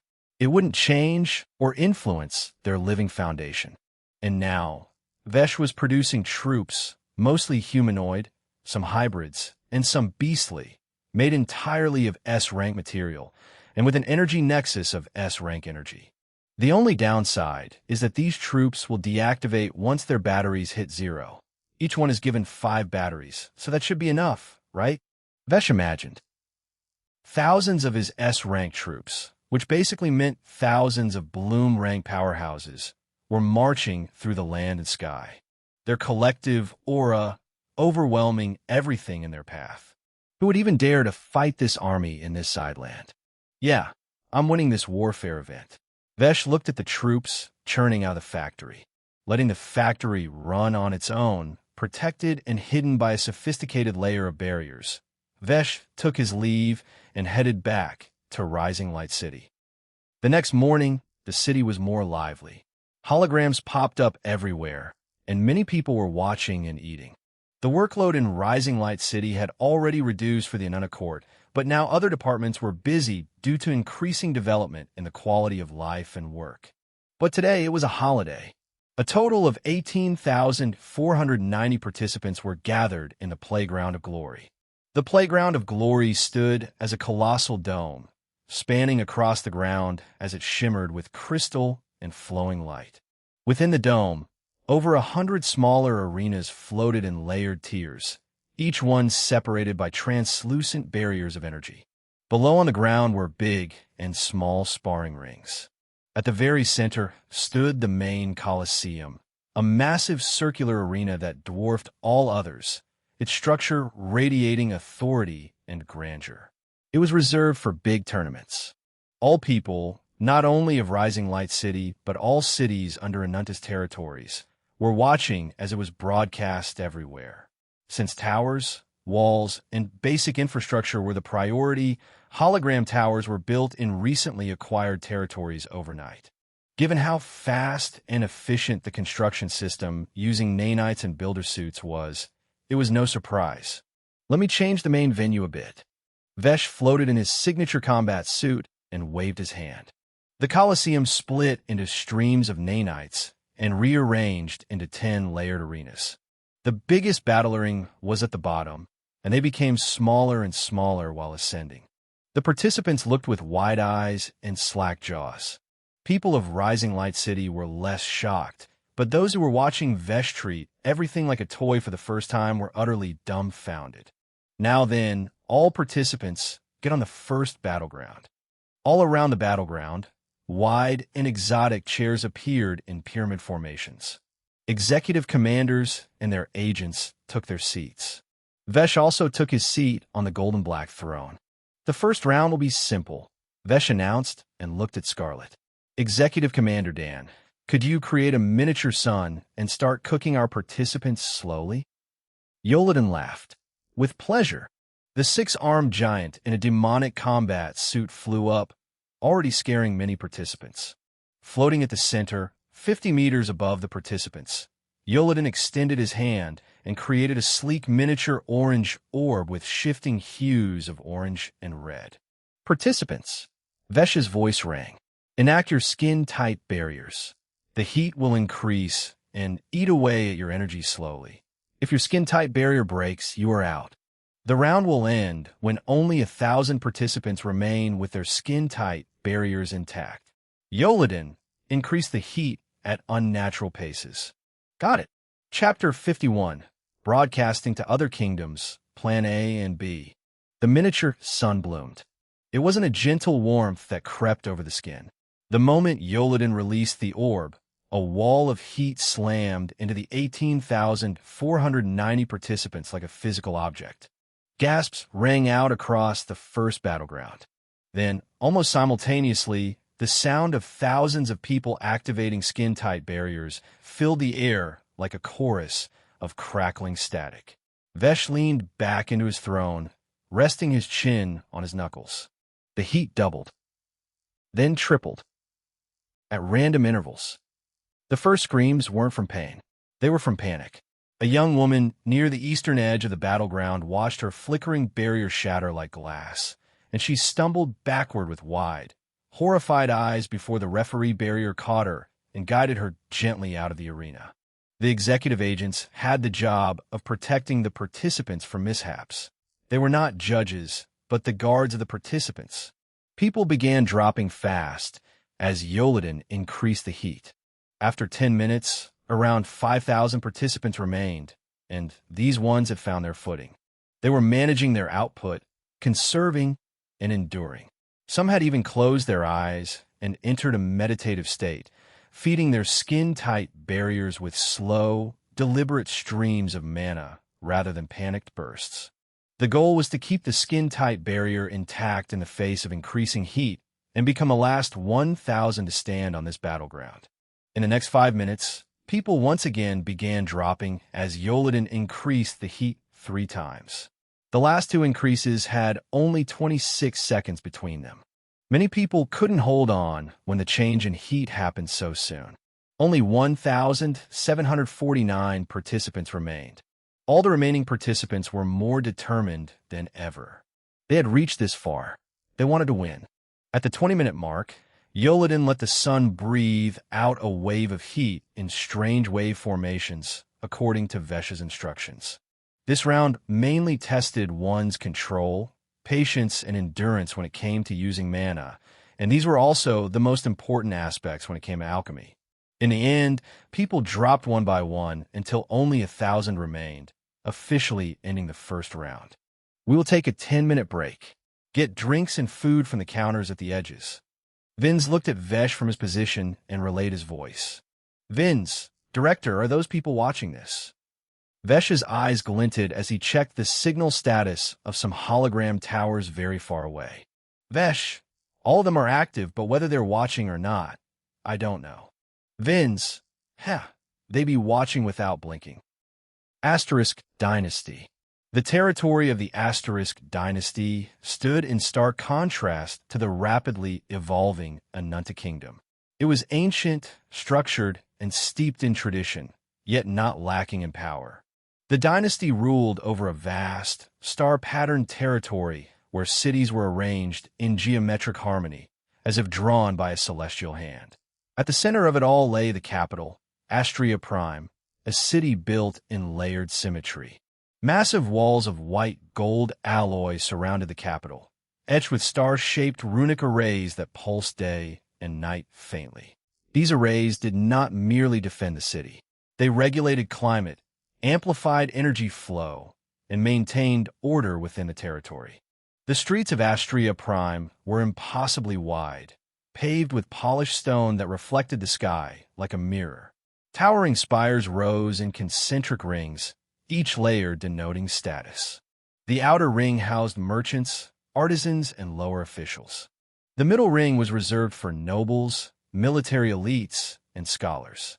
The inner ring, closest to the palace, was restricted to the ruling bloodline and their most trusted forces.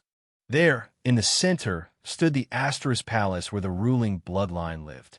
A strange, small tower had dropped into their garden an hour ago, showing live snippets of rising light city of Anunta Kingdom. And now, the family was watching the tournament. Naturally, they were not interested in the tournament, but in the Anunta Kingdom. This technology I have seen on the mainland. How did the Anunta Kingdom acquire this? Asterisk Lord Nufra narrowed his eyes while caressing his gray beard. The more I see and hear about this kingdom, the more I feel that they have a connection to the mainland like us. Asterisk Lady Olivia frowned. We only have a connection in name, not in substance, mother. That's right. But can't we use it now? It's been a century. Your great-grandfather didn't do anything, and it's the same with our current generation. Now another warfare event is upon us. Asterisk Lady Olivia snorted and continued. Are we going to use our treasures and arsenal this time, or continue to save them? Because I fear this Anunta Kingdom might be stronger than others in the past who had conquered this side land before. Many others nodded. Lord Uncle, Aunt Olivia is right. I've also been investigating, but now we can see live how advanced and powerful this kingdom appears. Where the skies howled like living beasts and storms never truly rested lay the Howling Star Kingdom. The land itself was harsh. Endless tundras stretched across the horizon, broken only by jagged mountain ranges, thick forests, and deep canyons where wind roared endlessly. And yet, within this merciless environment, the largest populated kingdom of this side land thrived. At the heart of this frozen dominion stood Skarhal Citadel, a capital city carved into a mountain and sprawling across winter-filled forest. Massive black stone walls, reinforced with layers of enchanted ice, formed an irregular but immensely durable perimeter. Instead of elegant symmetry, the city grew like a predator's den, expanding wherever it was most defensible. Towering spires resembled fangs rather than architecture. Blue flames burned across watchtowers, not for warmth, but as signals and wards against unseen threats in the blizzard. The streets were narrow and sloped, designed to break enemy formations. Snow was never cleared completely, but rather cleaned and refined. The people here were used to it, but the invaders would struggle with every step. The Howling Star Kingdom did not believe in comfort. Strength was law. Children were trained early. Weakness was not pitted. It was corrected or erased. Every citizen, from farmer to warrior, possessed combat capability. Even their craftsmen could fight. Aside from the usual power system, a new policy was established by the queen. Each person in this kingdom must tame AC rank or higher beast and care for it as if it were family. This was to increase the overall power of the kingdom. By now, 99% of people, both humans and beast folk, had strong pets that were part of their families. Deep within Skarhal Citadel, at its highest and most dangerous peak, stood the Frostfang Throne Hall. The hall was open on one side, facing the raging storm beyond, as if the kingdom itself refused to hide from the world. Cold wind constantly swept through the chamber. And yet, no one shivered. At the center sat the ruler, Queen Lyra. She was a human, married to the wolf beast folk king. The two princes and one princess had furry blue ears resembling their father's and black eyes like their mother's. Their skin was white with rosy undertones. All three of them were in their 20s. Aside from them, the elder council and the military leaders were also present in the hall. All of them were watching one hologram that floated at the edge of the palace for everyone to see. The spy that Vesh had spared was also there, and he had already relayed Vesh's message to the queen yesterday. "Give me the latest report on this Anunta kingdom," Queen Lyra spoke up. "According to our investigation, it's impossible to infiltrate any city belonging to the Anunta kingdom without something called an Anunta ID that is on everyone's wrists. Yesterday, they conquered 6 kingdoms. Some agreed willingly, some were forced. The trick they used was creating a new kingdom, then supplying it with military power so that it could dominate another kingdom. This way, the Anunta kingdom could remain in the event." Many murmured as they heard that. "That's such bullshit," the eldest son muttered with irritation. "It should be considered cheating. Can't whoever handles these events see that?" "There's no cheating. It's the art of using the limitations of the rules to expand new possibilities," Queen Lyra said. "We still have some days ahead of us. If Anunta kingdom is truly that overwhelming, I will not sacrifice our people pointlessly. Scarlet, you handle the second round." Vesh looked at Scarlet. "Use your venomous green flame and poison everyone's internals." The participants were dumbfounded. "My lord," Scarlet blinked. "You have to adjust your dose such that they don't die. At most, if they can't endure, they'll faint." Vesh smiled at the participants and added, "And don't worry, I am watching. Nobody can die here under my watch." Scarlet chuckled. "Well, it'll be painful, so make sure you turn down the volume on holograms." She flew up as her visual appeared in all holograms. A crimson frock combat suit with neon emerald patterns, holding an umbrella-like staff, though its main form was a flexible rope. A faint green spark flickered at the tip of Scarlet's staff. It was small, harmless-looking, almost beautiful. Then it multiplied. Threads of emerald flame unraveled into the air like living vines, spreading across the entire battleground in a thin, invisible layer. At first, nothing happened. Participants looked around, confused. Some even relaxed slightly, thinking this round might be easier. That illusion lasted exactly 3 seconds. A man near the center suddenly dropped to his knees. His body trembled violently. GHH. Veins bulged across his neck as a sickly green hue spread beneath his skin. Then another collapsed, tried to endure and resist. But the pain was increasing. Many collapsed. Many forced themselves not to collapse. The poison had entered every single one of the 1,000 participants. "Maintain your barriers," Vesh's voice echoed calmly. "This round tests internal control, so circulate your mana. Your job is to suppress, isolate, and expel it. If you can't expel, then suppress it and remain conscious for as long as you can. This round will end when 100 of you fail. The remaining 900 will move to the next round." Vesh's eyes glinted. "Now I have to decide whether I should go with Plan A at the end of the tournament or Plan B." The tournament proceeded smoothly as winning participants moved up the battleground, while Vesh wondered what kind of domination he should achieve in this side land, tied to the Plan A and Plan B he had made. Plan A was about showing off these S-rank units from Anunta War March Factory at the end of this tournament, declaring that he had the strongest army, and there was no chance for anyone to win. This would either result in complete domination or a few strong kingdoms finding a way out of the odds against thousands of Bloom rank units, which Vesh highly doubted. Plan B was simply hiding his main force until the start of the warfare event, and marching it in all directions, as no one would be prepared for thousands of Bloom rank equivalent troops marching towards their territories. Chapter 52, Warfare Event starts. Vesh had decided not to show off his Army 5 when the tournament ended. Several days passed since then, and Anunta Kingdom's name not only hit the top 5 list in the leaderboard, but took the first spot as the kingdom with the highest overall combat power. Because all people could freely become stronger in a Nunna training center, absorbing refined magic energy of up to a rank. Vesh had given 30 hours of free time each week to all citizens in all cities, as the core facilities were built across all territories under the Anunna kingdoms. For a longer stay than 30 hours per week, people must pay Anunna points. Millions of people with seed force in hundreds managed to get their seed force to 10,000, and many also broke through further. That was bound to increase the overall combat power of the Anunna kingdom.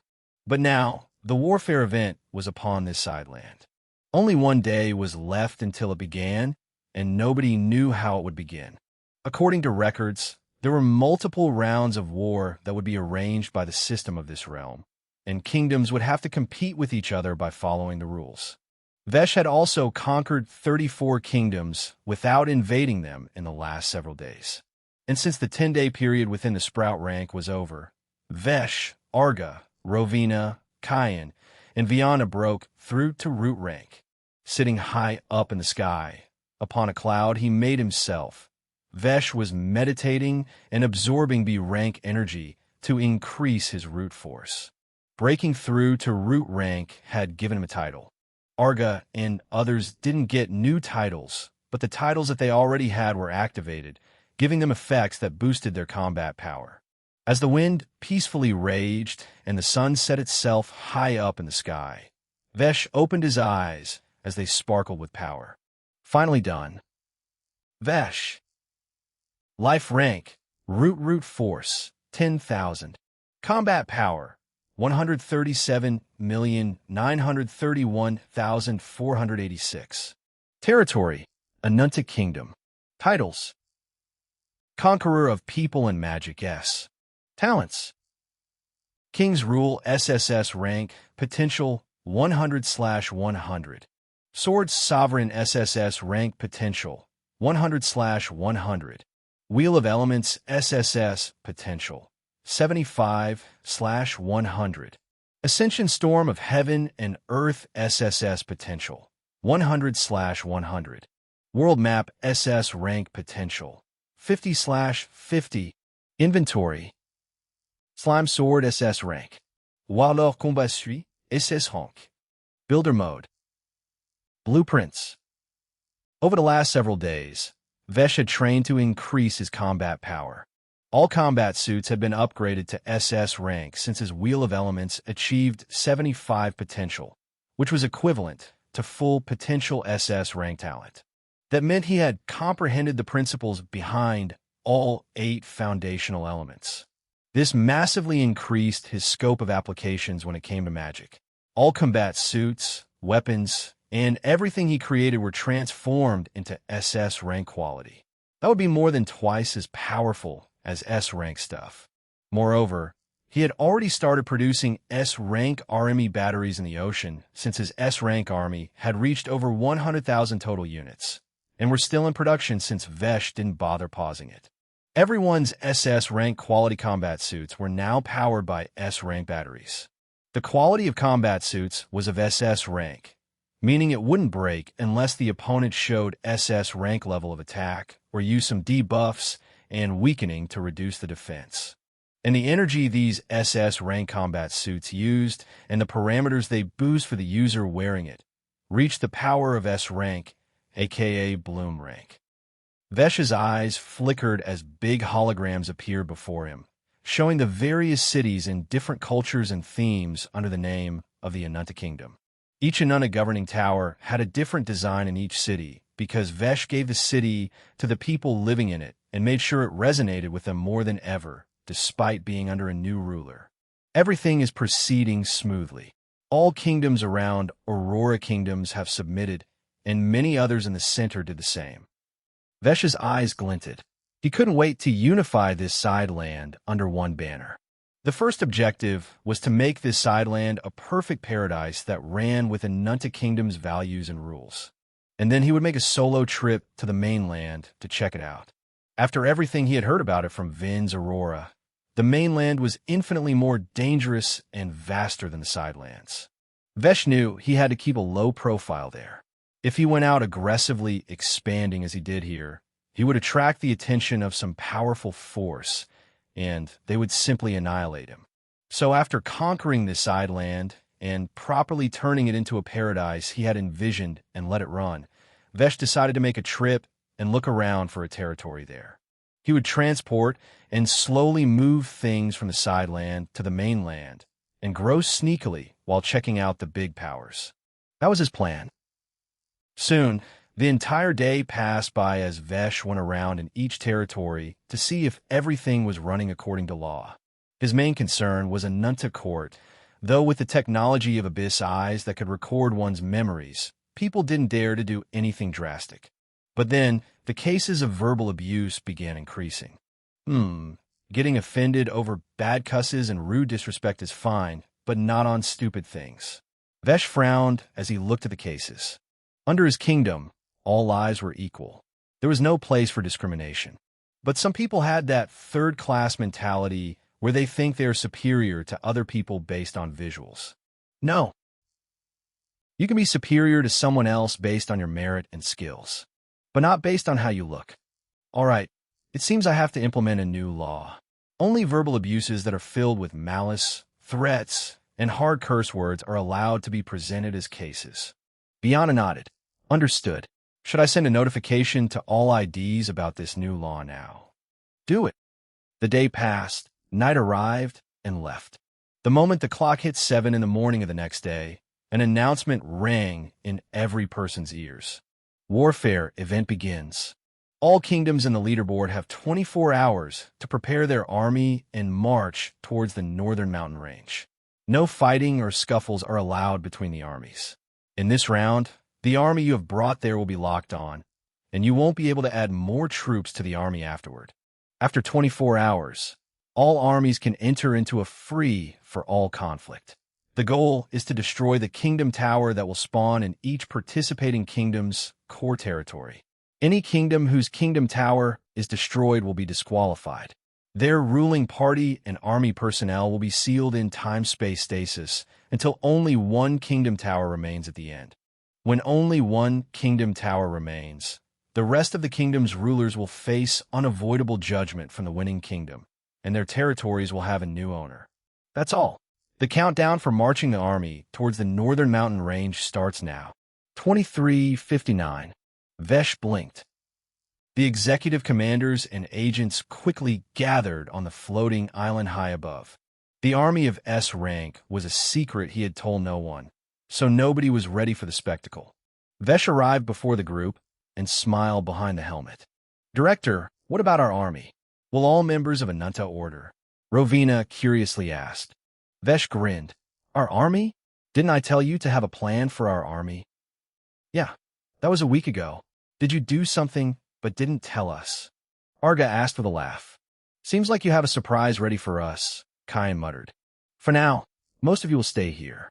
Your job is to guard our kingdom tower. Vesh cracked his finger. I'll lead the army to the northern mountain range with 2 executive commanders, Scarlet and Robin. Robin was a new executive commander, a STEM rank powerhouse, and the previous king of a kingdom that came under the Anunta kingdom. You both follow me. The rest will tighten the defense around our kingdom tower. High above the sky, far beyond the reach of normal sight, Vesh hovered in silence. Scarlet and Robin stood behind him, both curious. Director, Robin spoke. Where is the army? Vesh didn't answer. He simply raised his hand.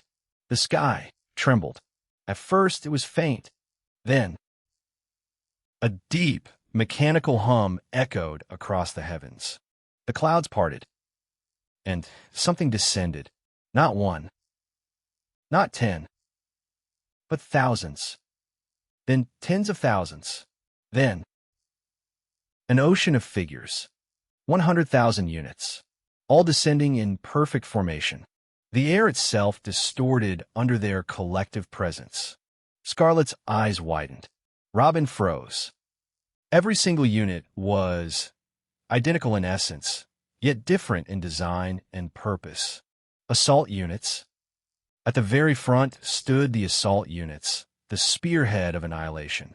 S-rank multi-weapon assassin. Slim, humanoid constructs with matte black bodies that absorbed light. Their limbs constantly shifted, reforming into blades, spears, chains, or ranged weapons depending on combat needs. Their heads had no faces, only a narrow, glowing slit that pulsed with cold intent. Their movements were silent, fluid, and unpredictable, like living shadows. S-rank dual-wielding samurai.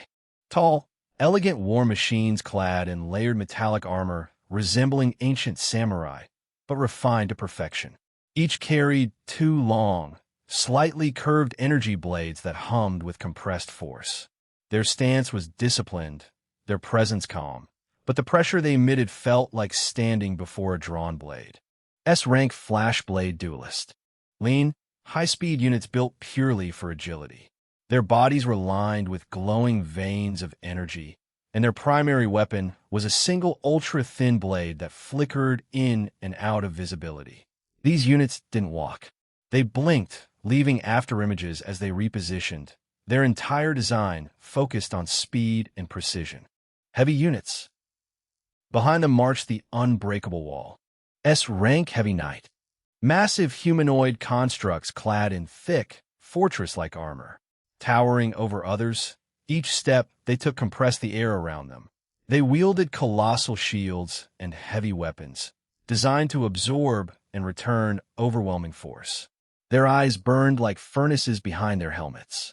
S-rank bulwark roller. A bizarre yet terrifying design. These units could shift into a rolling fortress form, becoming a spinning mass of reinforced armor and crushing force. In humanoid form, they carried heavy blunt weapons, but once deployed, they transformed into unstoppable rolling engines that flattened everything in their path. S-rank Aegis Bark Warrior. Broad, tree-like constructs with layered armor resembling bark infused with metallic sheen. Their bodies constantly regenerated minor damage, and their presence stabilized the battlefield. They carried massive tower shields that could expand into barrier fields, creating defensive zones for allied units. Aerial units. Above all, the sky belonged to them. S-rank twin-bladed wing-guard skirmisher. Humanoid aerial fighters with wide, razor-edged wings. Each wing could act as both a flight mechanism and a weapon. They wielded twin blades and moved in sweeping arcs, cutting through enemies with aerial precision. S-rank hyper cannon wyvern. Large, beast-like constructs shaped like mechanical wyverns. Their bodies were reinforced with heavy plating, and their mouths housed devastating energy cannons capable of long-range bombardment. Their wings generated shockwaves with every flap. S-rank velocity vanguard. Sleek, spear-like units built purely for speed. Their entire form was streamlined, almost minimalistic, with a glowing core at the center. They accelerated instantly, piercing through defenses like living missiles before reforming midair again. Support units. And among them moved the backbone of the army. S-rank Fortress Turtle. Enormous, floating constructs with layered shells resembling fortified cities. Their shells opened to deploy turrets, shields, and support systems. They moved slowly, but their presence alone turned entire zones into fortified strongholds. S-rank Shadow Priest. Humanoid units cloaked in flowing, shadow-like energy. Their forms flickered, half visible, as they channeled waves of dark energy to debuff enemies and enhance allies. Their eyes glowed faintly beneath their hoods, watching everything. S-rank Delta Nurse. Sleek, humanoid support units with radiant, soft, glowing bodies. They emitted pulses of stabilizing energy that repaired damage, restored energy reserves, and maintained unit efficiency. Their movements were calm and precise, even in chaos. Scarlet let out a low whistle. "You've been busy." Robin's throat went dry. This is... Vesh smiled. "This is our army." Chapter 53. Entrance of the Anuna Army. Scarlet and Robin remained silent for several seconds as the massive formation stabilized behind Vesh. The sky itself seemed occupied, layered with ranks upon ranks of S-rank mechanical troops stretching far beyond the horizon. Even without releasing any aura, their mere existence distorted the air. "Director," Robin finally spoke, his voice hoarse. That's 100,000 S-rank units." "Yes," Vesh answered calmly. "Fully autonomous. Coordinated through Ananta AI. Perfect synchronization. No fatigue. No fear. No hesitation." Scarlet folded her arms, staring at the formation. "And you made all of them in days?" "Production is still ongoing," Vesh replied. "But this should be enough." He turned toward the north. Formation 1. March. The entire army moved. Not with noise, not with chaos, but with absolute order. Assault units advanced first, spreading in a wide, triangular spearhead. Behind them, heavy units moved in layered defensive blocks. Support units floated in structured grids between formations, while aerial units lifted into the sky and formed a multi-layered aerial dome. The northern mountain range stretched endlessly, a natural boundary of jagged peaks and wide valleys. By the time Vesh's army arrived, multiple kingdoms had already reached the region. Thousands of banners filled the valleys. The beasts roared. Armored soldiers stood in disciplined ranks. Magique formation glowed across camp. The Howling Star Kingdom occupied the western ridge, their beast armies scattered across the snowy slopes. Massive wolves, armored beasts, and aerial predators hovered in formation. The Asterisk dynasty had taken the central plateau, their geometric formations and star-inscribed arrays glowing faintly beneath their disciplined troops. Several other powerful kingdoms occupied the surrounding valleys, each one bringing their strongest elites. The area occupied by the Talzin Kingdom had a lot of beasts and also other powerhouses clad in armor. Ananta Kingdom's executive commander and agents are there. Don't tell me that's their army. Talzin raised his eyebrows. Despite having such a population and technology, he isn't using them, but their combat suits are stronger. Talzin's right-hand man, Dark Lord Zafari, narrowed his eyes as they glinted. Am I mistaken, or their energy reading is the same as Bloom rank monsters? No way, right? How could they have Bloom rank energy? There are 50-something people, and all have Bloom rank energy. That's almost the same as the Bloom rank monsters Harvin tamed. A few strong people are missing, especially that scary person whose powers are completely unknown. Discussion started in their group. In the Hollowing Star Kingdom's area, Queen Lyra stood atop a giant bear of Bloom rank, standing 120 meters tall. Her thick and long braided black hair flowed in the wind high up as she looked towards Ananta Kingdom's group. A company of Tengu beast folks floated around her, wielding different types of weapons. Ananta Kingdom, what is their plan?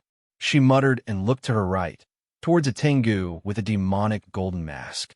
Go and relay our message. The Tengu took off. Rovina looked at the incoming Tengu, first before others followed.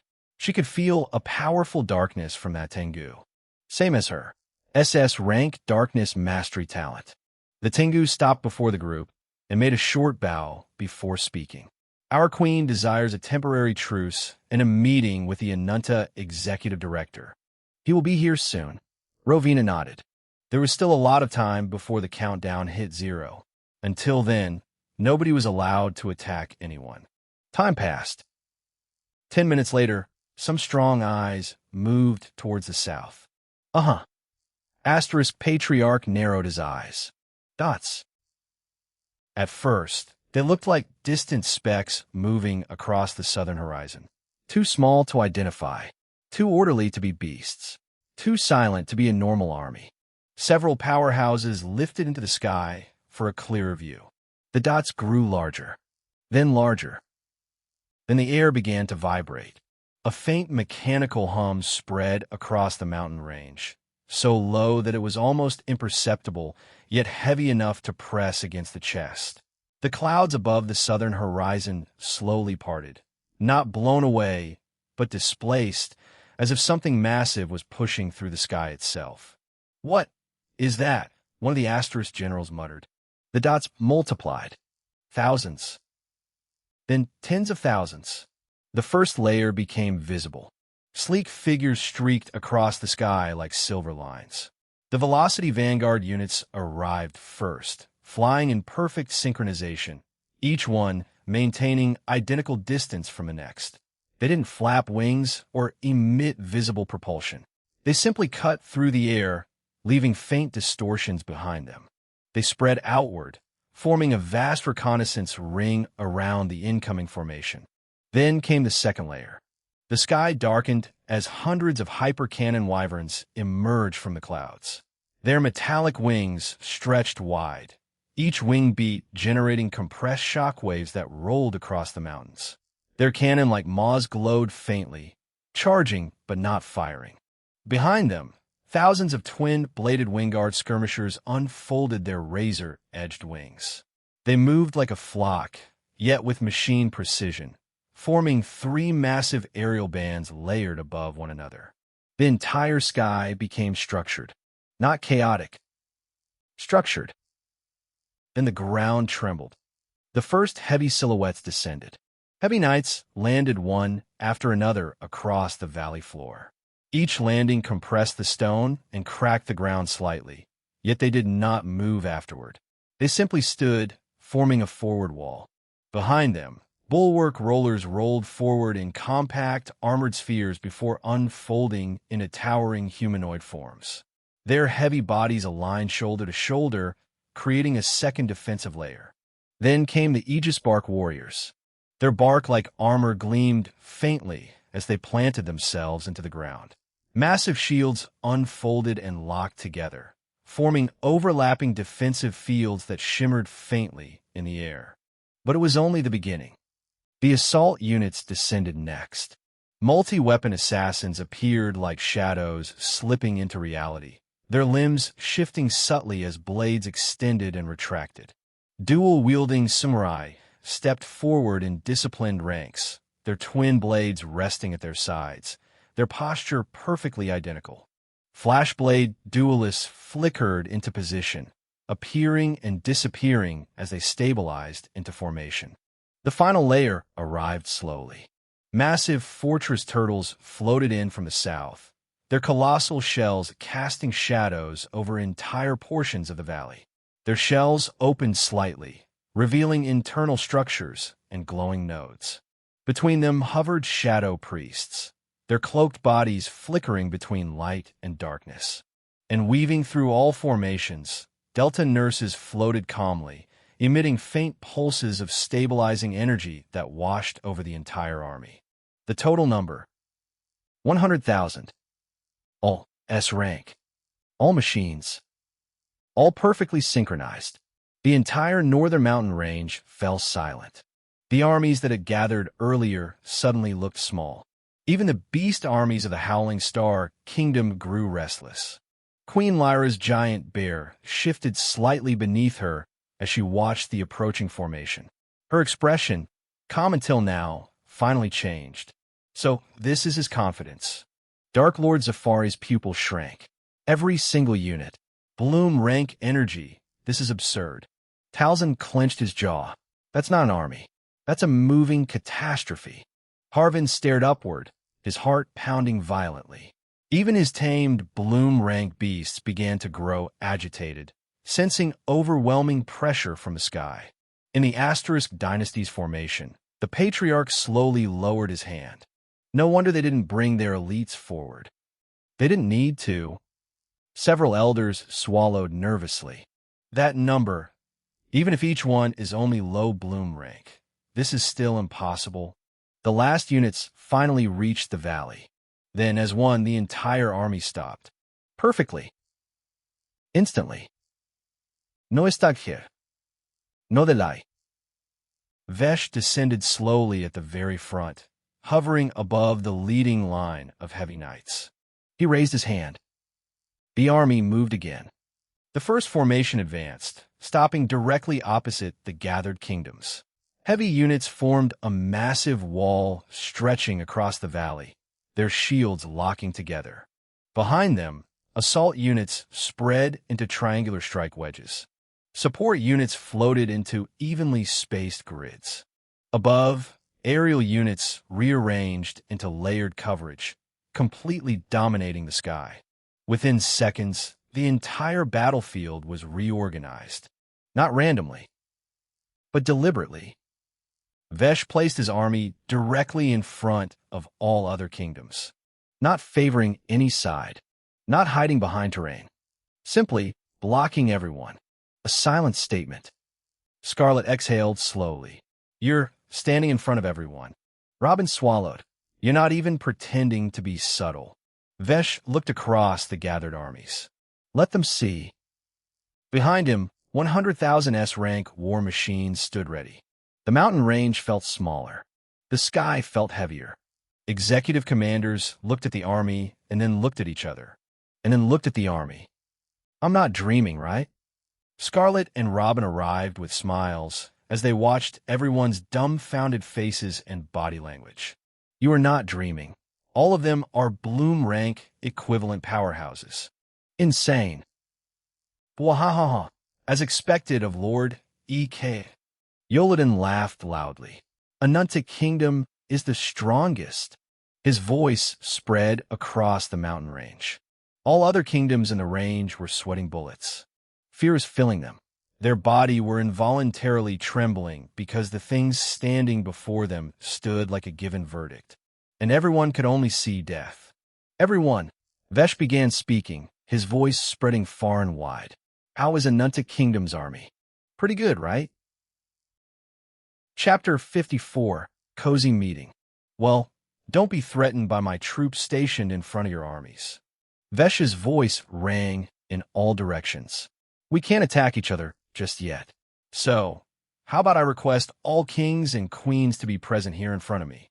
Let's have a cozy meeting. Waving his hand, Vesh created a platform in the air below his feet and a chair before he sat down.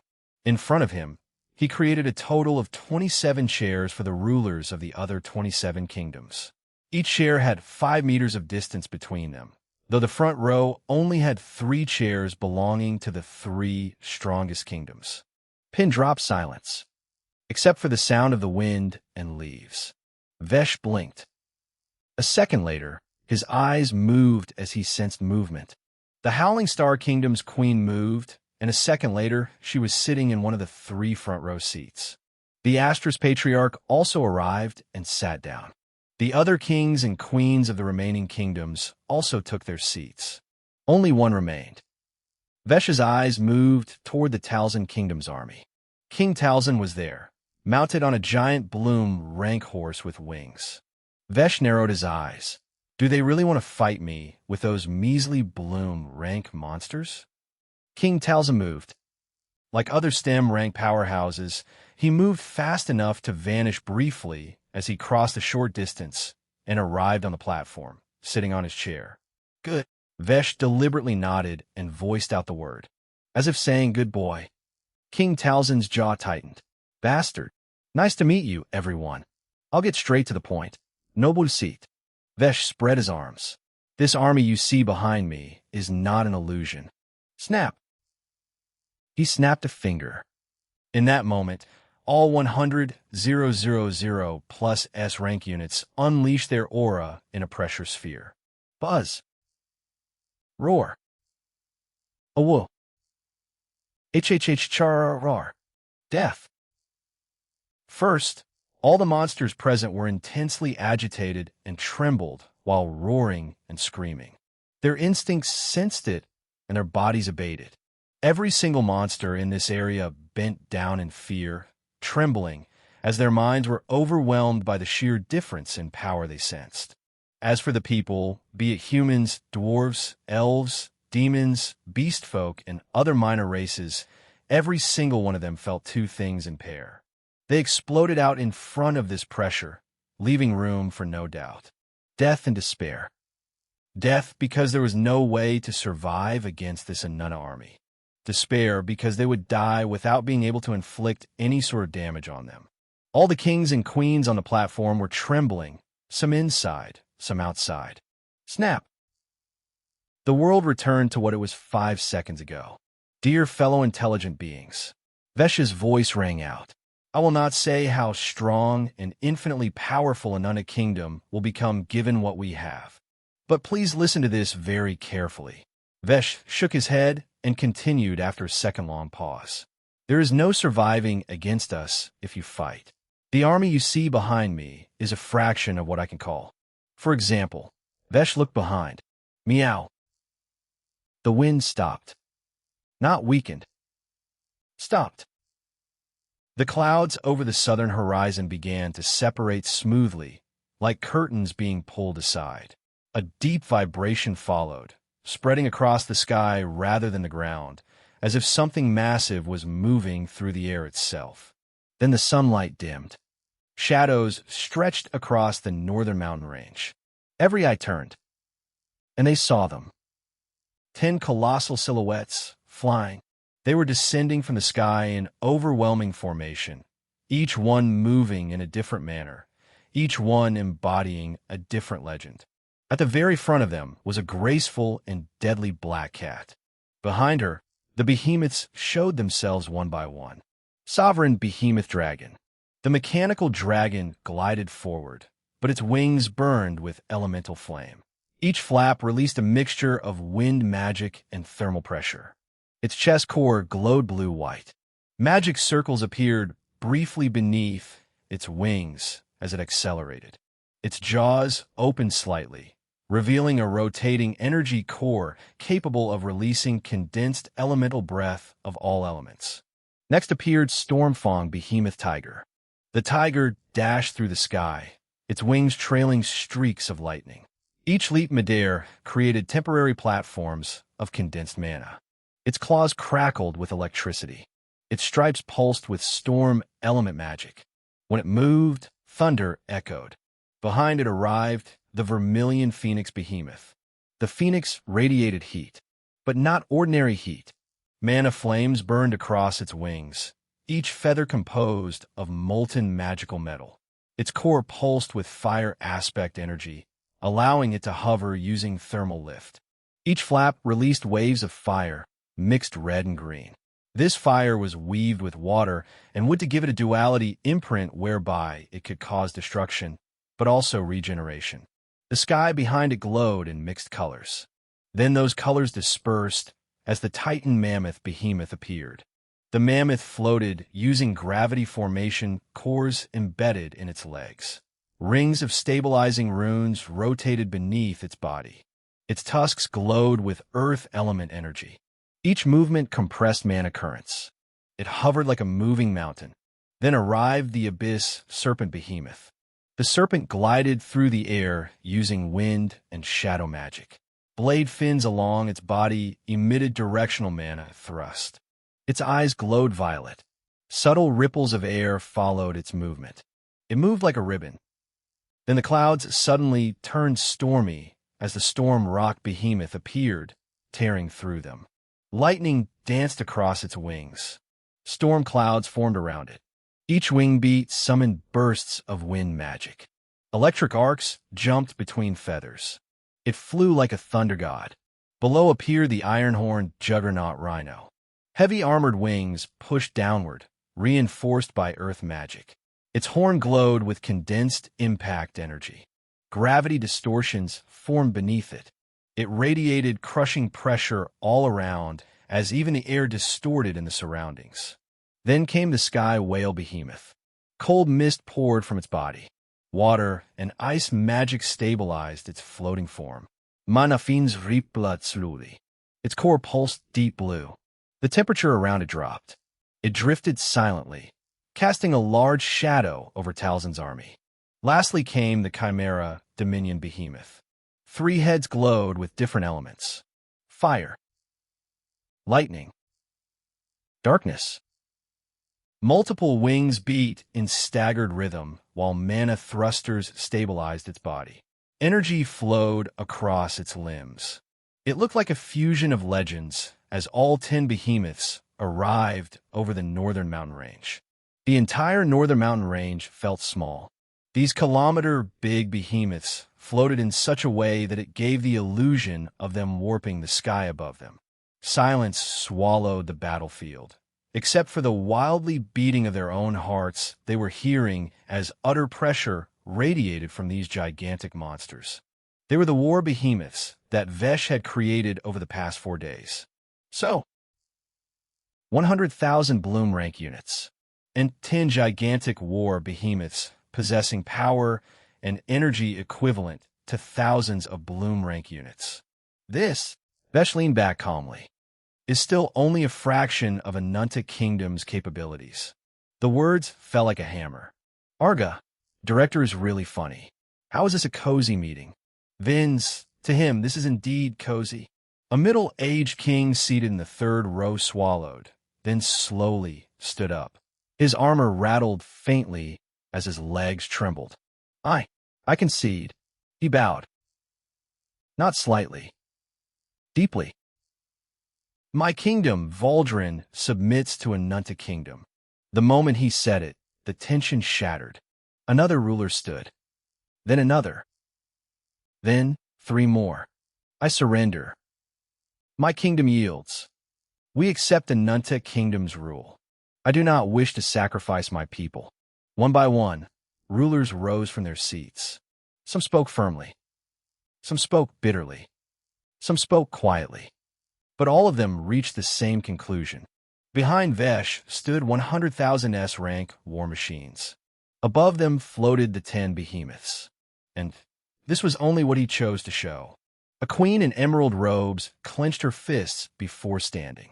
I refuse to throw my citizens into a meaningless war. My kingdom submits. A dwarf king slammed his fist on his chest. We fight when there's honor. This is suicide. We surrender. An elf monarch exhaled slowly. Anunta Kingdom, we yield. The chain reaction spread. Row by row. Seat by seat. 24 rulers stood. All except 3. Vesh looked at the trio and blinked. Anunta Kingdom. Queen Lyra stood up. Howling Star concedes. But is your policy the same as it was before this event? Vesh chuckled. Same as in, not dominating, but spreading peace, harmony, and development, letting people keep their place as long as they adapt to the laws and rules of Anunta Kingdom. Queen Lyra nodded. That is the one thing that will never change. Anunta Kingdom wishes no meaningless bloodshed. But if someone wants blood, Vesh looked straight at Harvin, who was far away in Talzin's army, standing atop a giant 4-armed gorilla of Bloom rank. Let's just say that shedding blood might as well be our specialty given the prowess we have. We also would like to accept the grace of the Anunta Kingdom. The Astrus Patriarch stood up and bowed. But could we have negotiations on some laws? Vesh narrowed his eyes. What laws? As in, Anunta Court. No. Vesh rejected before the Astrus King even finished speaking. Death. Vesh slowly exhaled. It will come for all. And when Abyss Eyes activates and judgment arrives, no one will escape. But there will be a chance of redemption if you are in regret of what you have done. This regret will be detected. Anunta Kingdom does wish to make a paradise. Vesh looked up at the sky. For that, law, order, entertainment, peace, and power, all of these are important. Looking back at the Astrus King, his cold voice rang. Be it you or anyone, once part of the Anunta Kingdom, all are equal. Paradise? Ha! King Talzin began laughing. Chapter 55. 3 Waves End. Paradise? Ha ha! King Talzin started laughing. After a few seconds, he stopped and stood up. This, your army. If you go to the mainland with it and start speaking like this, you'll be erased in seconds. King Talzin shook his head. But don't worry. You don't need to go there. I've brought precious guests from there myself. King Talzin grinned, his eyes glinting coldly. What? Vesh frowned behind the helmet. People from the mainland? Stronger than Bloom rank. Just 5 of them will overturn your entire army. King Talzin spoke, his voice spreading far and wide. They are from the great Wind Fury Eagle Kingdom. King Talzin looked around. Where are they? I'm shouting pretty far and wide, and they said they'd appear. Vesh glanced around while his eyes glinted, connecting with all the big eyes in the surroundings and scanning them. Kaylee, can you find anyone strong? Yeah. Vesh tilted his head slightly and asked, "Where are they?" "They are here," King Talzin shouted, his voice spreading even farther and wider. King Talzin's face turned red. Harvin and others were also looking at each other, confused. "Where the heck are they?" Harvin muttered. It was because of him that they managed to reach the mainland fast. By riding on a bloom rank aquatic beast. They managed to contact a rather powerful kingdom and asked for aid in exchange for resource transportation and some other deals once the Talzin kingdom conquered this side land. They sent 5 people with them, all 5 at fruit rank. Everyone starts at seed rank. Breaking through to sprout rank gives an overall boost. Then sprout rank to root rank gives an overall boost plus a title that grants power. Vesh got a title called Conqueror of People and Magic S. The effect of this title was straightforward. He gains plus 1% reserve of energy in his life nexus per 1,000 people in his kingdom loyal to him. Since he had an 87,000% boost in energy reserve, he had 87 million people in his kingdom loyal to him. And that 87,000% boost in energy reserve was entirely filled by S-rank RME. At every rank, people had the same reserve of energy, 10,000. Only its quality and recovery would change, depending on the life form rank. Vesh had an 87,000% boost in energy reserve, which meant 87,000% of 10,000. That meant 8,700,000, and that 2S rank RME. Even Vesh didn't know what would happen if he went all out. Of course, he had tested the limit of the amount of energy he could control, and he naturally couldn't control all of his current S-rank energy reserve. It was simply too big, but he could control 144,000 S-rank RME at once. As in, he could unleash a fireball made with 144,000 S-rank RME, and it could lay waste to an entire mountain and another one next to it with ease. If an S-rank title was like that, then other people on the mainland must have crazy titles and talents as well, which was why Vesh wanted to be cautious. Then root rank to stem rank granted an overall boost in power again, nothing else. But then, once someone at stem rank breaks through to bloom rank, they awaken a second natural talent. The quality and rank of this talent is considered to be random, but one's experience and actions inevitably play a hand in it. And then, when one breaks through to fruit rank, a process starts. A process that would bear fruit in one's life nexus. A fruit that, once ripened and then eaten, would evolve one's life form entirely and grant a significant boost. Eating the fruit would also break one through to tree rank. The 5 people that King Talzin brought back were at fruit rank. And yet, none of them came forward. "Where are they?" Vesh asked, his head tilting slightly. Talzin's lips twitched. 1 second. He quickly contacted those people using the comm crystal. "King Talzin, where are you all?" "Raffian, where are we?" "Are you dumb?" "King Talzin, what do you mean?" Everyone heard the stammer in King Talzin's voice. Vesh was amused. "Jobel, we are halfway back to the mainland." King Talzin, what? Why? "Corian, this guy is dumb. You really expect us to win against that 100,000 army of bloom rank robots? And that 2 made with SS rank material that even takes some real exertion for us to destroy. Earl, not to mention those 10 behemoths. They have an insane amount of energy reserve and pulses of magic that even made us palpitate. The 5 of us don't have the energy, power, or resources here to fight against that army." King Talzin blanked out. They ran away. "Looking at your face, it seems they are not coming here." Queen Lyra chuckled. "You brought them, but they are not coming here." The asterisk patriarch frowned. "They ran away after seeing Anunta Kingdom's army?" He got chills as he finished speaking. Powerful people from the mainland ran away after seeing Anunta Kingdom's army. King Talzin took a deep breath. "They ran away," he said, face flat. "According to them, they don't have the power to fight your army." Vesh nodded. "Wise fellows. So what will you do?" Vesh asked. King Talzin let out a cold chuckle. "If I surrender, I will die." He looked at the other kings and queens. "Many of you will also die under the laws of the Anunta Kingdom. After all, he can see your memories and will judge you based on your actions." There will be no escaping the consequences once you become part of the Ananta kingdom. The kings and queens looked at each other, fear clearly surging in their eyes. Vesh frowned. Isn't that right? King Talzin looked at Vesh. That's right.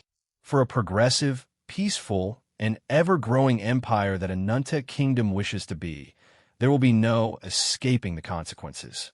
However, you will be judged thoroughly. If you're someone who disregards the lives of others for selfish benefits, if you are not capable of seeing all intelligent lives as equal and cannot follow the laws and order of the Ananta kingdom, you will be punished. But if you have something in the past and regret it, you will get a chance at redemption. Regret and realization. Reform is something I believe in, but it is not something everyone deserves. Vesh's voice rose. Whether you become part of Ananta kingdom or not, you will be judged because Ananta kingdom will win this war, and it will unify this side land, which means all people within will be under the laws of Ananta kingdom. Clap, clap, clap. Vesh looked at King Talzin, who was clapping. Wonderful. King Talzin grinned. Then what if we escape from this side land? You can't attack us until the countdown reaches 0. You have no personal enmity towards us. You don't know us. What if we want to escape from this side land? King Talzin narrowed his eyes, his voice grating. Will you stop us and judge us? Will you do the same to everyone everywhere you go? And you've never shown us your face even once. Everyone looked at the black-armored individual embodying pure domination with that appearance. Nobody could see the eyes or face behind that sleek helmet and black glassy visor that glowed blue. Arga, the fuck is his problem? Lord Vesh has the best in his heart for everyone, and yet this vile moron dares to. Rovina, just watch. Vesh began walking slowly toward King Talzin. King Talzin flinched a bit when he saw Vesh taking a step forward, but then composed himself. What he wanted was an escape. He had tried his best for it. So, Vesh stopped a meter away from King Talzin and nodded. You see 3 waves in the world. One wave of people wants domination, control over the majority, disregard for other lives, and to acquire a clear superior hierarchy where they can do whatever they please. Rape, kill, enslave whoever they want. You're the king who likes such a world, right? Vesh's eyes whirled. I've seen your kingdom. It's the worst kingdom in this side land. 0.2% of people have enslaved the remaining 99.98%. Is hell there for them? King Talzin could feel his heart filling with terror because of an intent that was drowning him, coming from eyes he couldn't see. And then there's another wave that wants peace, harmony, and development. This wave doesn't invade. They conquer the hearts of other people, share knowledge, and seek harmonious development. They integrate and bloom multicultural relationships. That is the Athena Nanda kingdom. These 2 waves of people are minorities. The third wave is the majority. The majority of people just want to live, but due to life, influences, and choices, they either dangle between the 2 waves or join one of them. The weak ones. Vesh sighed. Your kingdom is dominated by the first wave. 0.2% of the first wave has enslaved the 99.98% of my second wave. And you want me to let you escape from the things you have done? Vesh's head hung down. Okay. Vesh nodded and looked back at King Talzin. Everyone who wants to escape, go. Vesh looked at the countdown. You have a lot of time. But listen very carefully. Even if you survive till the end of time, the last thing you will see will still be the Ananta kingdom. Whenever there's a wave 1 dominating, Ananta kingdom will be there. It will come prepared, and at that time, no one will escape. And the reason why I haven't shown my face or my name and all other powerhouses of Ananta kingdom wears combat suits that hides their identity. Vesh continued. It's for protection. After all, who knows what else is possible if I can do this? Colorful whirls of energy shot upward before turning into a huge storm, sucking in surrounding energies and refining it. I can make something equivalent to magic veins like this. The magic veins form when concentrated magic is crystallized over a period of long time, but I can gather scattered magic energy from sources or atmosphere and concentrate it and crystallize it all in one with a wave of my hand. Everyone's eyes were widened in horror and bewilderment. If I can do something like that, then I have to assume there are people in mainland who may be able to hunt and kill people via means I may not be able to imagine. This is why all powerhouses of Anunta Kingdom will be in our custom combat suits. Their identity will be protected. Vesh swept his glance across the board. Anunta Kingdom will enter the mainland slowly, steadily, and secretly. We will move and expand cautiously as we have no interest in our self-destruction. That's all. Now, those who wants to escape, do it fast, because when that countdown turns 0, I'll destroy all kingdom pillars and whatever army that abyssal Lord Ural from the ocean brings here. Vesh sat down back on his throne, his eyes flickering as he sent a group of 20 troops to each kingdom's territory, ready to destroy their kingdom towers once the countdown hit 0. Arga and other executive commanders arrived on the platform. Time passed. Vesh busied himself doing other stuff, like improving some spells and utilizing some ideas regarding magic. King Talzin and many others escaped. When Vesh saw them leaving, he felt like he was letting go of criminals who had killed thousands and ruined even more lives, and it made him feel dejected a bit, so he made sure to destroy all of their transportation. It didn't break the rules because he wasn't attacking them, but the ships. Seeing the Bloom rank units behind them, they were scared shitless and flew away without taking their treasures, which were basically just a bunch of items, magic stones, and so on of a rank and below. Time passed quietly after that, until the countdown finally hit 0. Abyssal Lord Ural arrived. He turned out OTB, a 50-meter giant humanoid with giant squids, various aquatic monsters, and fish people. They were stubborn and directly headed towards Anunta Kingdom's Kingdom Tower, which was situated in Rising Light City. But Vesh intercepted their army with his 10 behemoths and 50,000 units. Seeing that, Abyssal Lord Ural seemed to glitch and surrendered due to sheer difference in power, as he only had 11 Bloom rank monsters and powerhouses combined. Vesh proposed an alliance, telling them to become a part of Anunta Kingdom, as Vesh decided to build some cool underwater territories. In the end, all kingdom towers were destroyed, and Anunta Kingdom became the winner. From then on, the entire sideland began transforming. After 1 month of constant development, something happened. Beep. Something happened. Why are you shouting, Z? As something crazy is happening. What should we do? This has never happened before. What is happening? Z. Here, look. In a vast map showing the first realm, one was a huge continent with small splits where oceans and rivers flowed. The mainland. Below were 5 small round circles. Compared to the mainland, the difference was between a football field and a ball in it. The balls were the sidelands. The football field was the mainland. But now one of the 5 balls was moving. Not just moving, but flying. It was ball on a map, but in reality, it was a huge land spanning 9,000 kilometers from east to west and 11,000 kilometers from south to north. What? It's at Anunta Kingdom. Tsunamis and storms are occurring everywhere. Does he want to bring that continent to mainland? I was watching him, and he had sent his machines to explore the mainland. You know that forbidden zone in the southwest, near the ocean? His machines are gathered there, far away from nearest populated settlements. I think he is going there. With the continent. Seems like it. He's already broken through to fruit rank in a month. Now, he just needs to gather experience to ripen the fruit.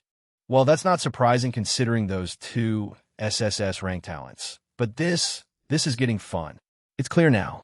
He will contest with the other 5 for the position of this first realm's ruler and rename this world.